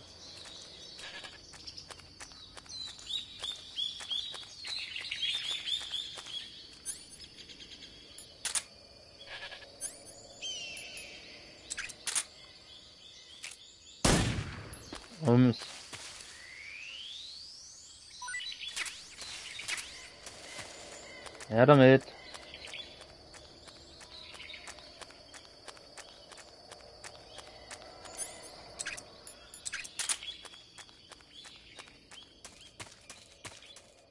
Genau, hier muss ich lang. Ich habe ja gehofft, dass es dann hier mal liegt, aber liegt ja nicht.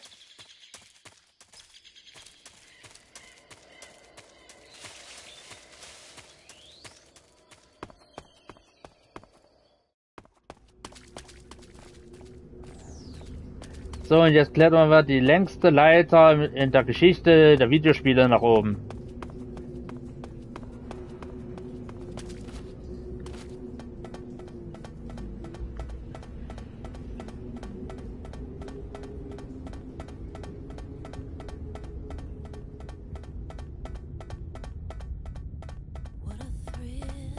Aber vorher erstmal noch was.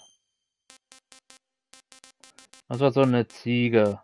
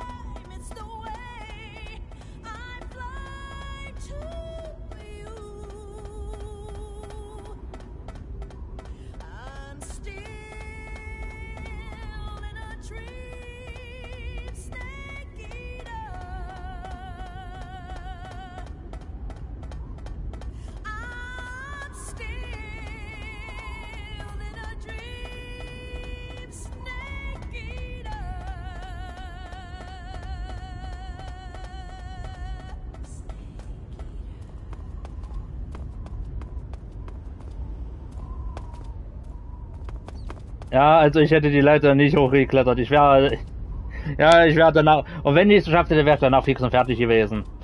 hätte ich danach keinen weiteren Schritt machen können.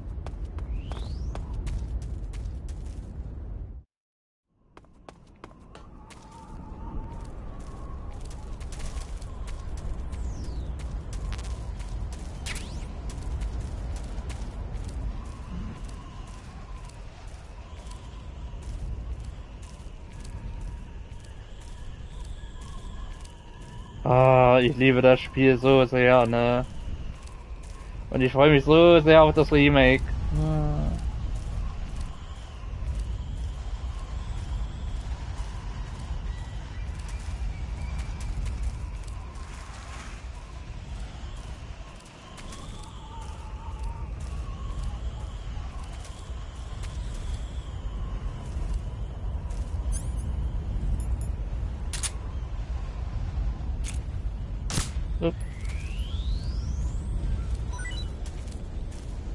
Bist du Schlange C? Ach hier gibt es ja dann auch noch Geier. Weiß der Geier oder weiß er nicht? Oder so.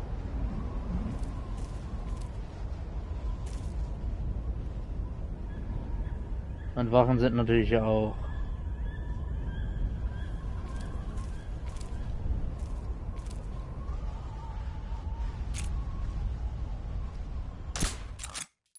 Fuck, daneben. HQ, please respond. This is HQ. Patrol here. We're being attacked. Enemy position unknown. Going into high alert. Acknowledged. Sending reinforcements. Use extra caution. Oh, ich muss schon wieder was essen.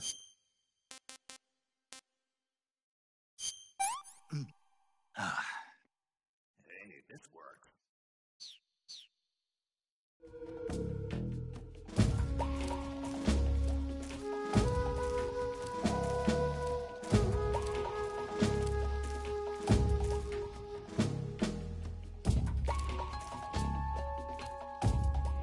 Ah, da kommen die nächsten Idioten.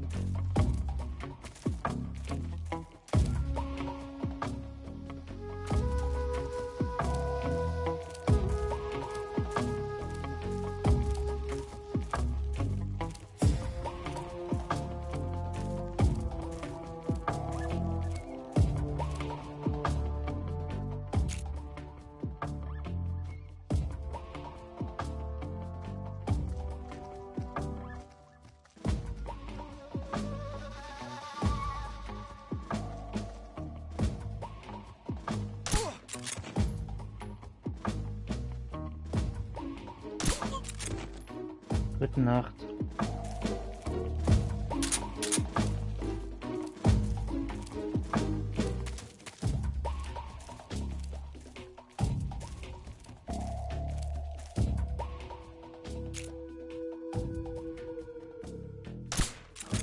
Where'd he go? Gute Nacht.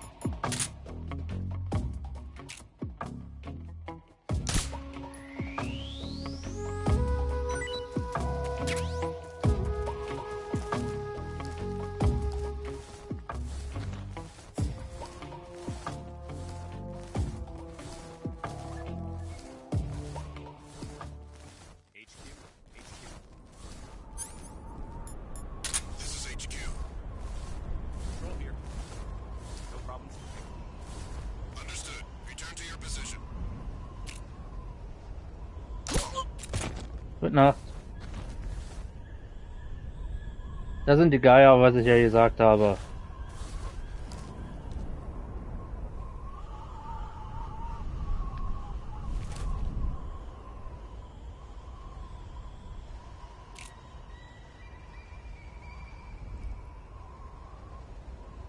Da hinten sind auch noch welche.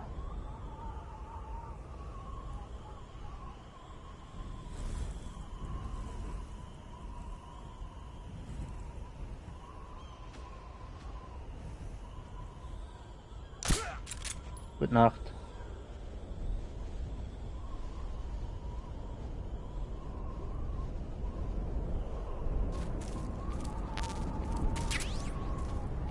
Zippelgranaten.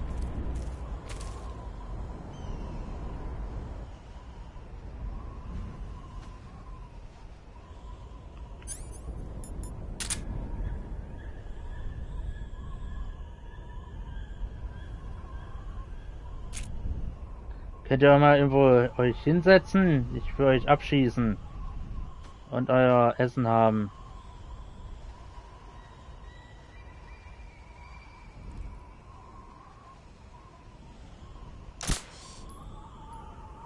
Ach, Scheißzeug. Da komme ich nicht ran. Die sind das runtergefallen, der Geier.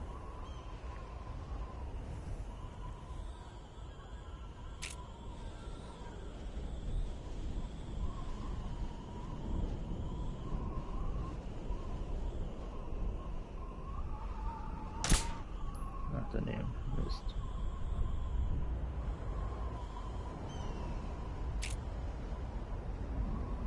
Den könnte ich mir holen. Wenn ich ihn treffe.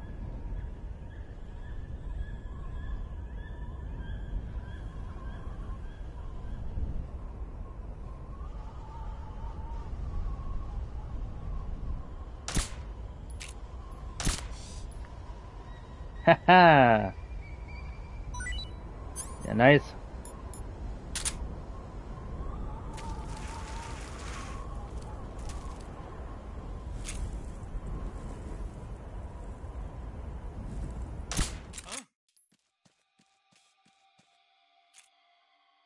HQ.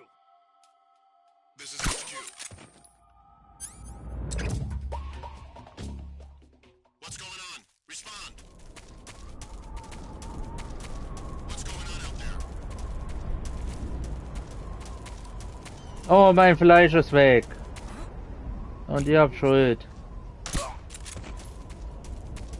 Mann, mein schönes Fleisch.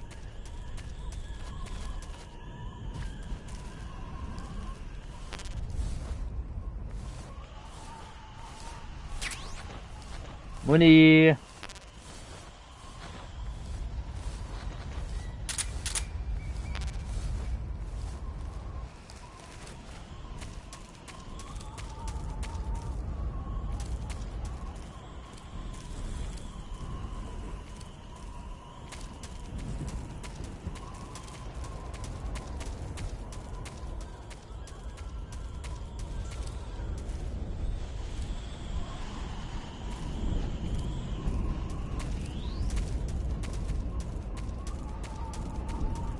Ja, mir ist der Fuß eingeschlafen. Furchtbar.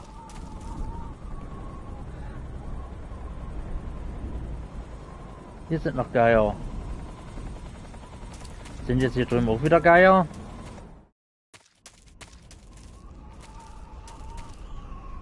Ja.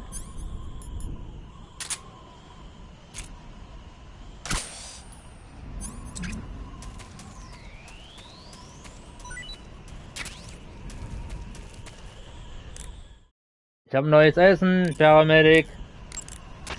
Snake, the altitude in those mountains is pretty high. That means the oxygen concentration in the air is lower than normal.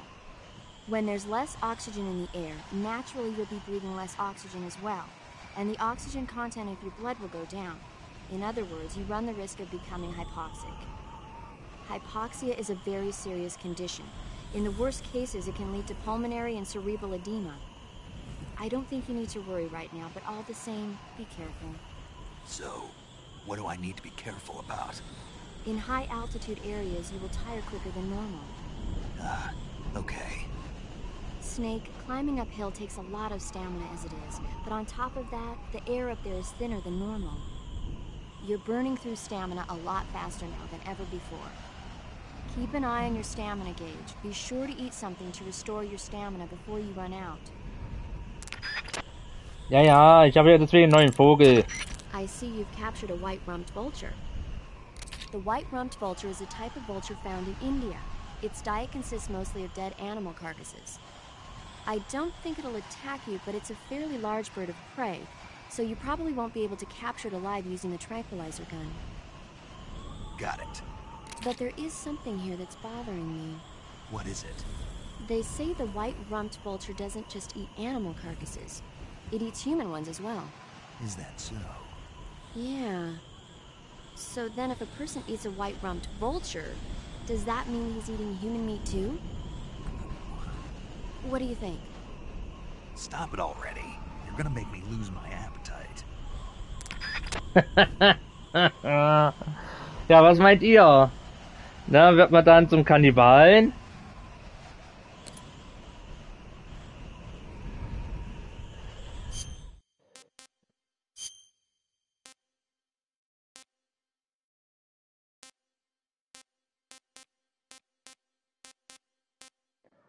Gute Frage, ne?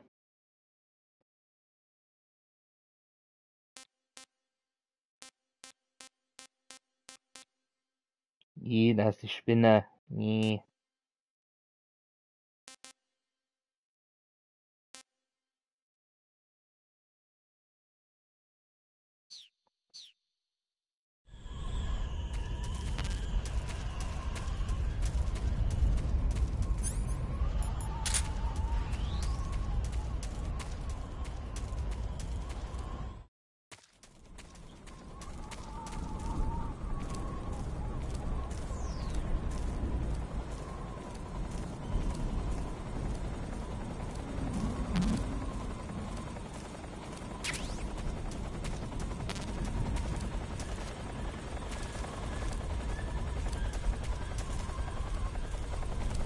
Oh.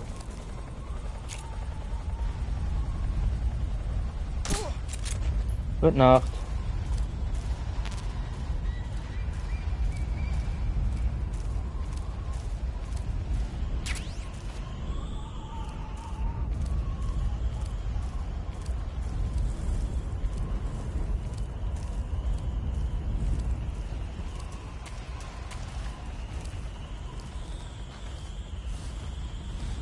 Aufpassen vor den Helis.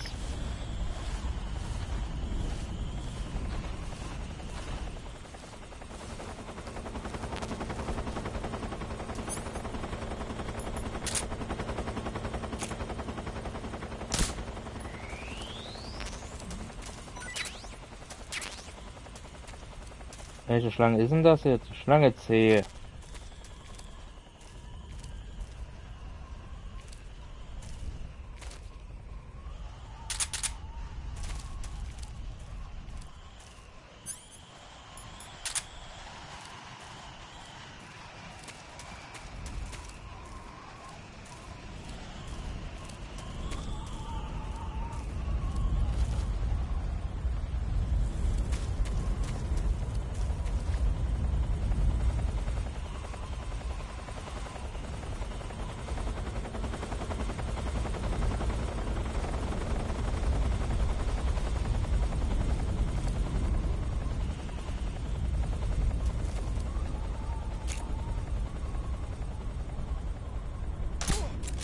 Gute Nacht.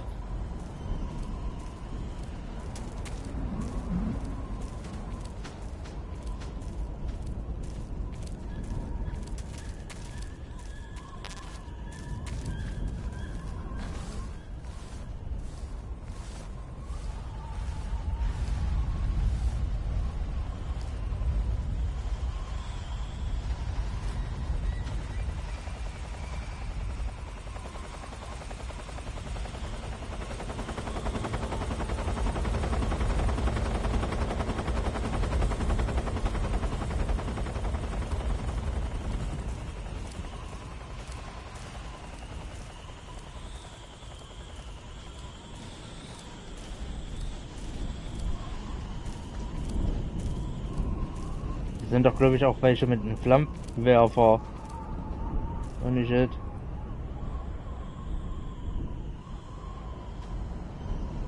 Kannst du mal weggehen? Ich hab's eilig.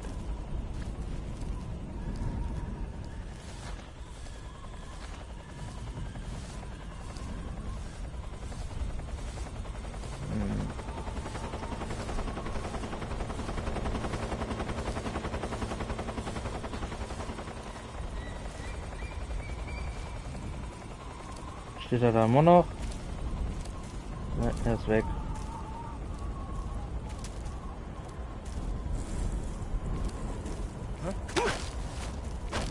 Speak. Vultures. They feed on human remains. Speak. When you eat a vulture that is fed on a body. Ja, was? Speak. Request call off alert 146.67. Answer me. Bastard. Gute Nacht. Schlaf gut.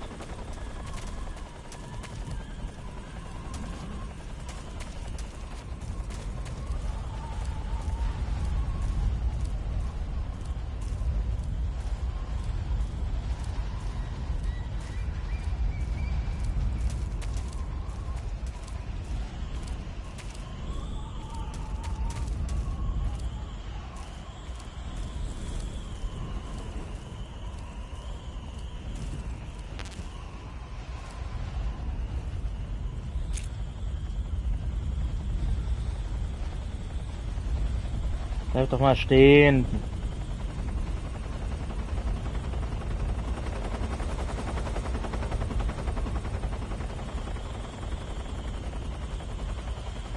Da oben ist auch noch jemand.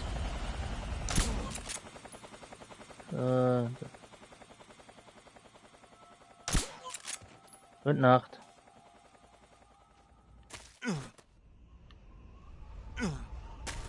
So, runter. Waren das alle? Ich hoffe es doch mal.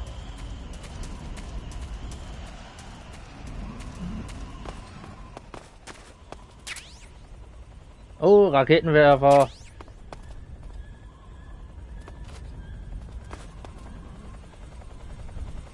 Hier kommt ein Heli. Nochmal kurz versteckt bleiben.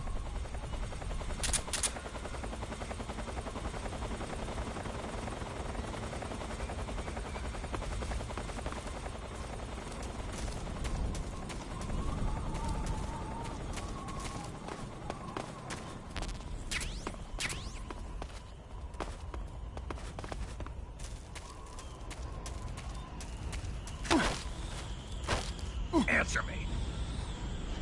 Scorpions. They have lethal poison. Speak. Listening to the radio can be relaxing. Speak. Radio 145.83. Speak. Let go of me.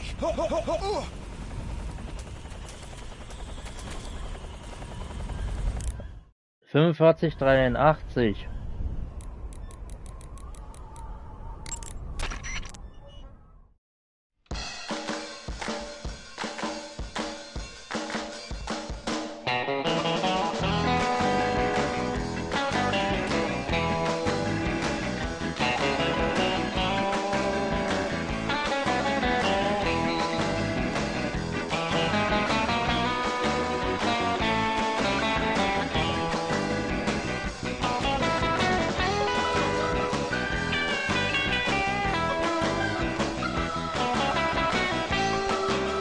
Okay, reicht.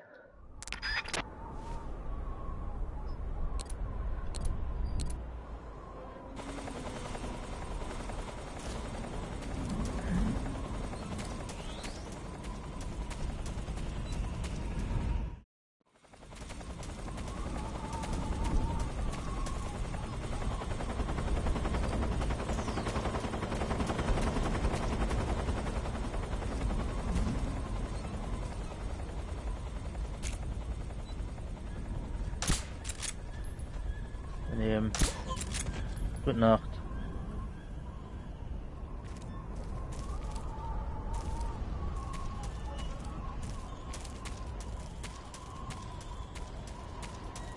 Was haben wir hier?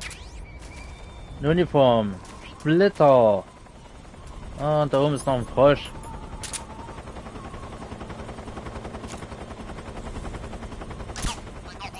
Getroffen.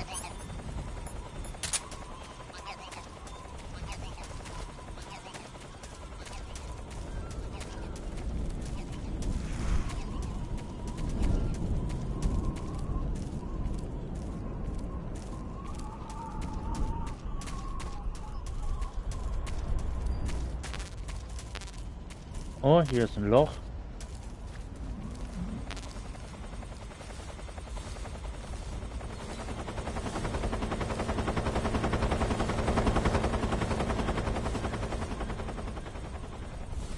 Aber ich gehe nicht hier unten lang, weil da sehe ich die anderen Wachen nicht mehr. Das ist ein bisschen doof.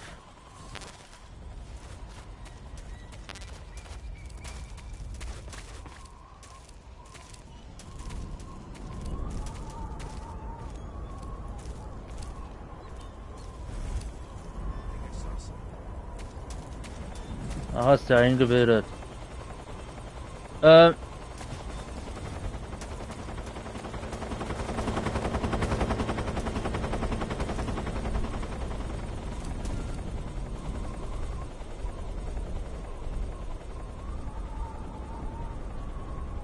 Kommt der jetzt runter? Ernsthaft?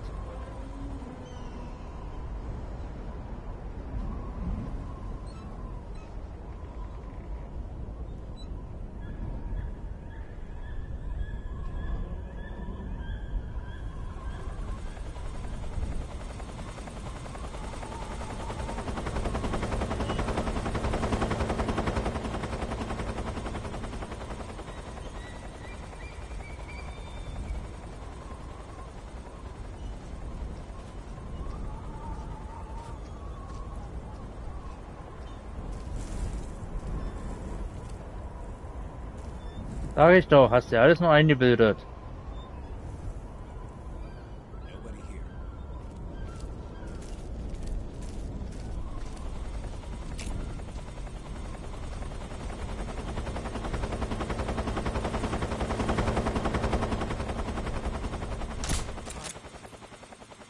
Fuck. HQ respond. This is HQ. Patrol here. We're under enemy fire. Ach, da müssen wir später hin. Is unknown. Going into alert formation. Acknowledged. Keep your eyes open.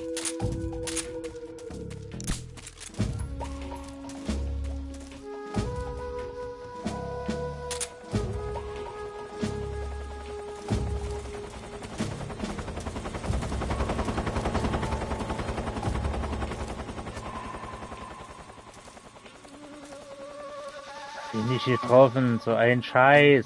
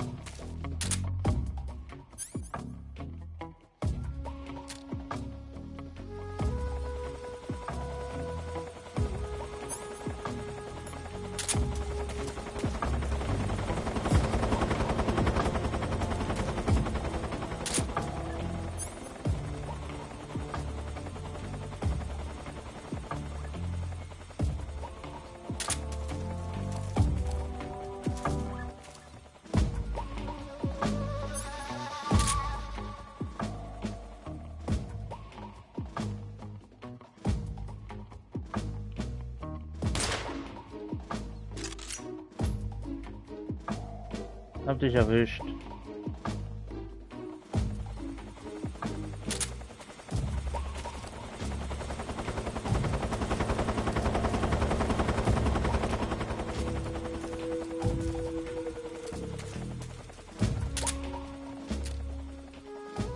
Mist, er ist weg.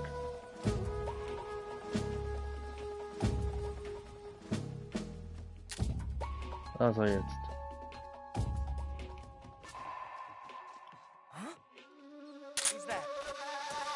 Hier ist niemand.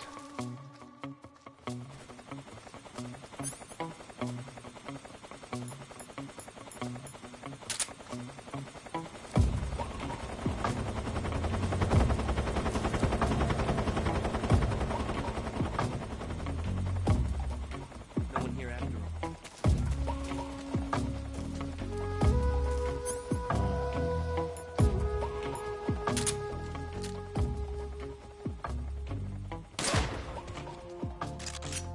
Headshot. Niemand.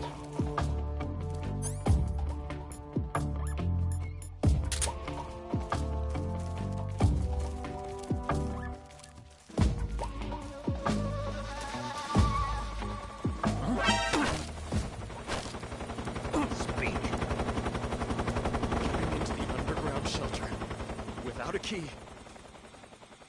Speak. The others.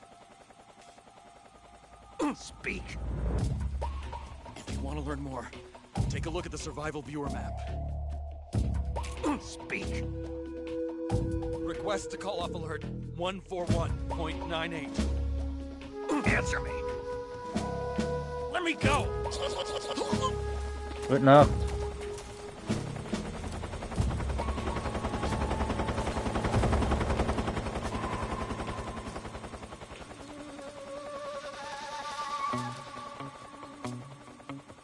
Dort latscht noch einer.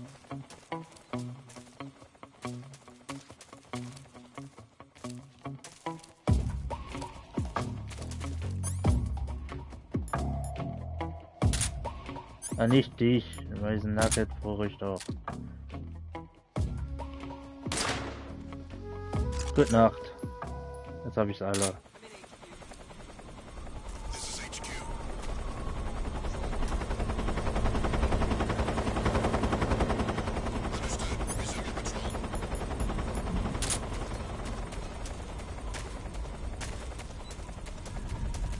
Ah, jetzt kann ich hier lang platschen.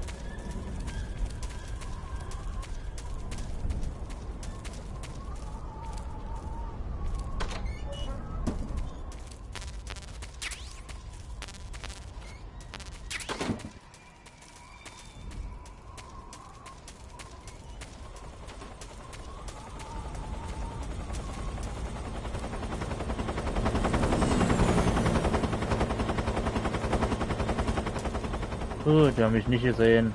Rein hier ab.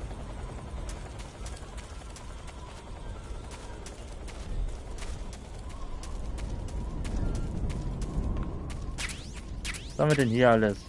Das ist doch schon mal ganz nice.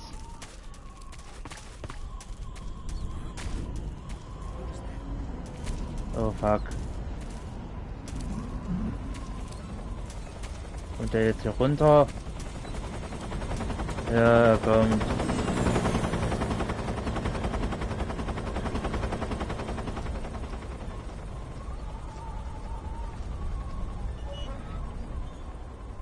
Hier ist niemand. No one here after all.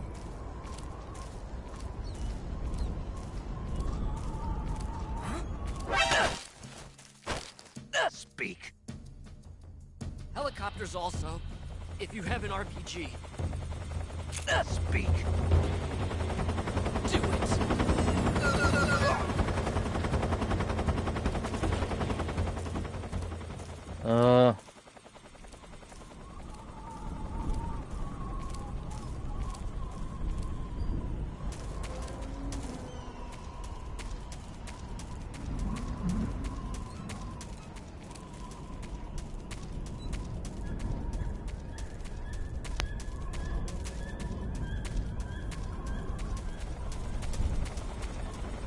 So, wir sind oben angekommen.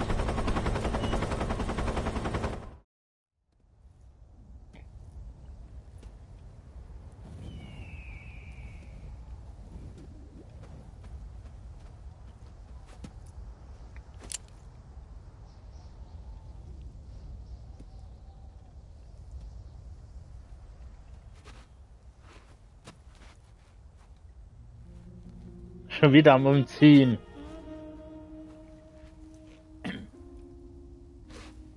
Well, that was quick. You look like you could use some rest. I'll be fine. It's just that playing these two roles hasn't left me much time to sleep. Where'd you get those cuts? The Colonel. He found out? If he knew, I'd be dead already. No, this is his hobby. He's a sadist. He gets pleasure out of making people suffer. He's scum.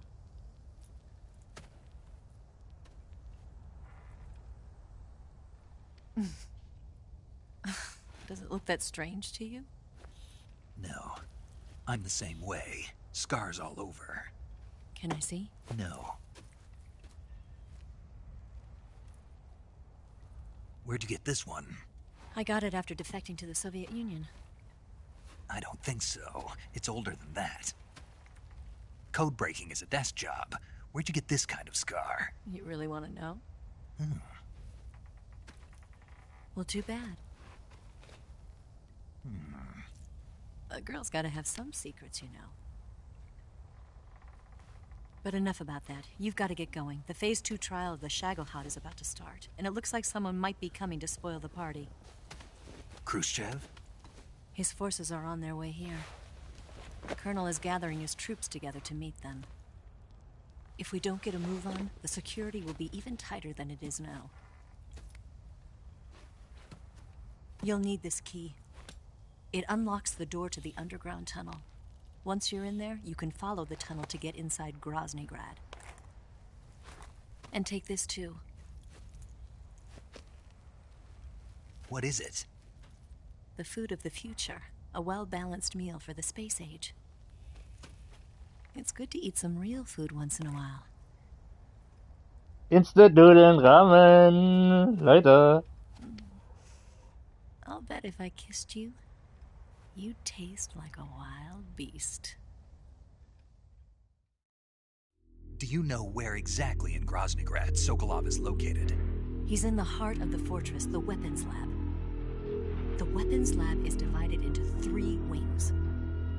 There's the East Wing, which houses the research facilities. Then there's the main wing where the weapons are assembled. That's where the Shagohod is. Finally, there's the West Wing, which is connected via a passageway to the main building. That's where Sokolov is. To get in, you'll have to enter the main wing from the East Wing. Then, go through the passageway on the 2nd floor of the main wing. The West Wing of the weapons lab. Got it. There's just one problem. Not again. The West Wing is protected by the highest level of security. You need to be Colonel class to get in. Colonel class?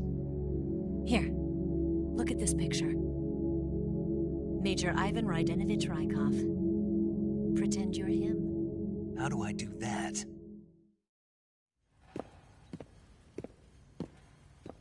Steal his clothes. You look similar from behind. They won't know the difference. Your face might be a problem, so you just have to figure something out.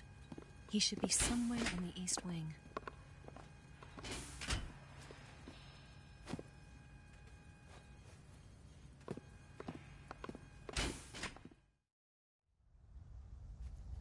Oh, right. But how am I supposed to escape once I get Sokolov out of there? Command said you're supposed to have something ready for me. And I do. There's a lake 30 miles north of here. I hid a wig there. A wig? It's a state-of-the-art ground effect vehicle. A ground effect vehicle? I can't fly one of those. That's okay. I happen to be an excellent pilot. Taking off from a lake is trickier than it looks. It's not like riding a motorcycle. You've got to be more delicate. Of course I will. You've seen how good I am with the bike, right?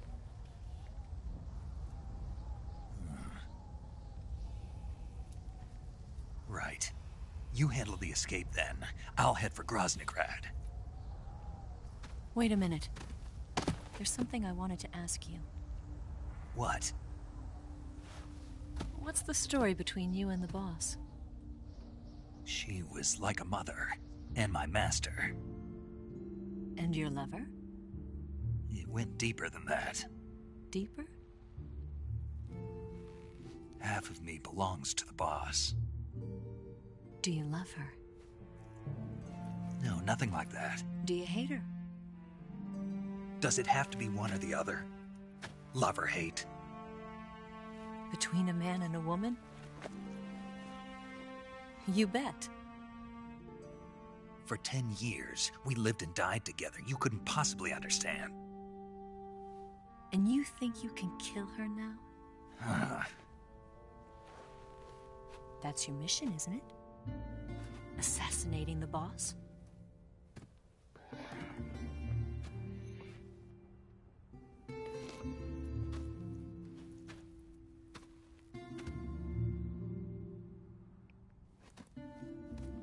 Snake, is there anyone you like? Someone special? I've never been interested in other people's lives. You were interested in the boss. She was different. Really? How do you feel about me? I should be asking you the same question. Me? I can fall in love if it's part of the mission. Even with you.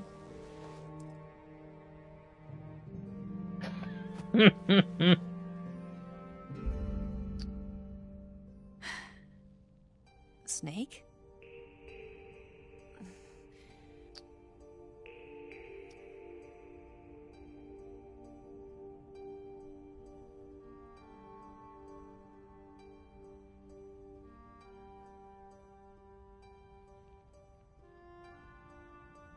What's wrong?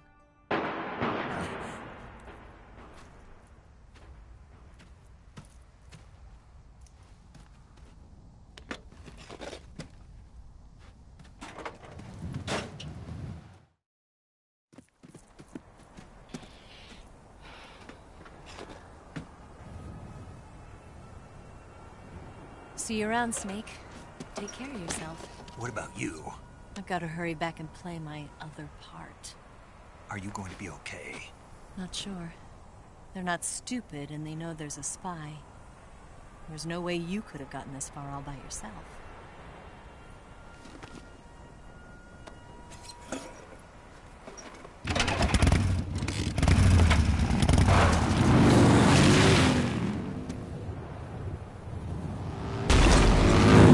So cool.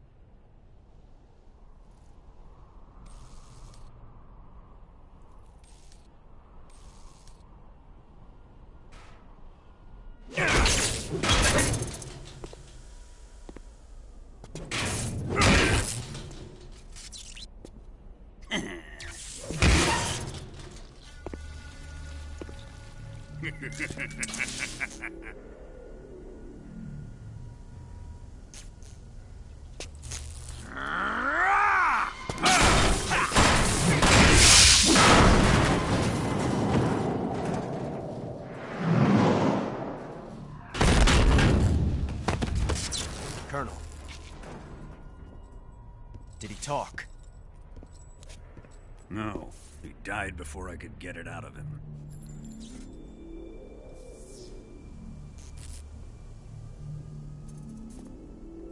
Wasn't the spy then?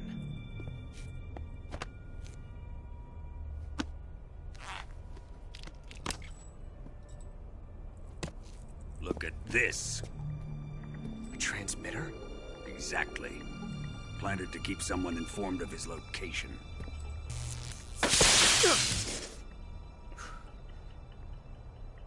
But does this mean Grannon was the spy?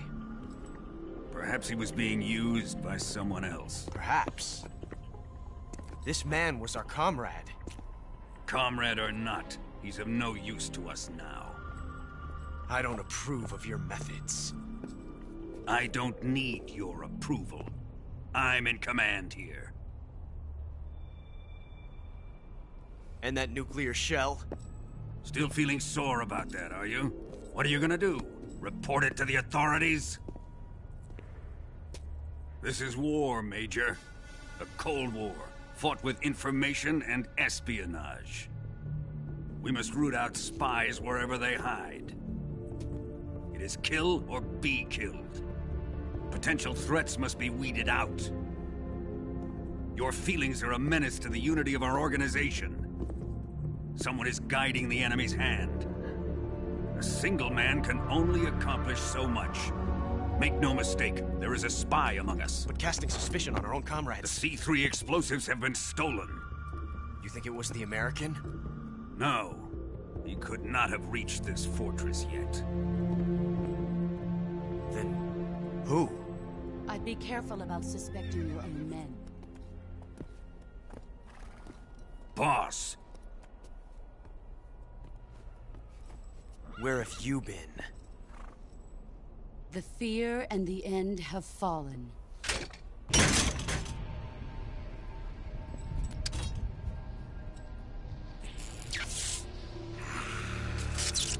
Damn it! CIA dog? That leaves only the Fury. How can the legendary Cobras be beaten so easily? He's good. Fallen for him? Don't worry. I'll take care of him.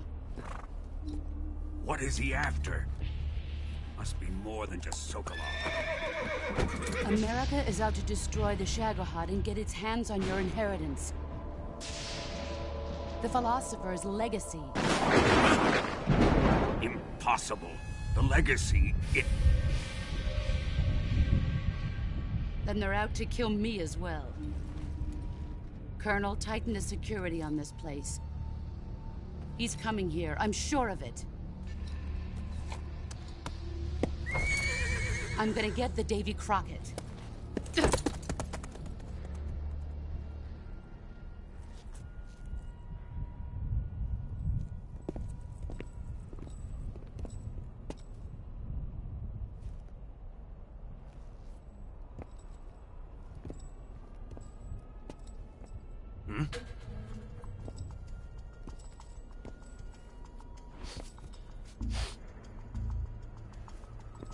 Perfume.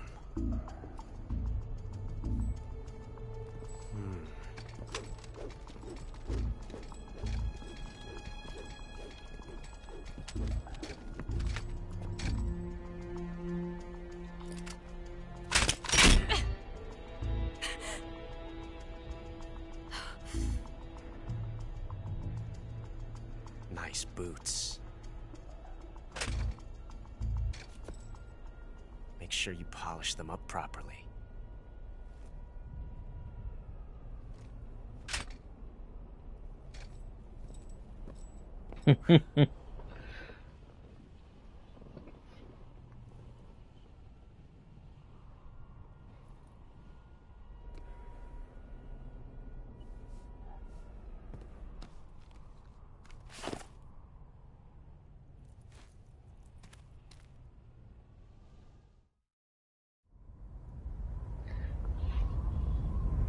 Aber ich würde sagen, für heute reicht's, ne? Wir sind jetzt schon wieder 8,5 Stunden hier im Metal Gear drinne. Ich würde sagen, für heute da ist genug. Wir haben es ja schon wieder früh gleich 10 nach halb 3. Also ich würde sagen, für heute reicht's. Können wir ja morgen noch weiterspielen, ne? Also wie immer später dann. Bevor wir dann abends in Alan Wake 2 dann reinschauen. Würde ich dann vorschlagen, ne?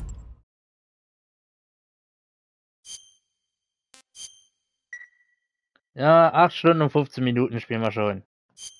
Snake, have you seen 007 From Russia with Love? Nah, I don't like those movies. Real spies are nothing like James Bond. It's pure fantasy. Snake, I don't think the Major's going to like you saying that. And even though it's fiction, I can't help but comparing myself to Bond. What exactly don't you like about James Bond? I mean, is it the fantastic gadgets? The cars? The guns?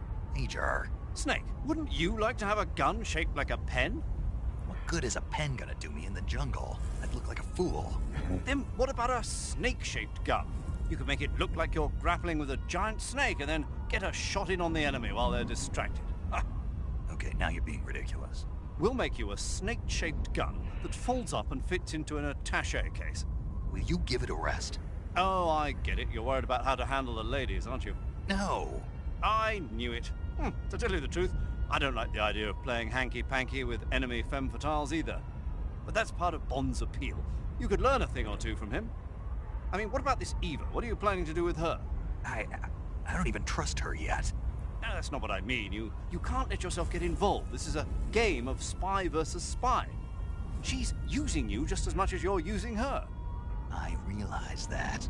You've got to grab the initiative, and to do that, you have to get the upper hand in the relationship. That's what a spy is supposed to do. Get the upper hand? I don't think I'm cut out for that mission. Maybe if you change your code name to 00 Snake. Major. 007 is the biggest thing to come out of England since the Mayflower. I wouldn't be surprised if they made 20 more of those movies. Didn't you know? The Major is a huge James Bond fan. Don't get him worked up like this. Worked up? Maybe you don't realize this, but now that you've got him started talking about Bond, I'm going to have to listen to him lecture for a whole hour after he gets off the radio.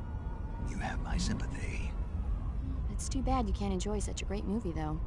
I guess I'm just one of those people who can't enjoy spy flicks. Gut, jetzt haben wir das auch noch mit drinne. Den Codec, ja. Und da würde ich sagen, reicht für heute, ne? Am liebsten würde ich ja auch selber noch weiterspielen. Ja. Am liebsten, ich würde es ganz gerne noch komplett durchspielen, aber ich muss auch noch irgendwann mal schlafen. Ja, es ist nun mal so. Ne?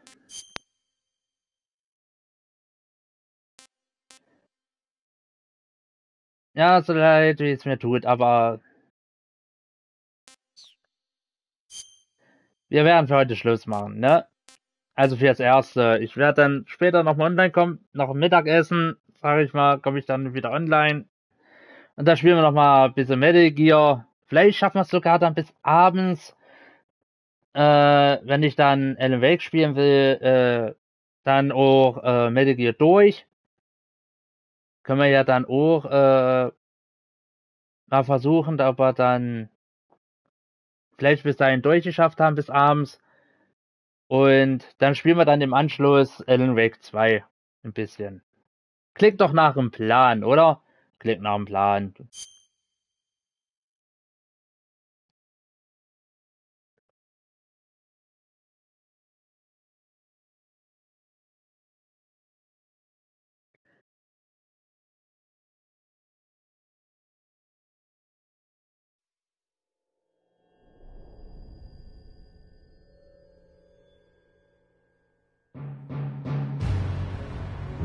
Aber das Intro gucken wir uns nochmal an, wenn wir immer dabei sind.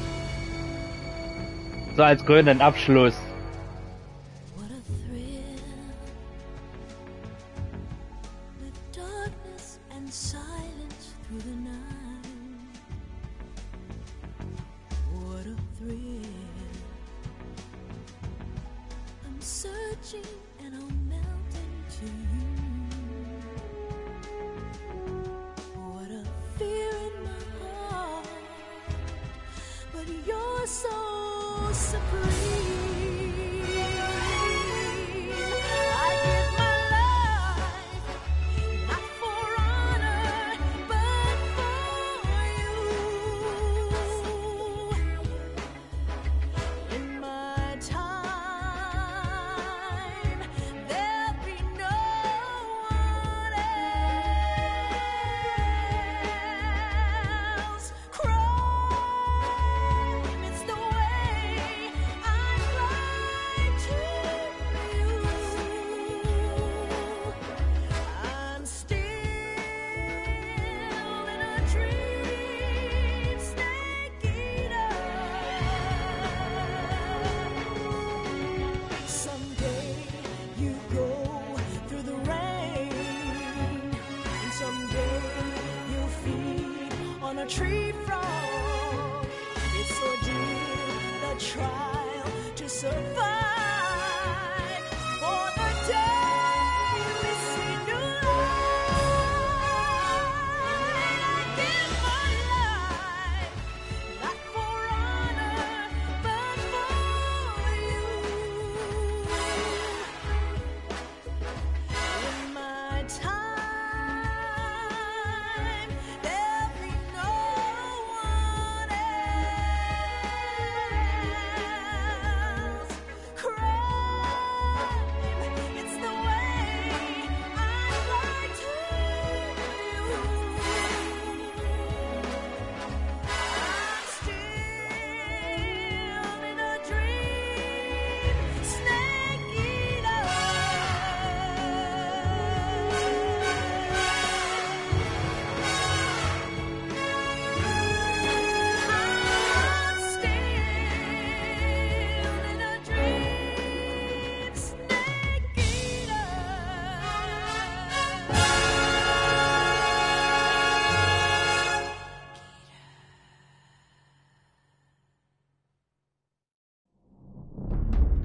So, und damit wünsche ich euch allen eine angenehme Nacht oder einen guten Morgen, falls ihr gerade aufgestanden seid.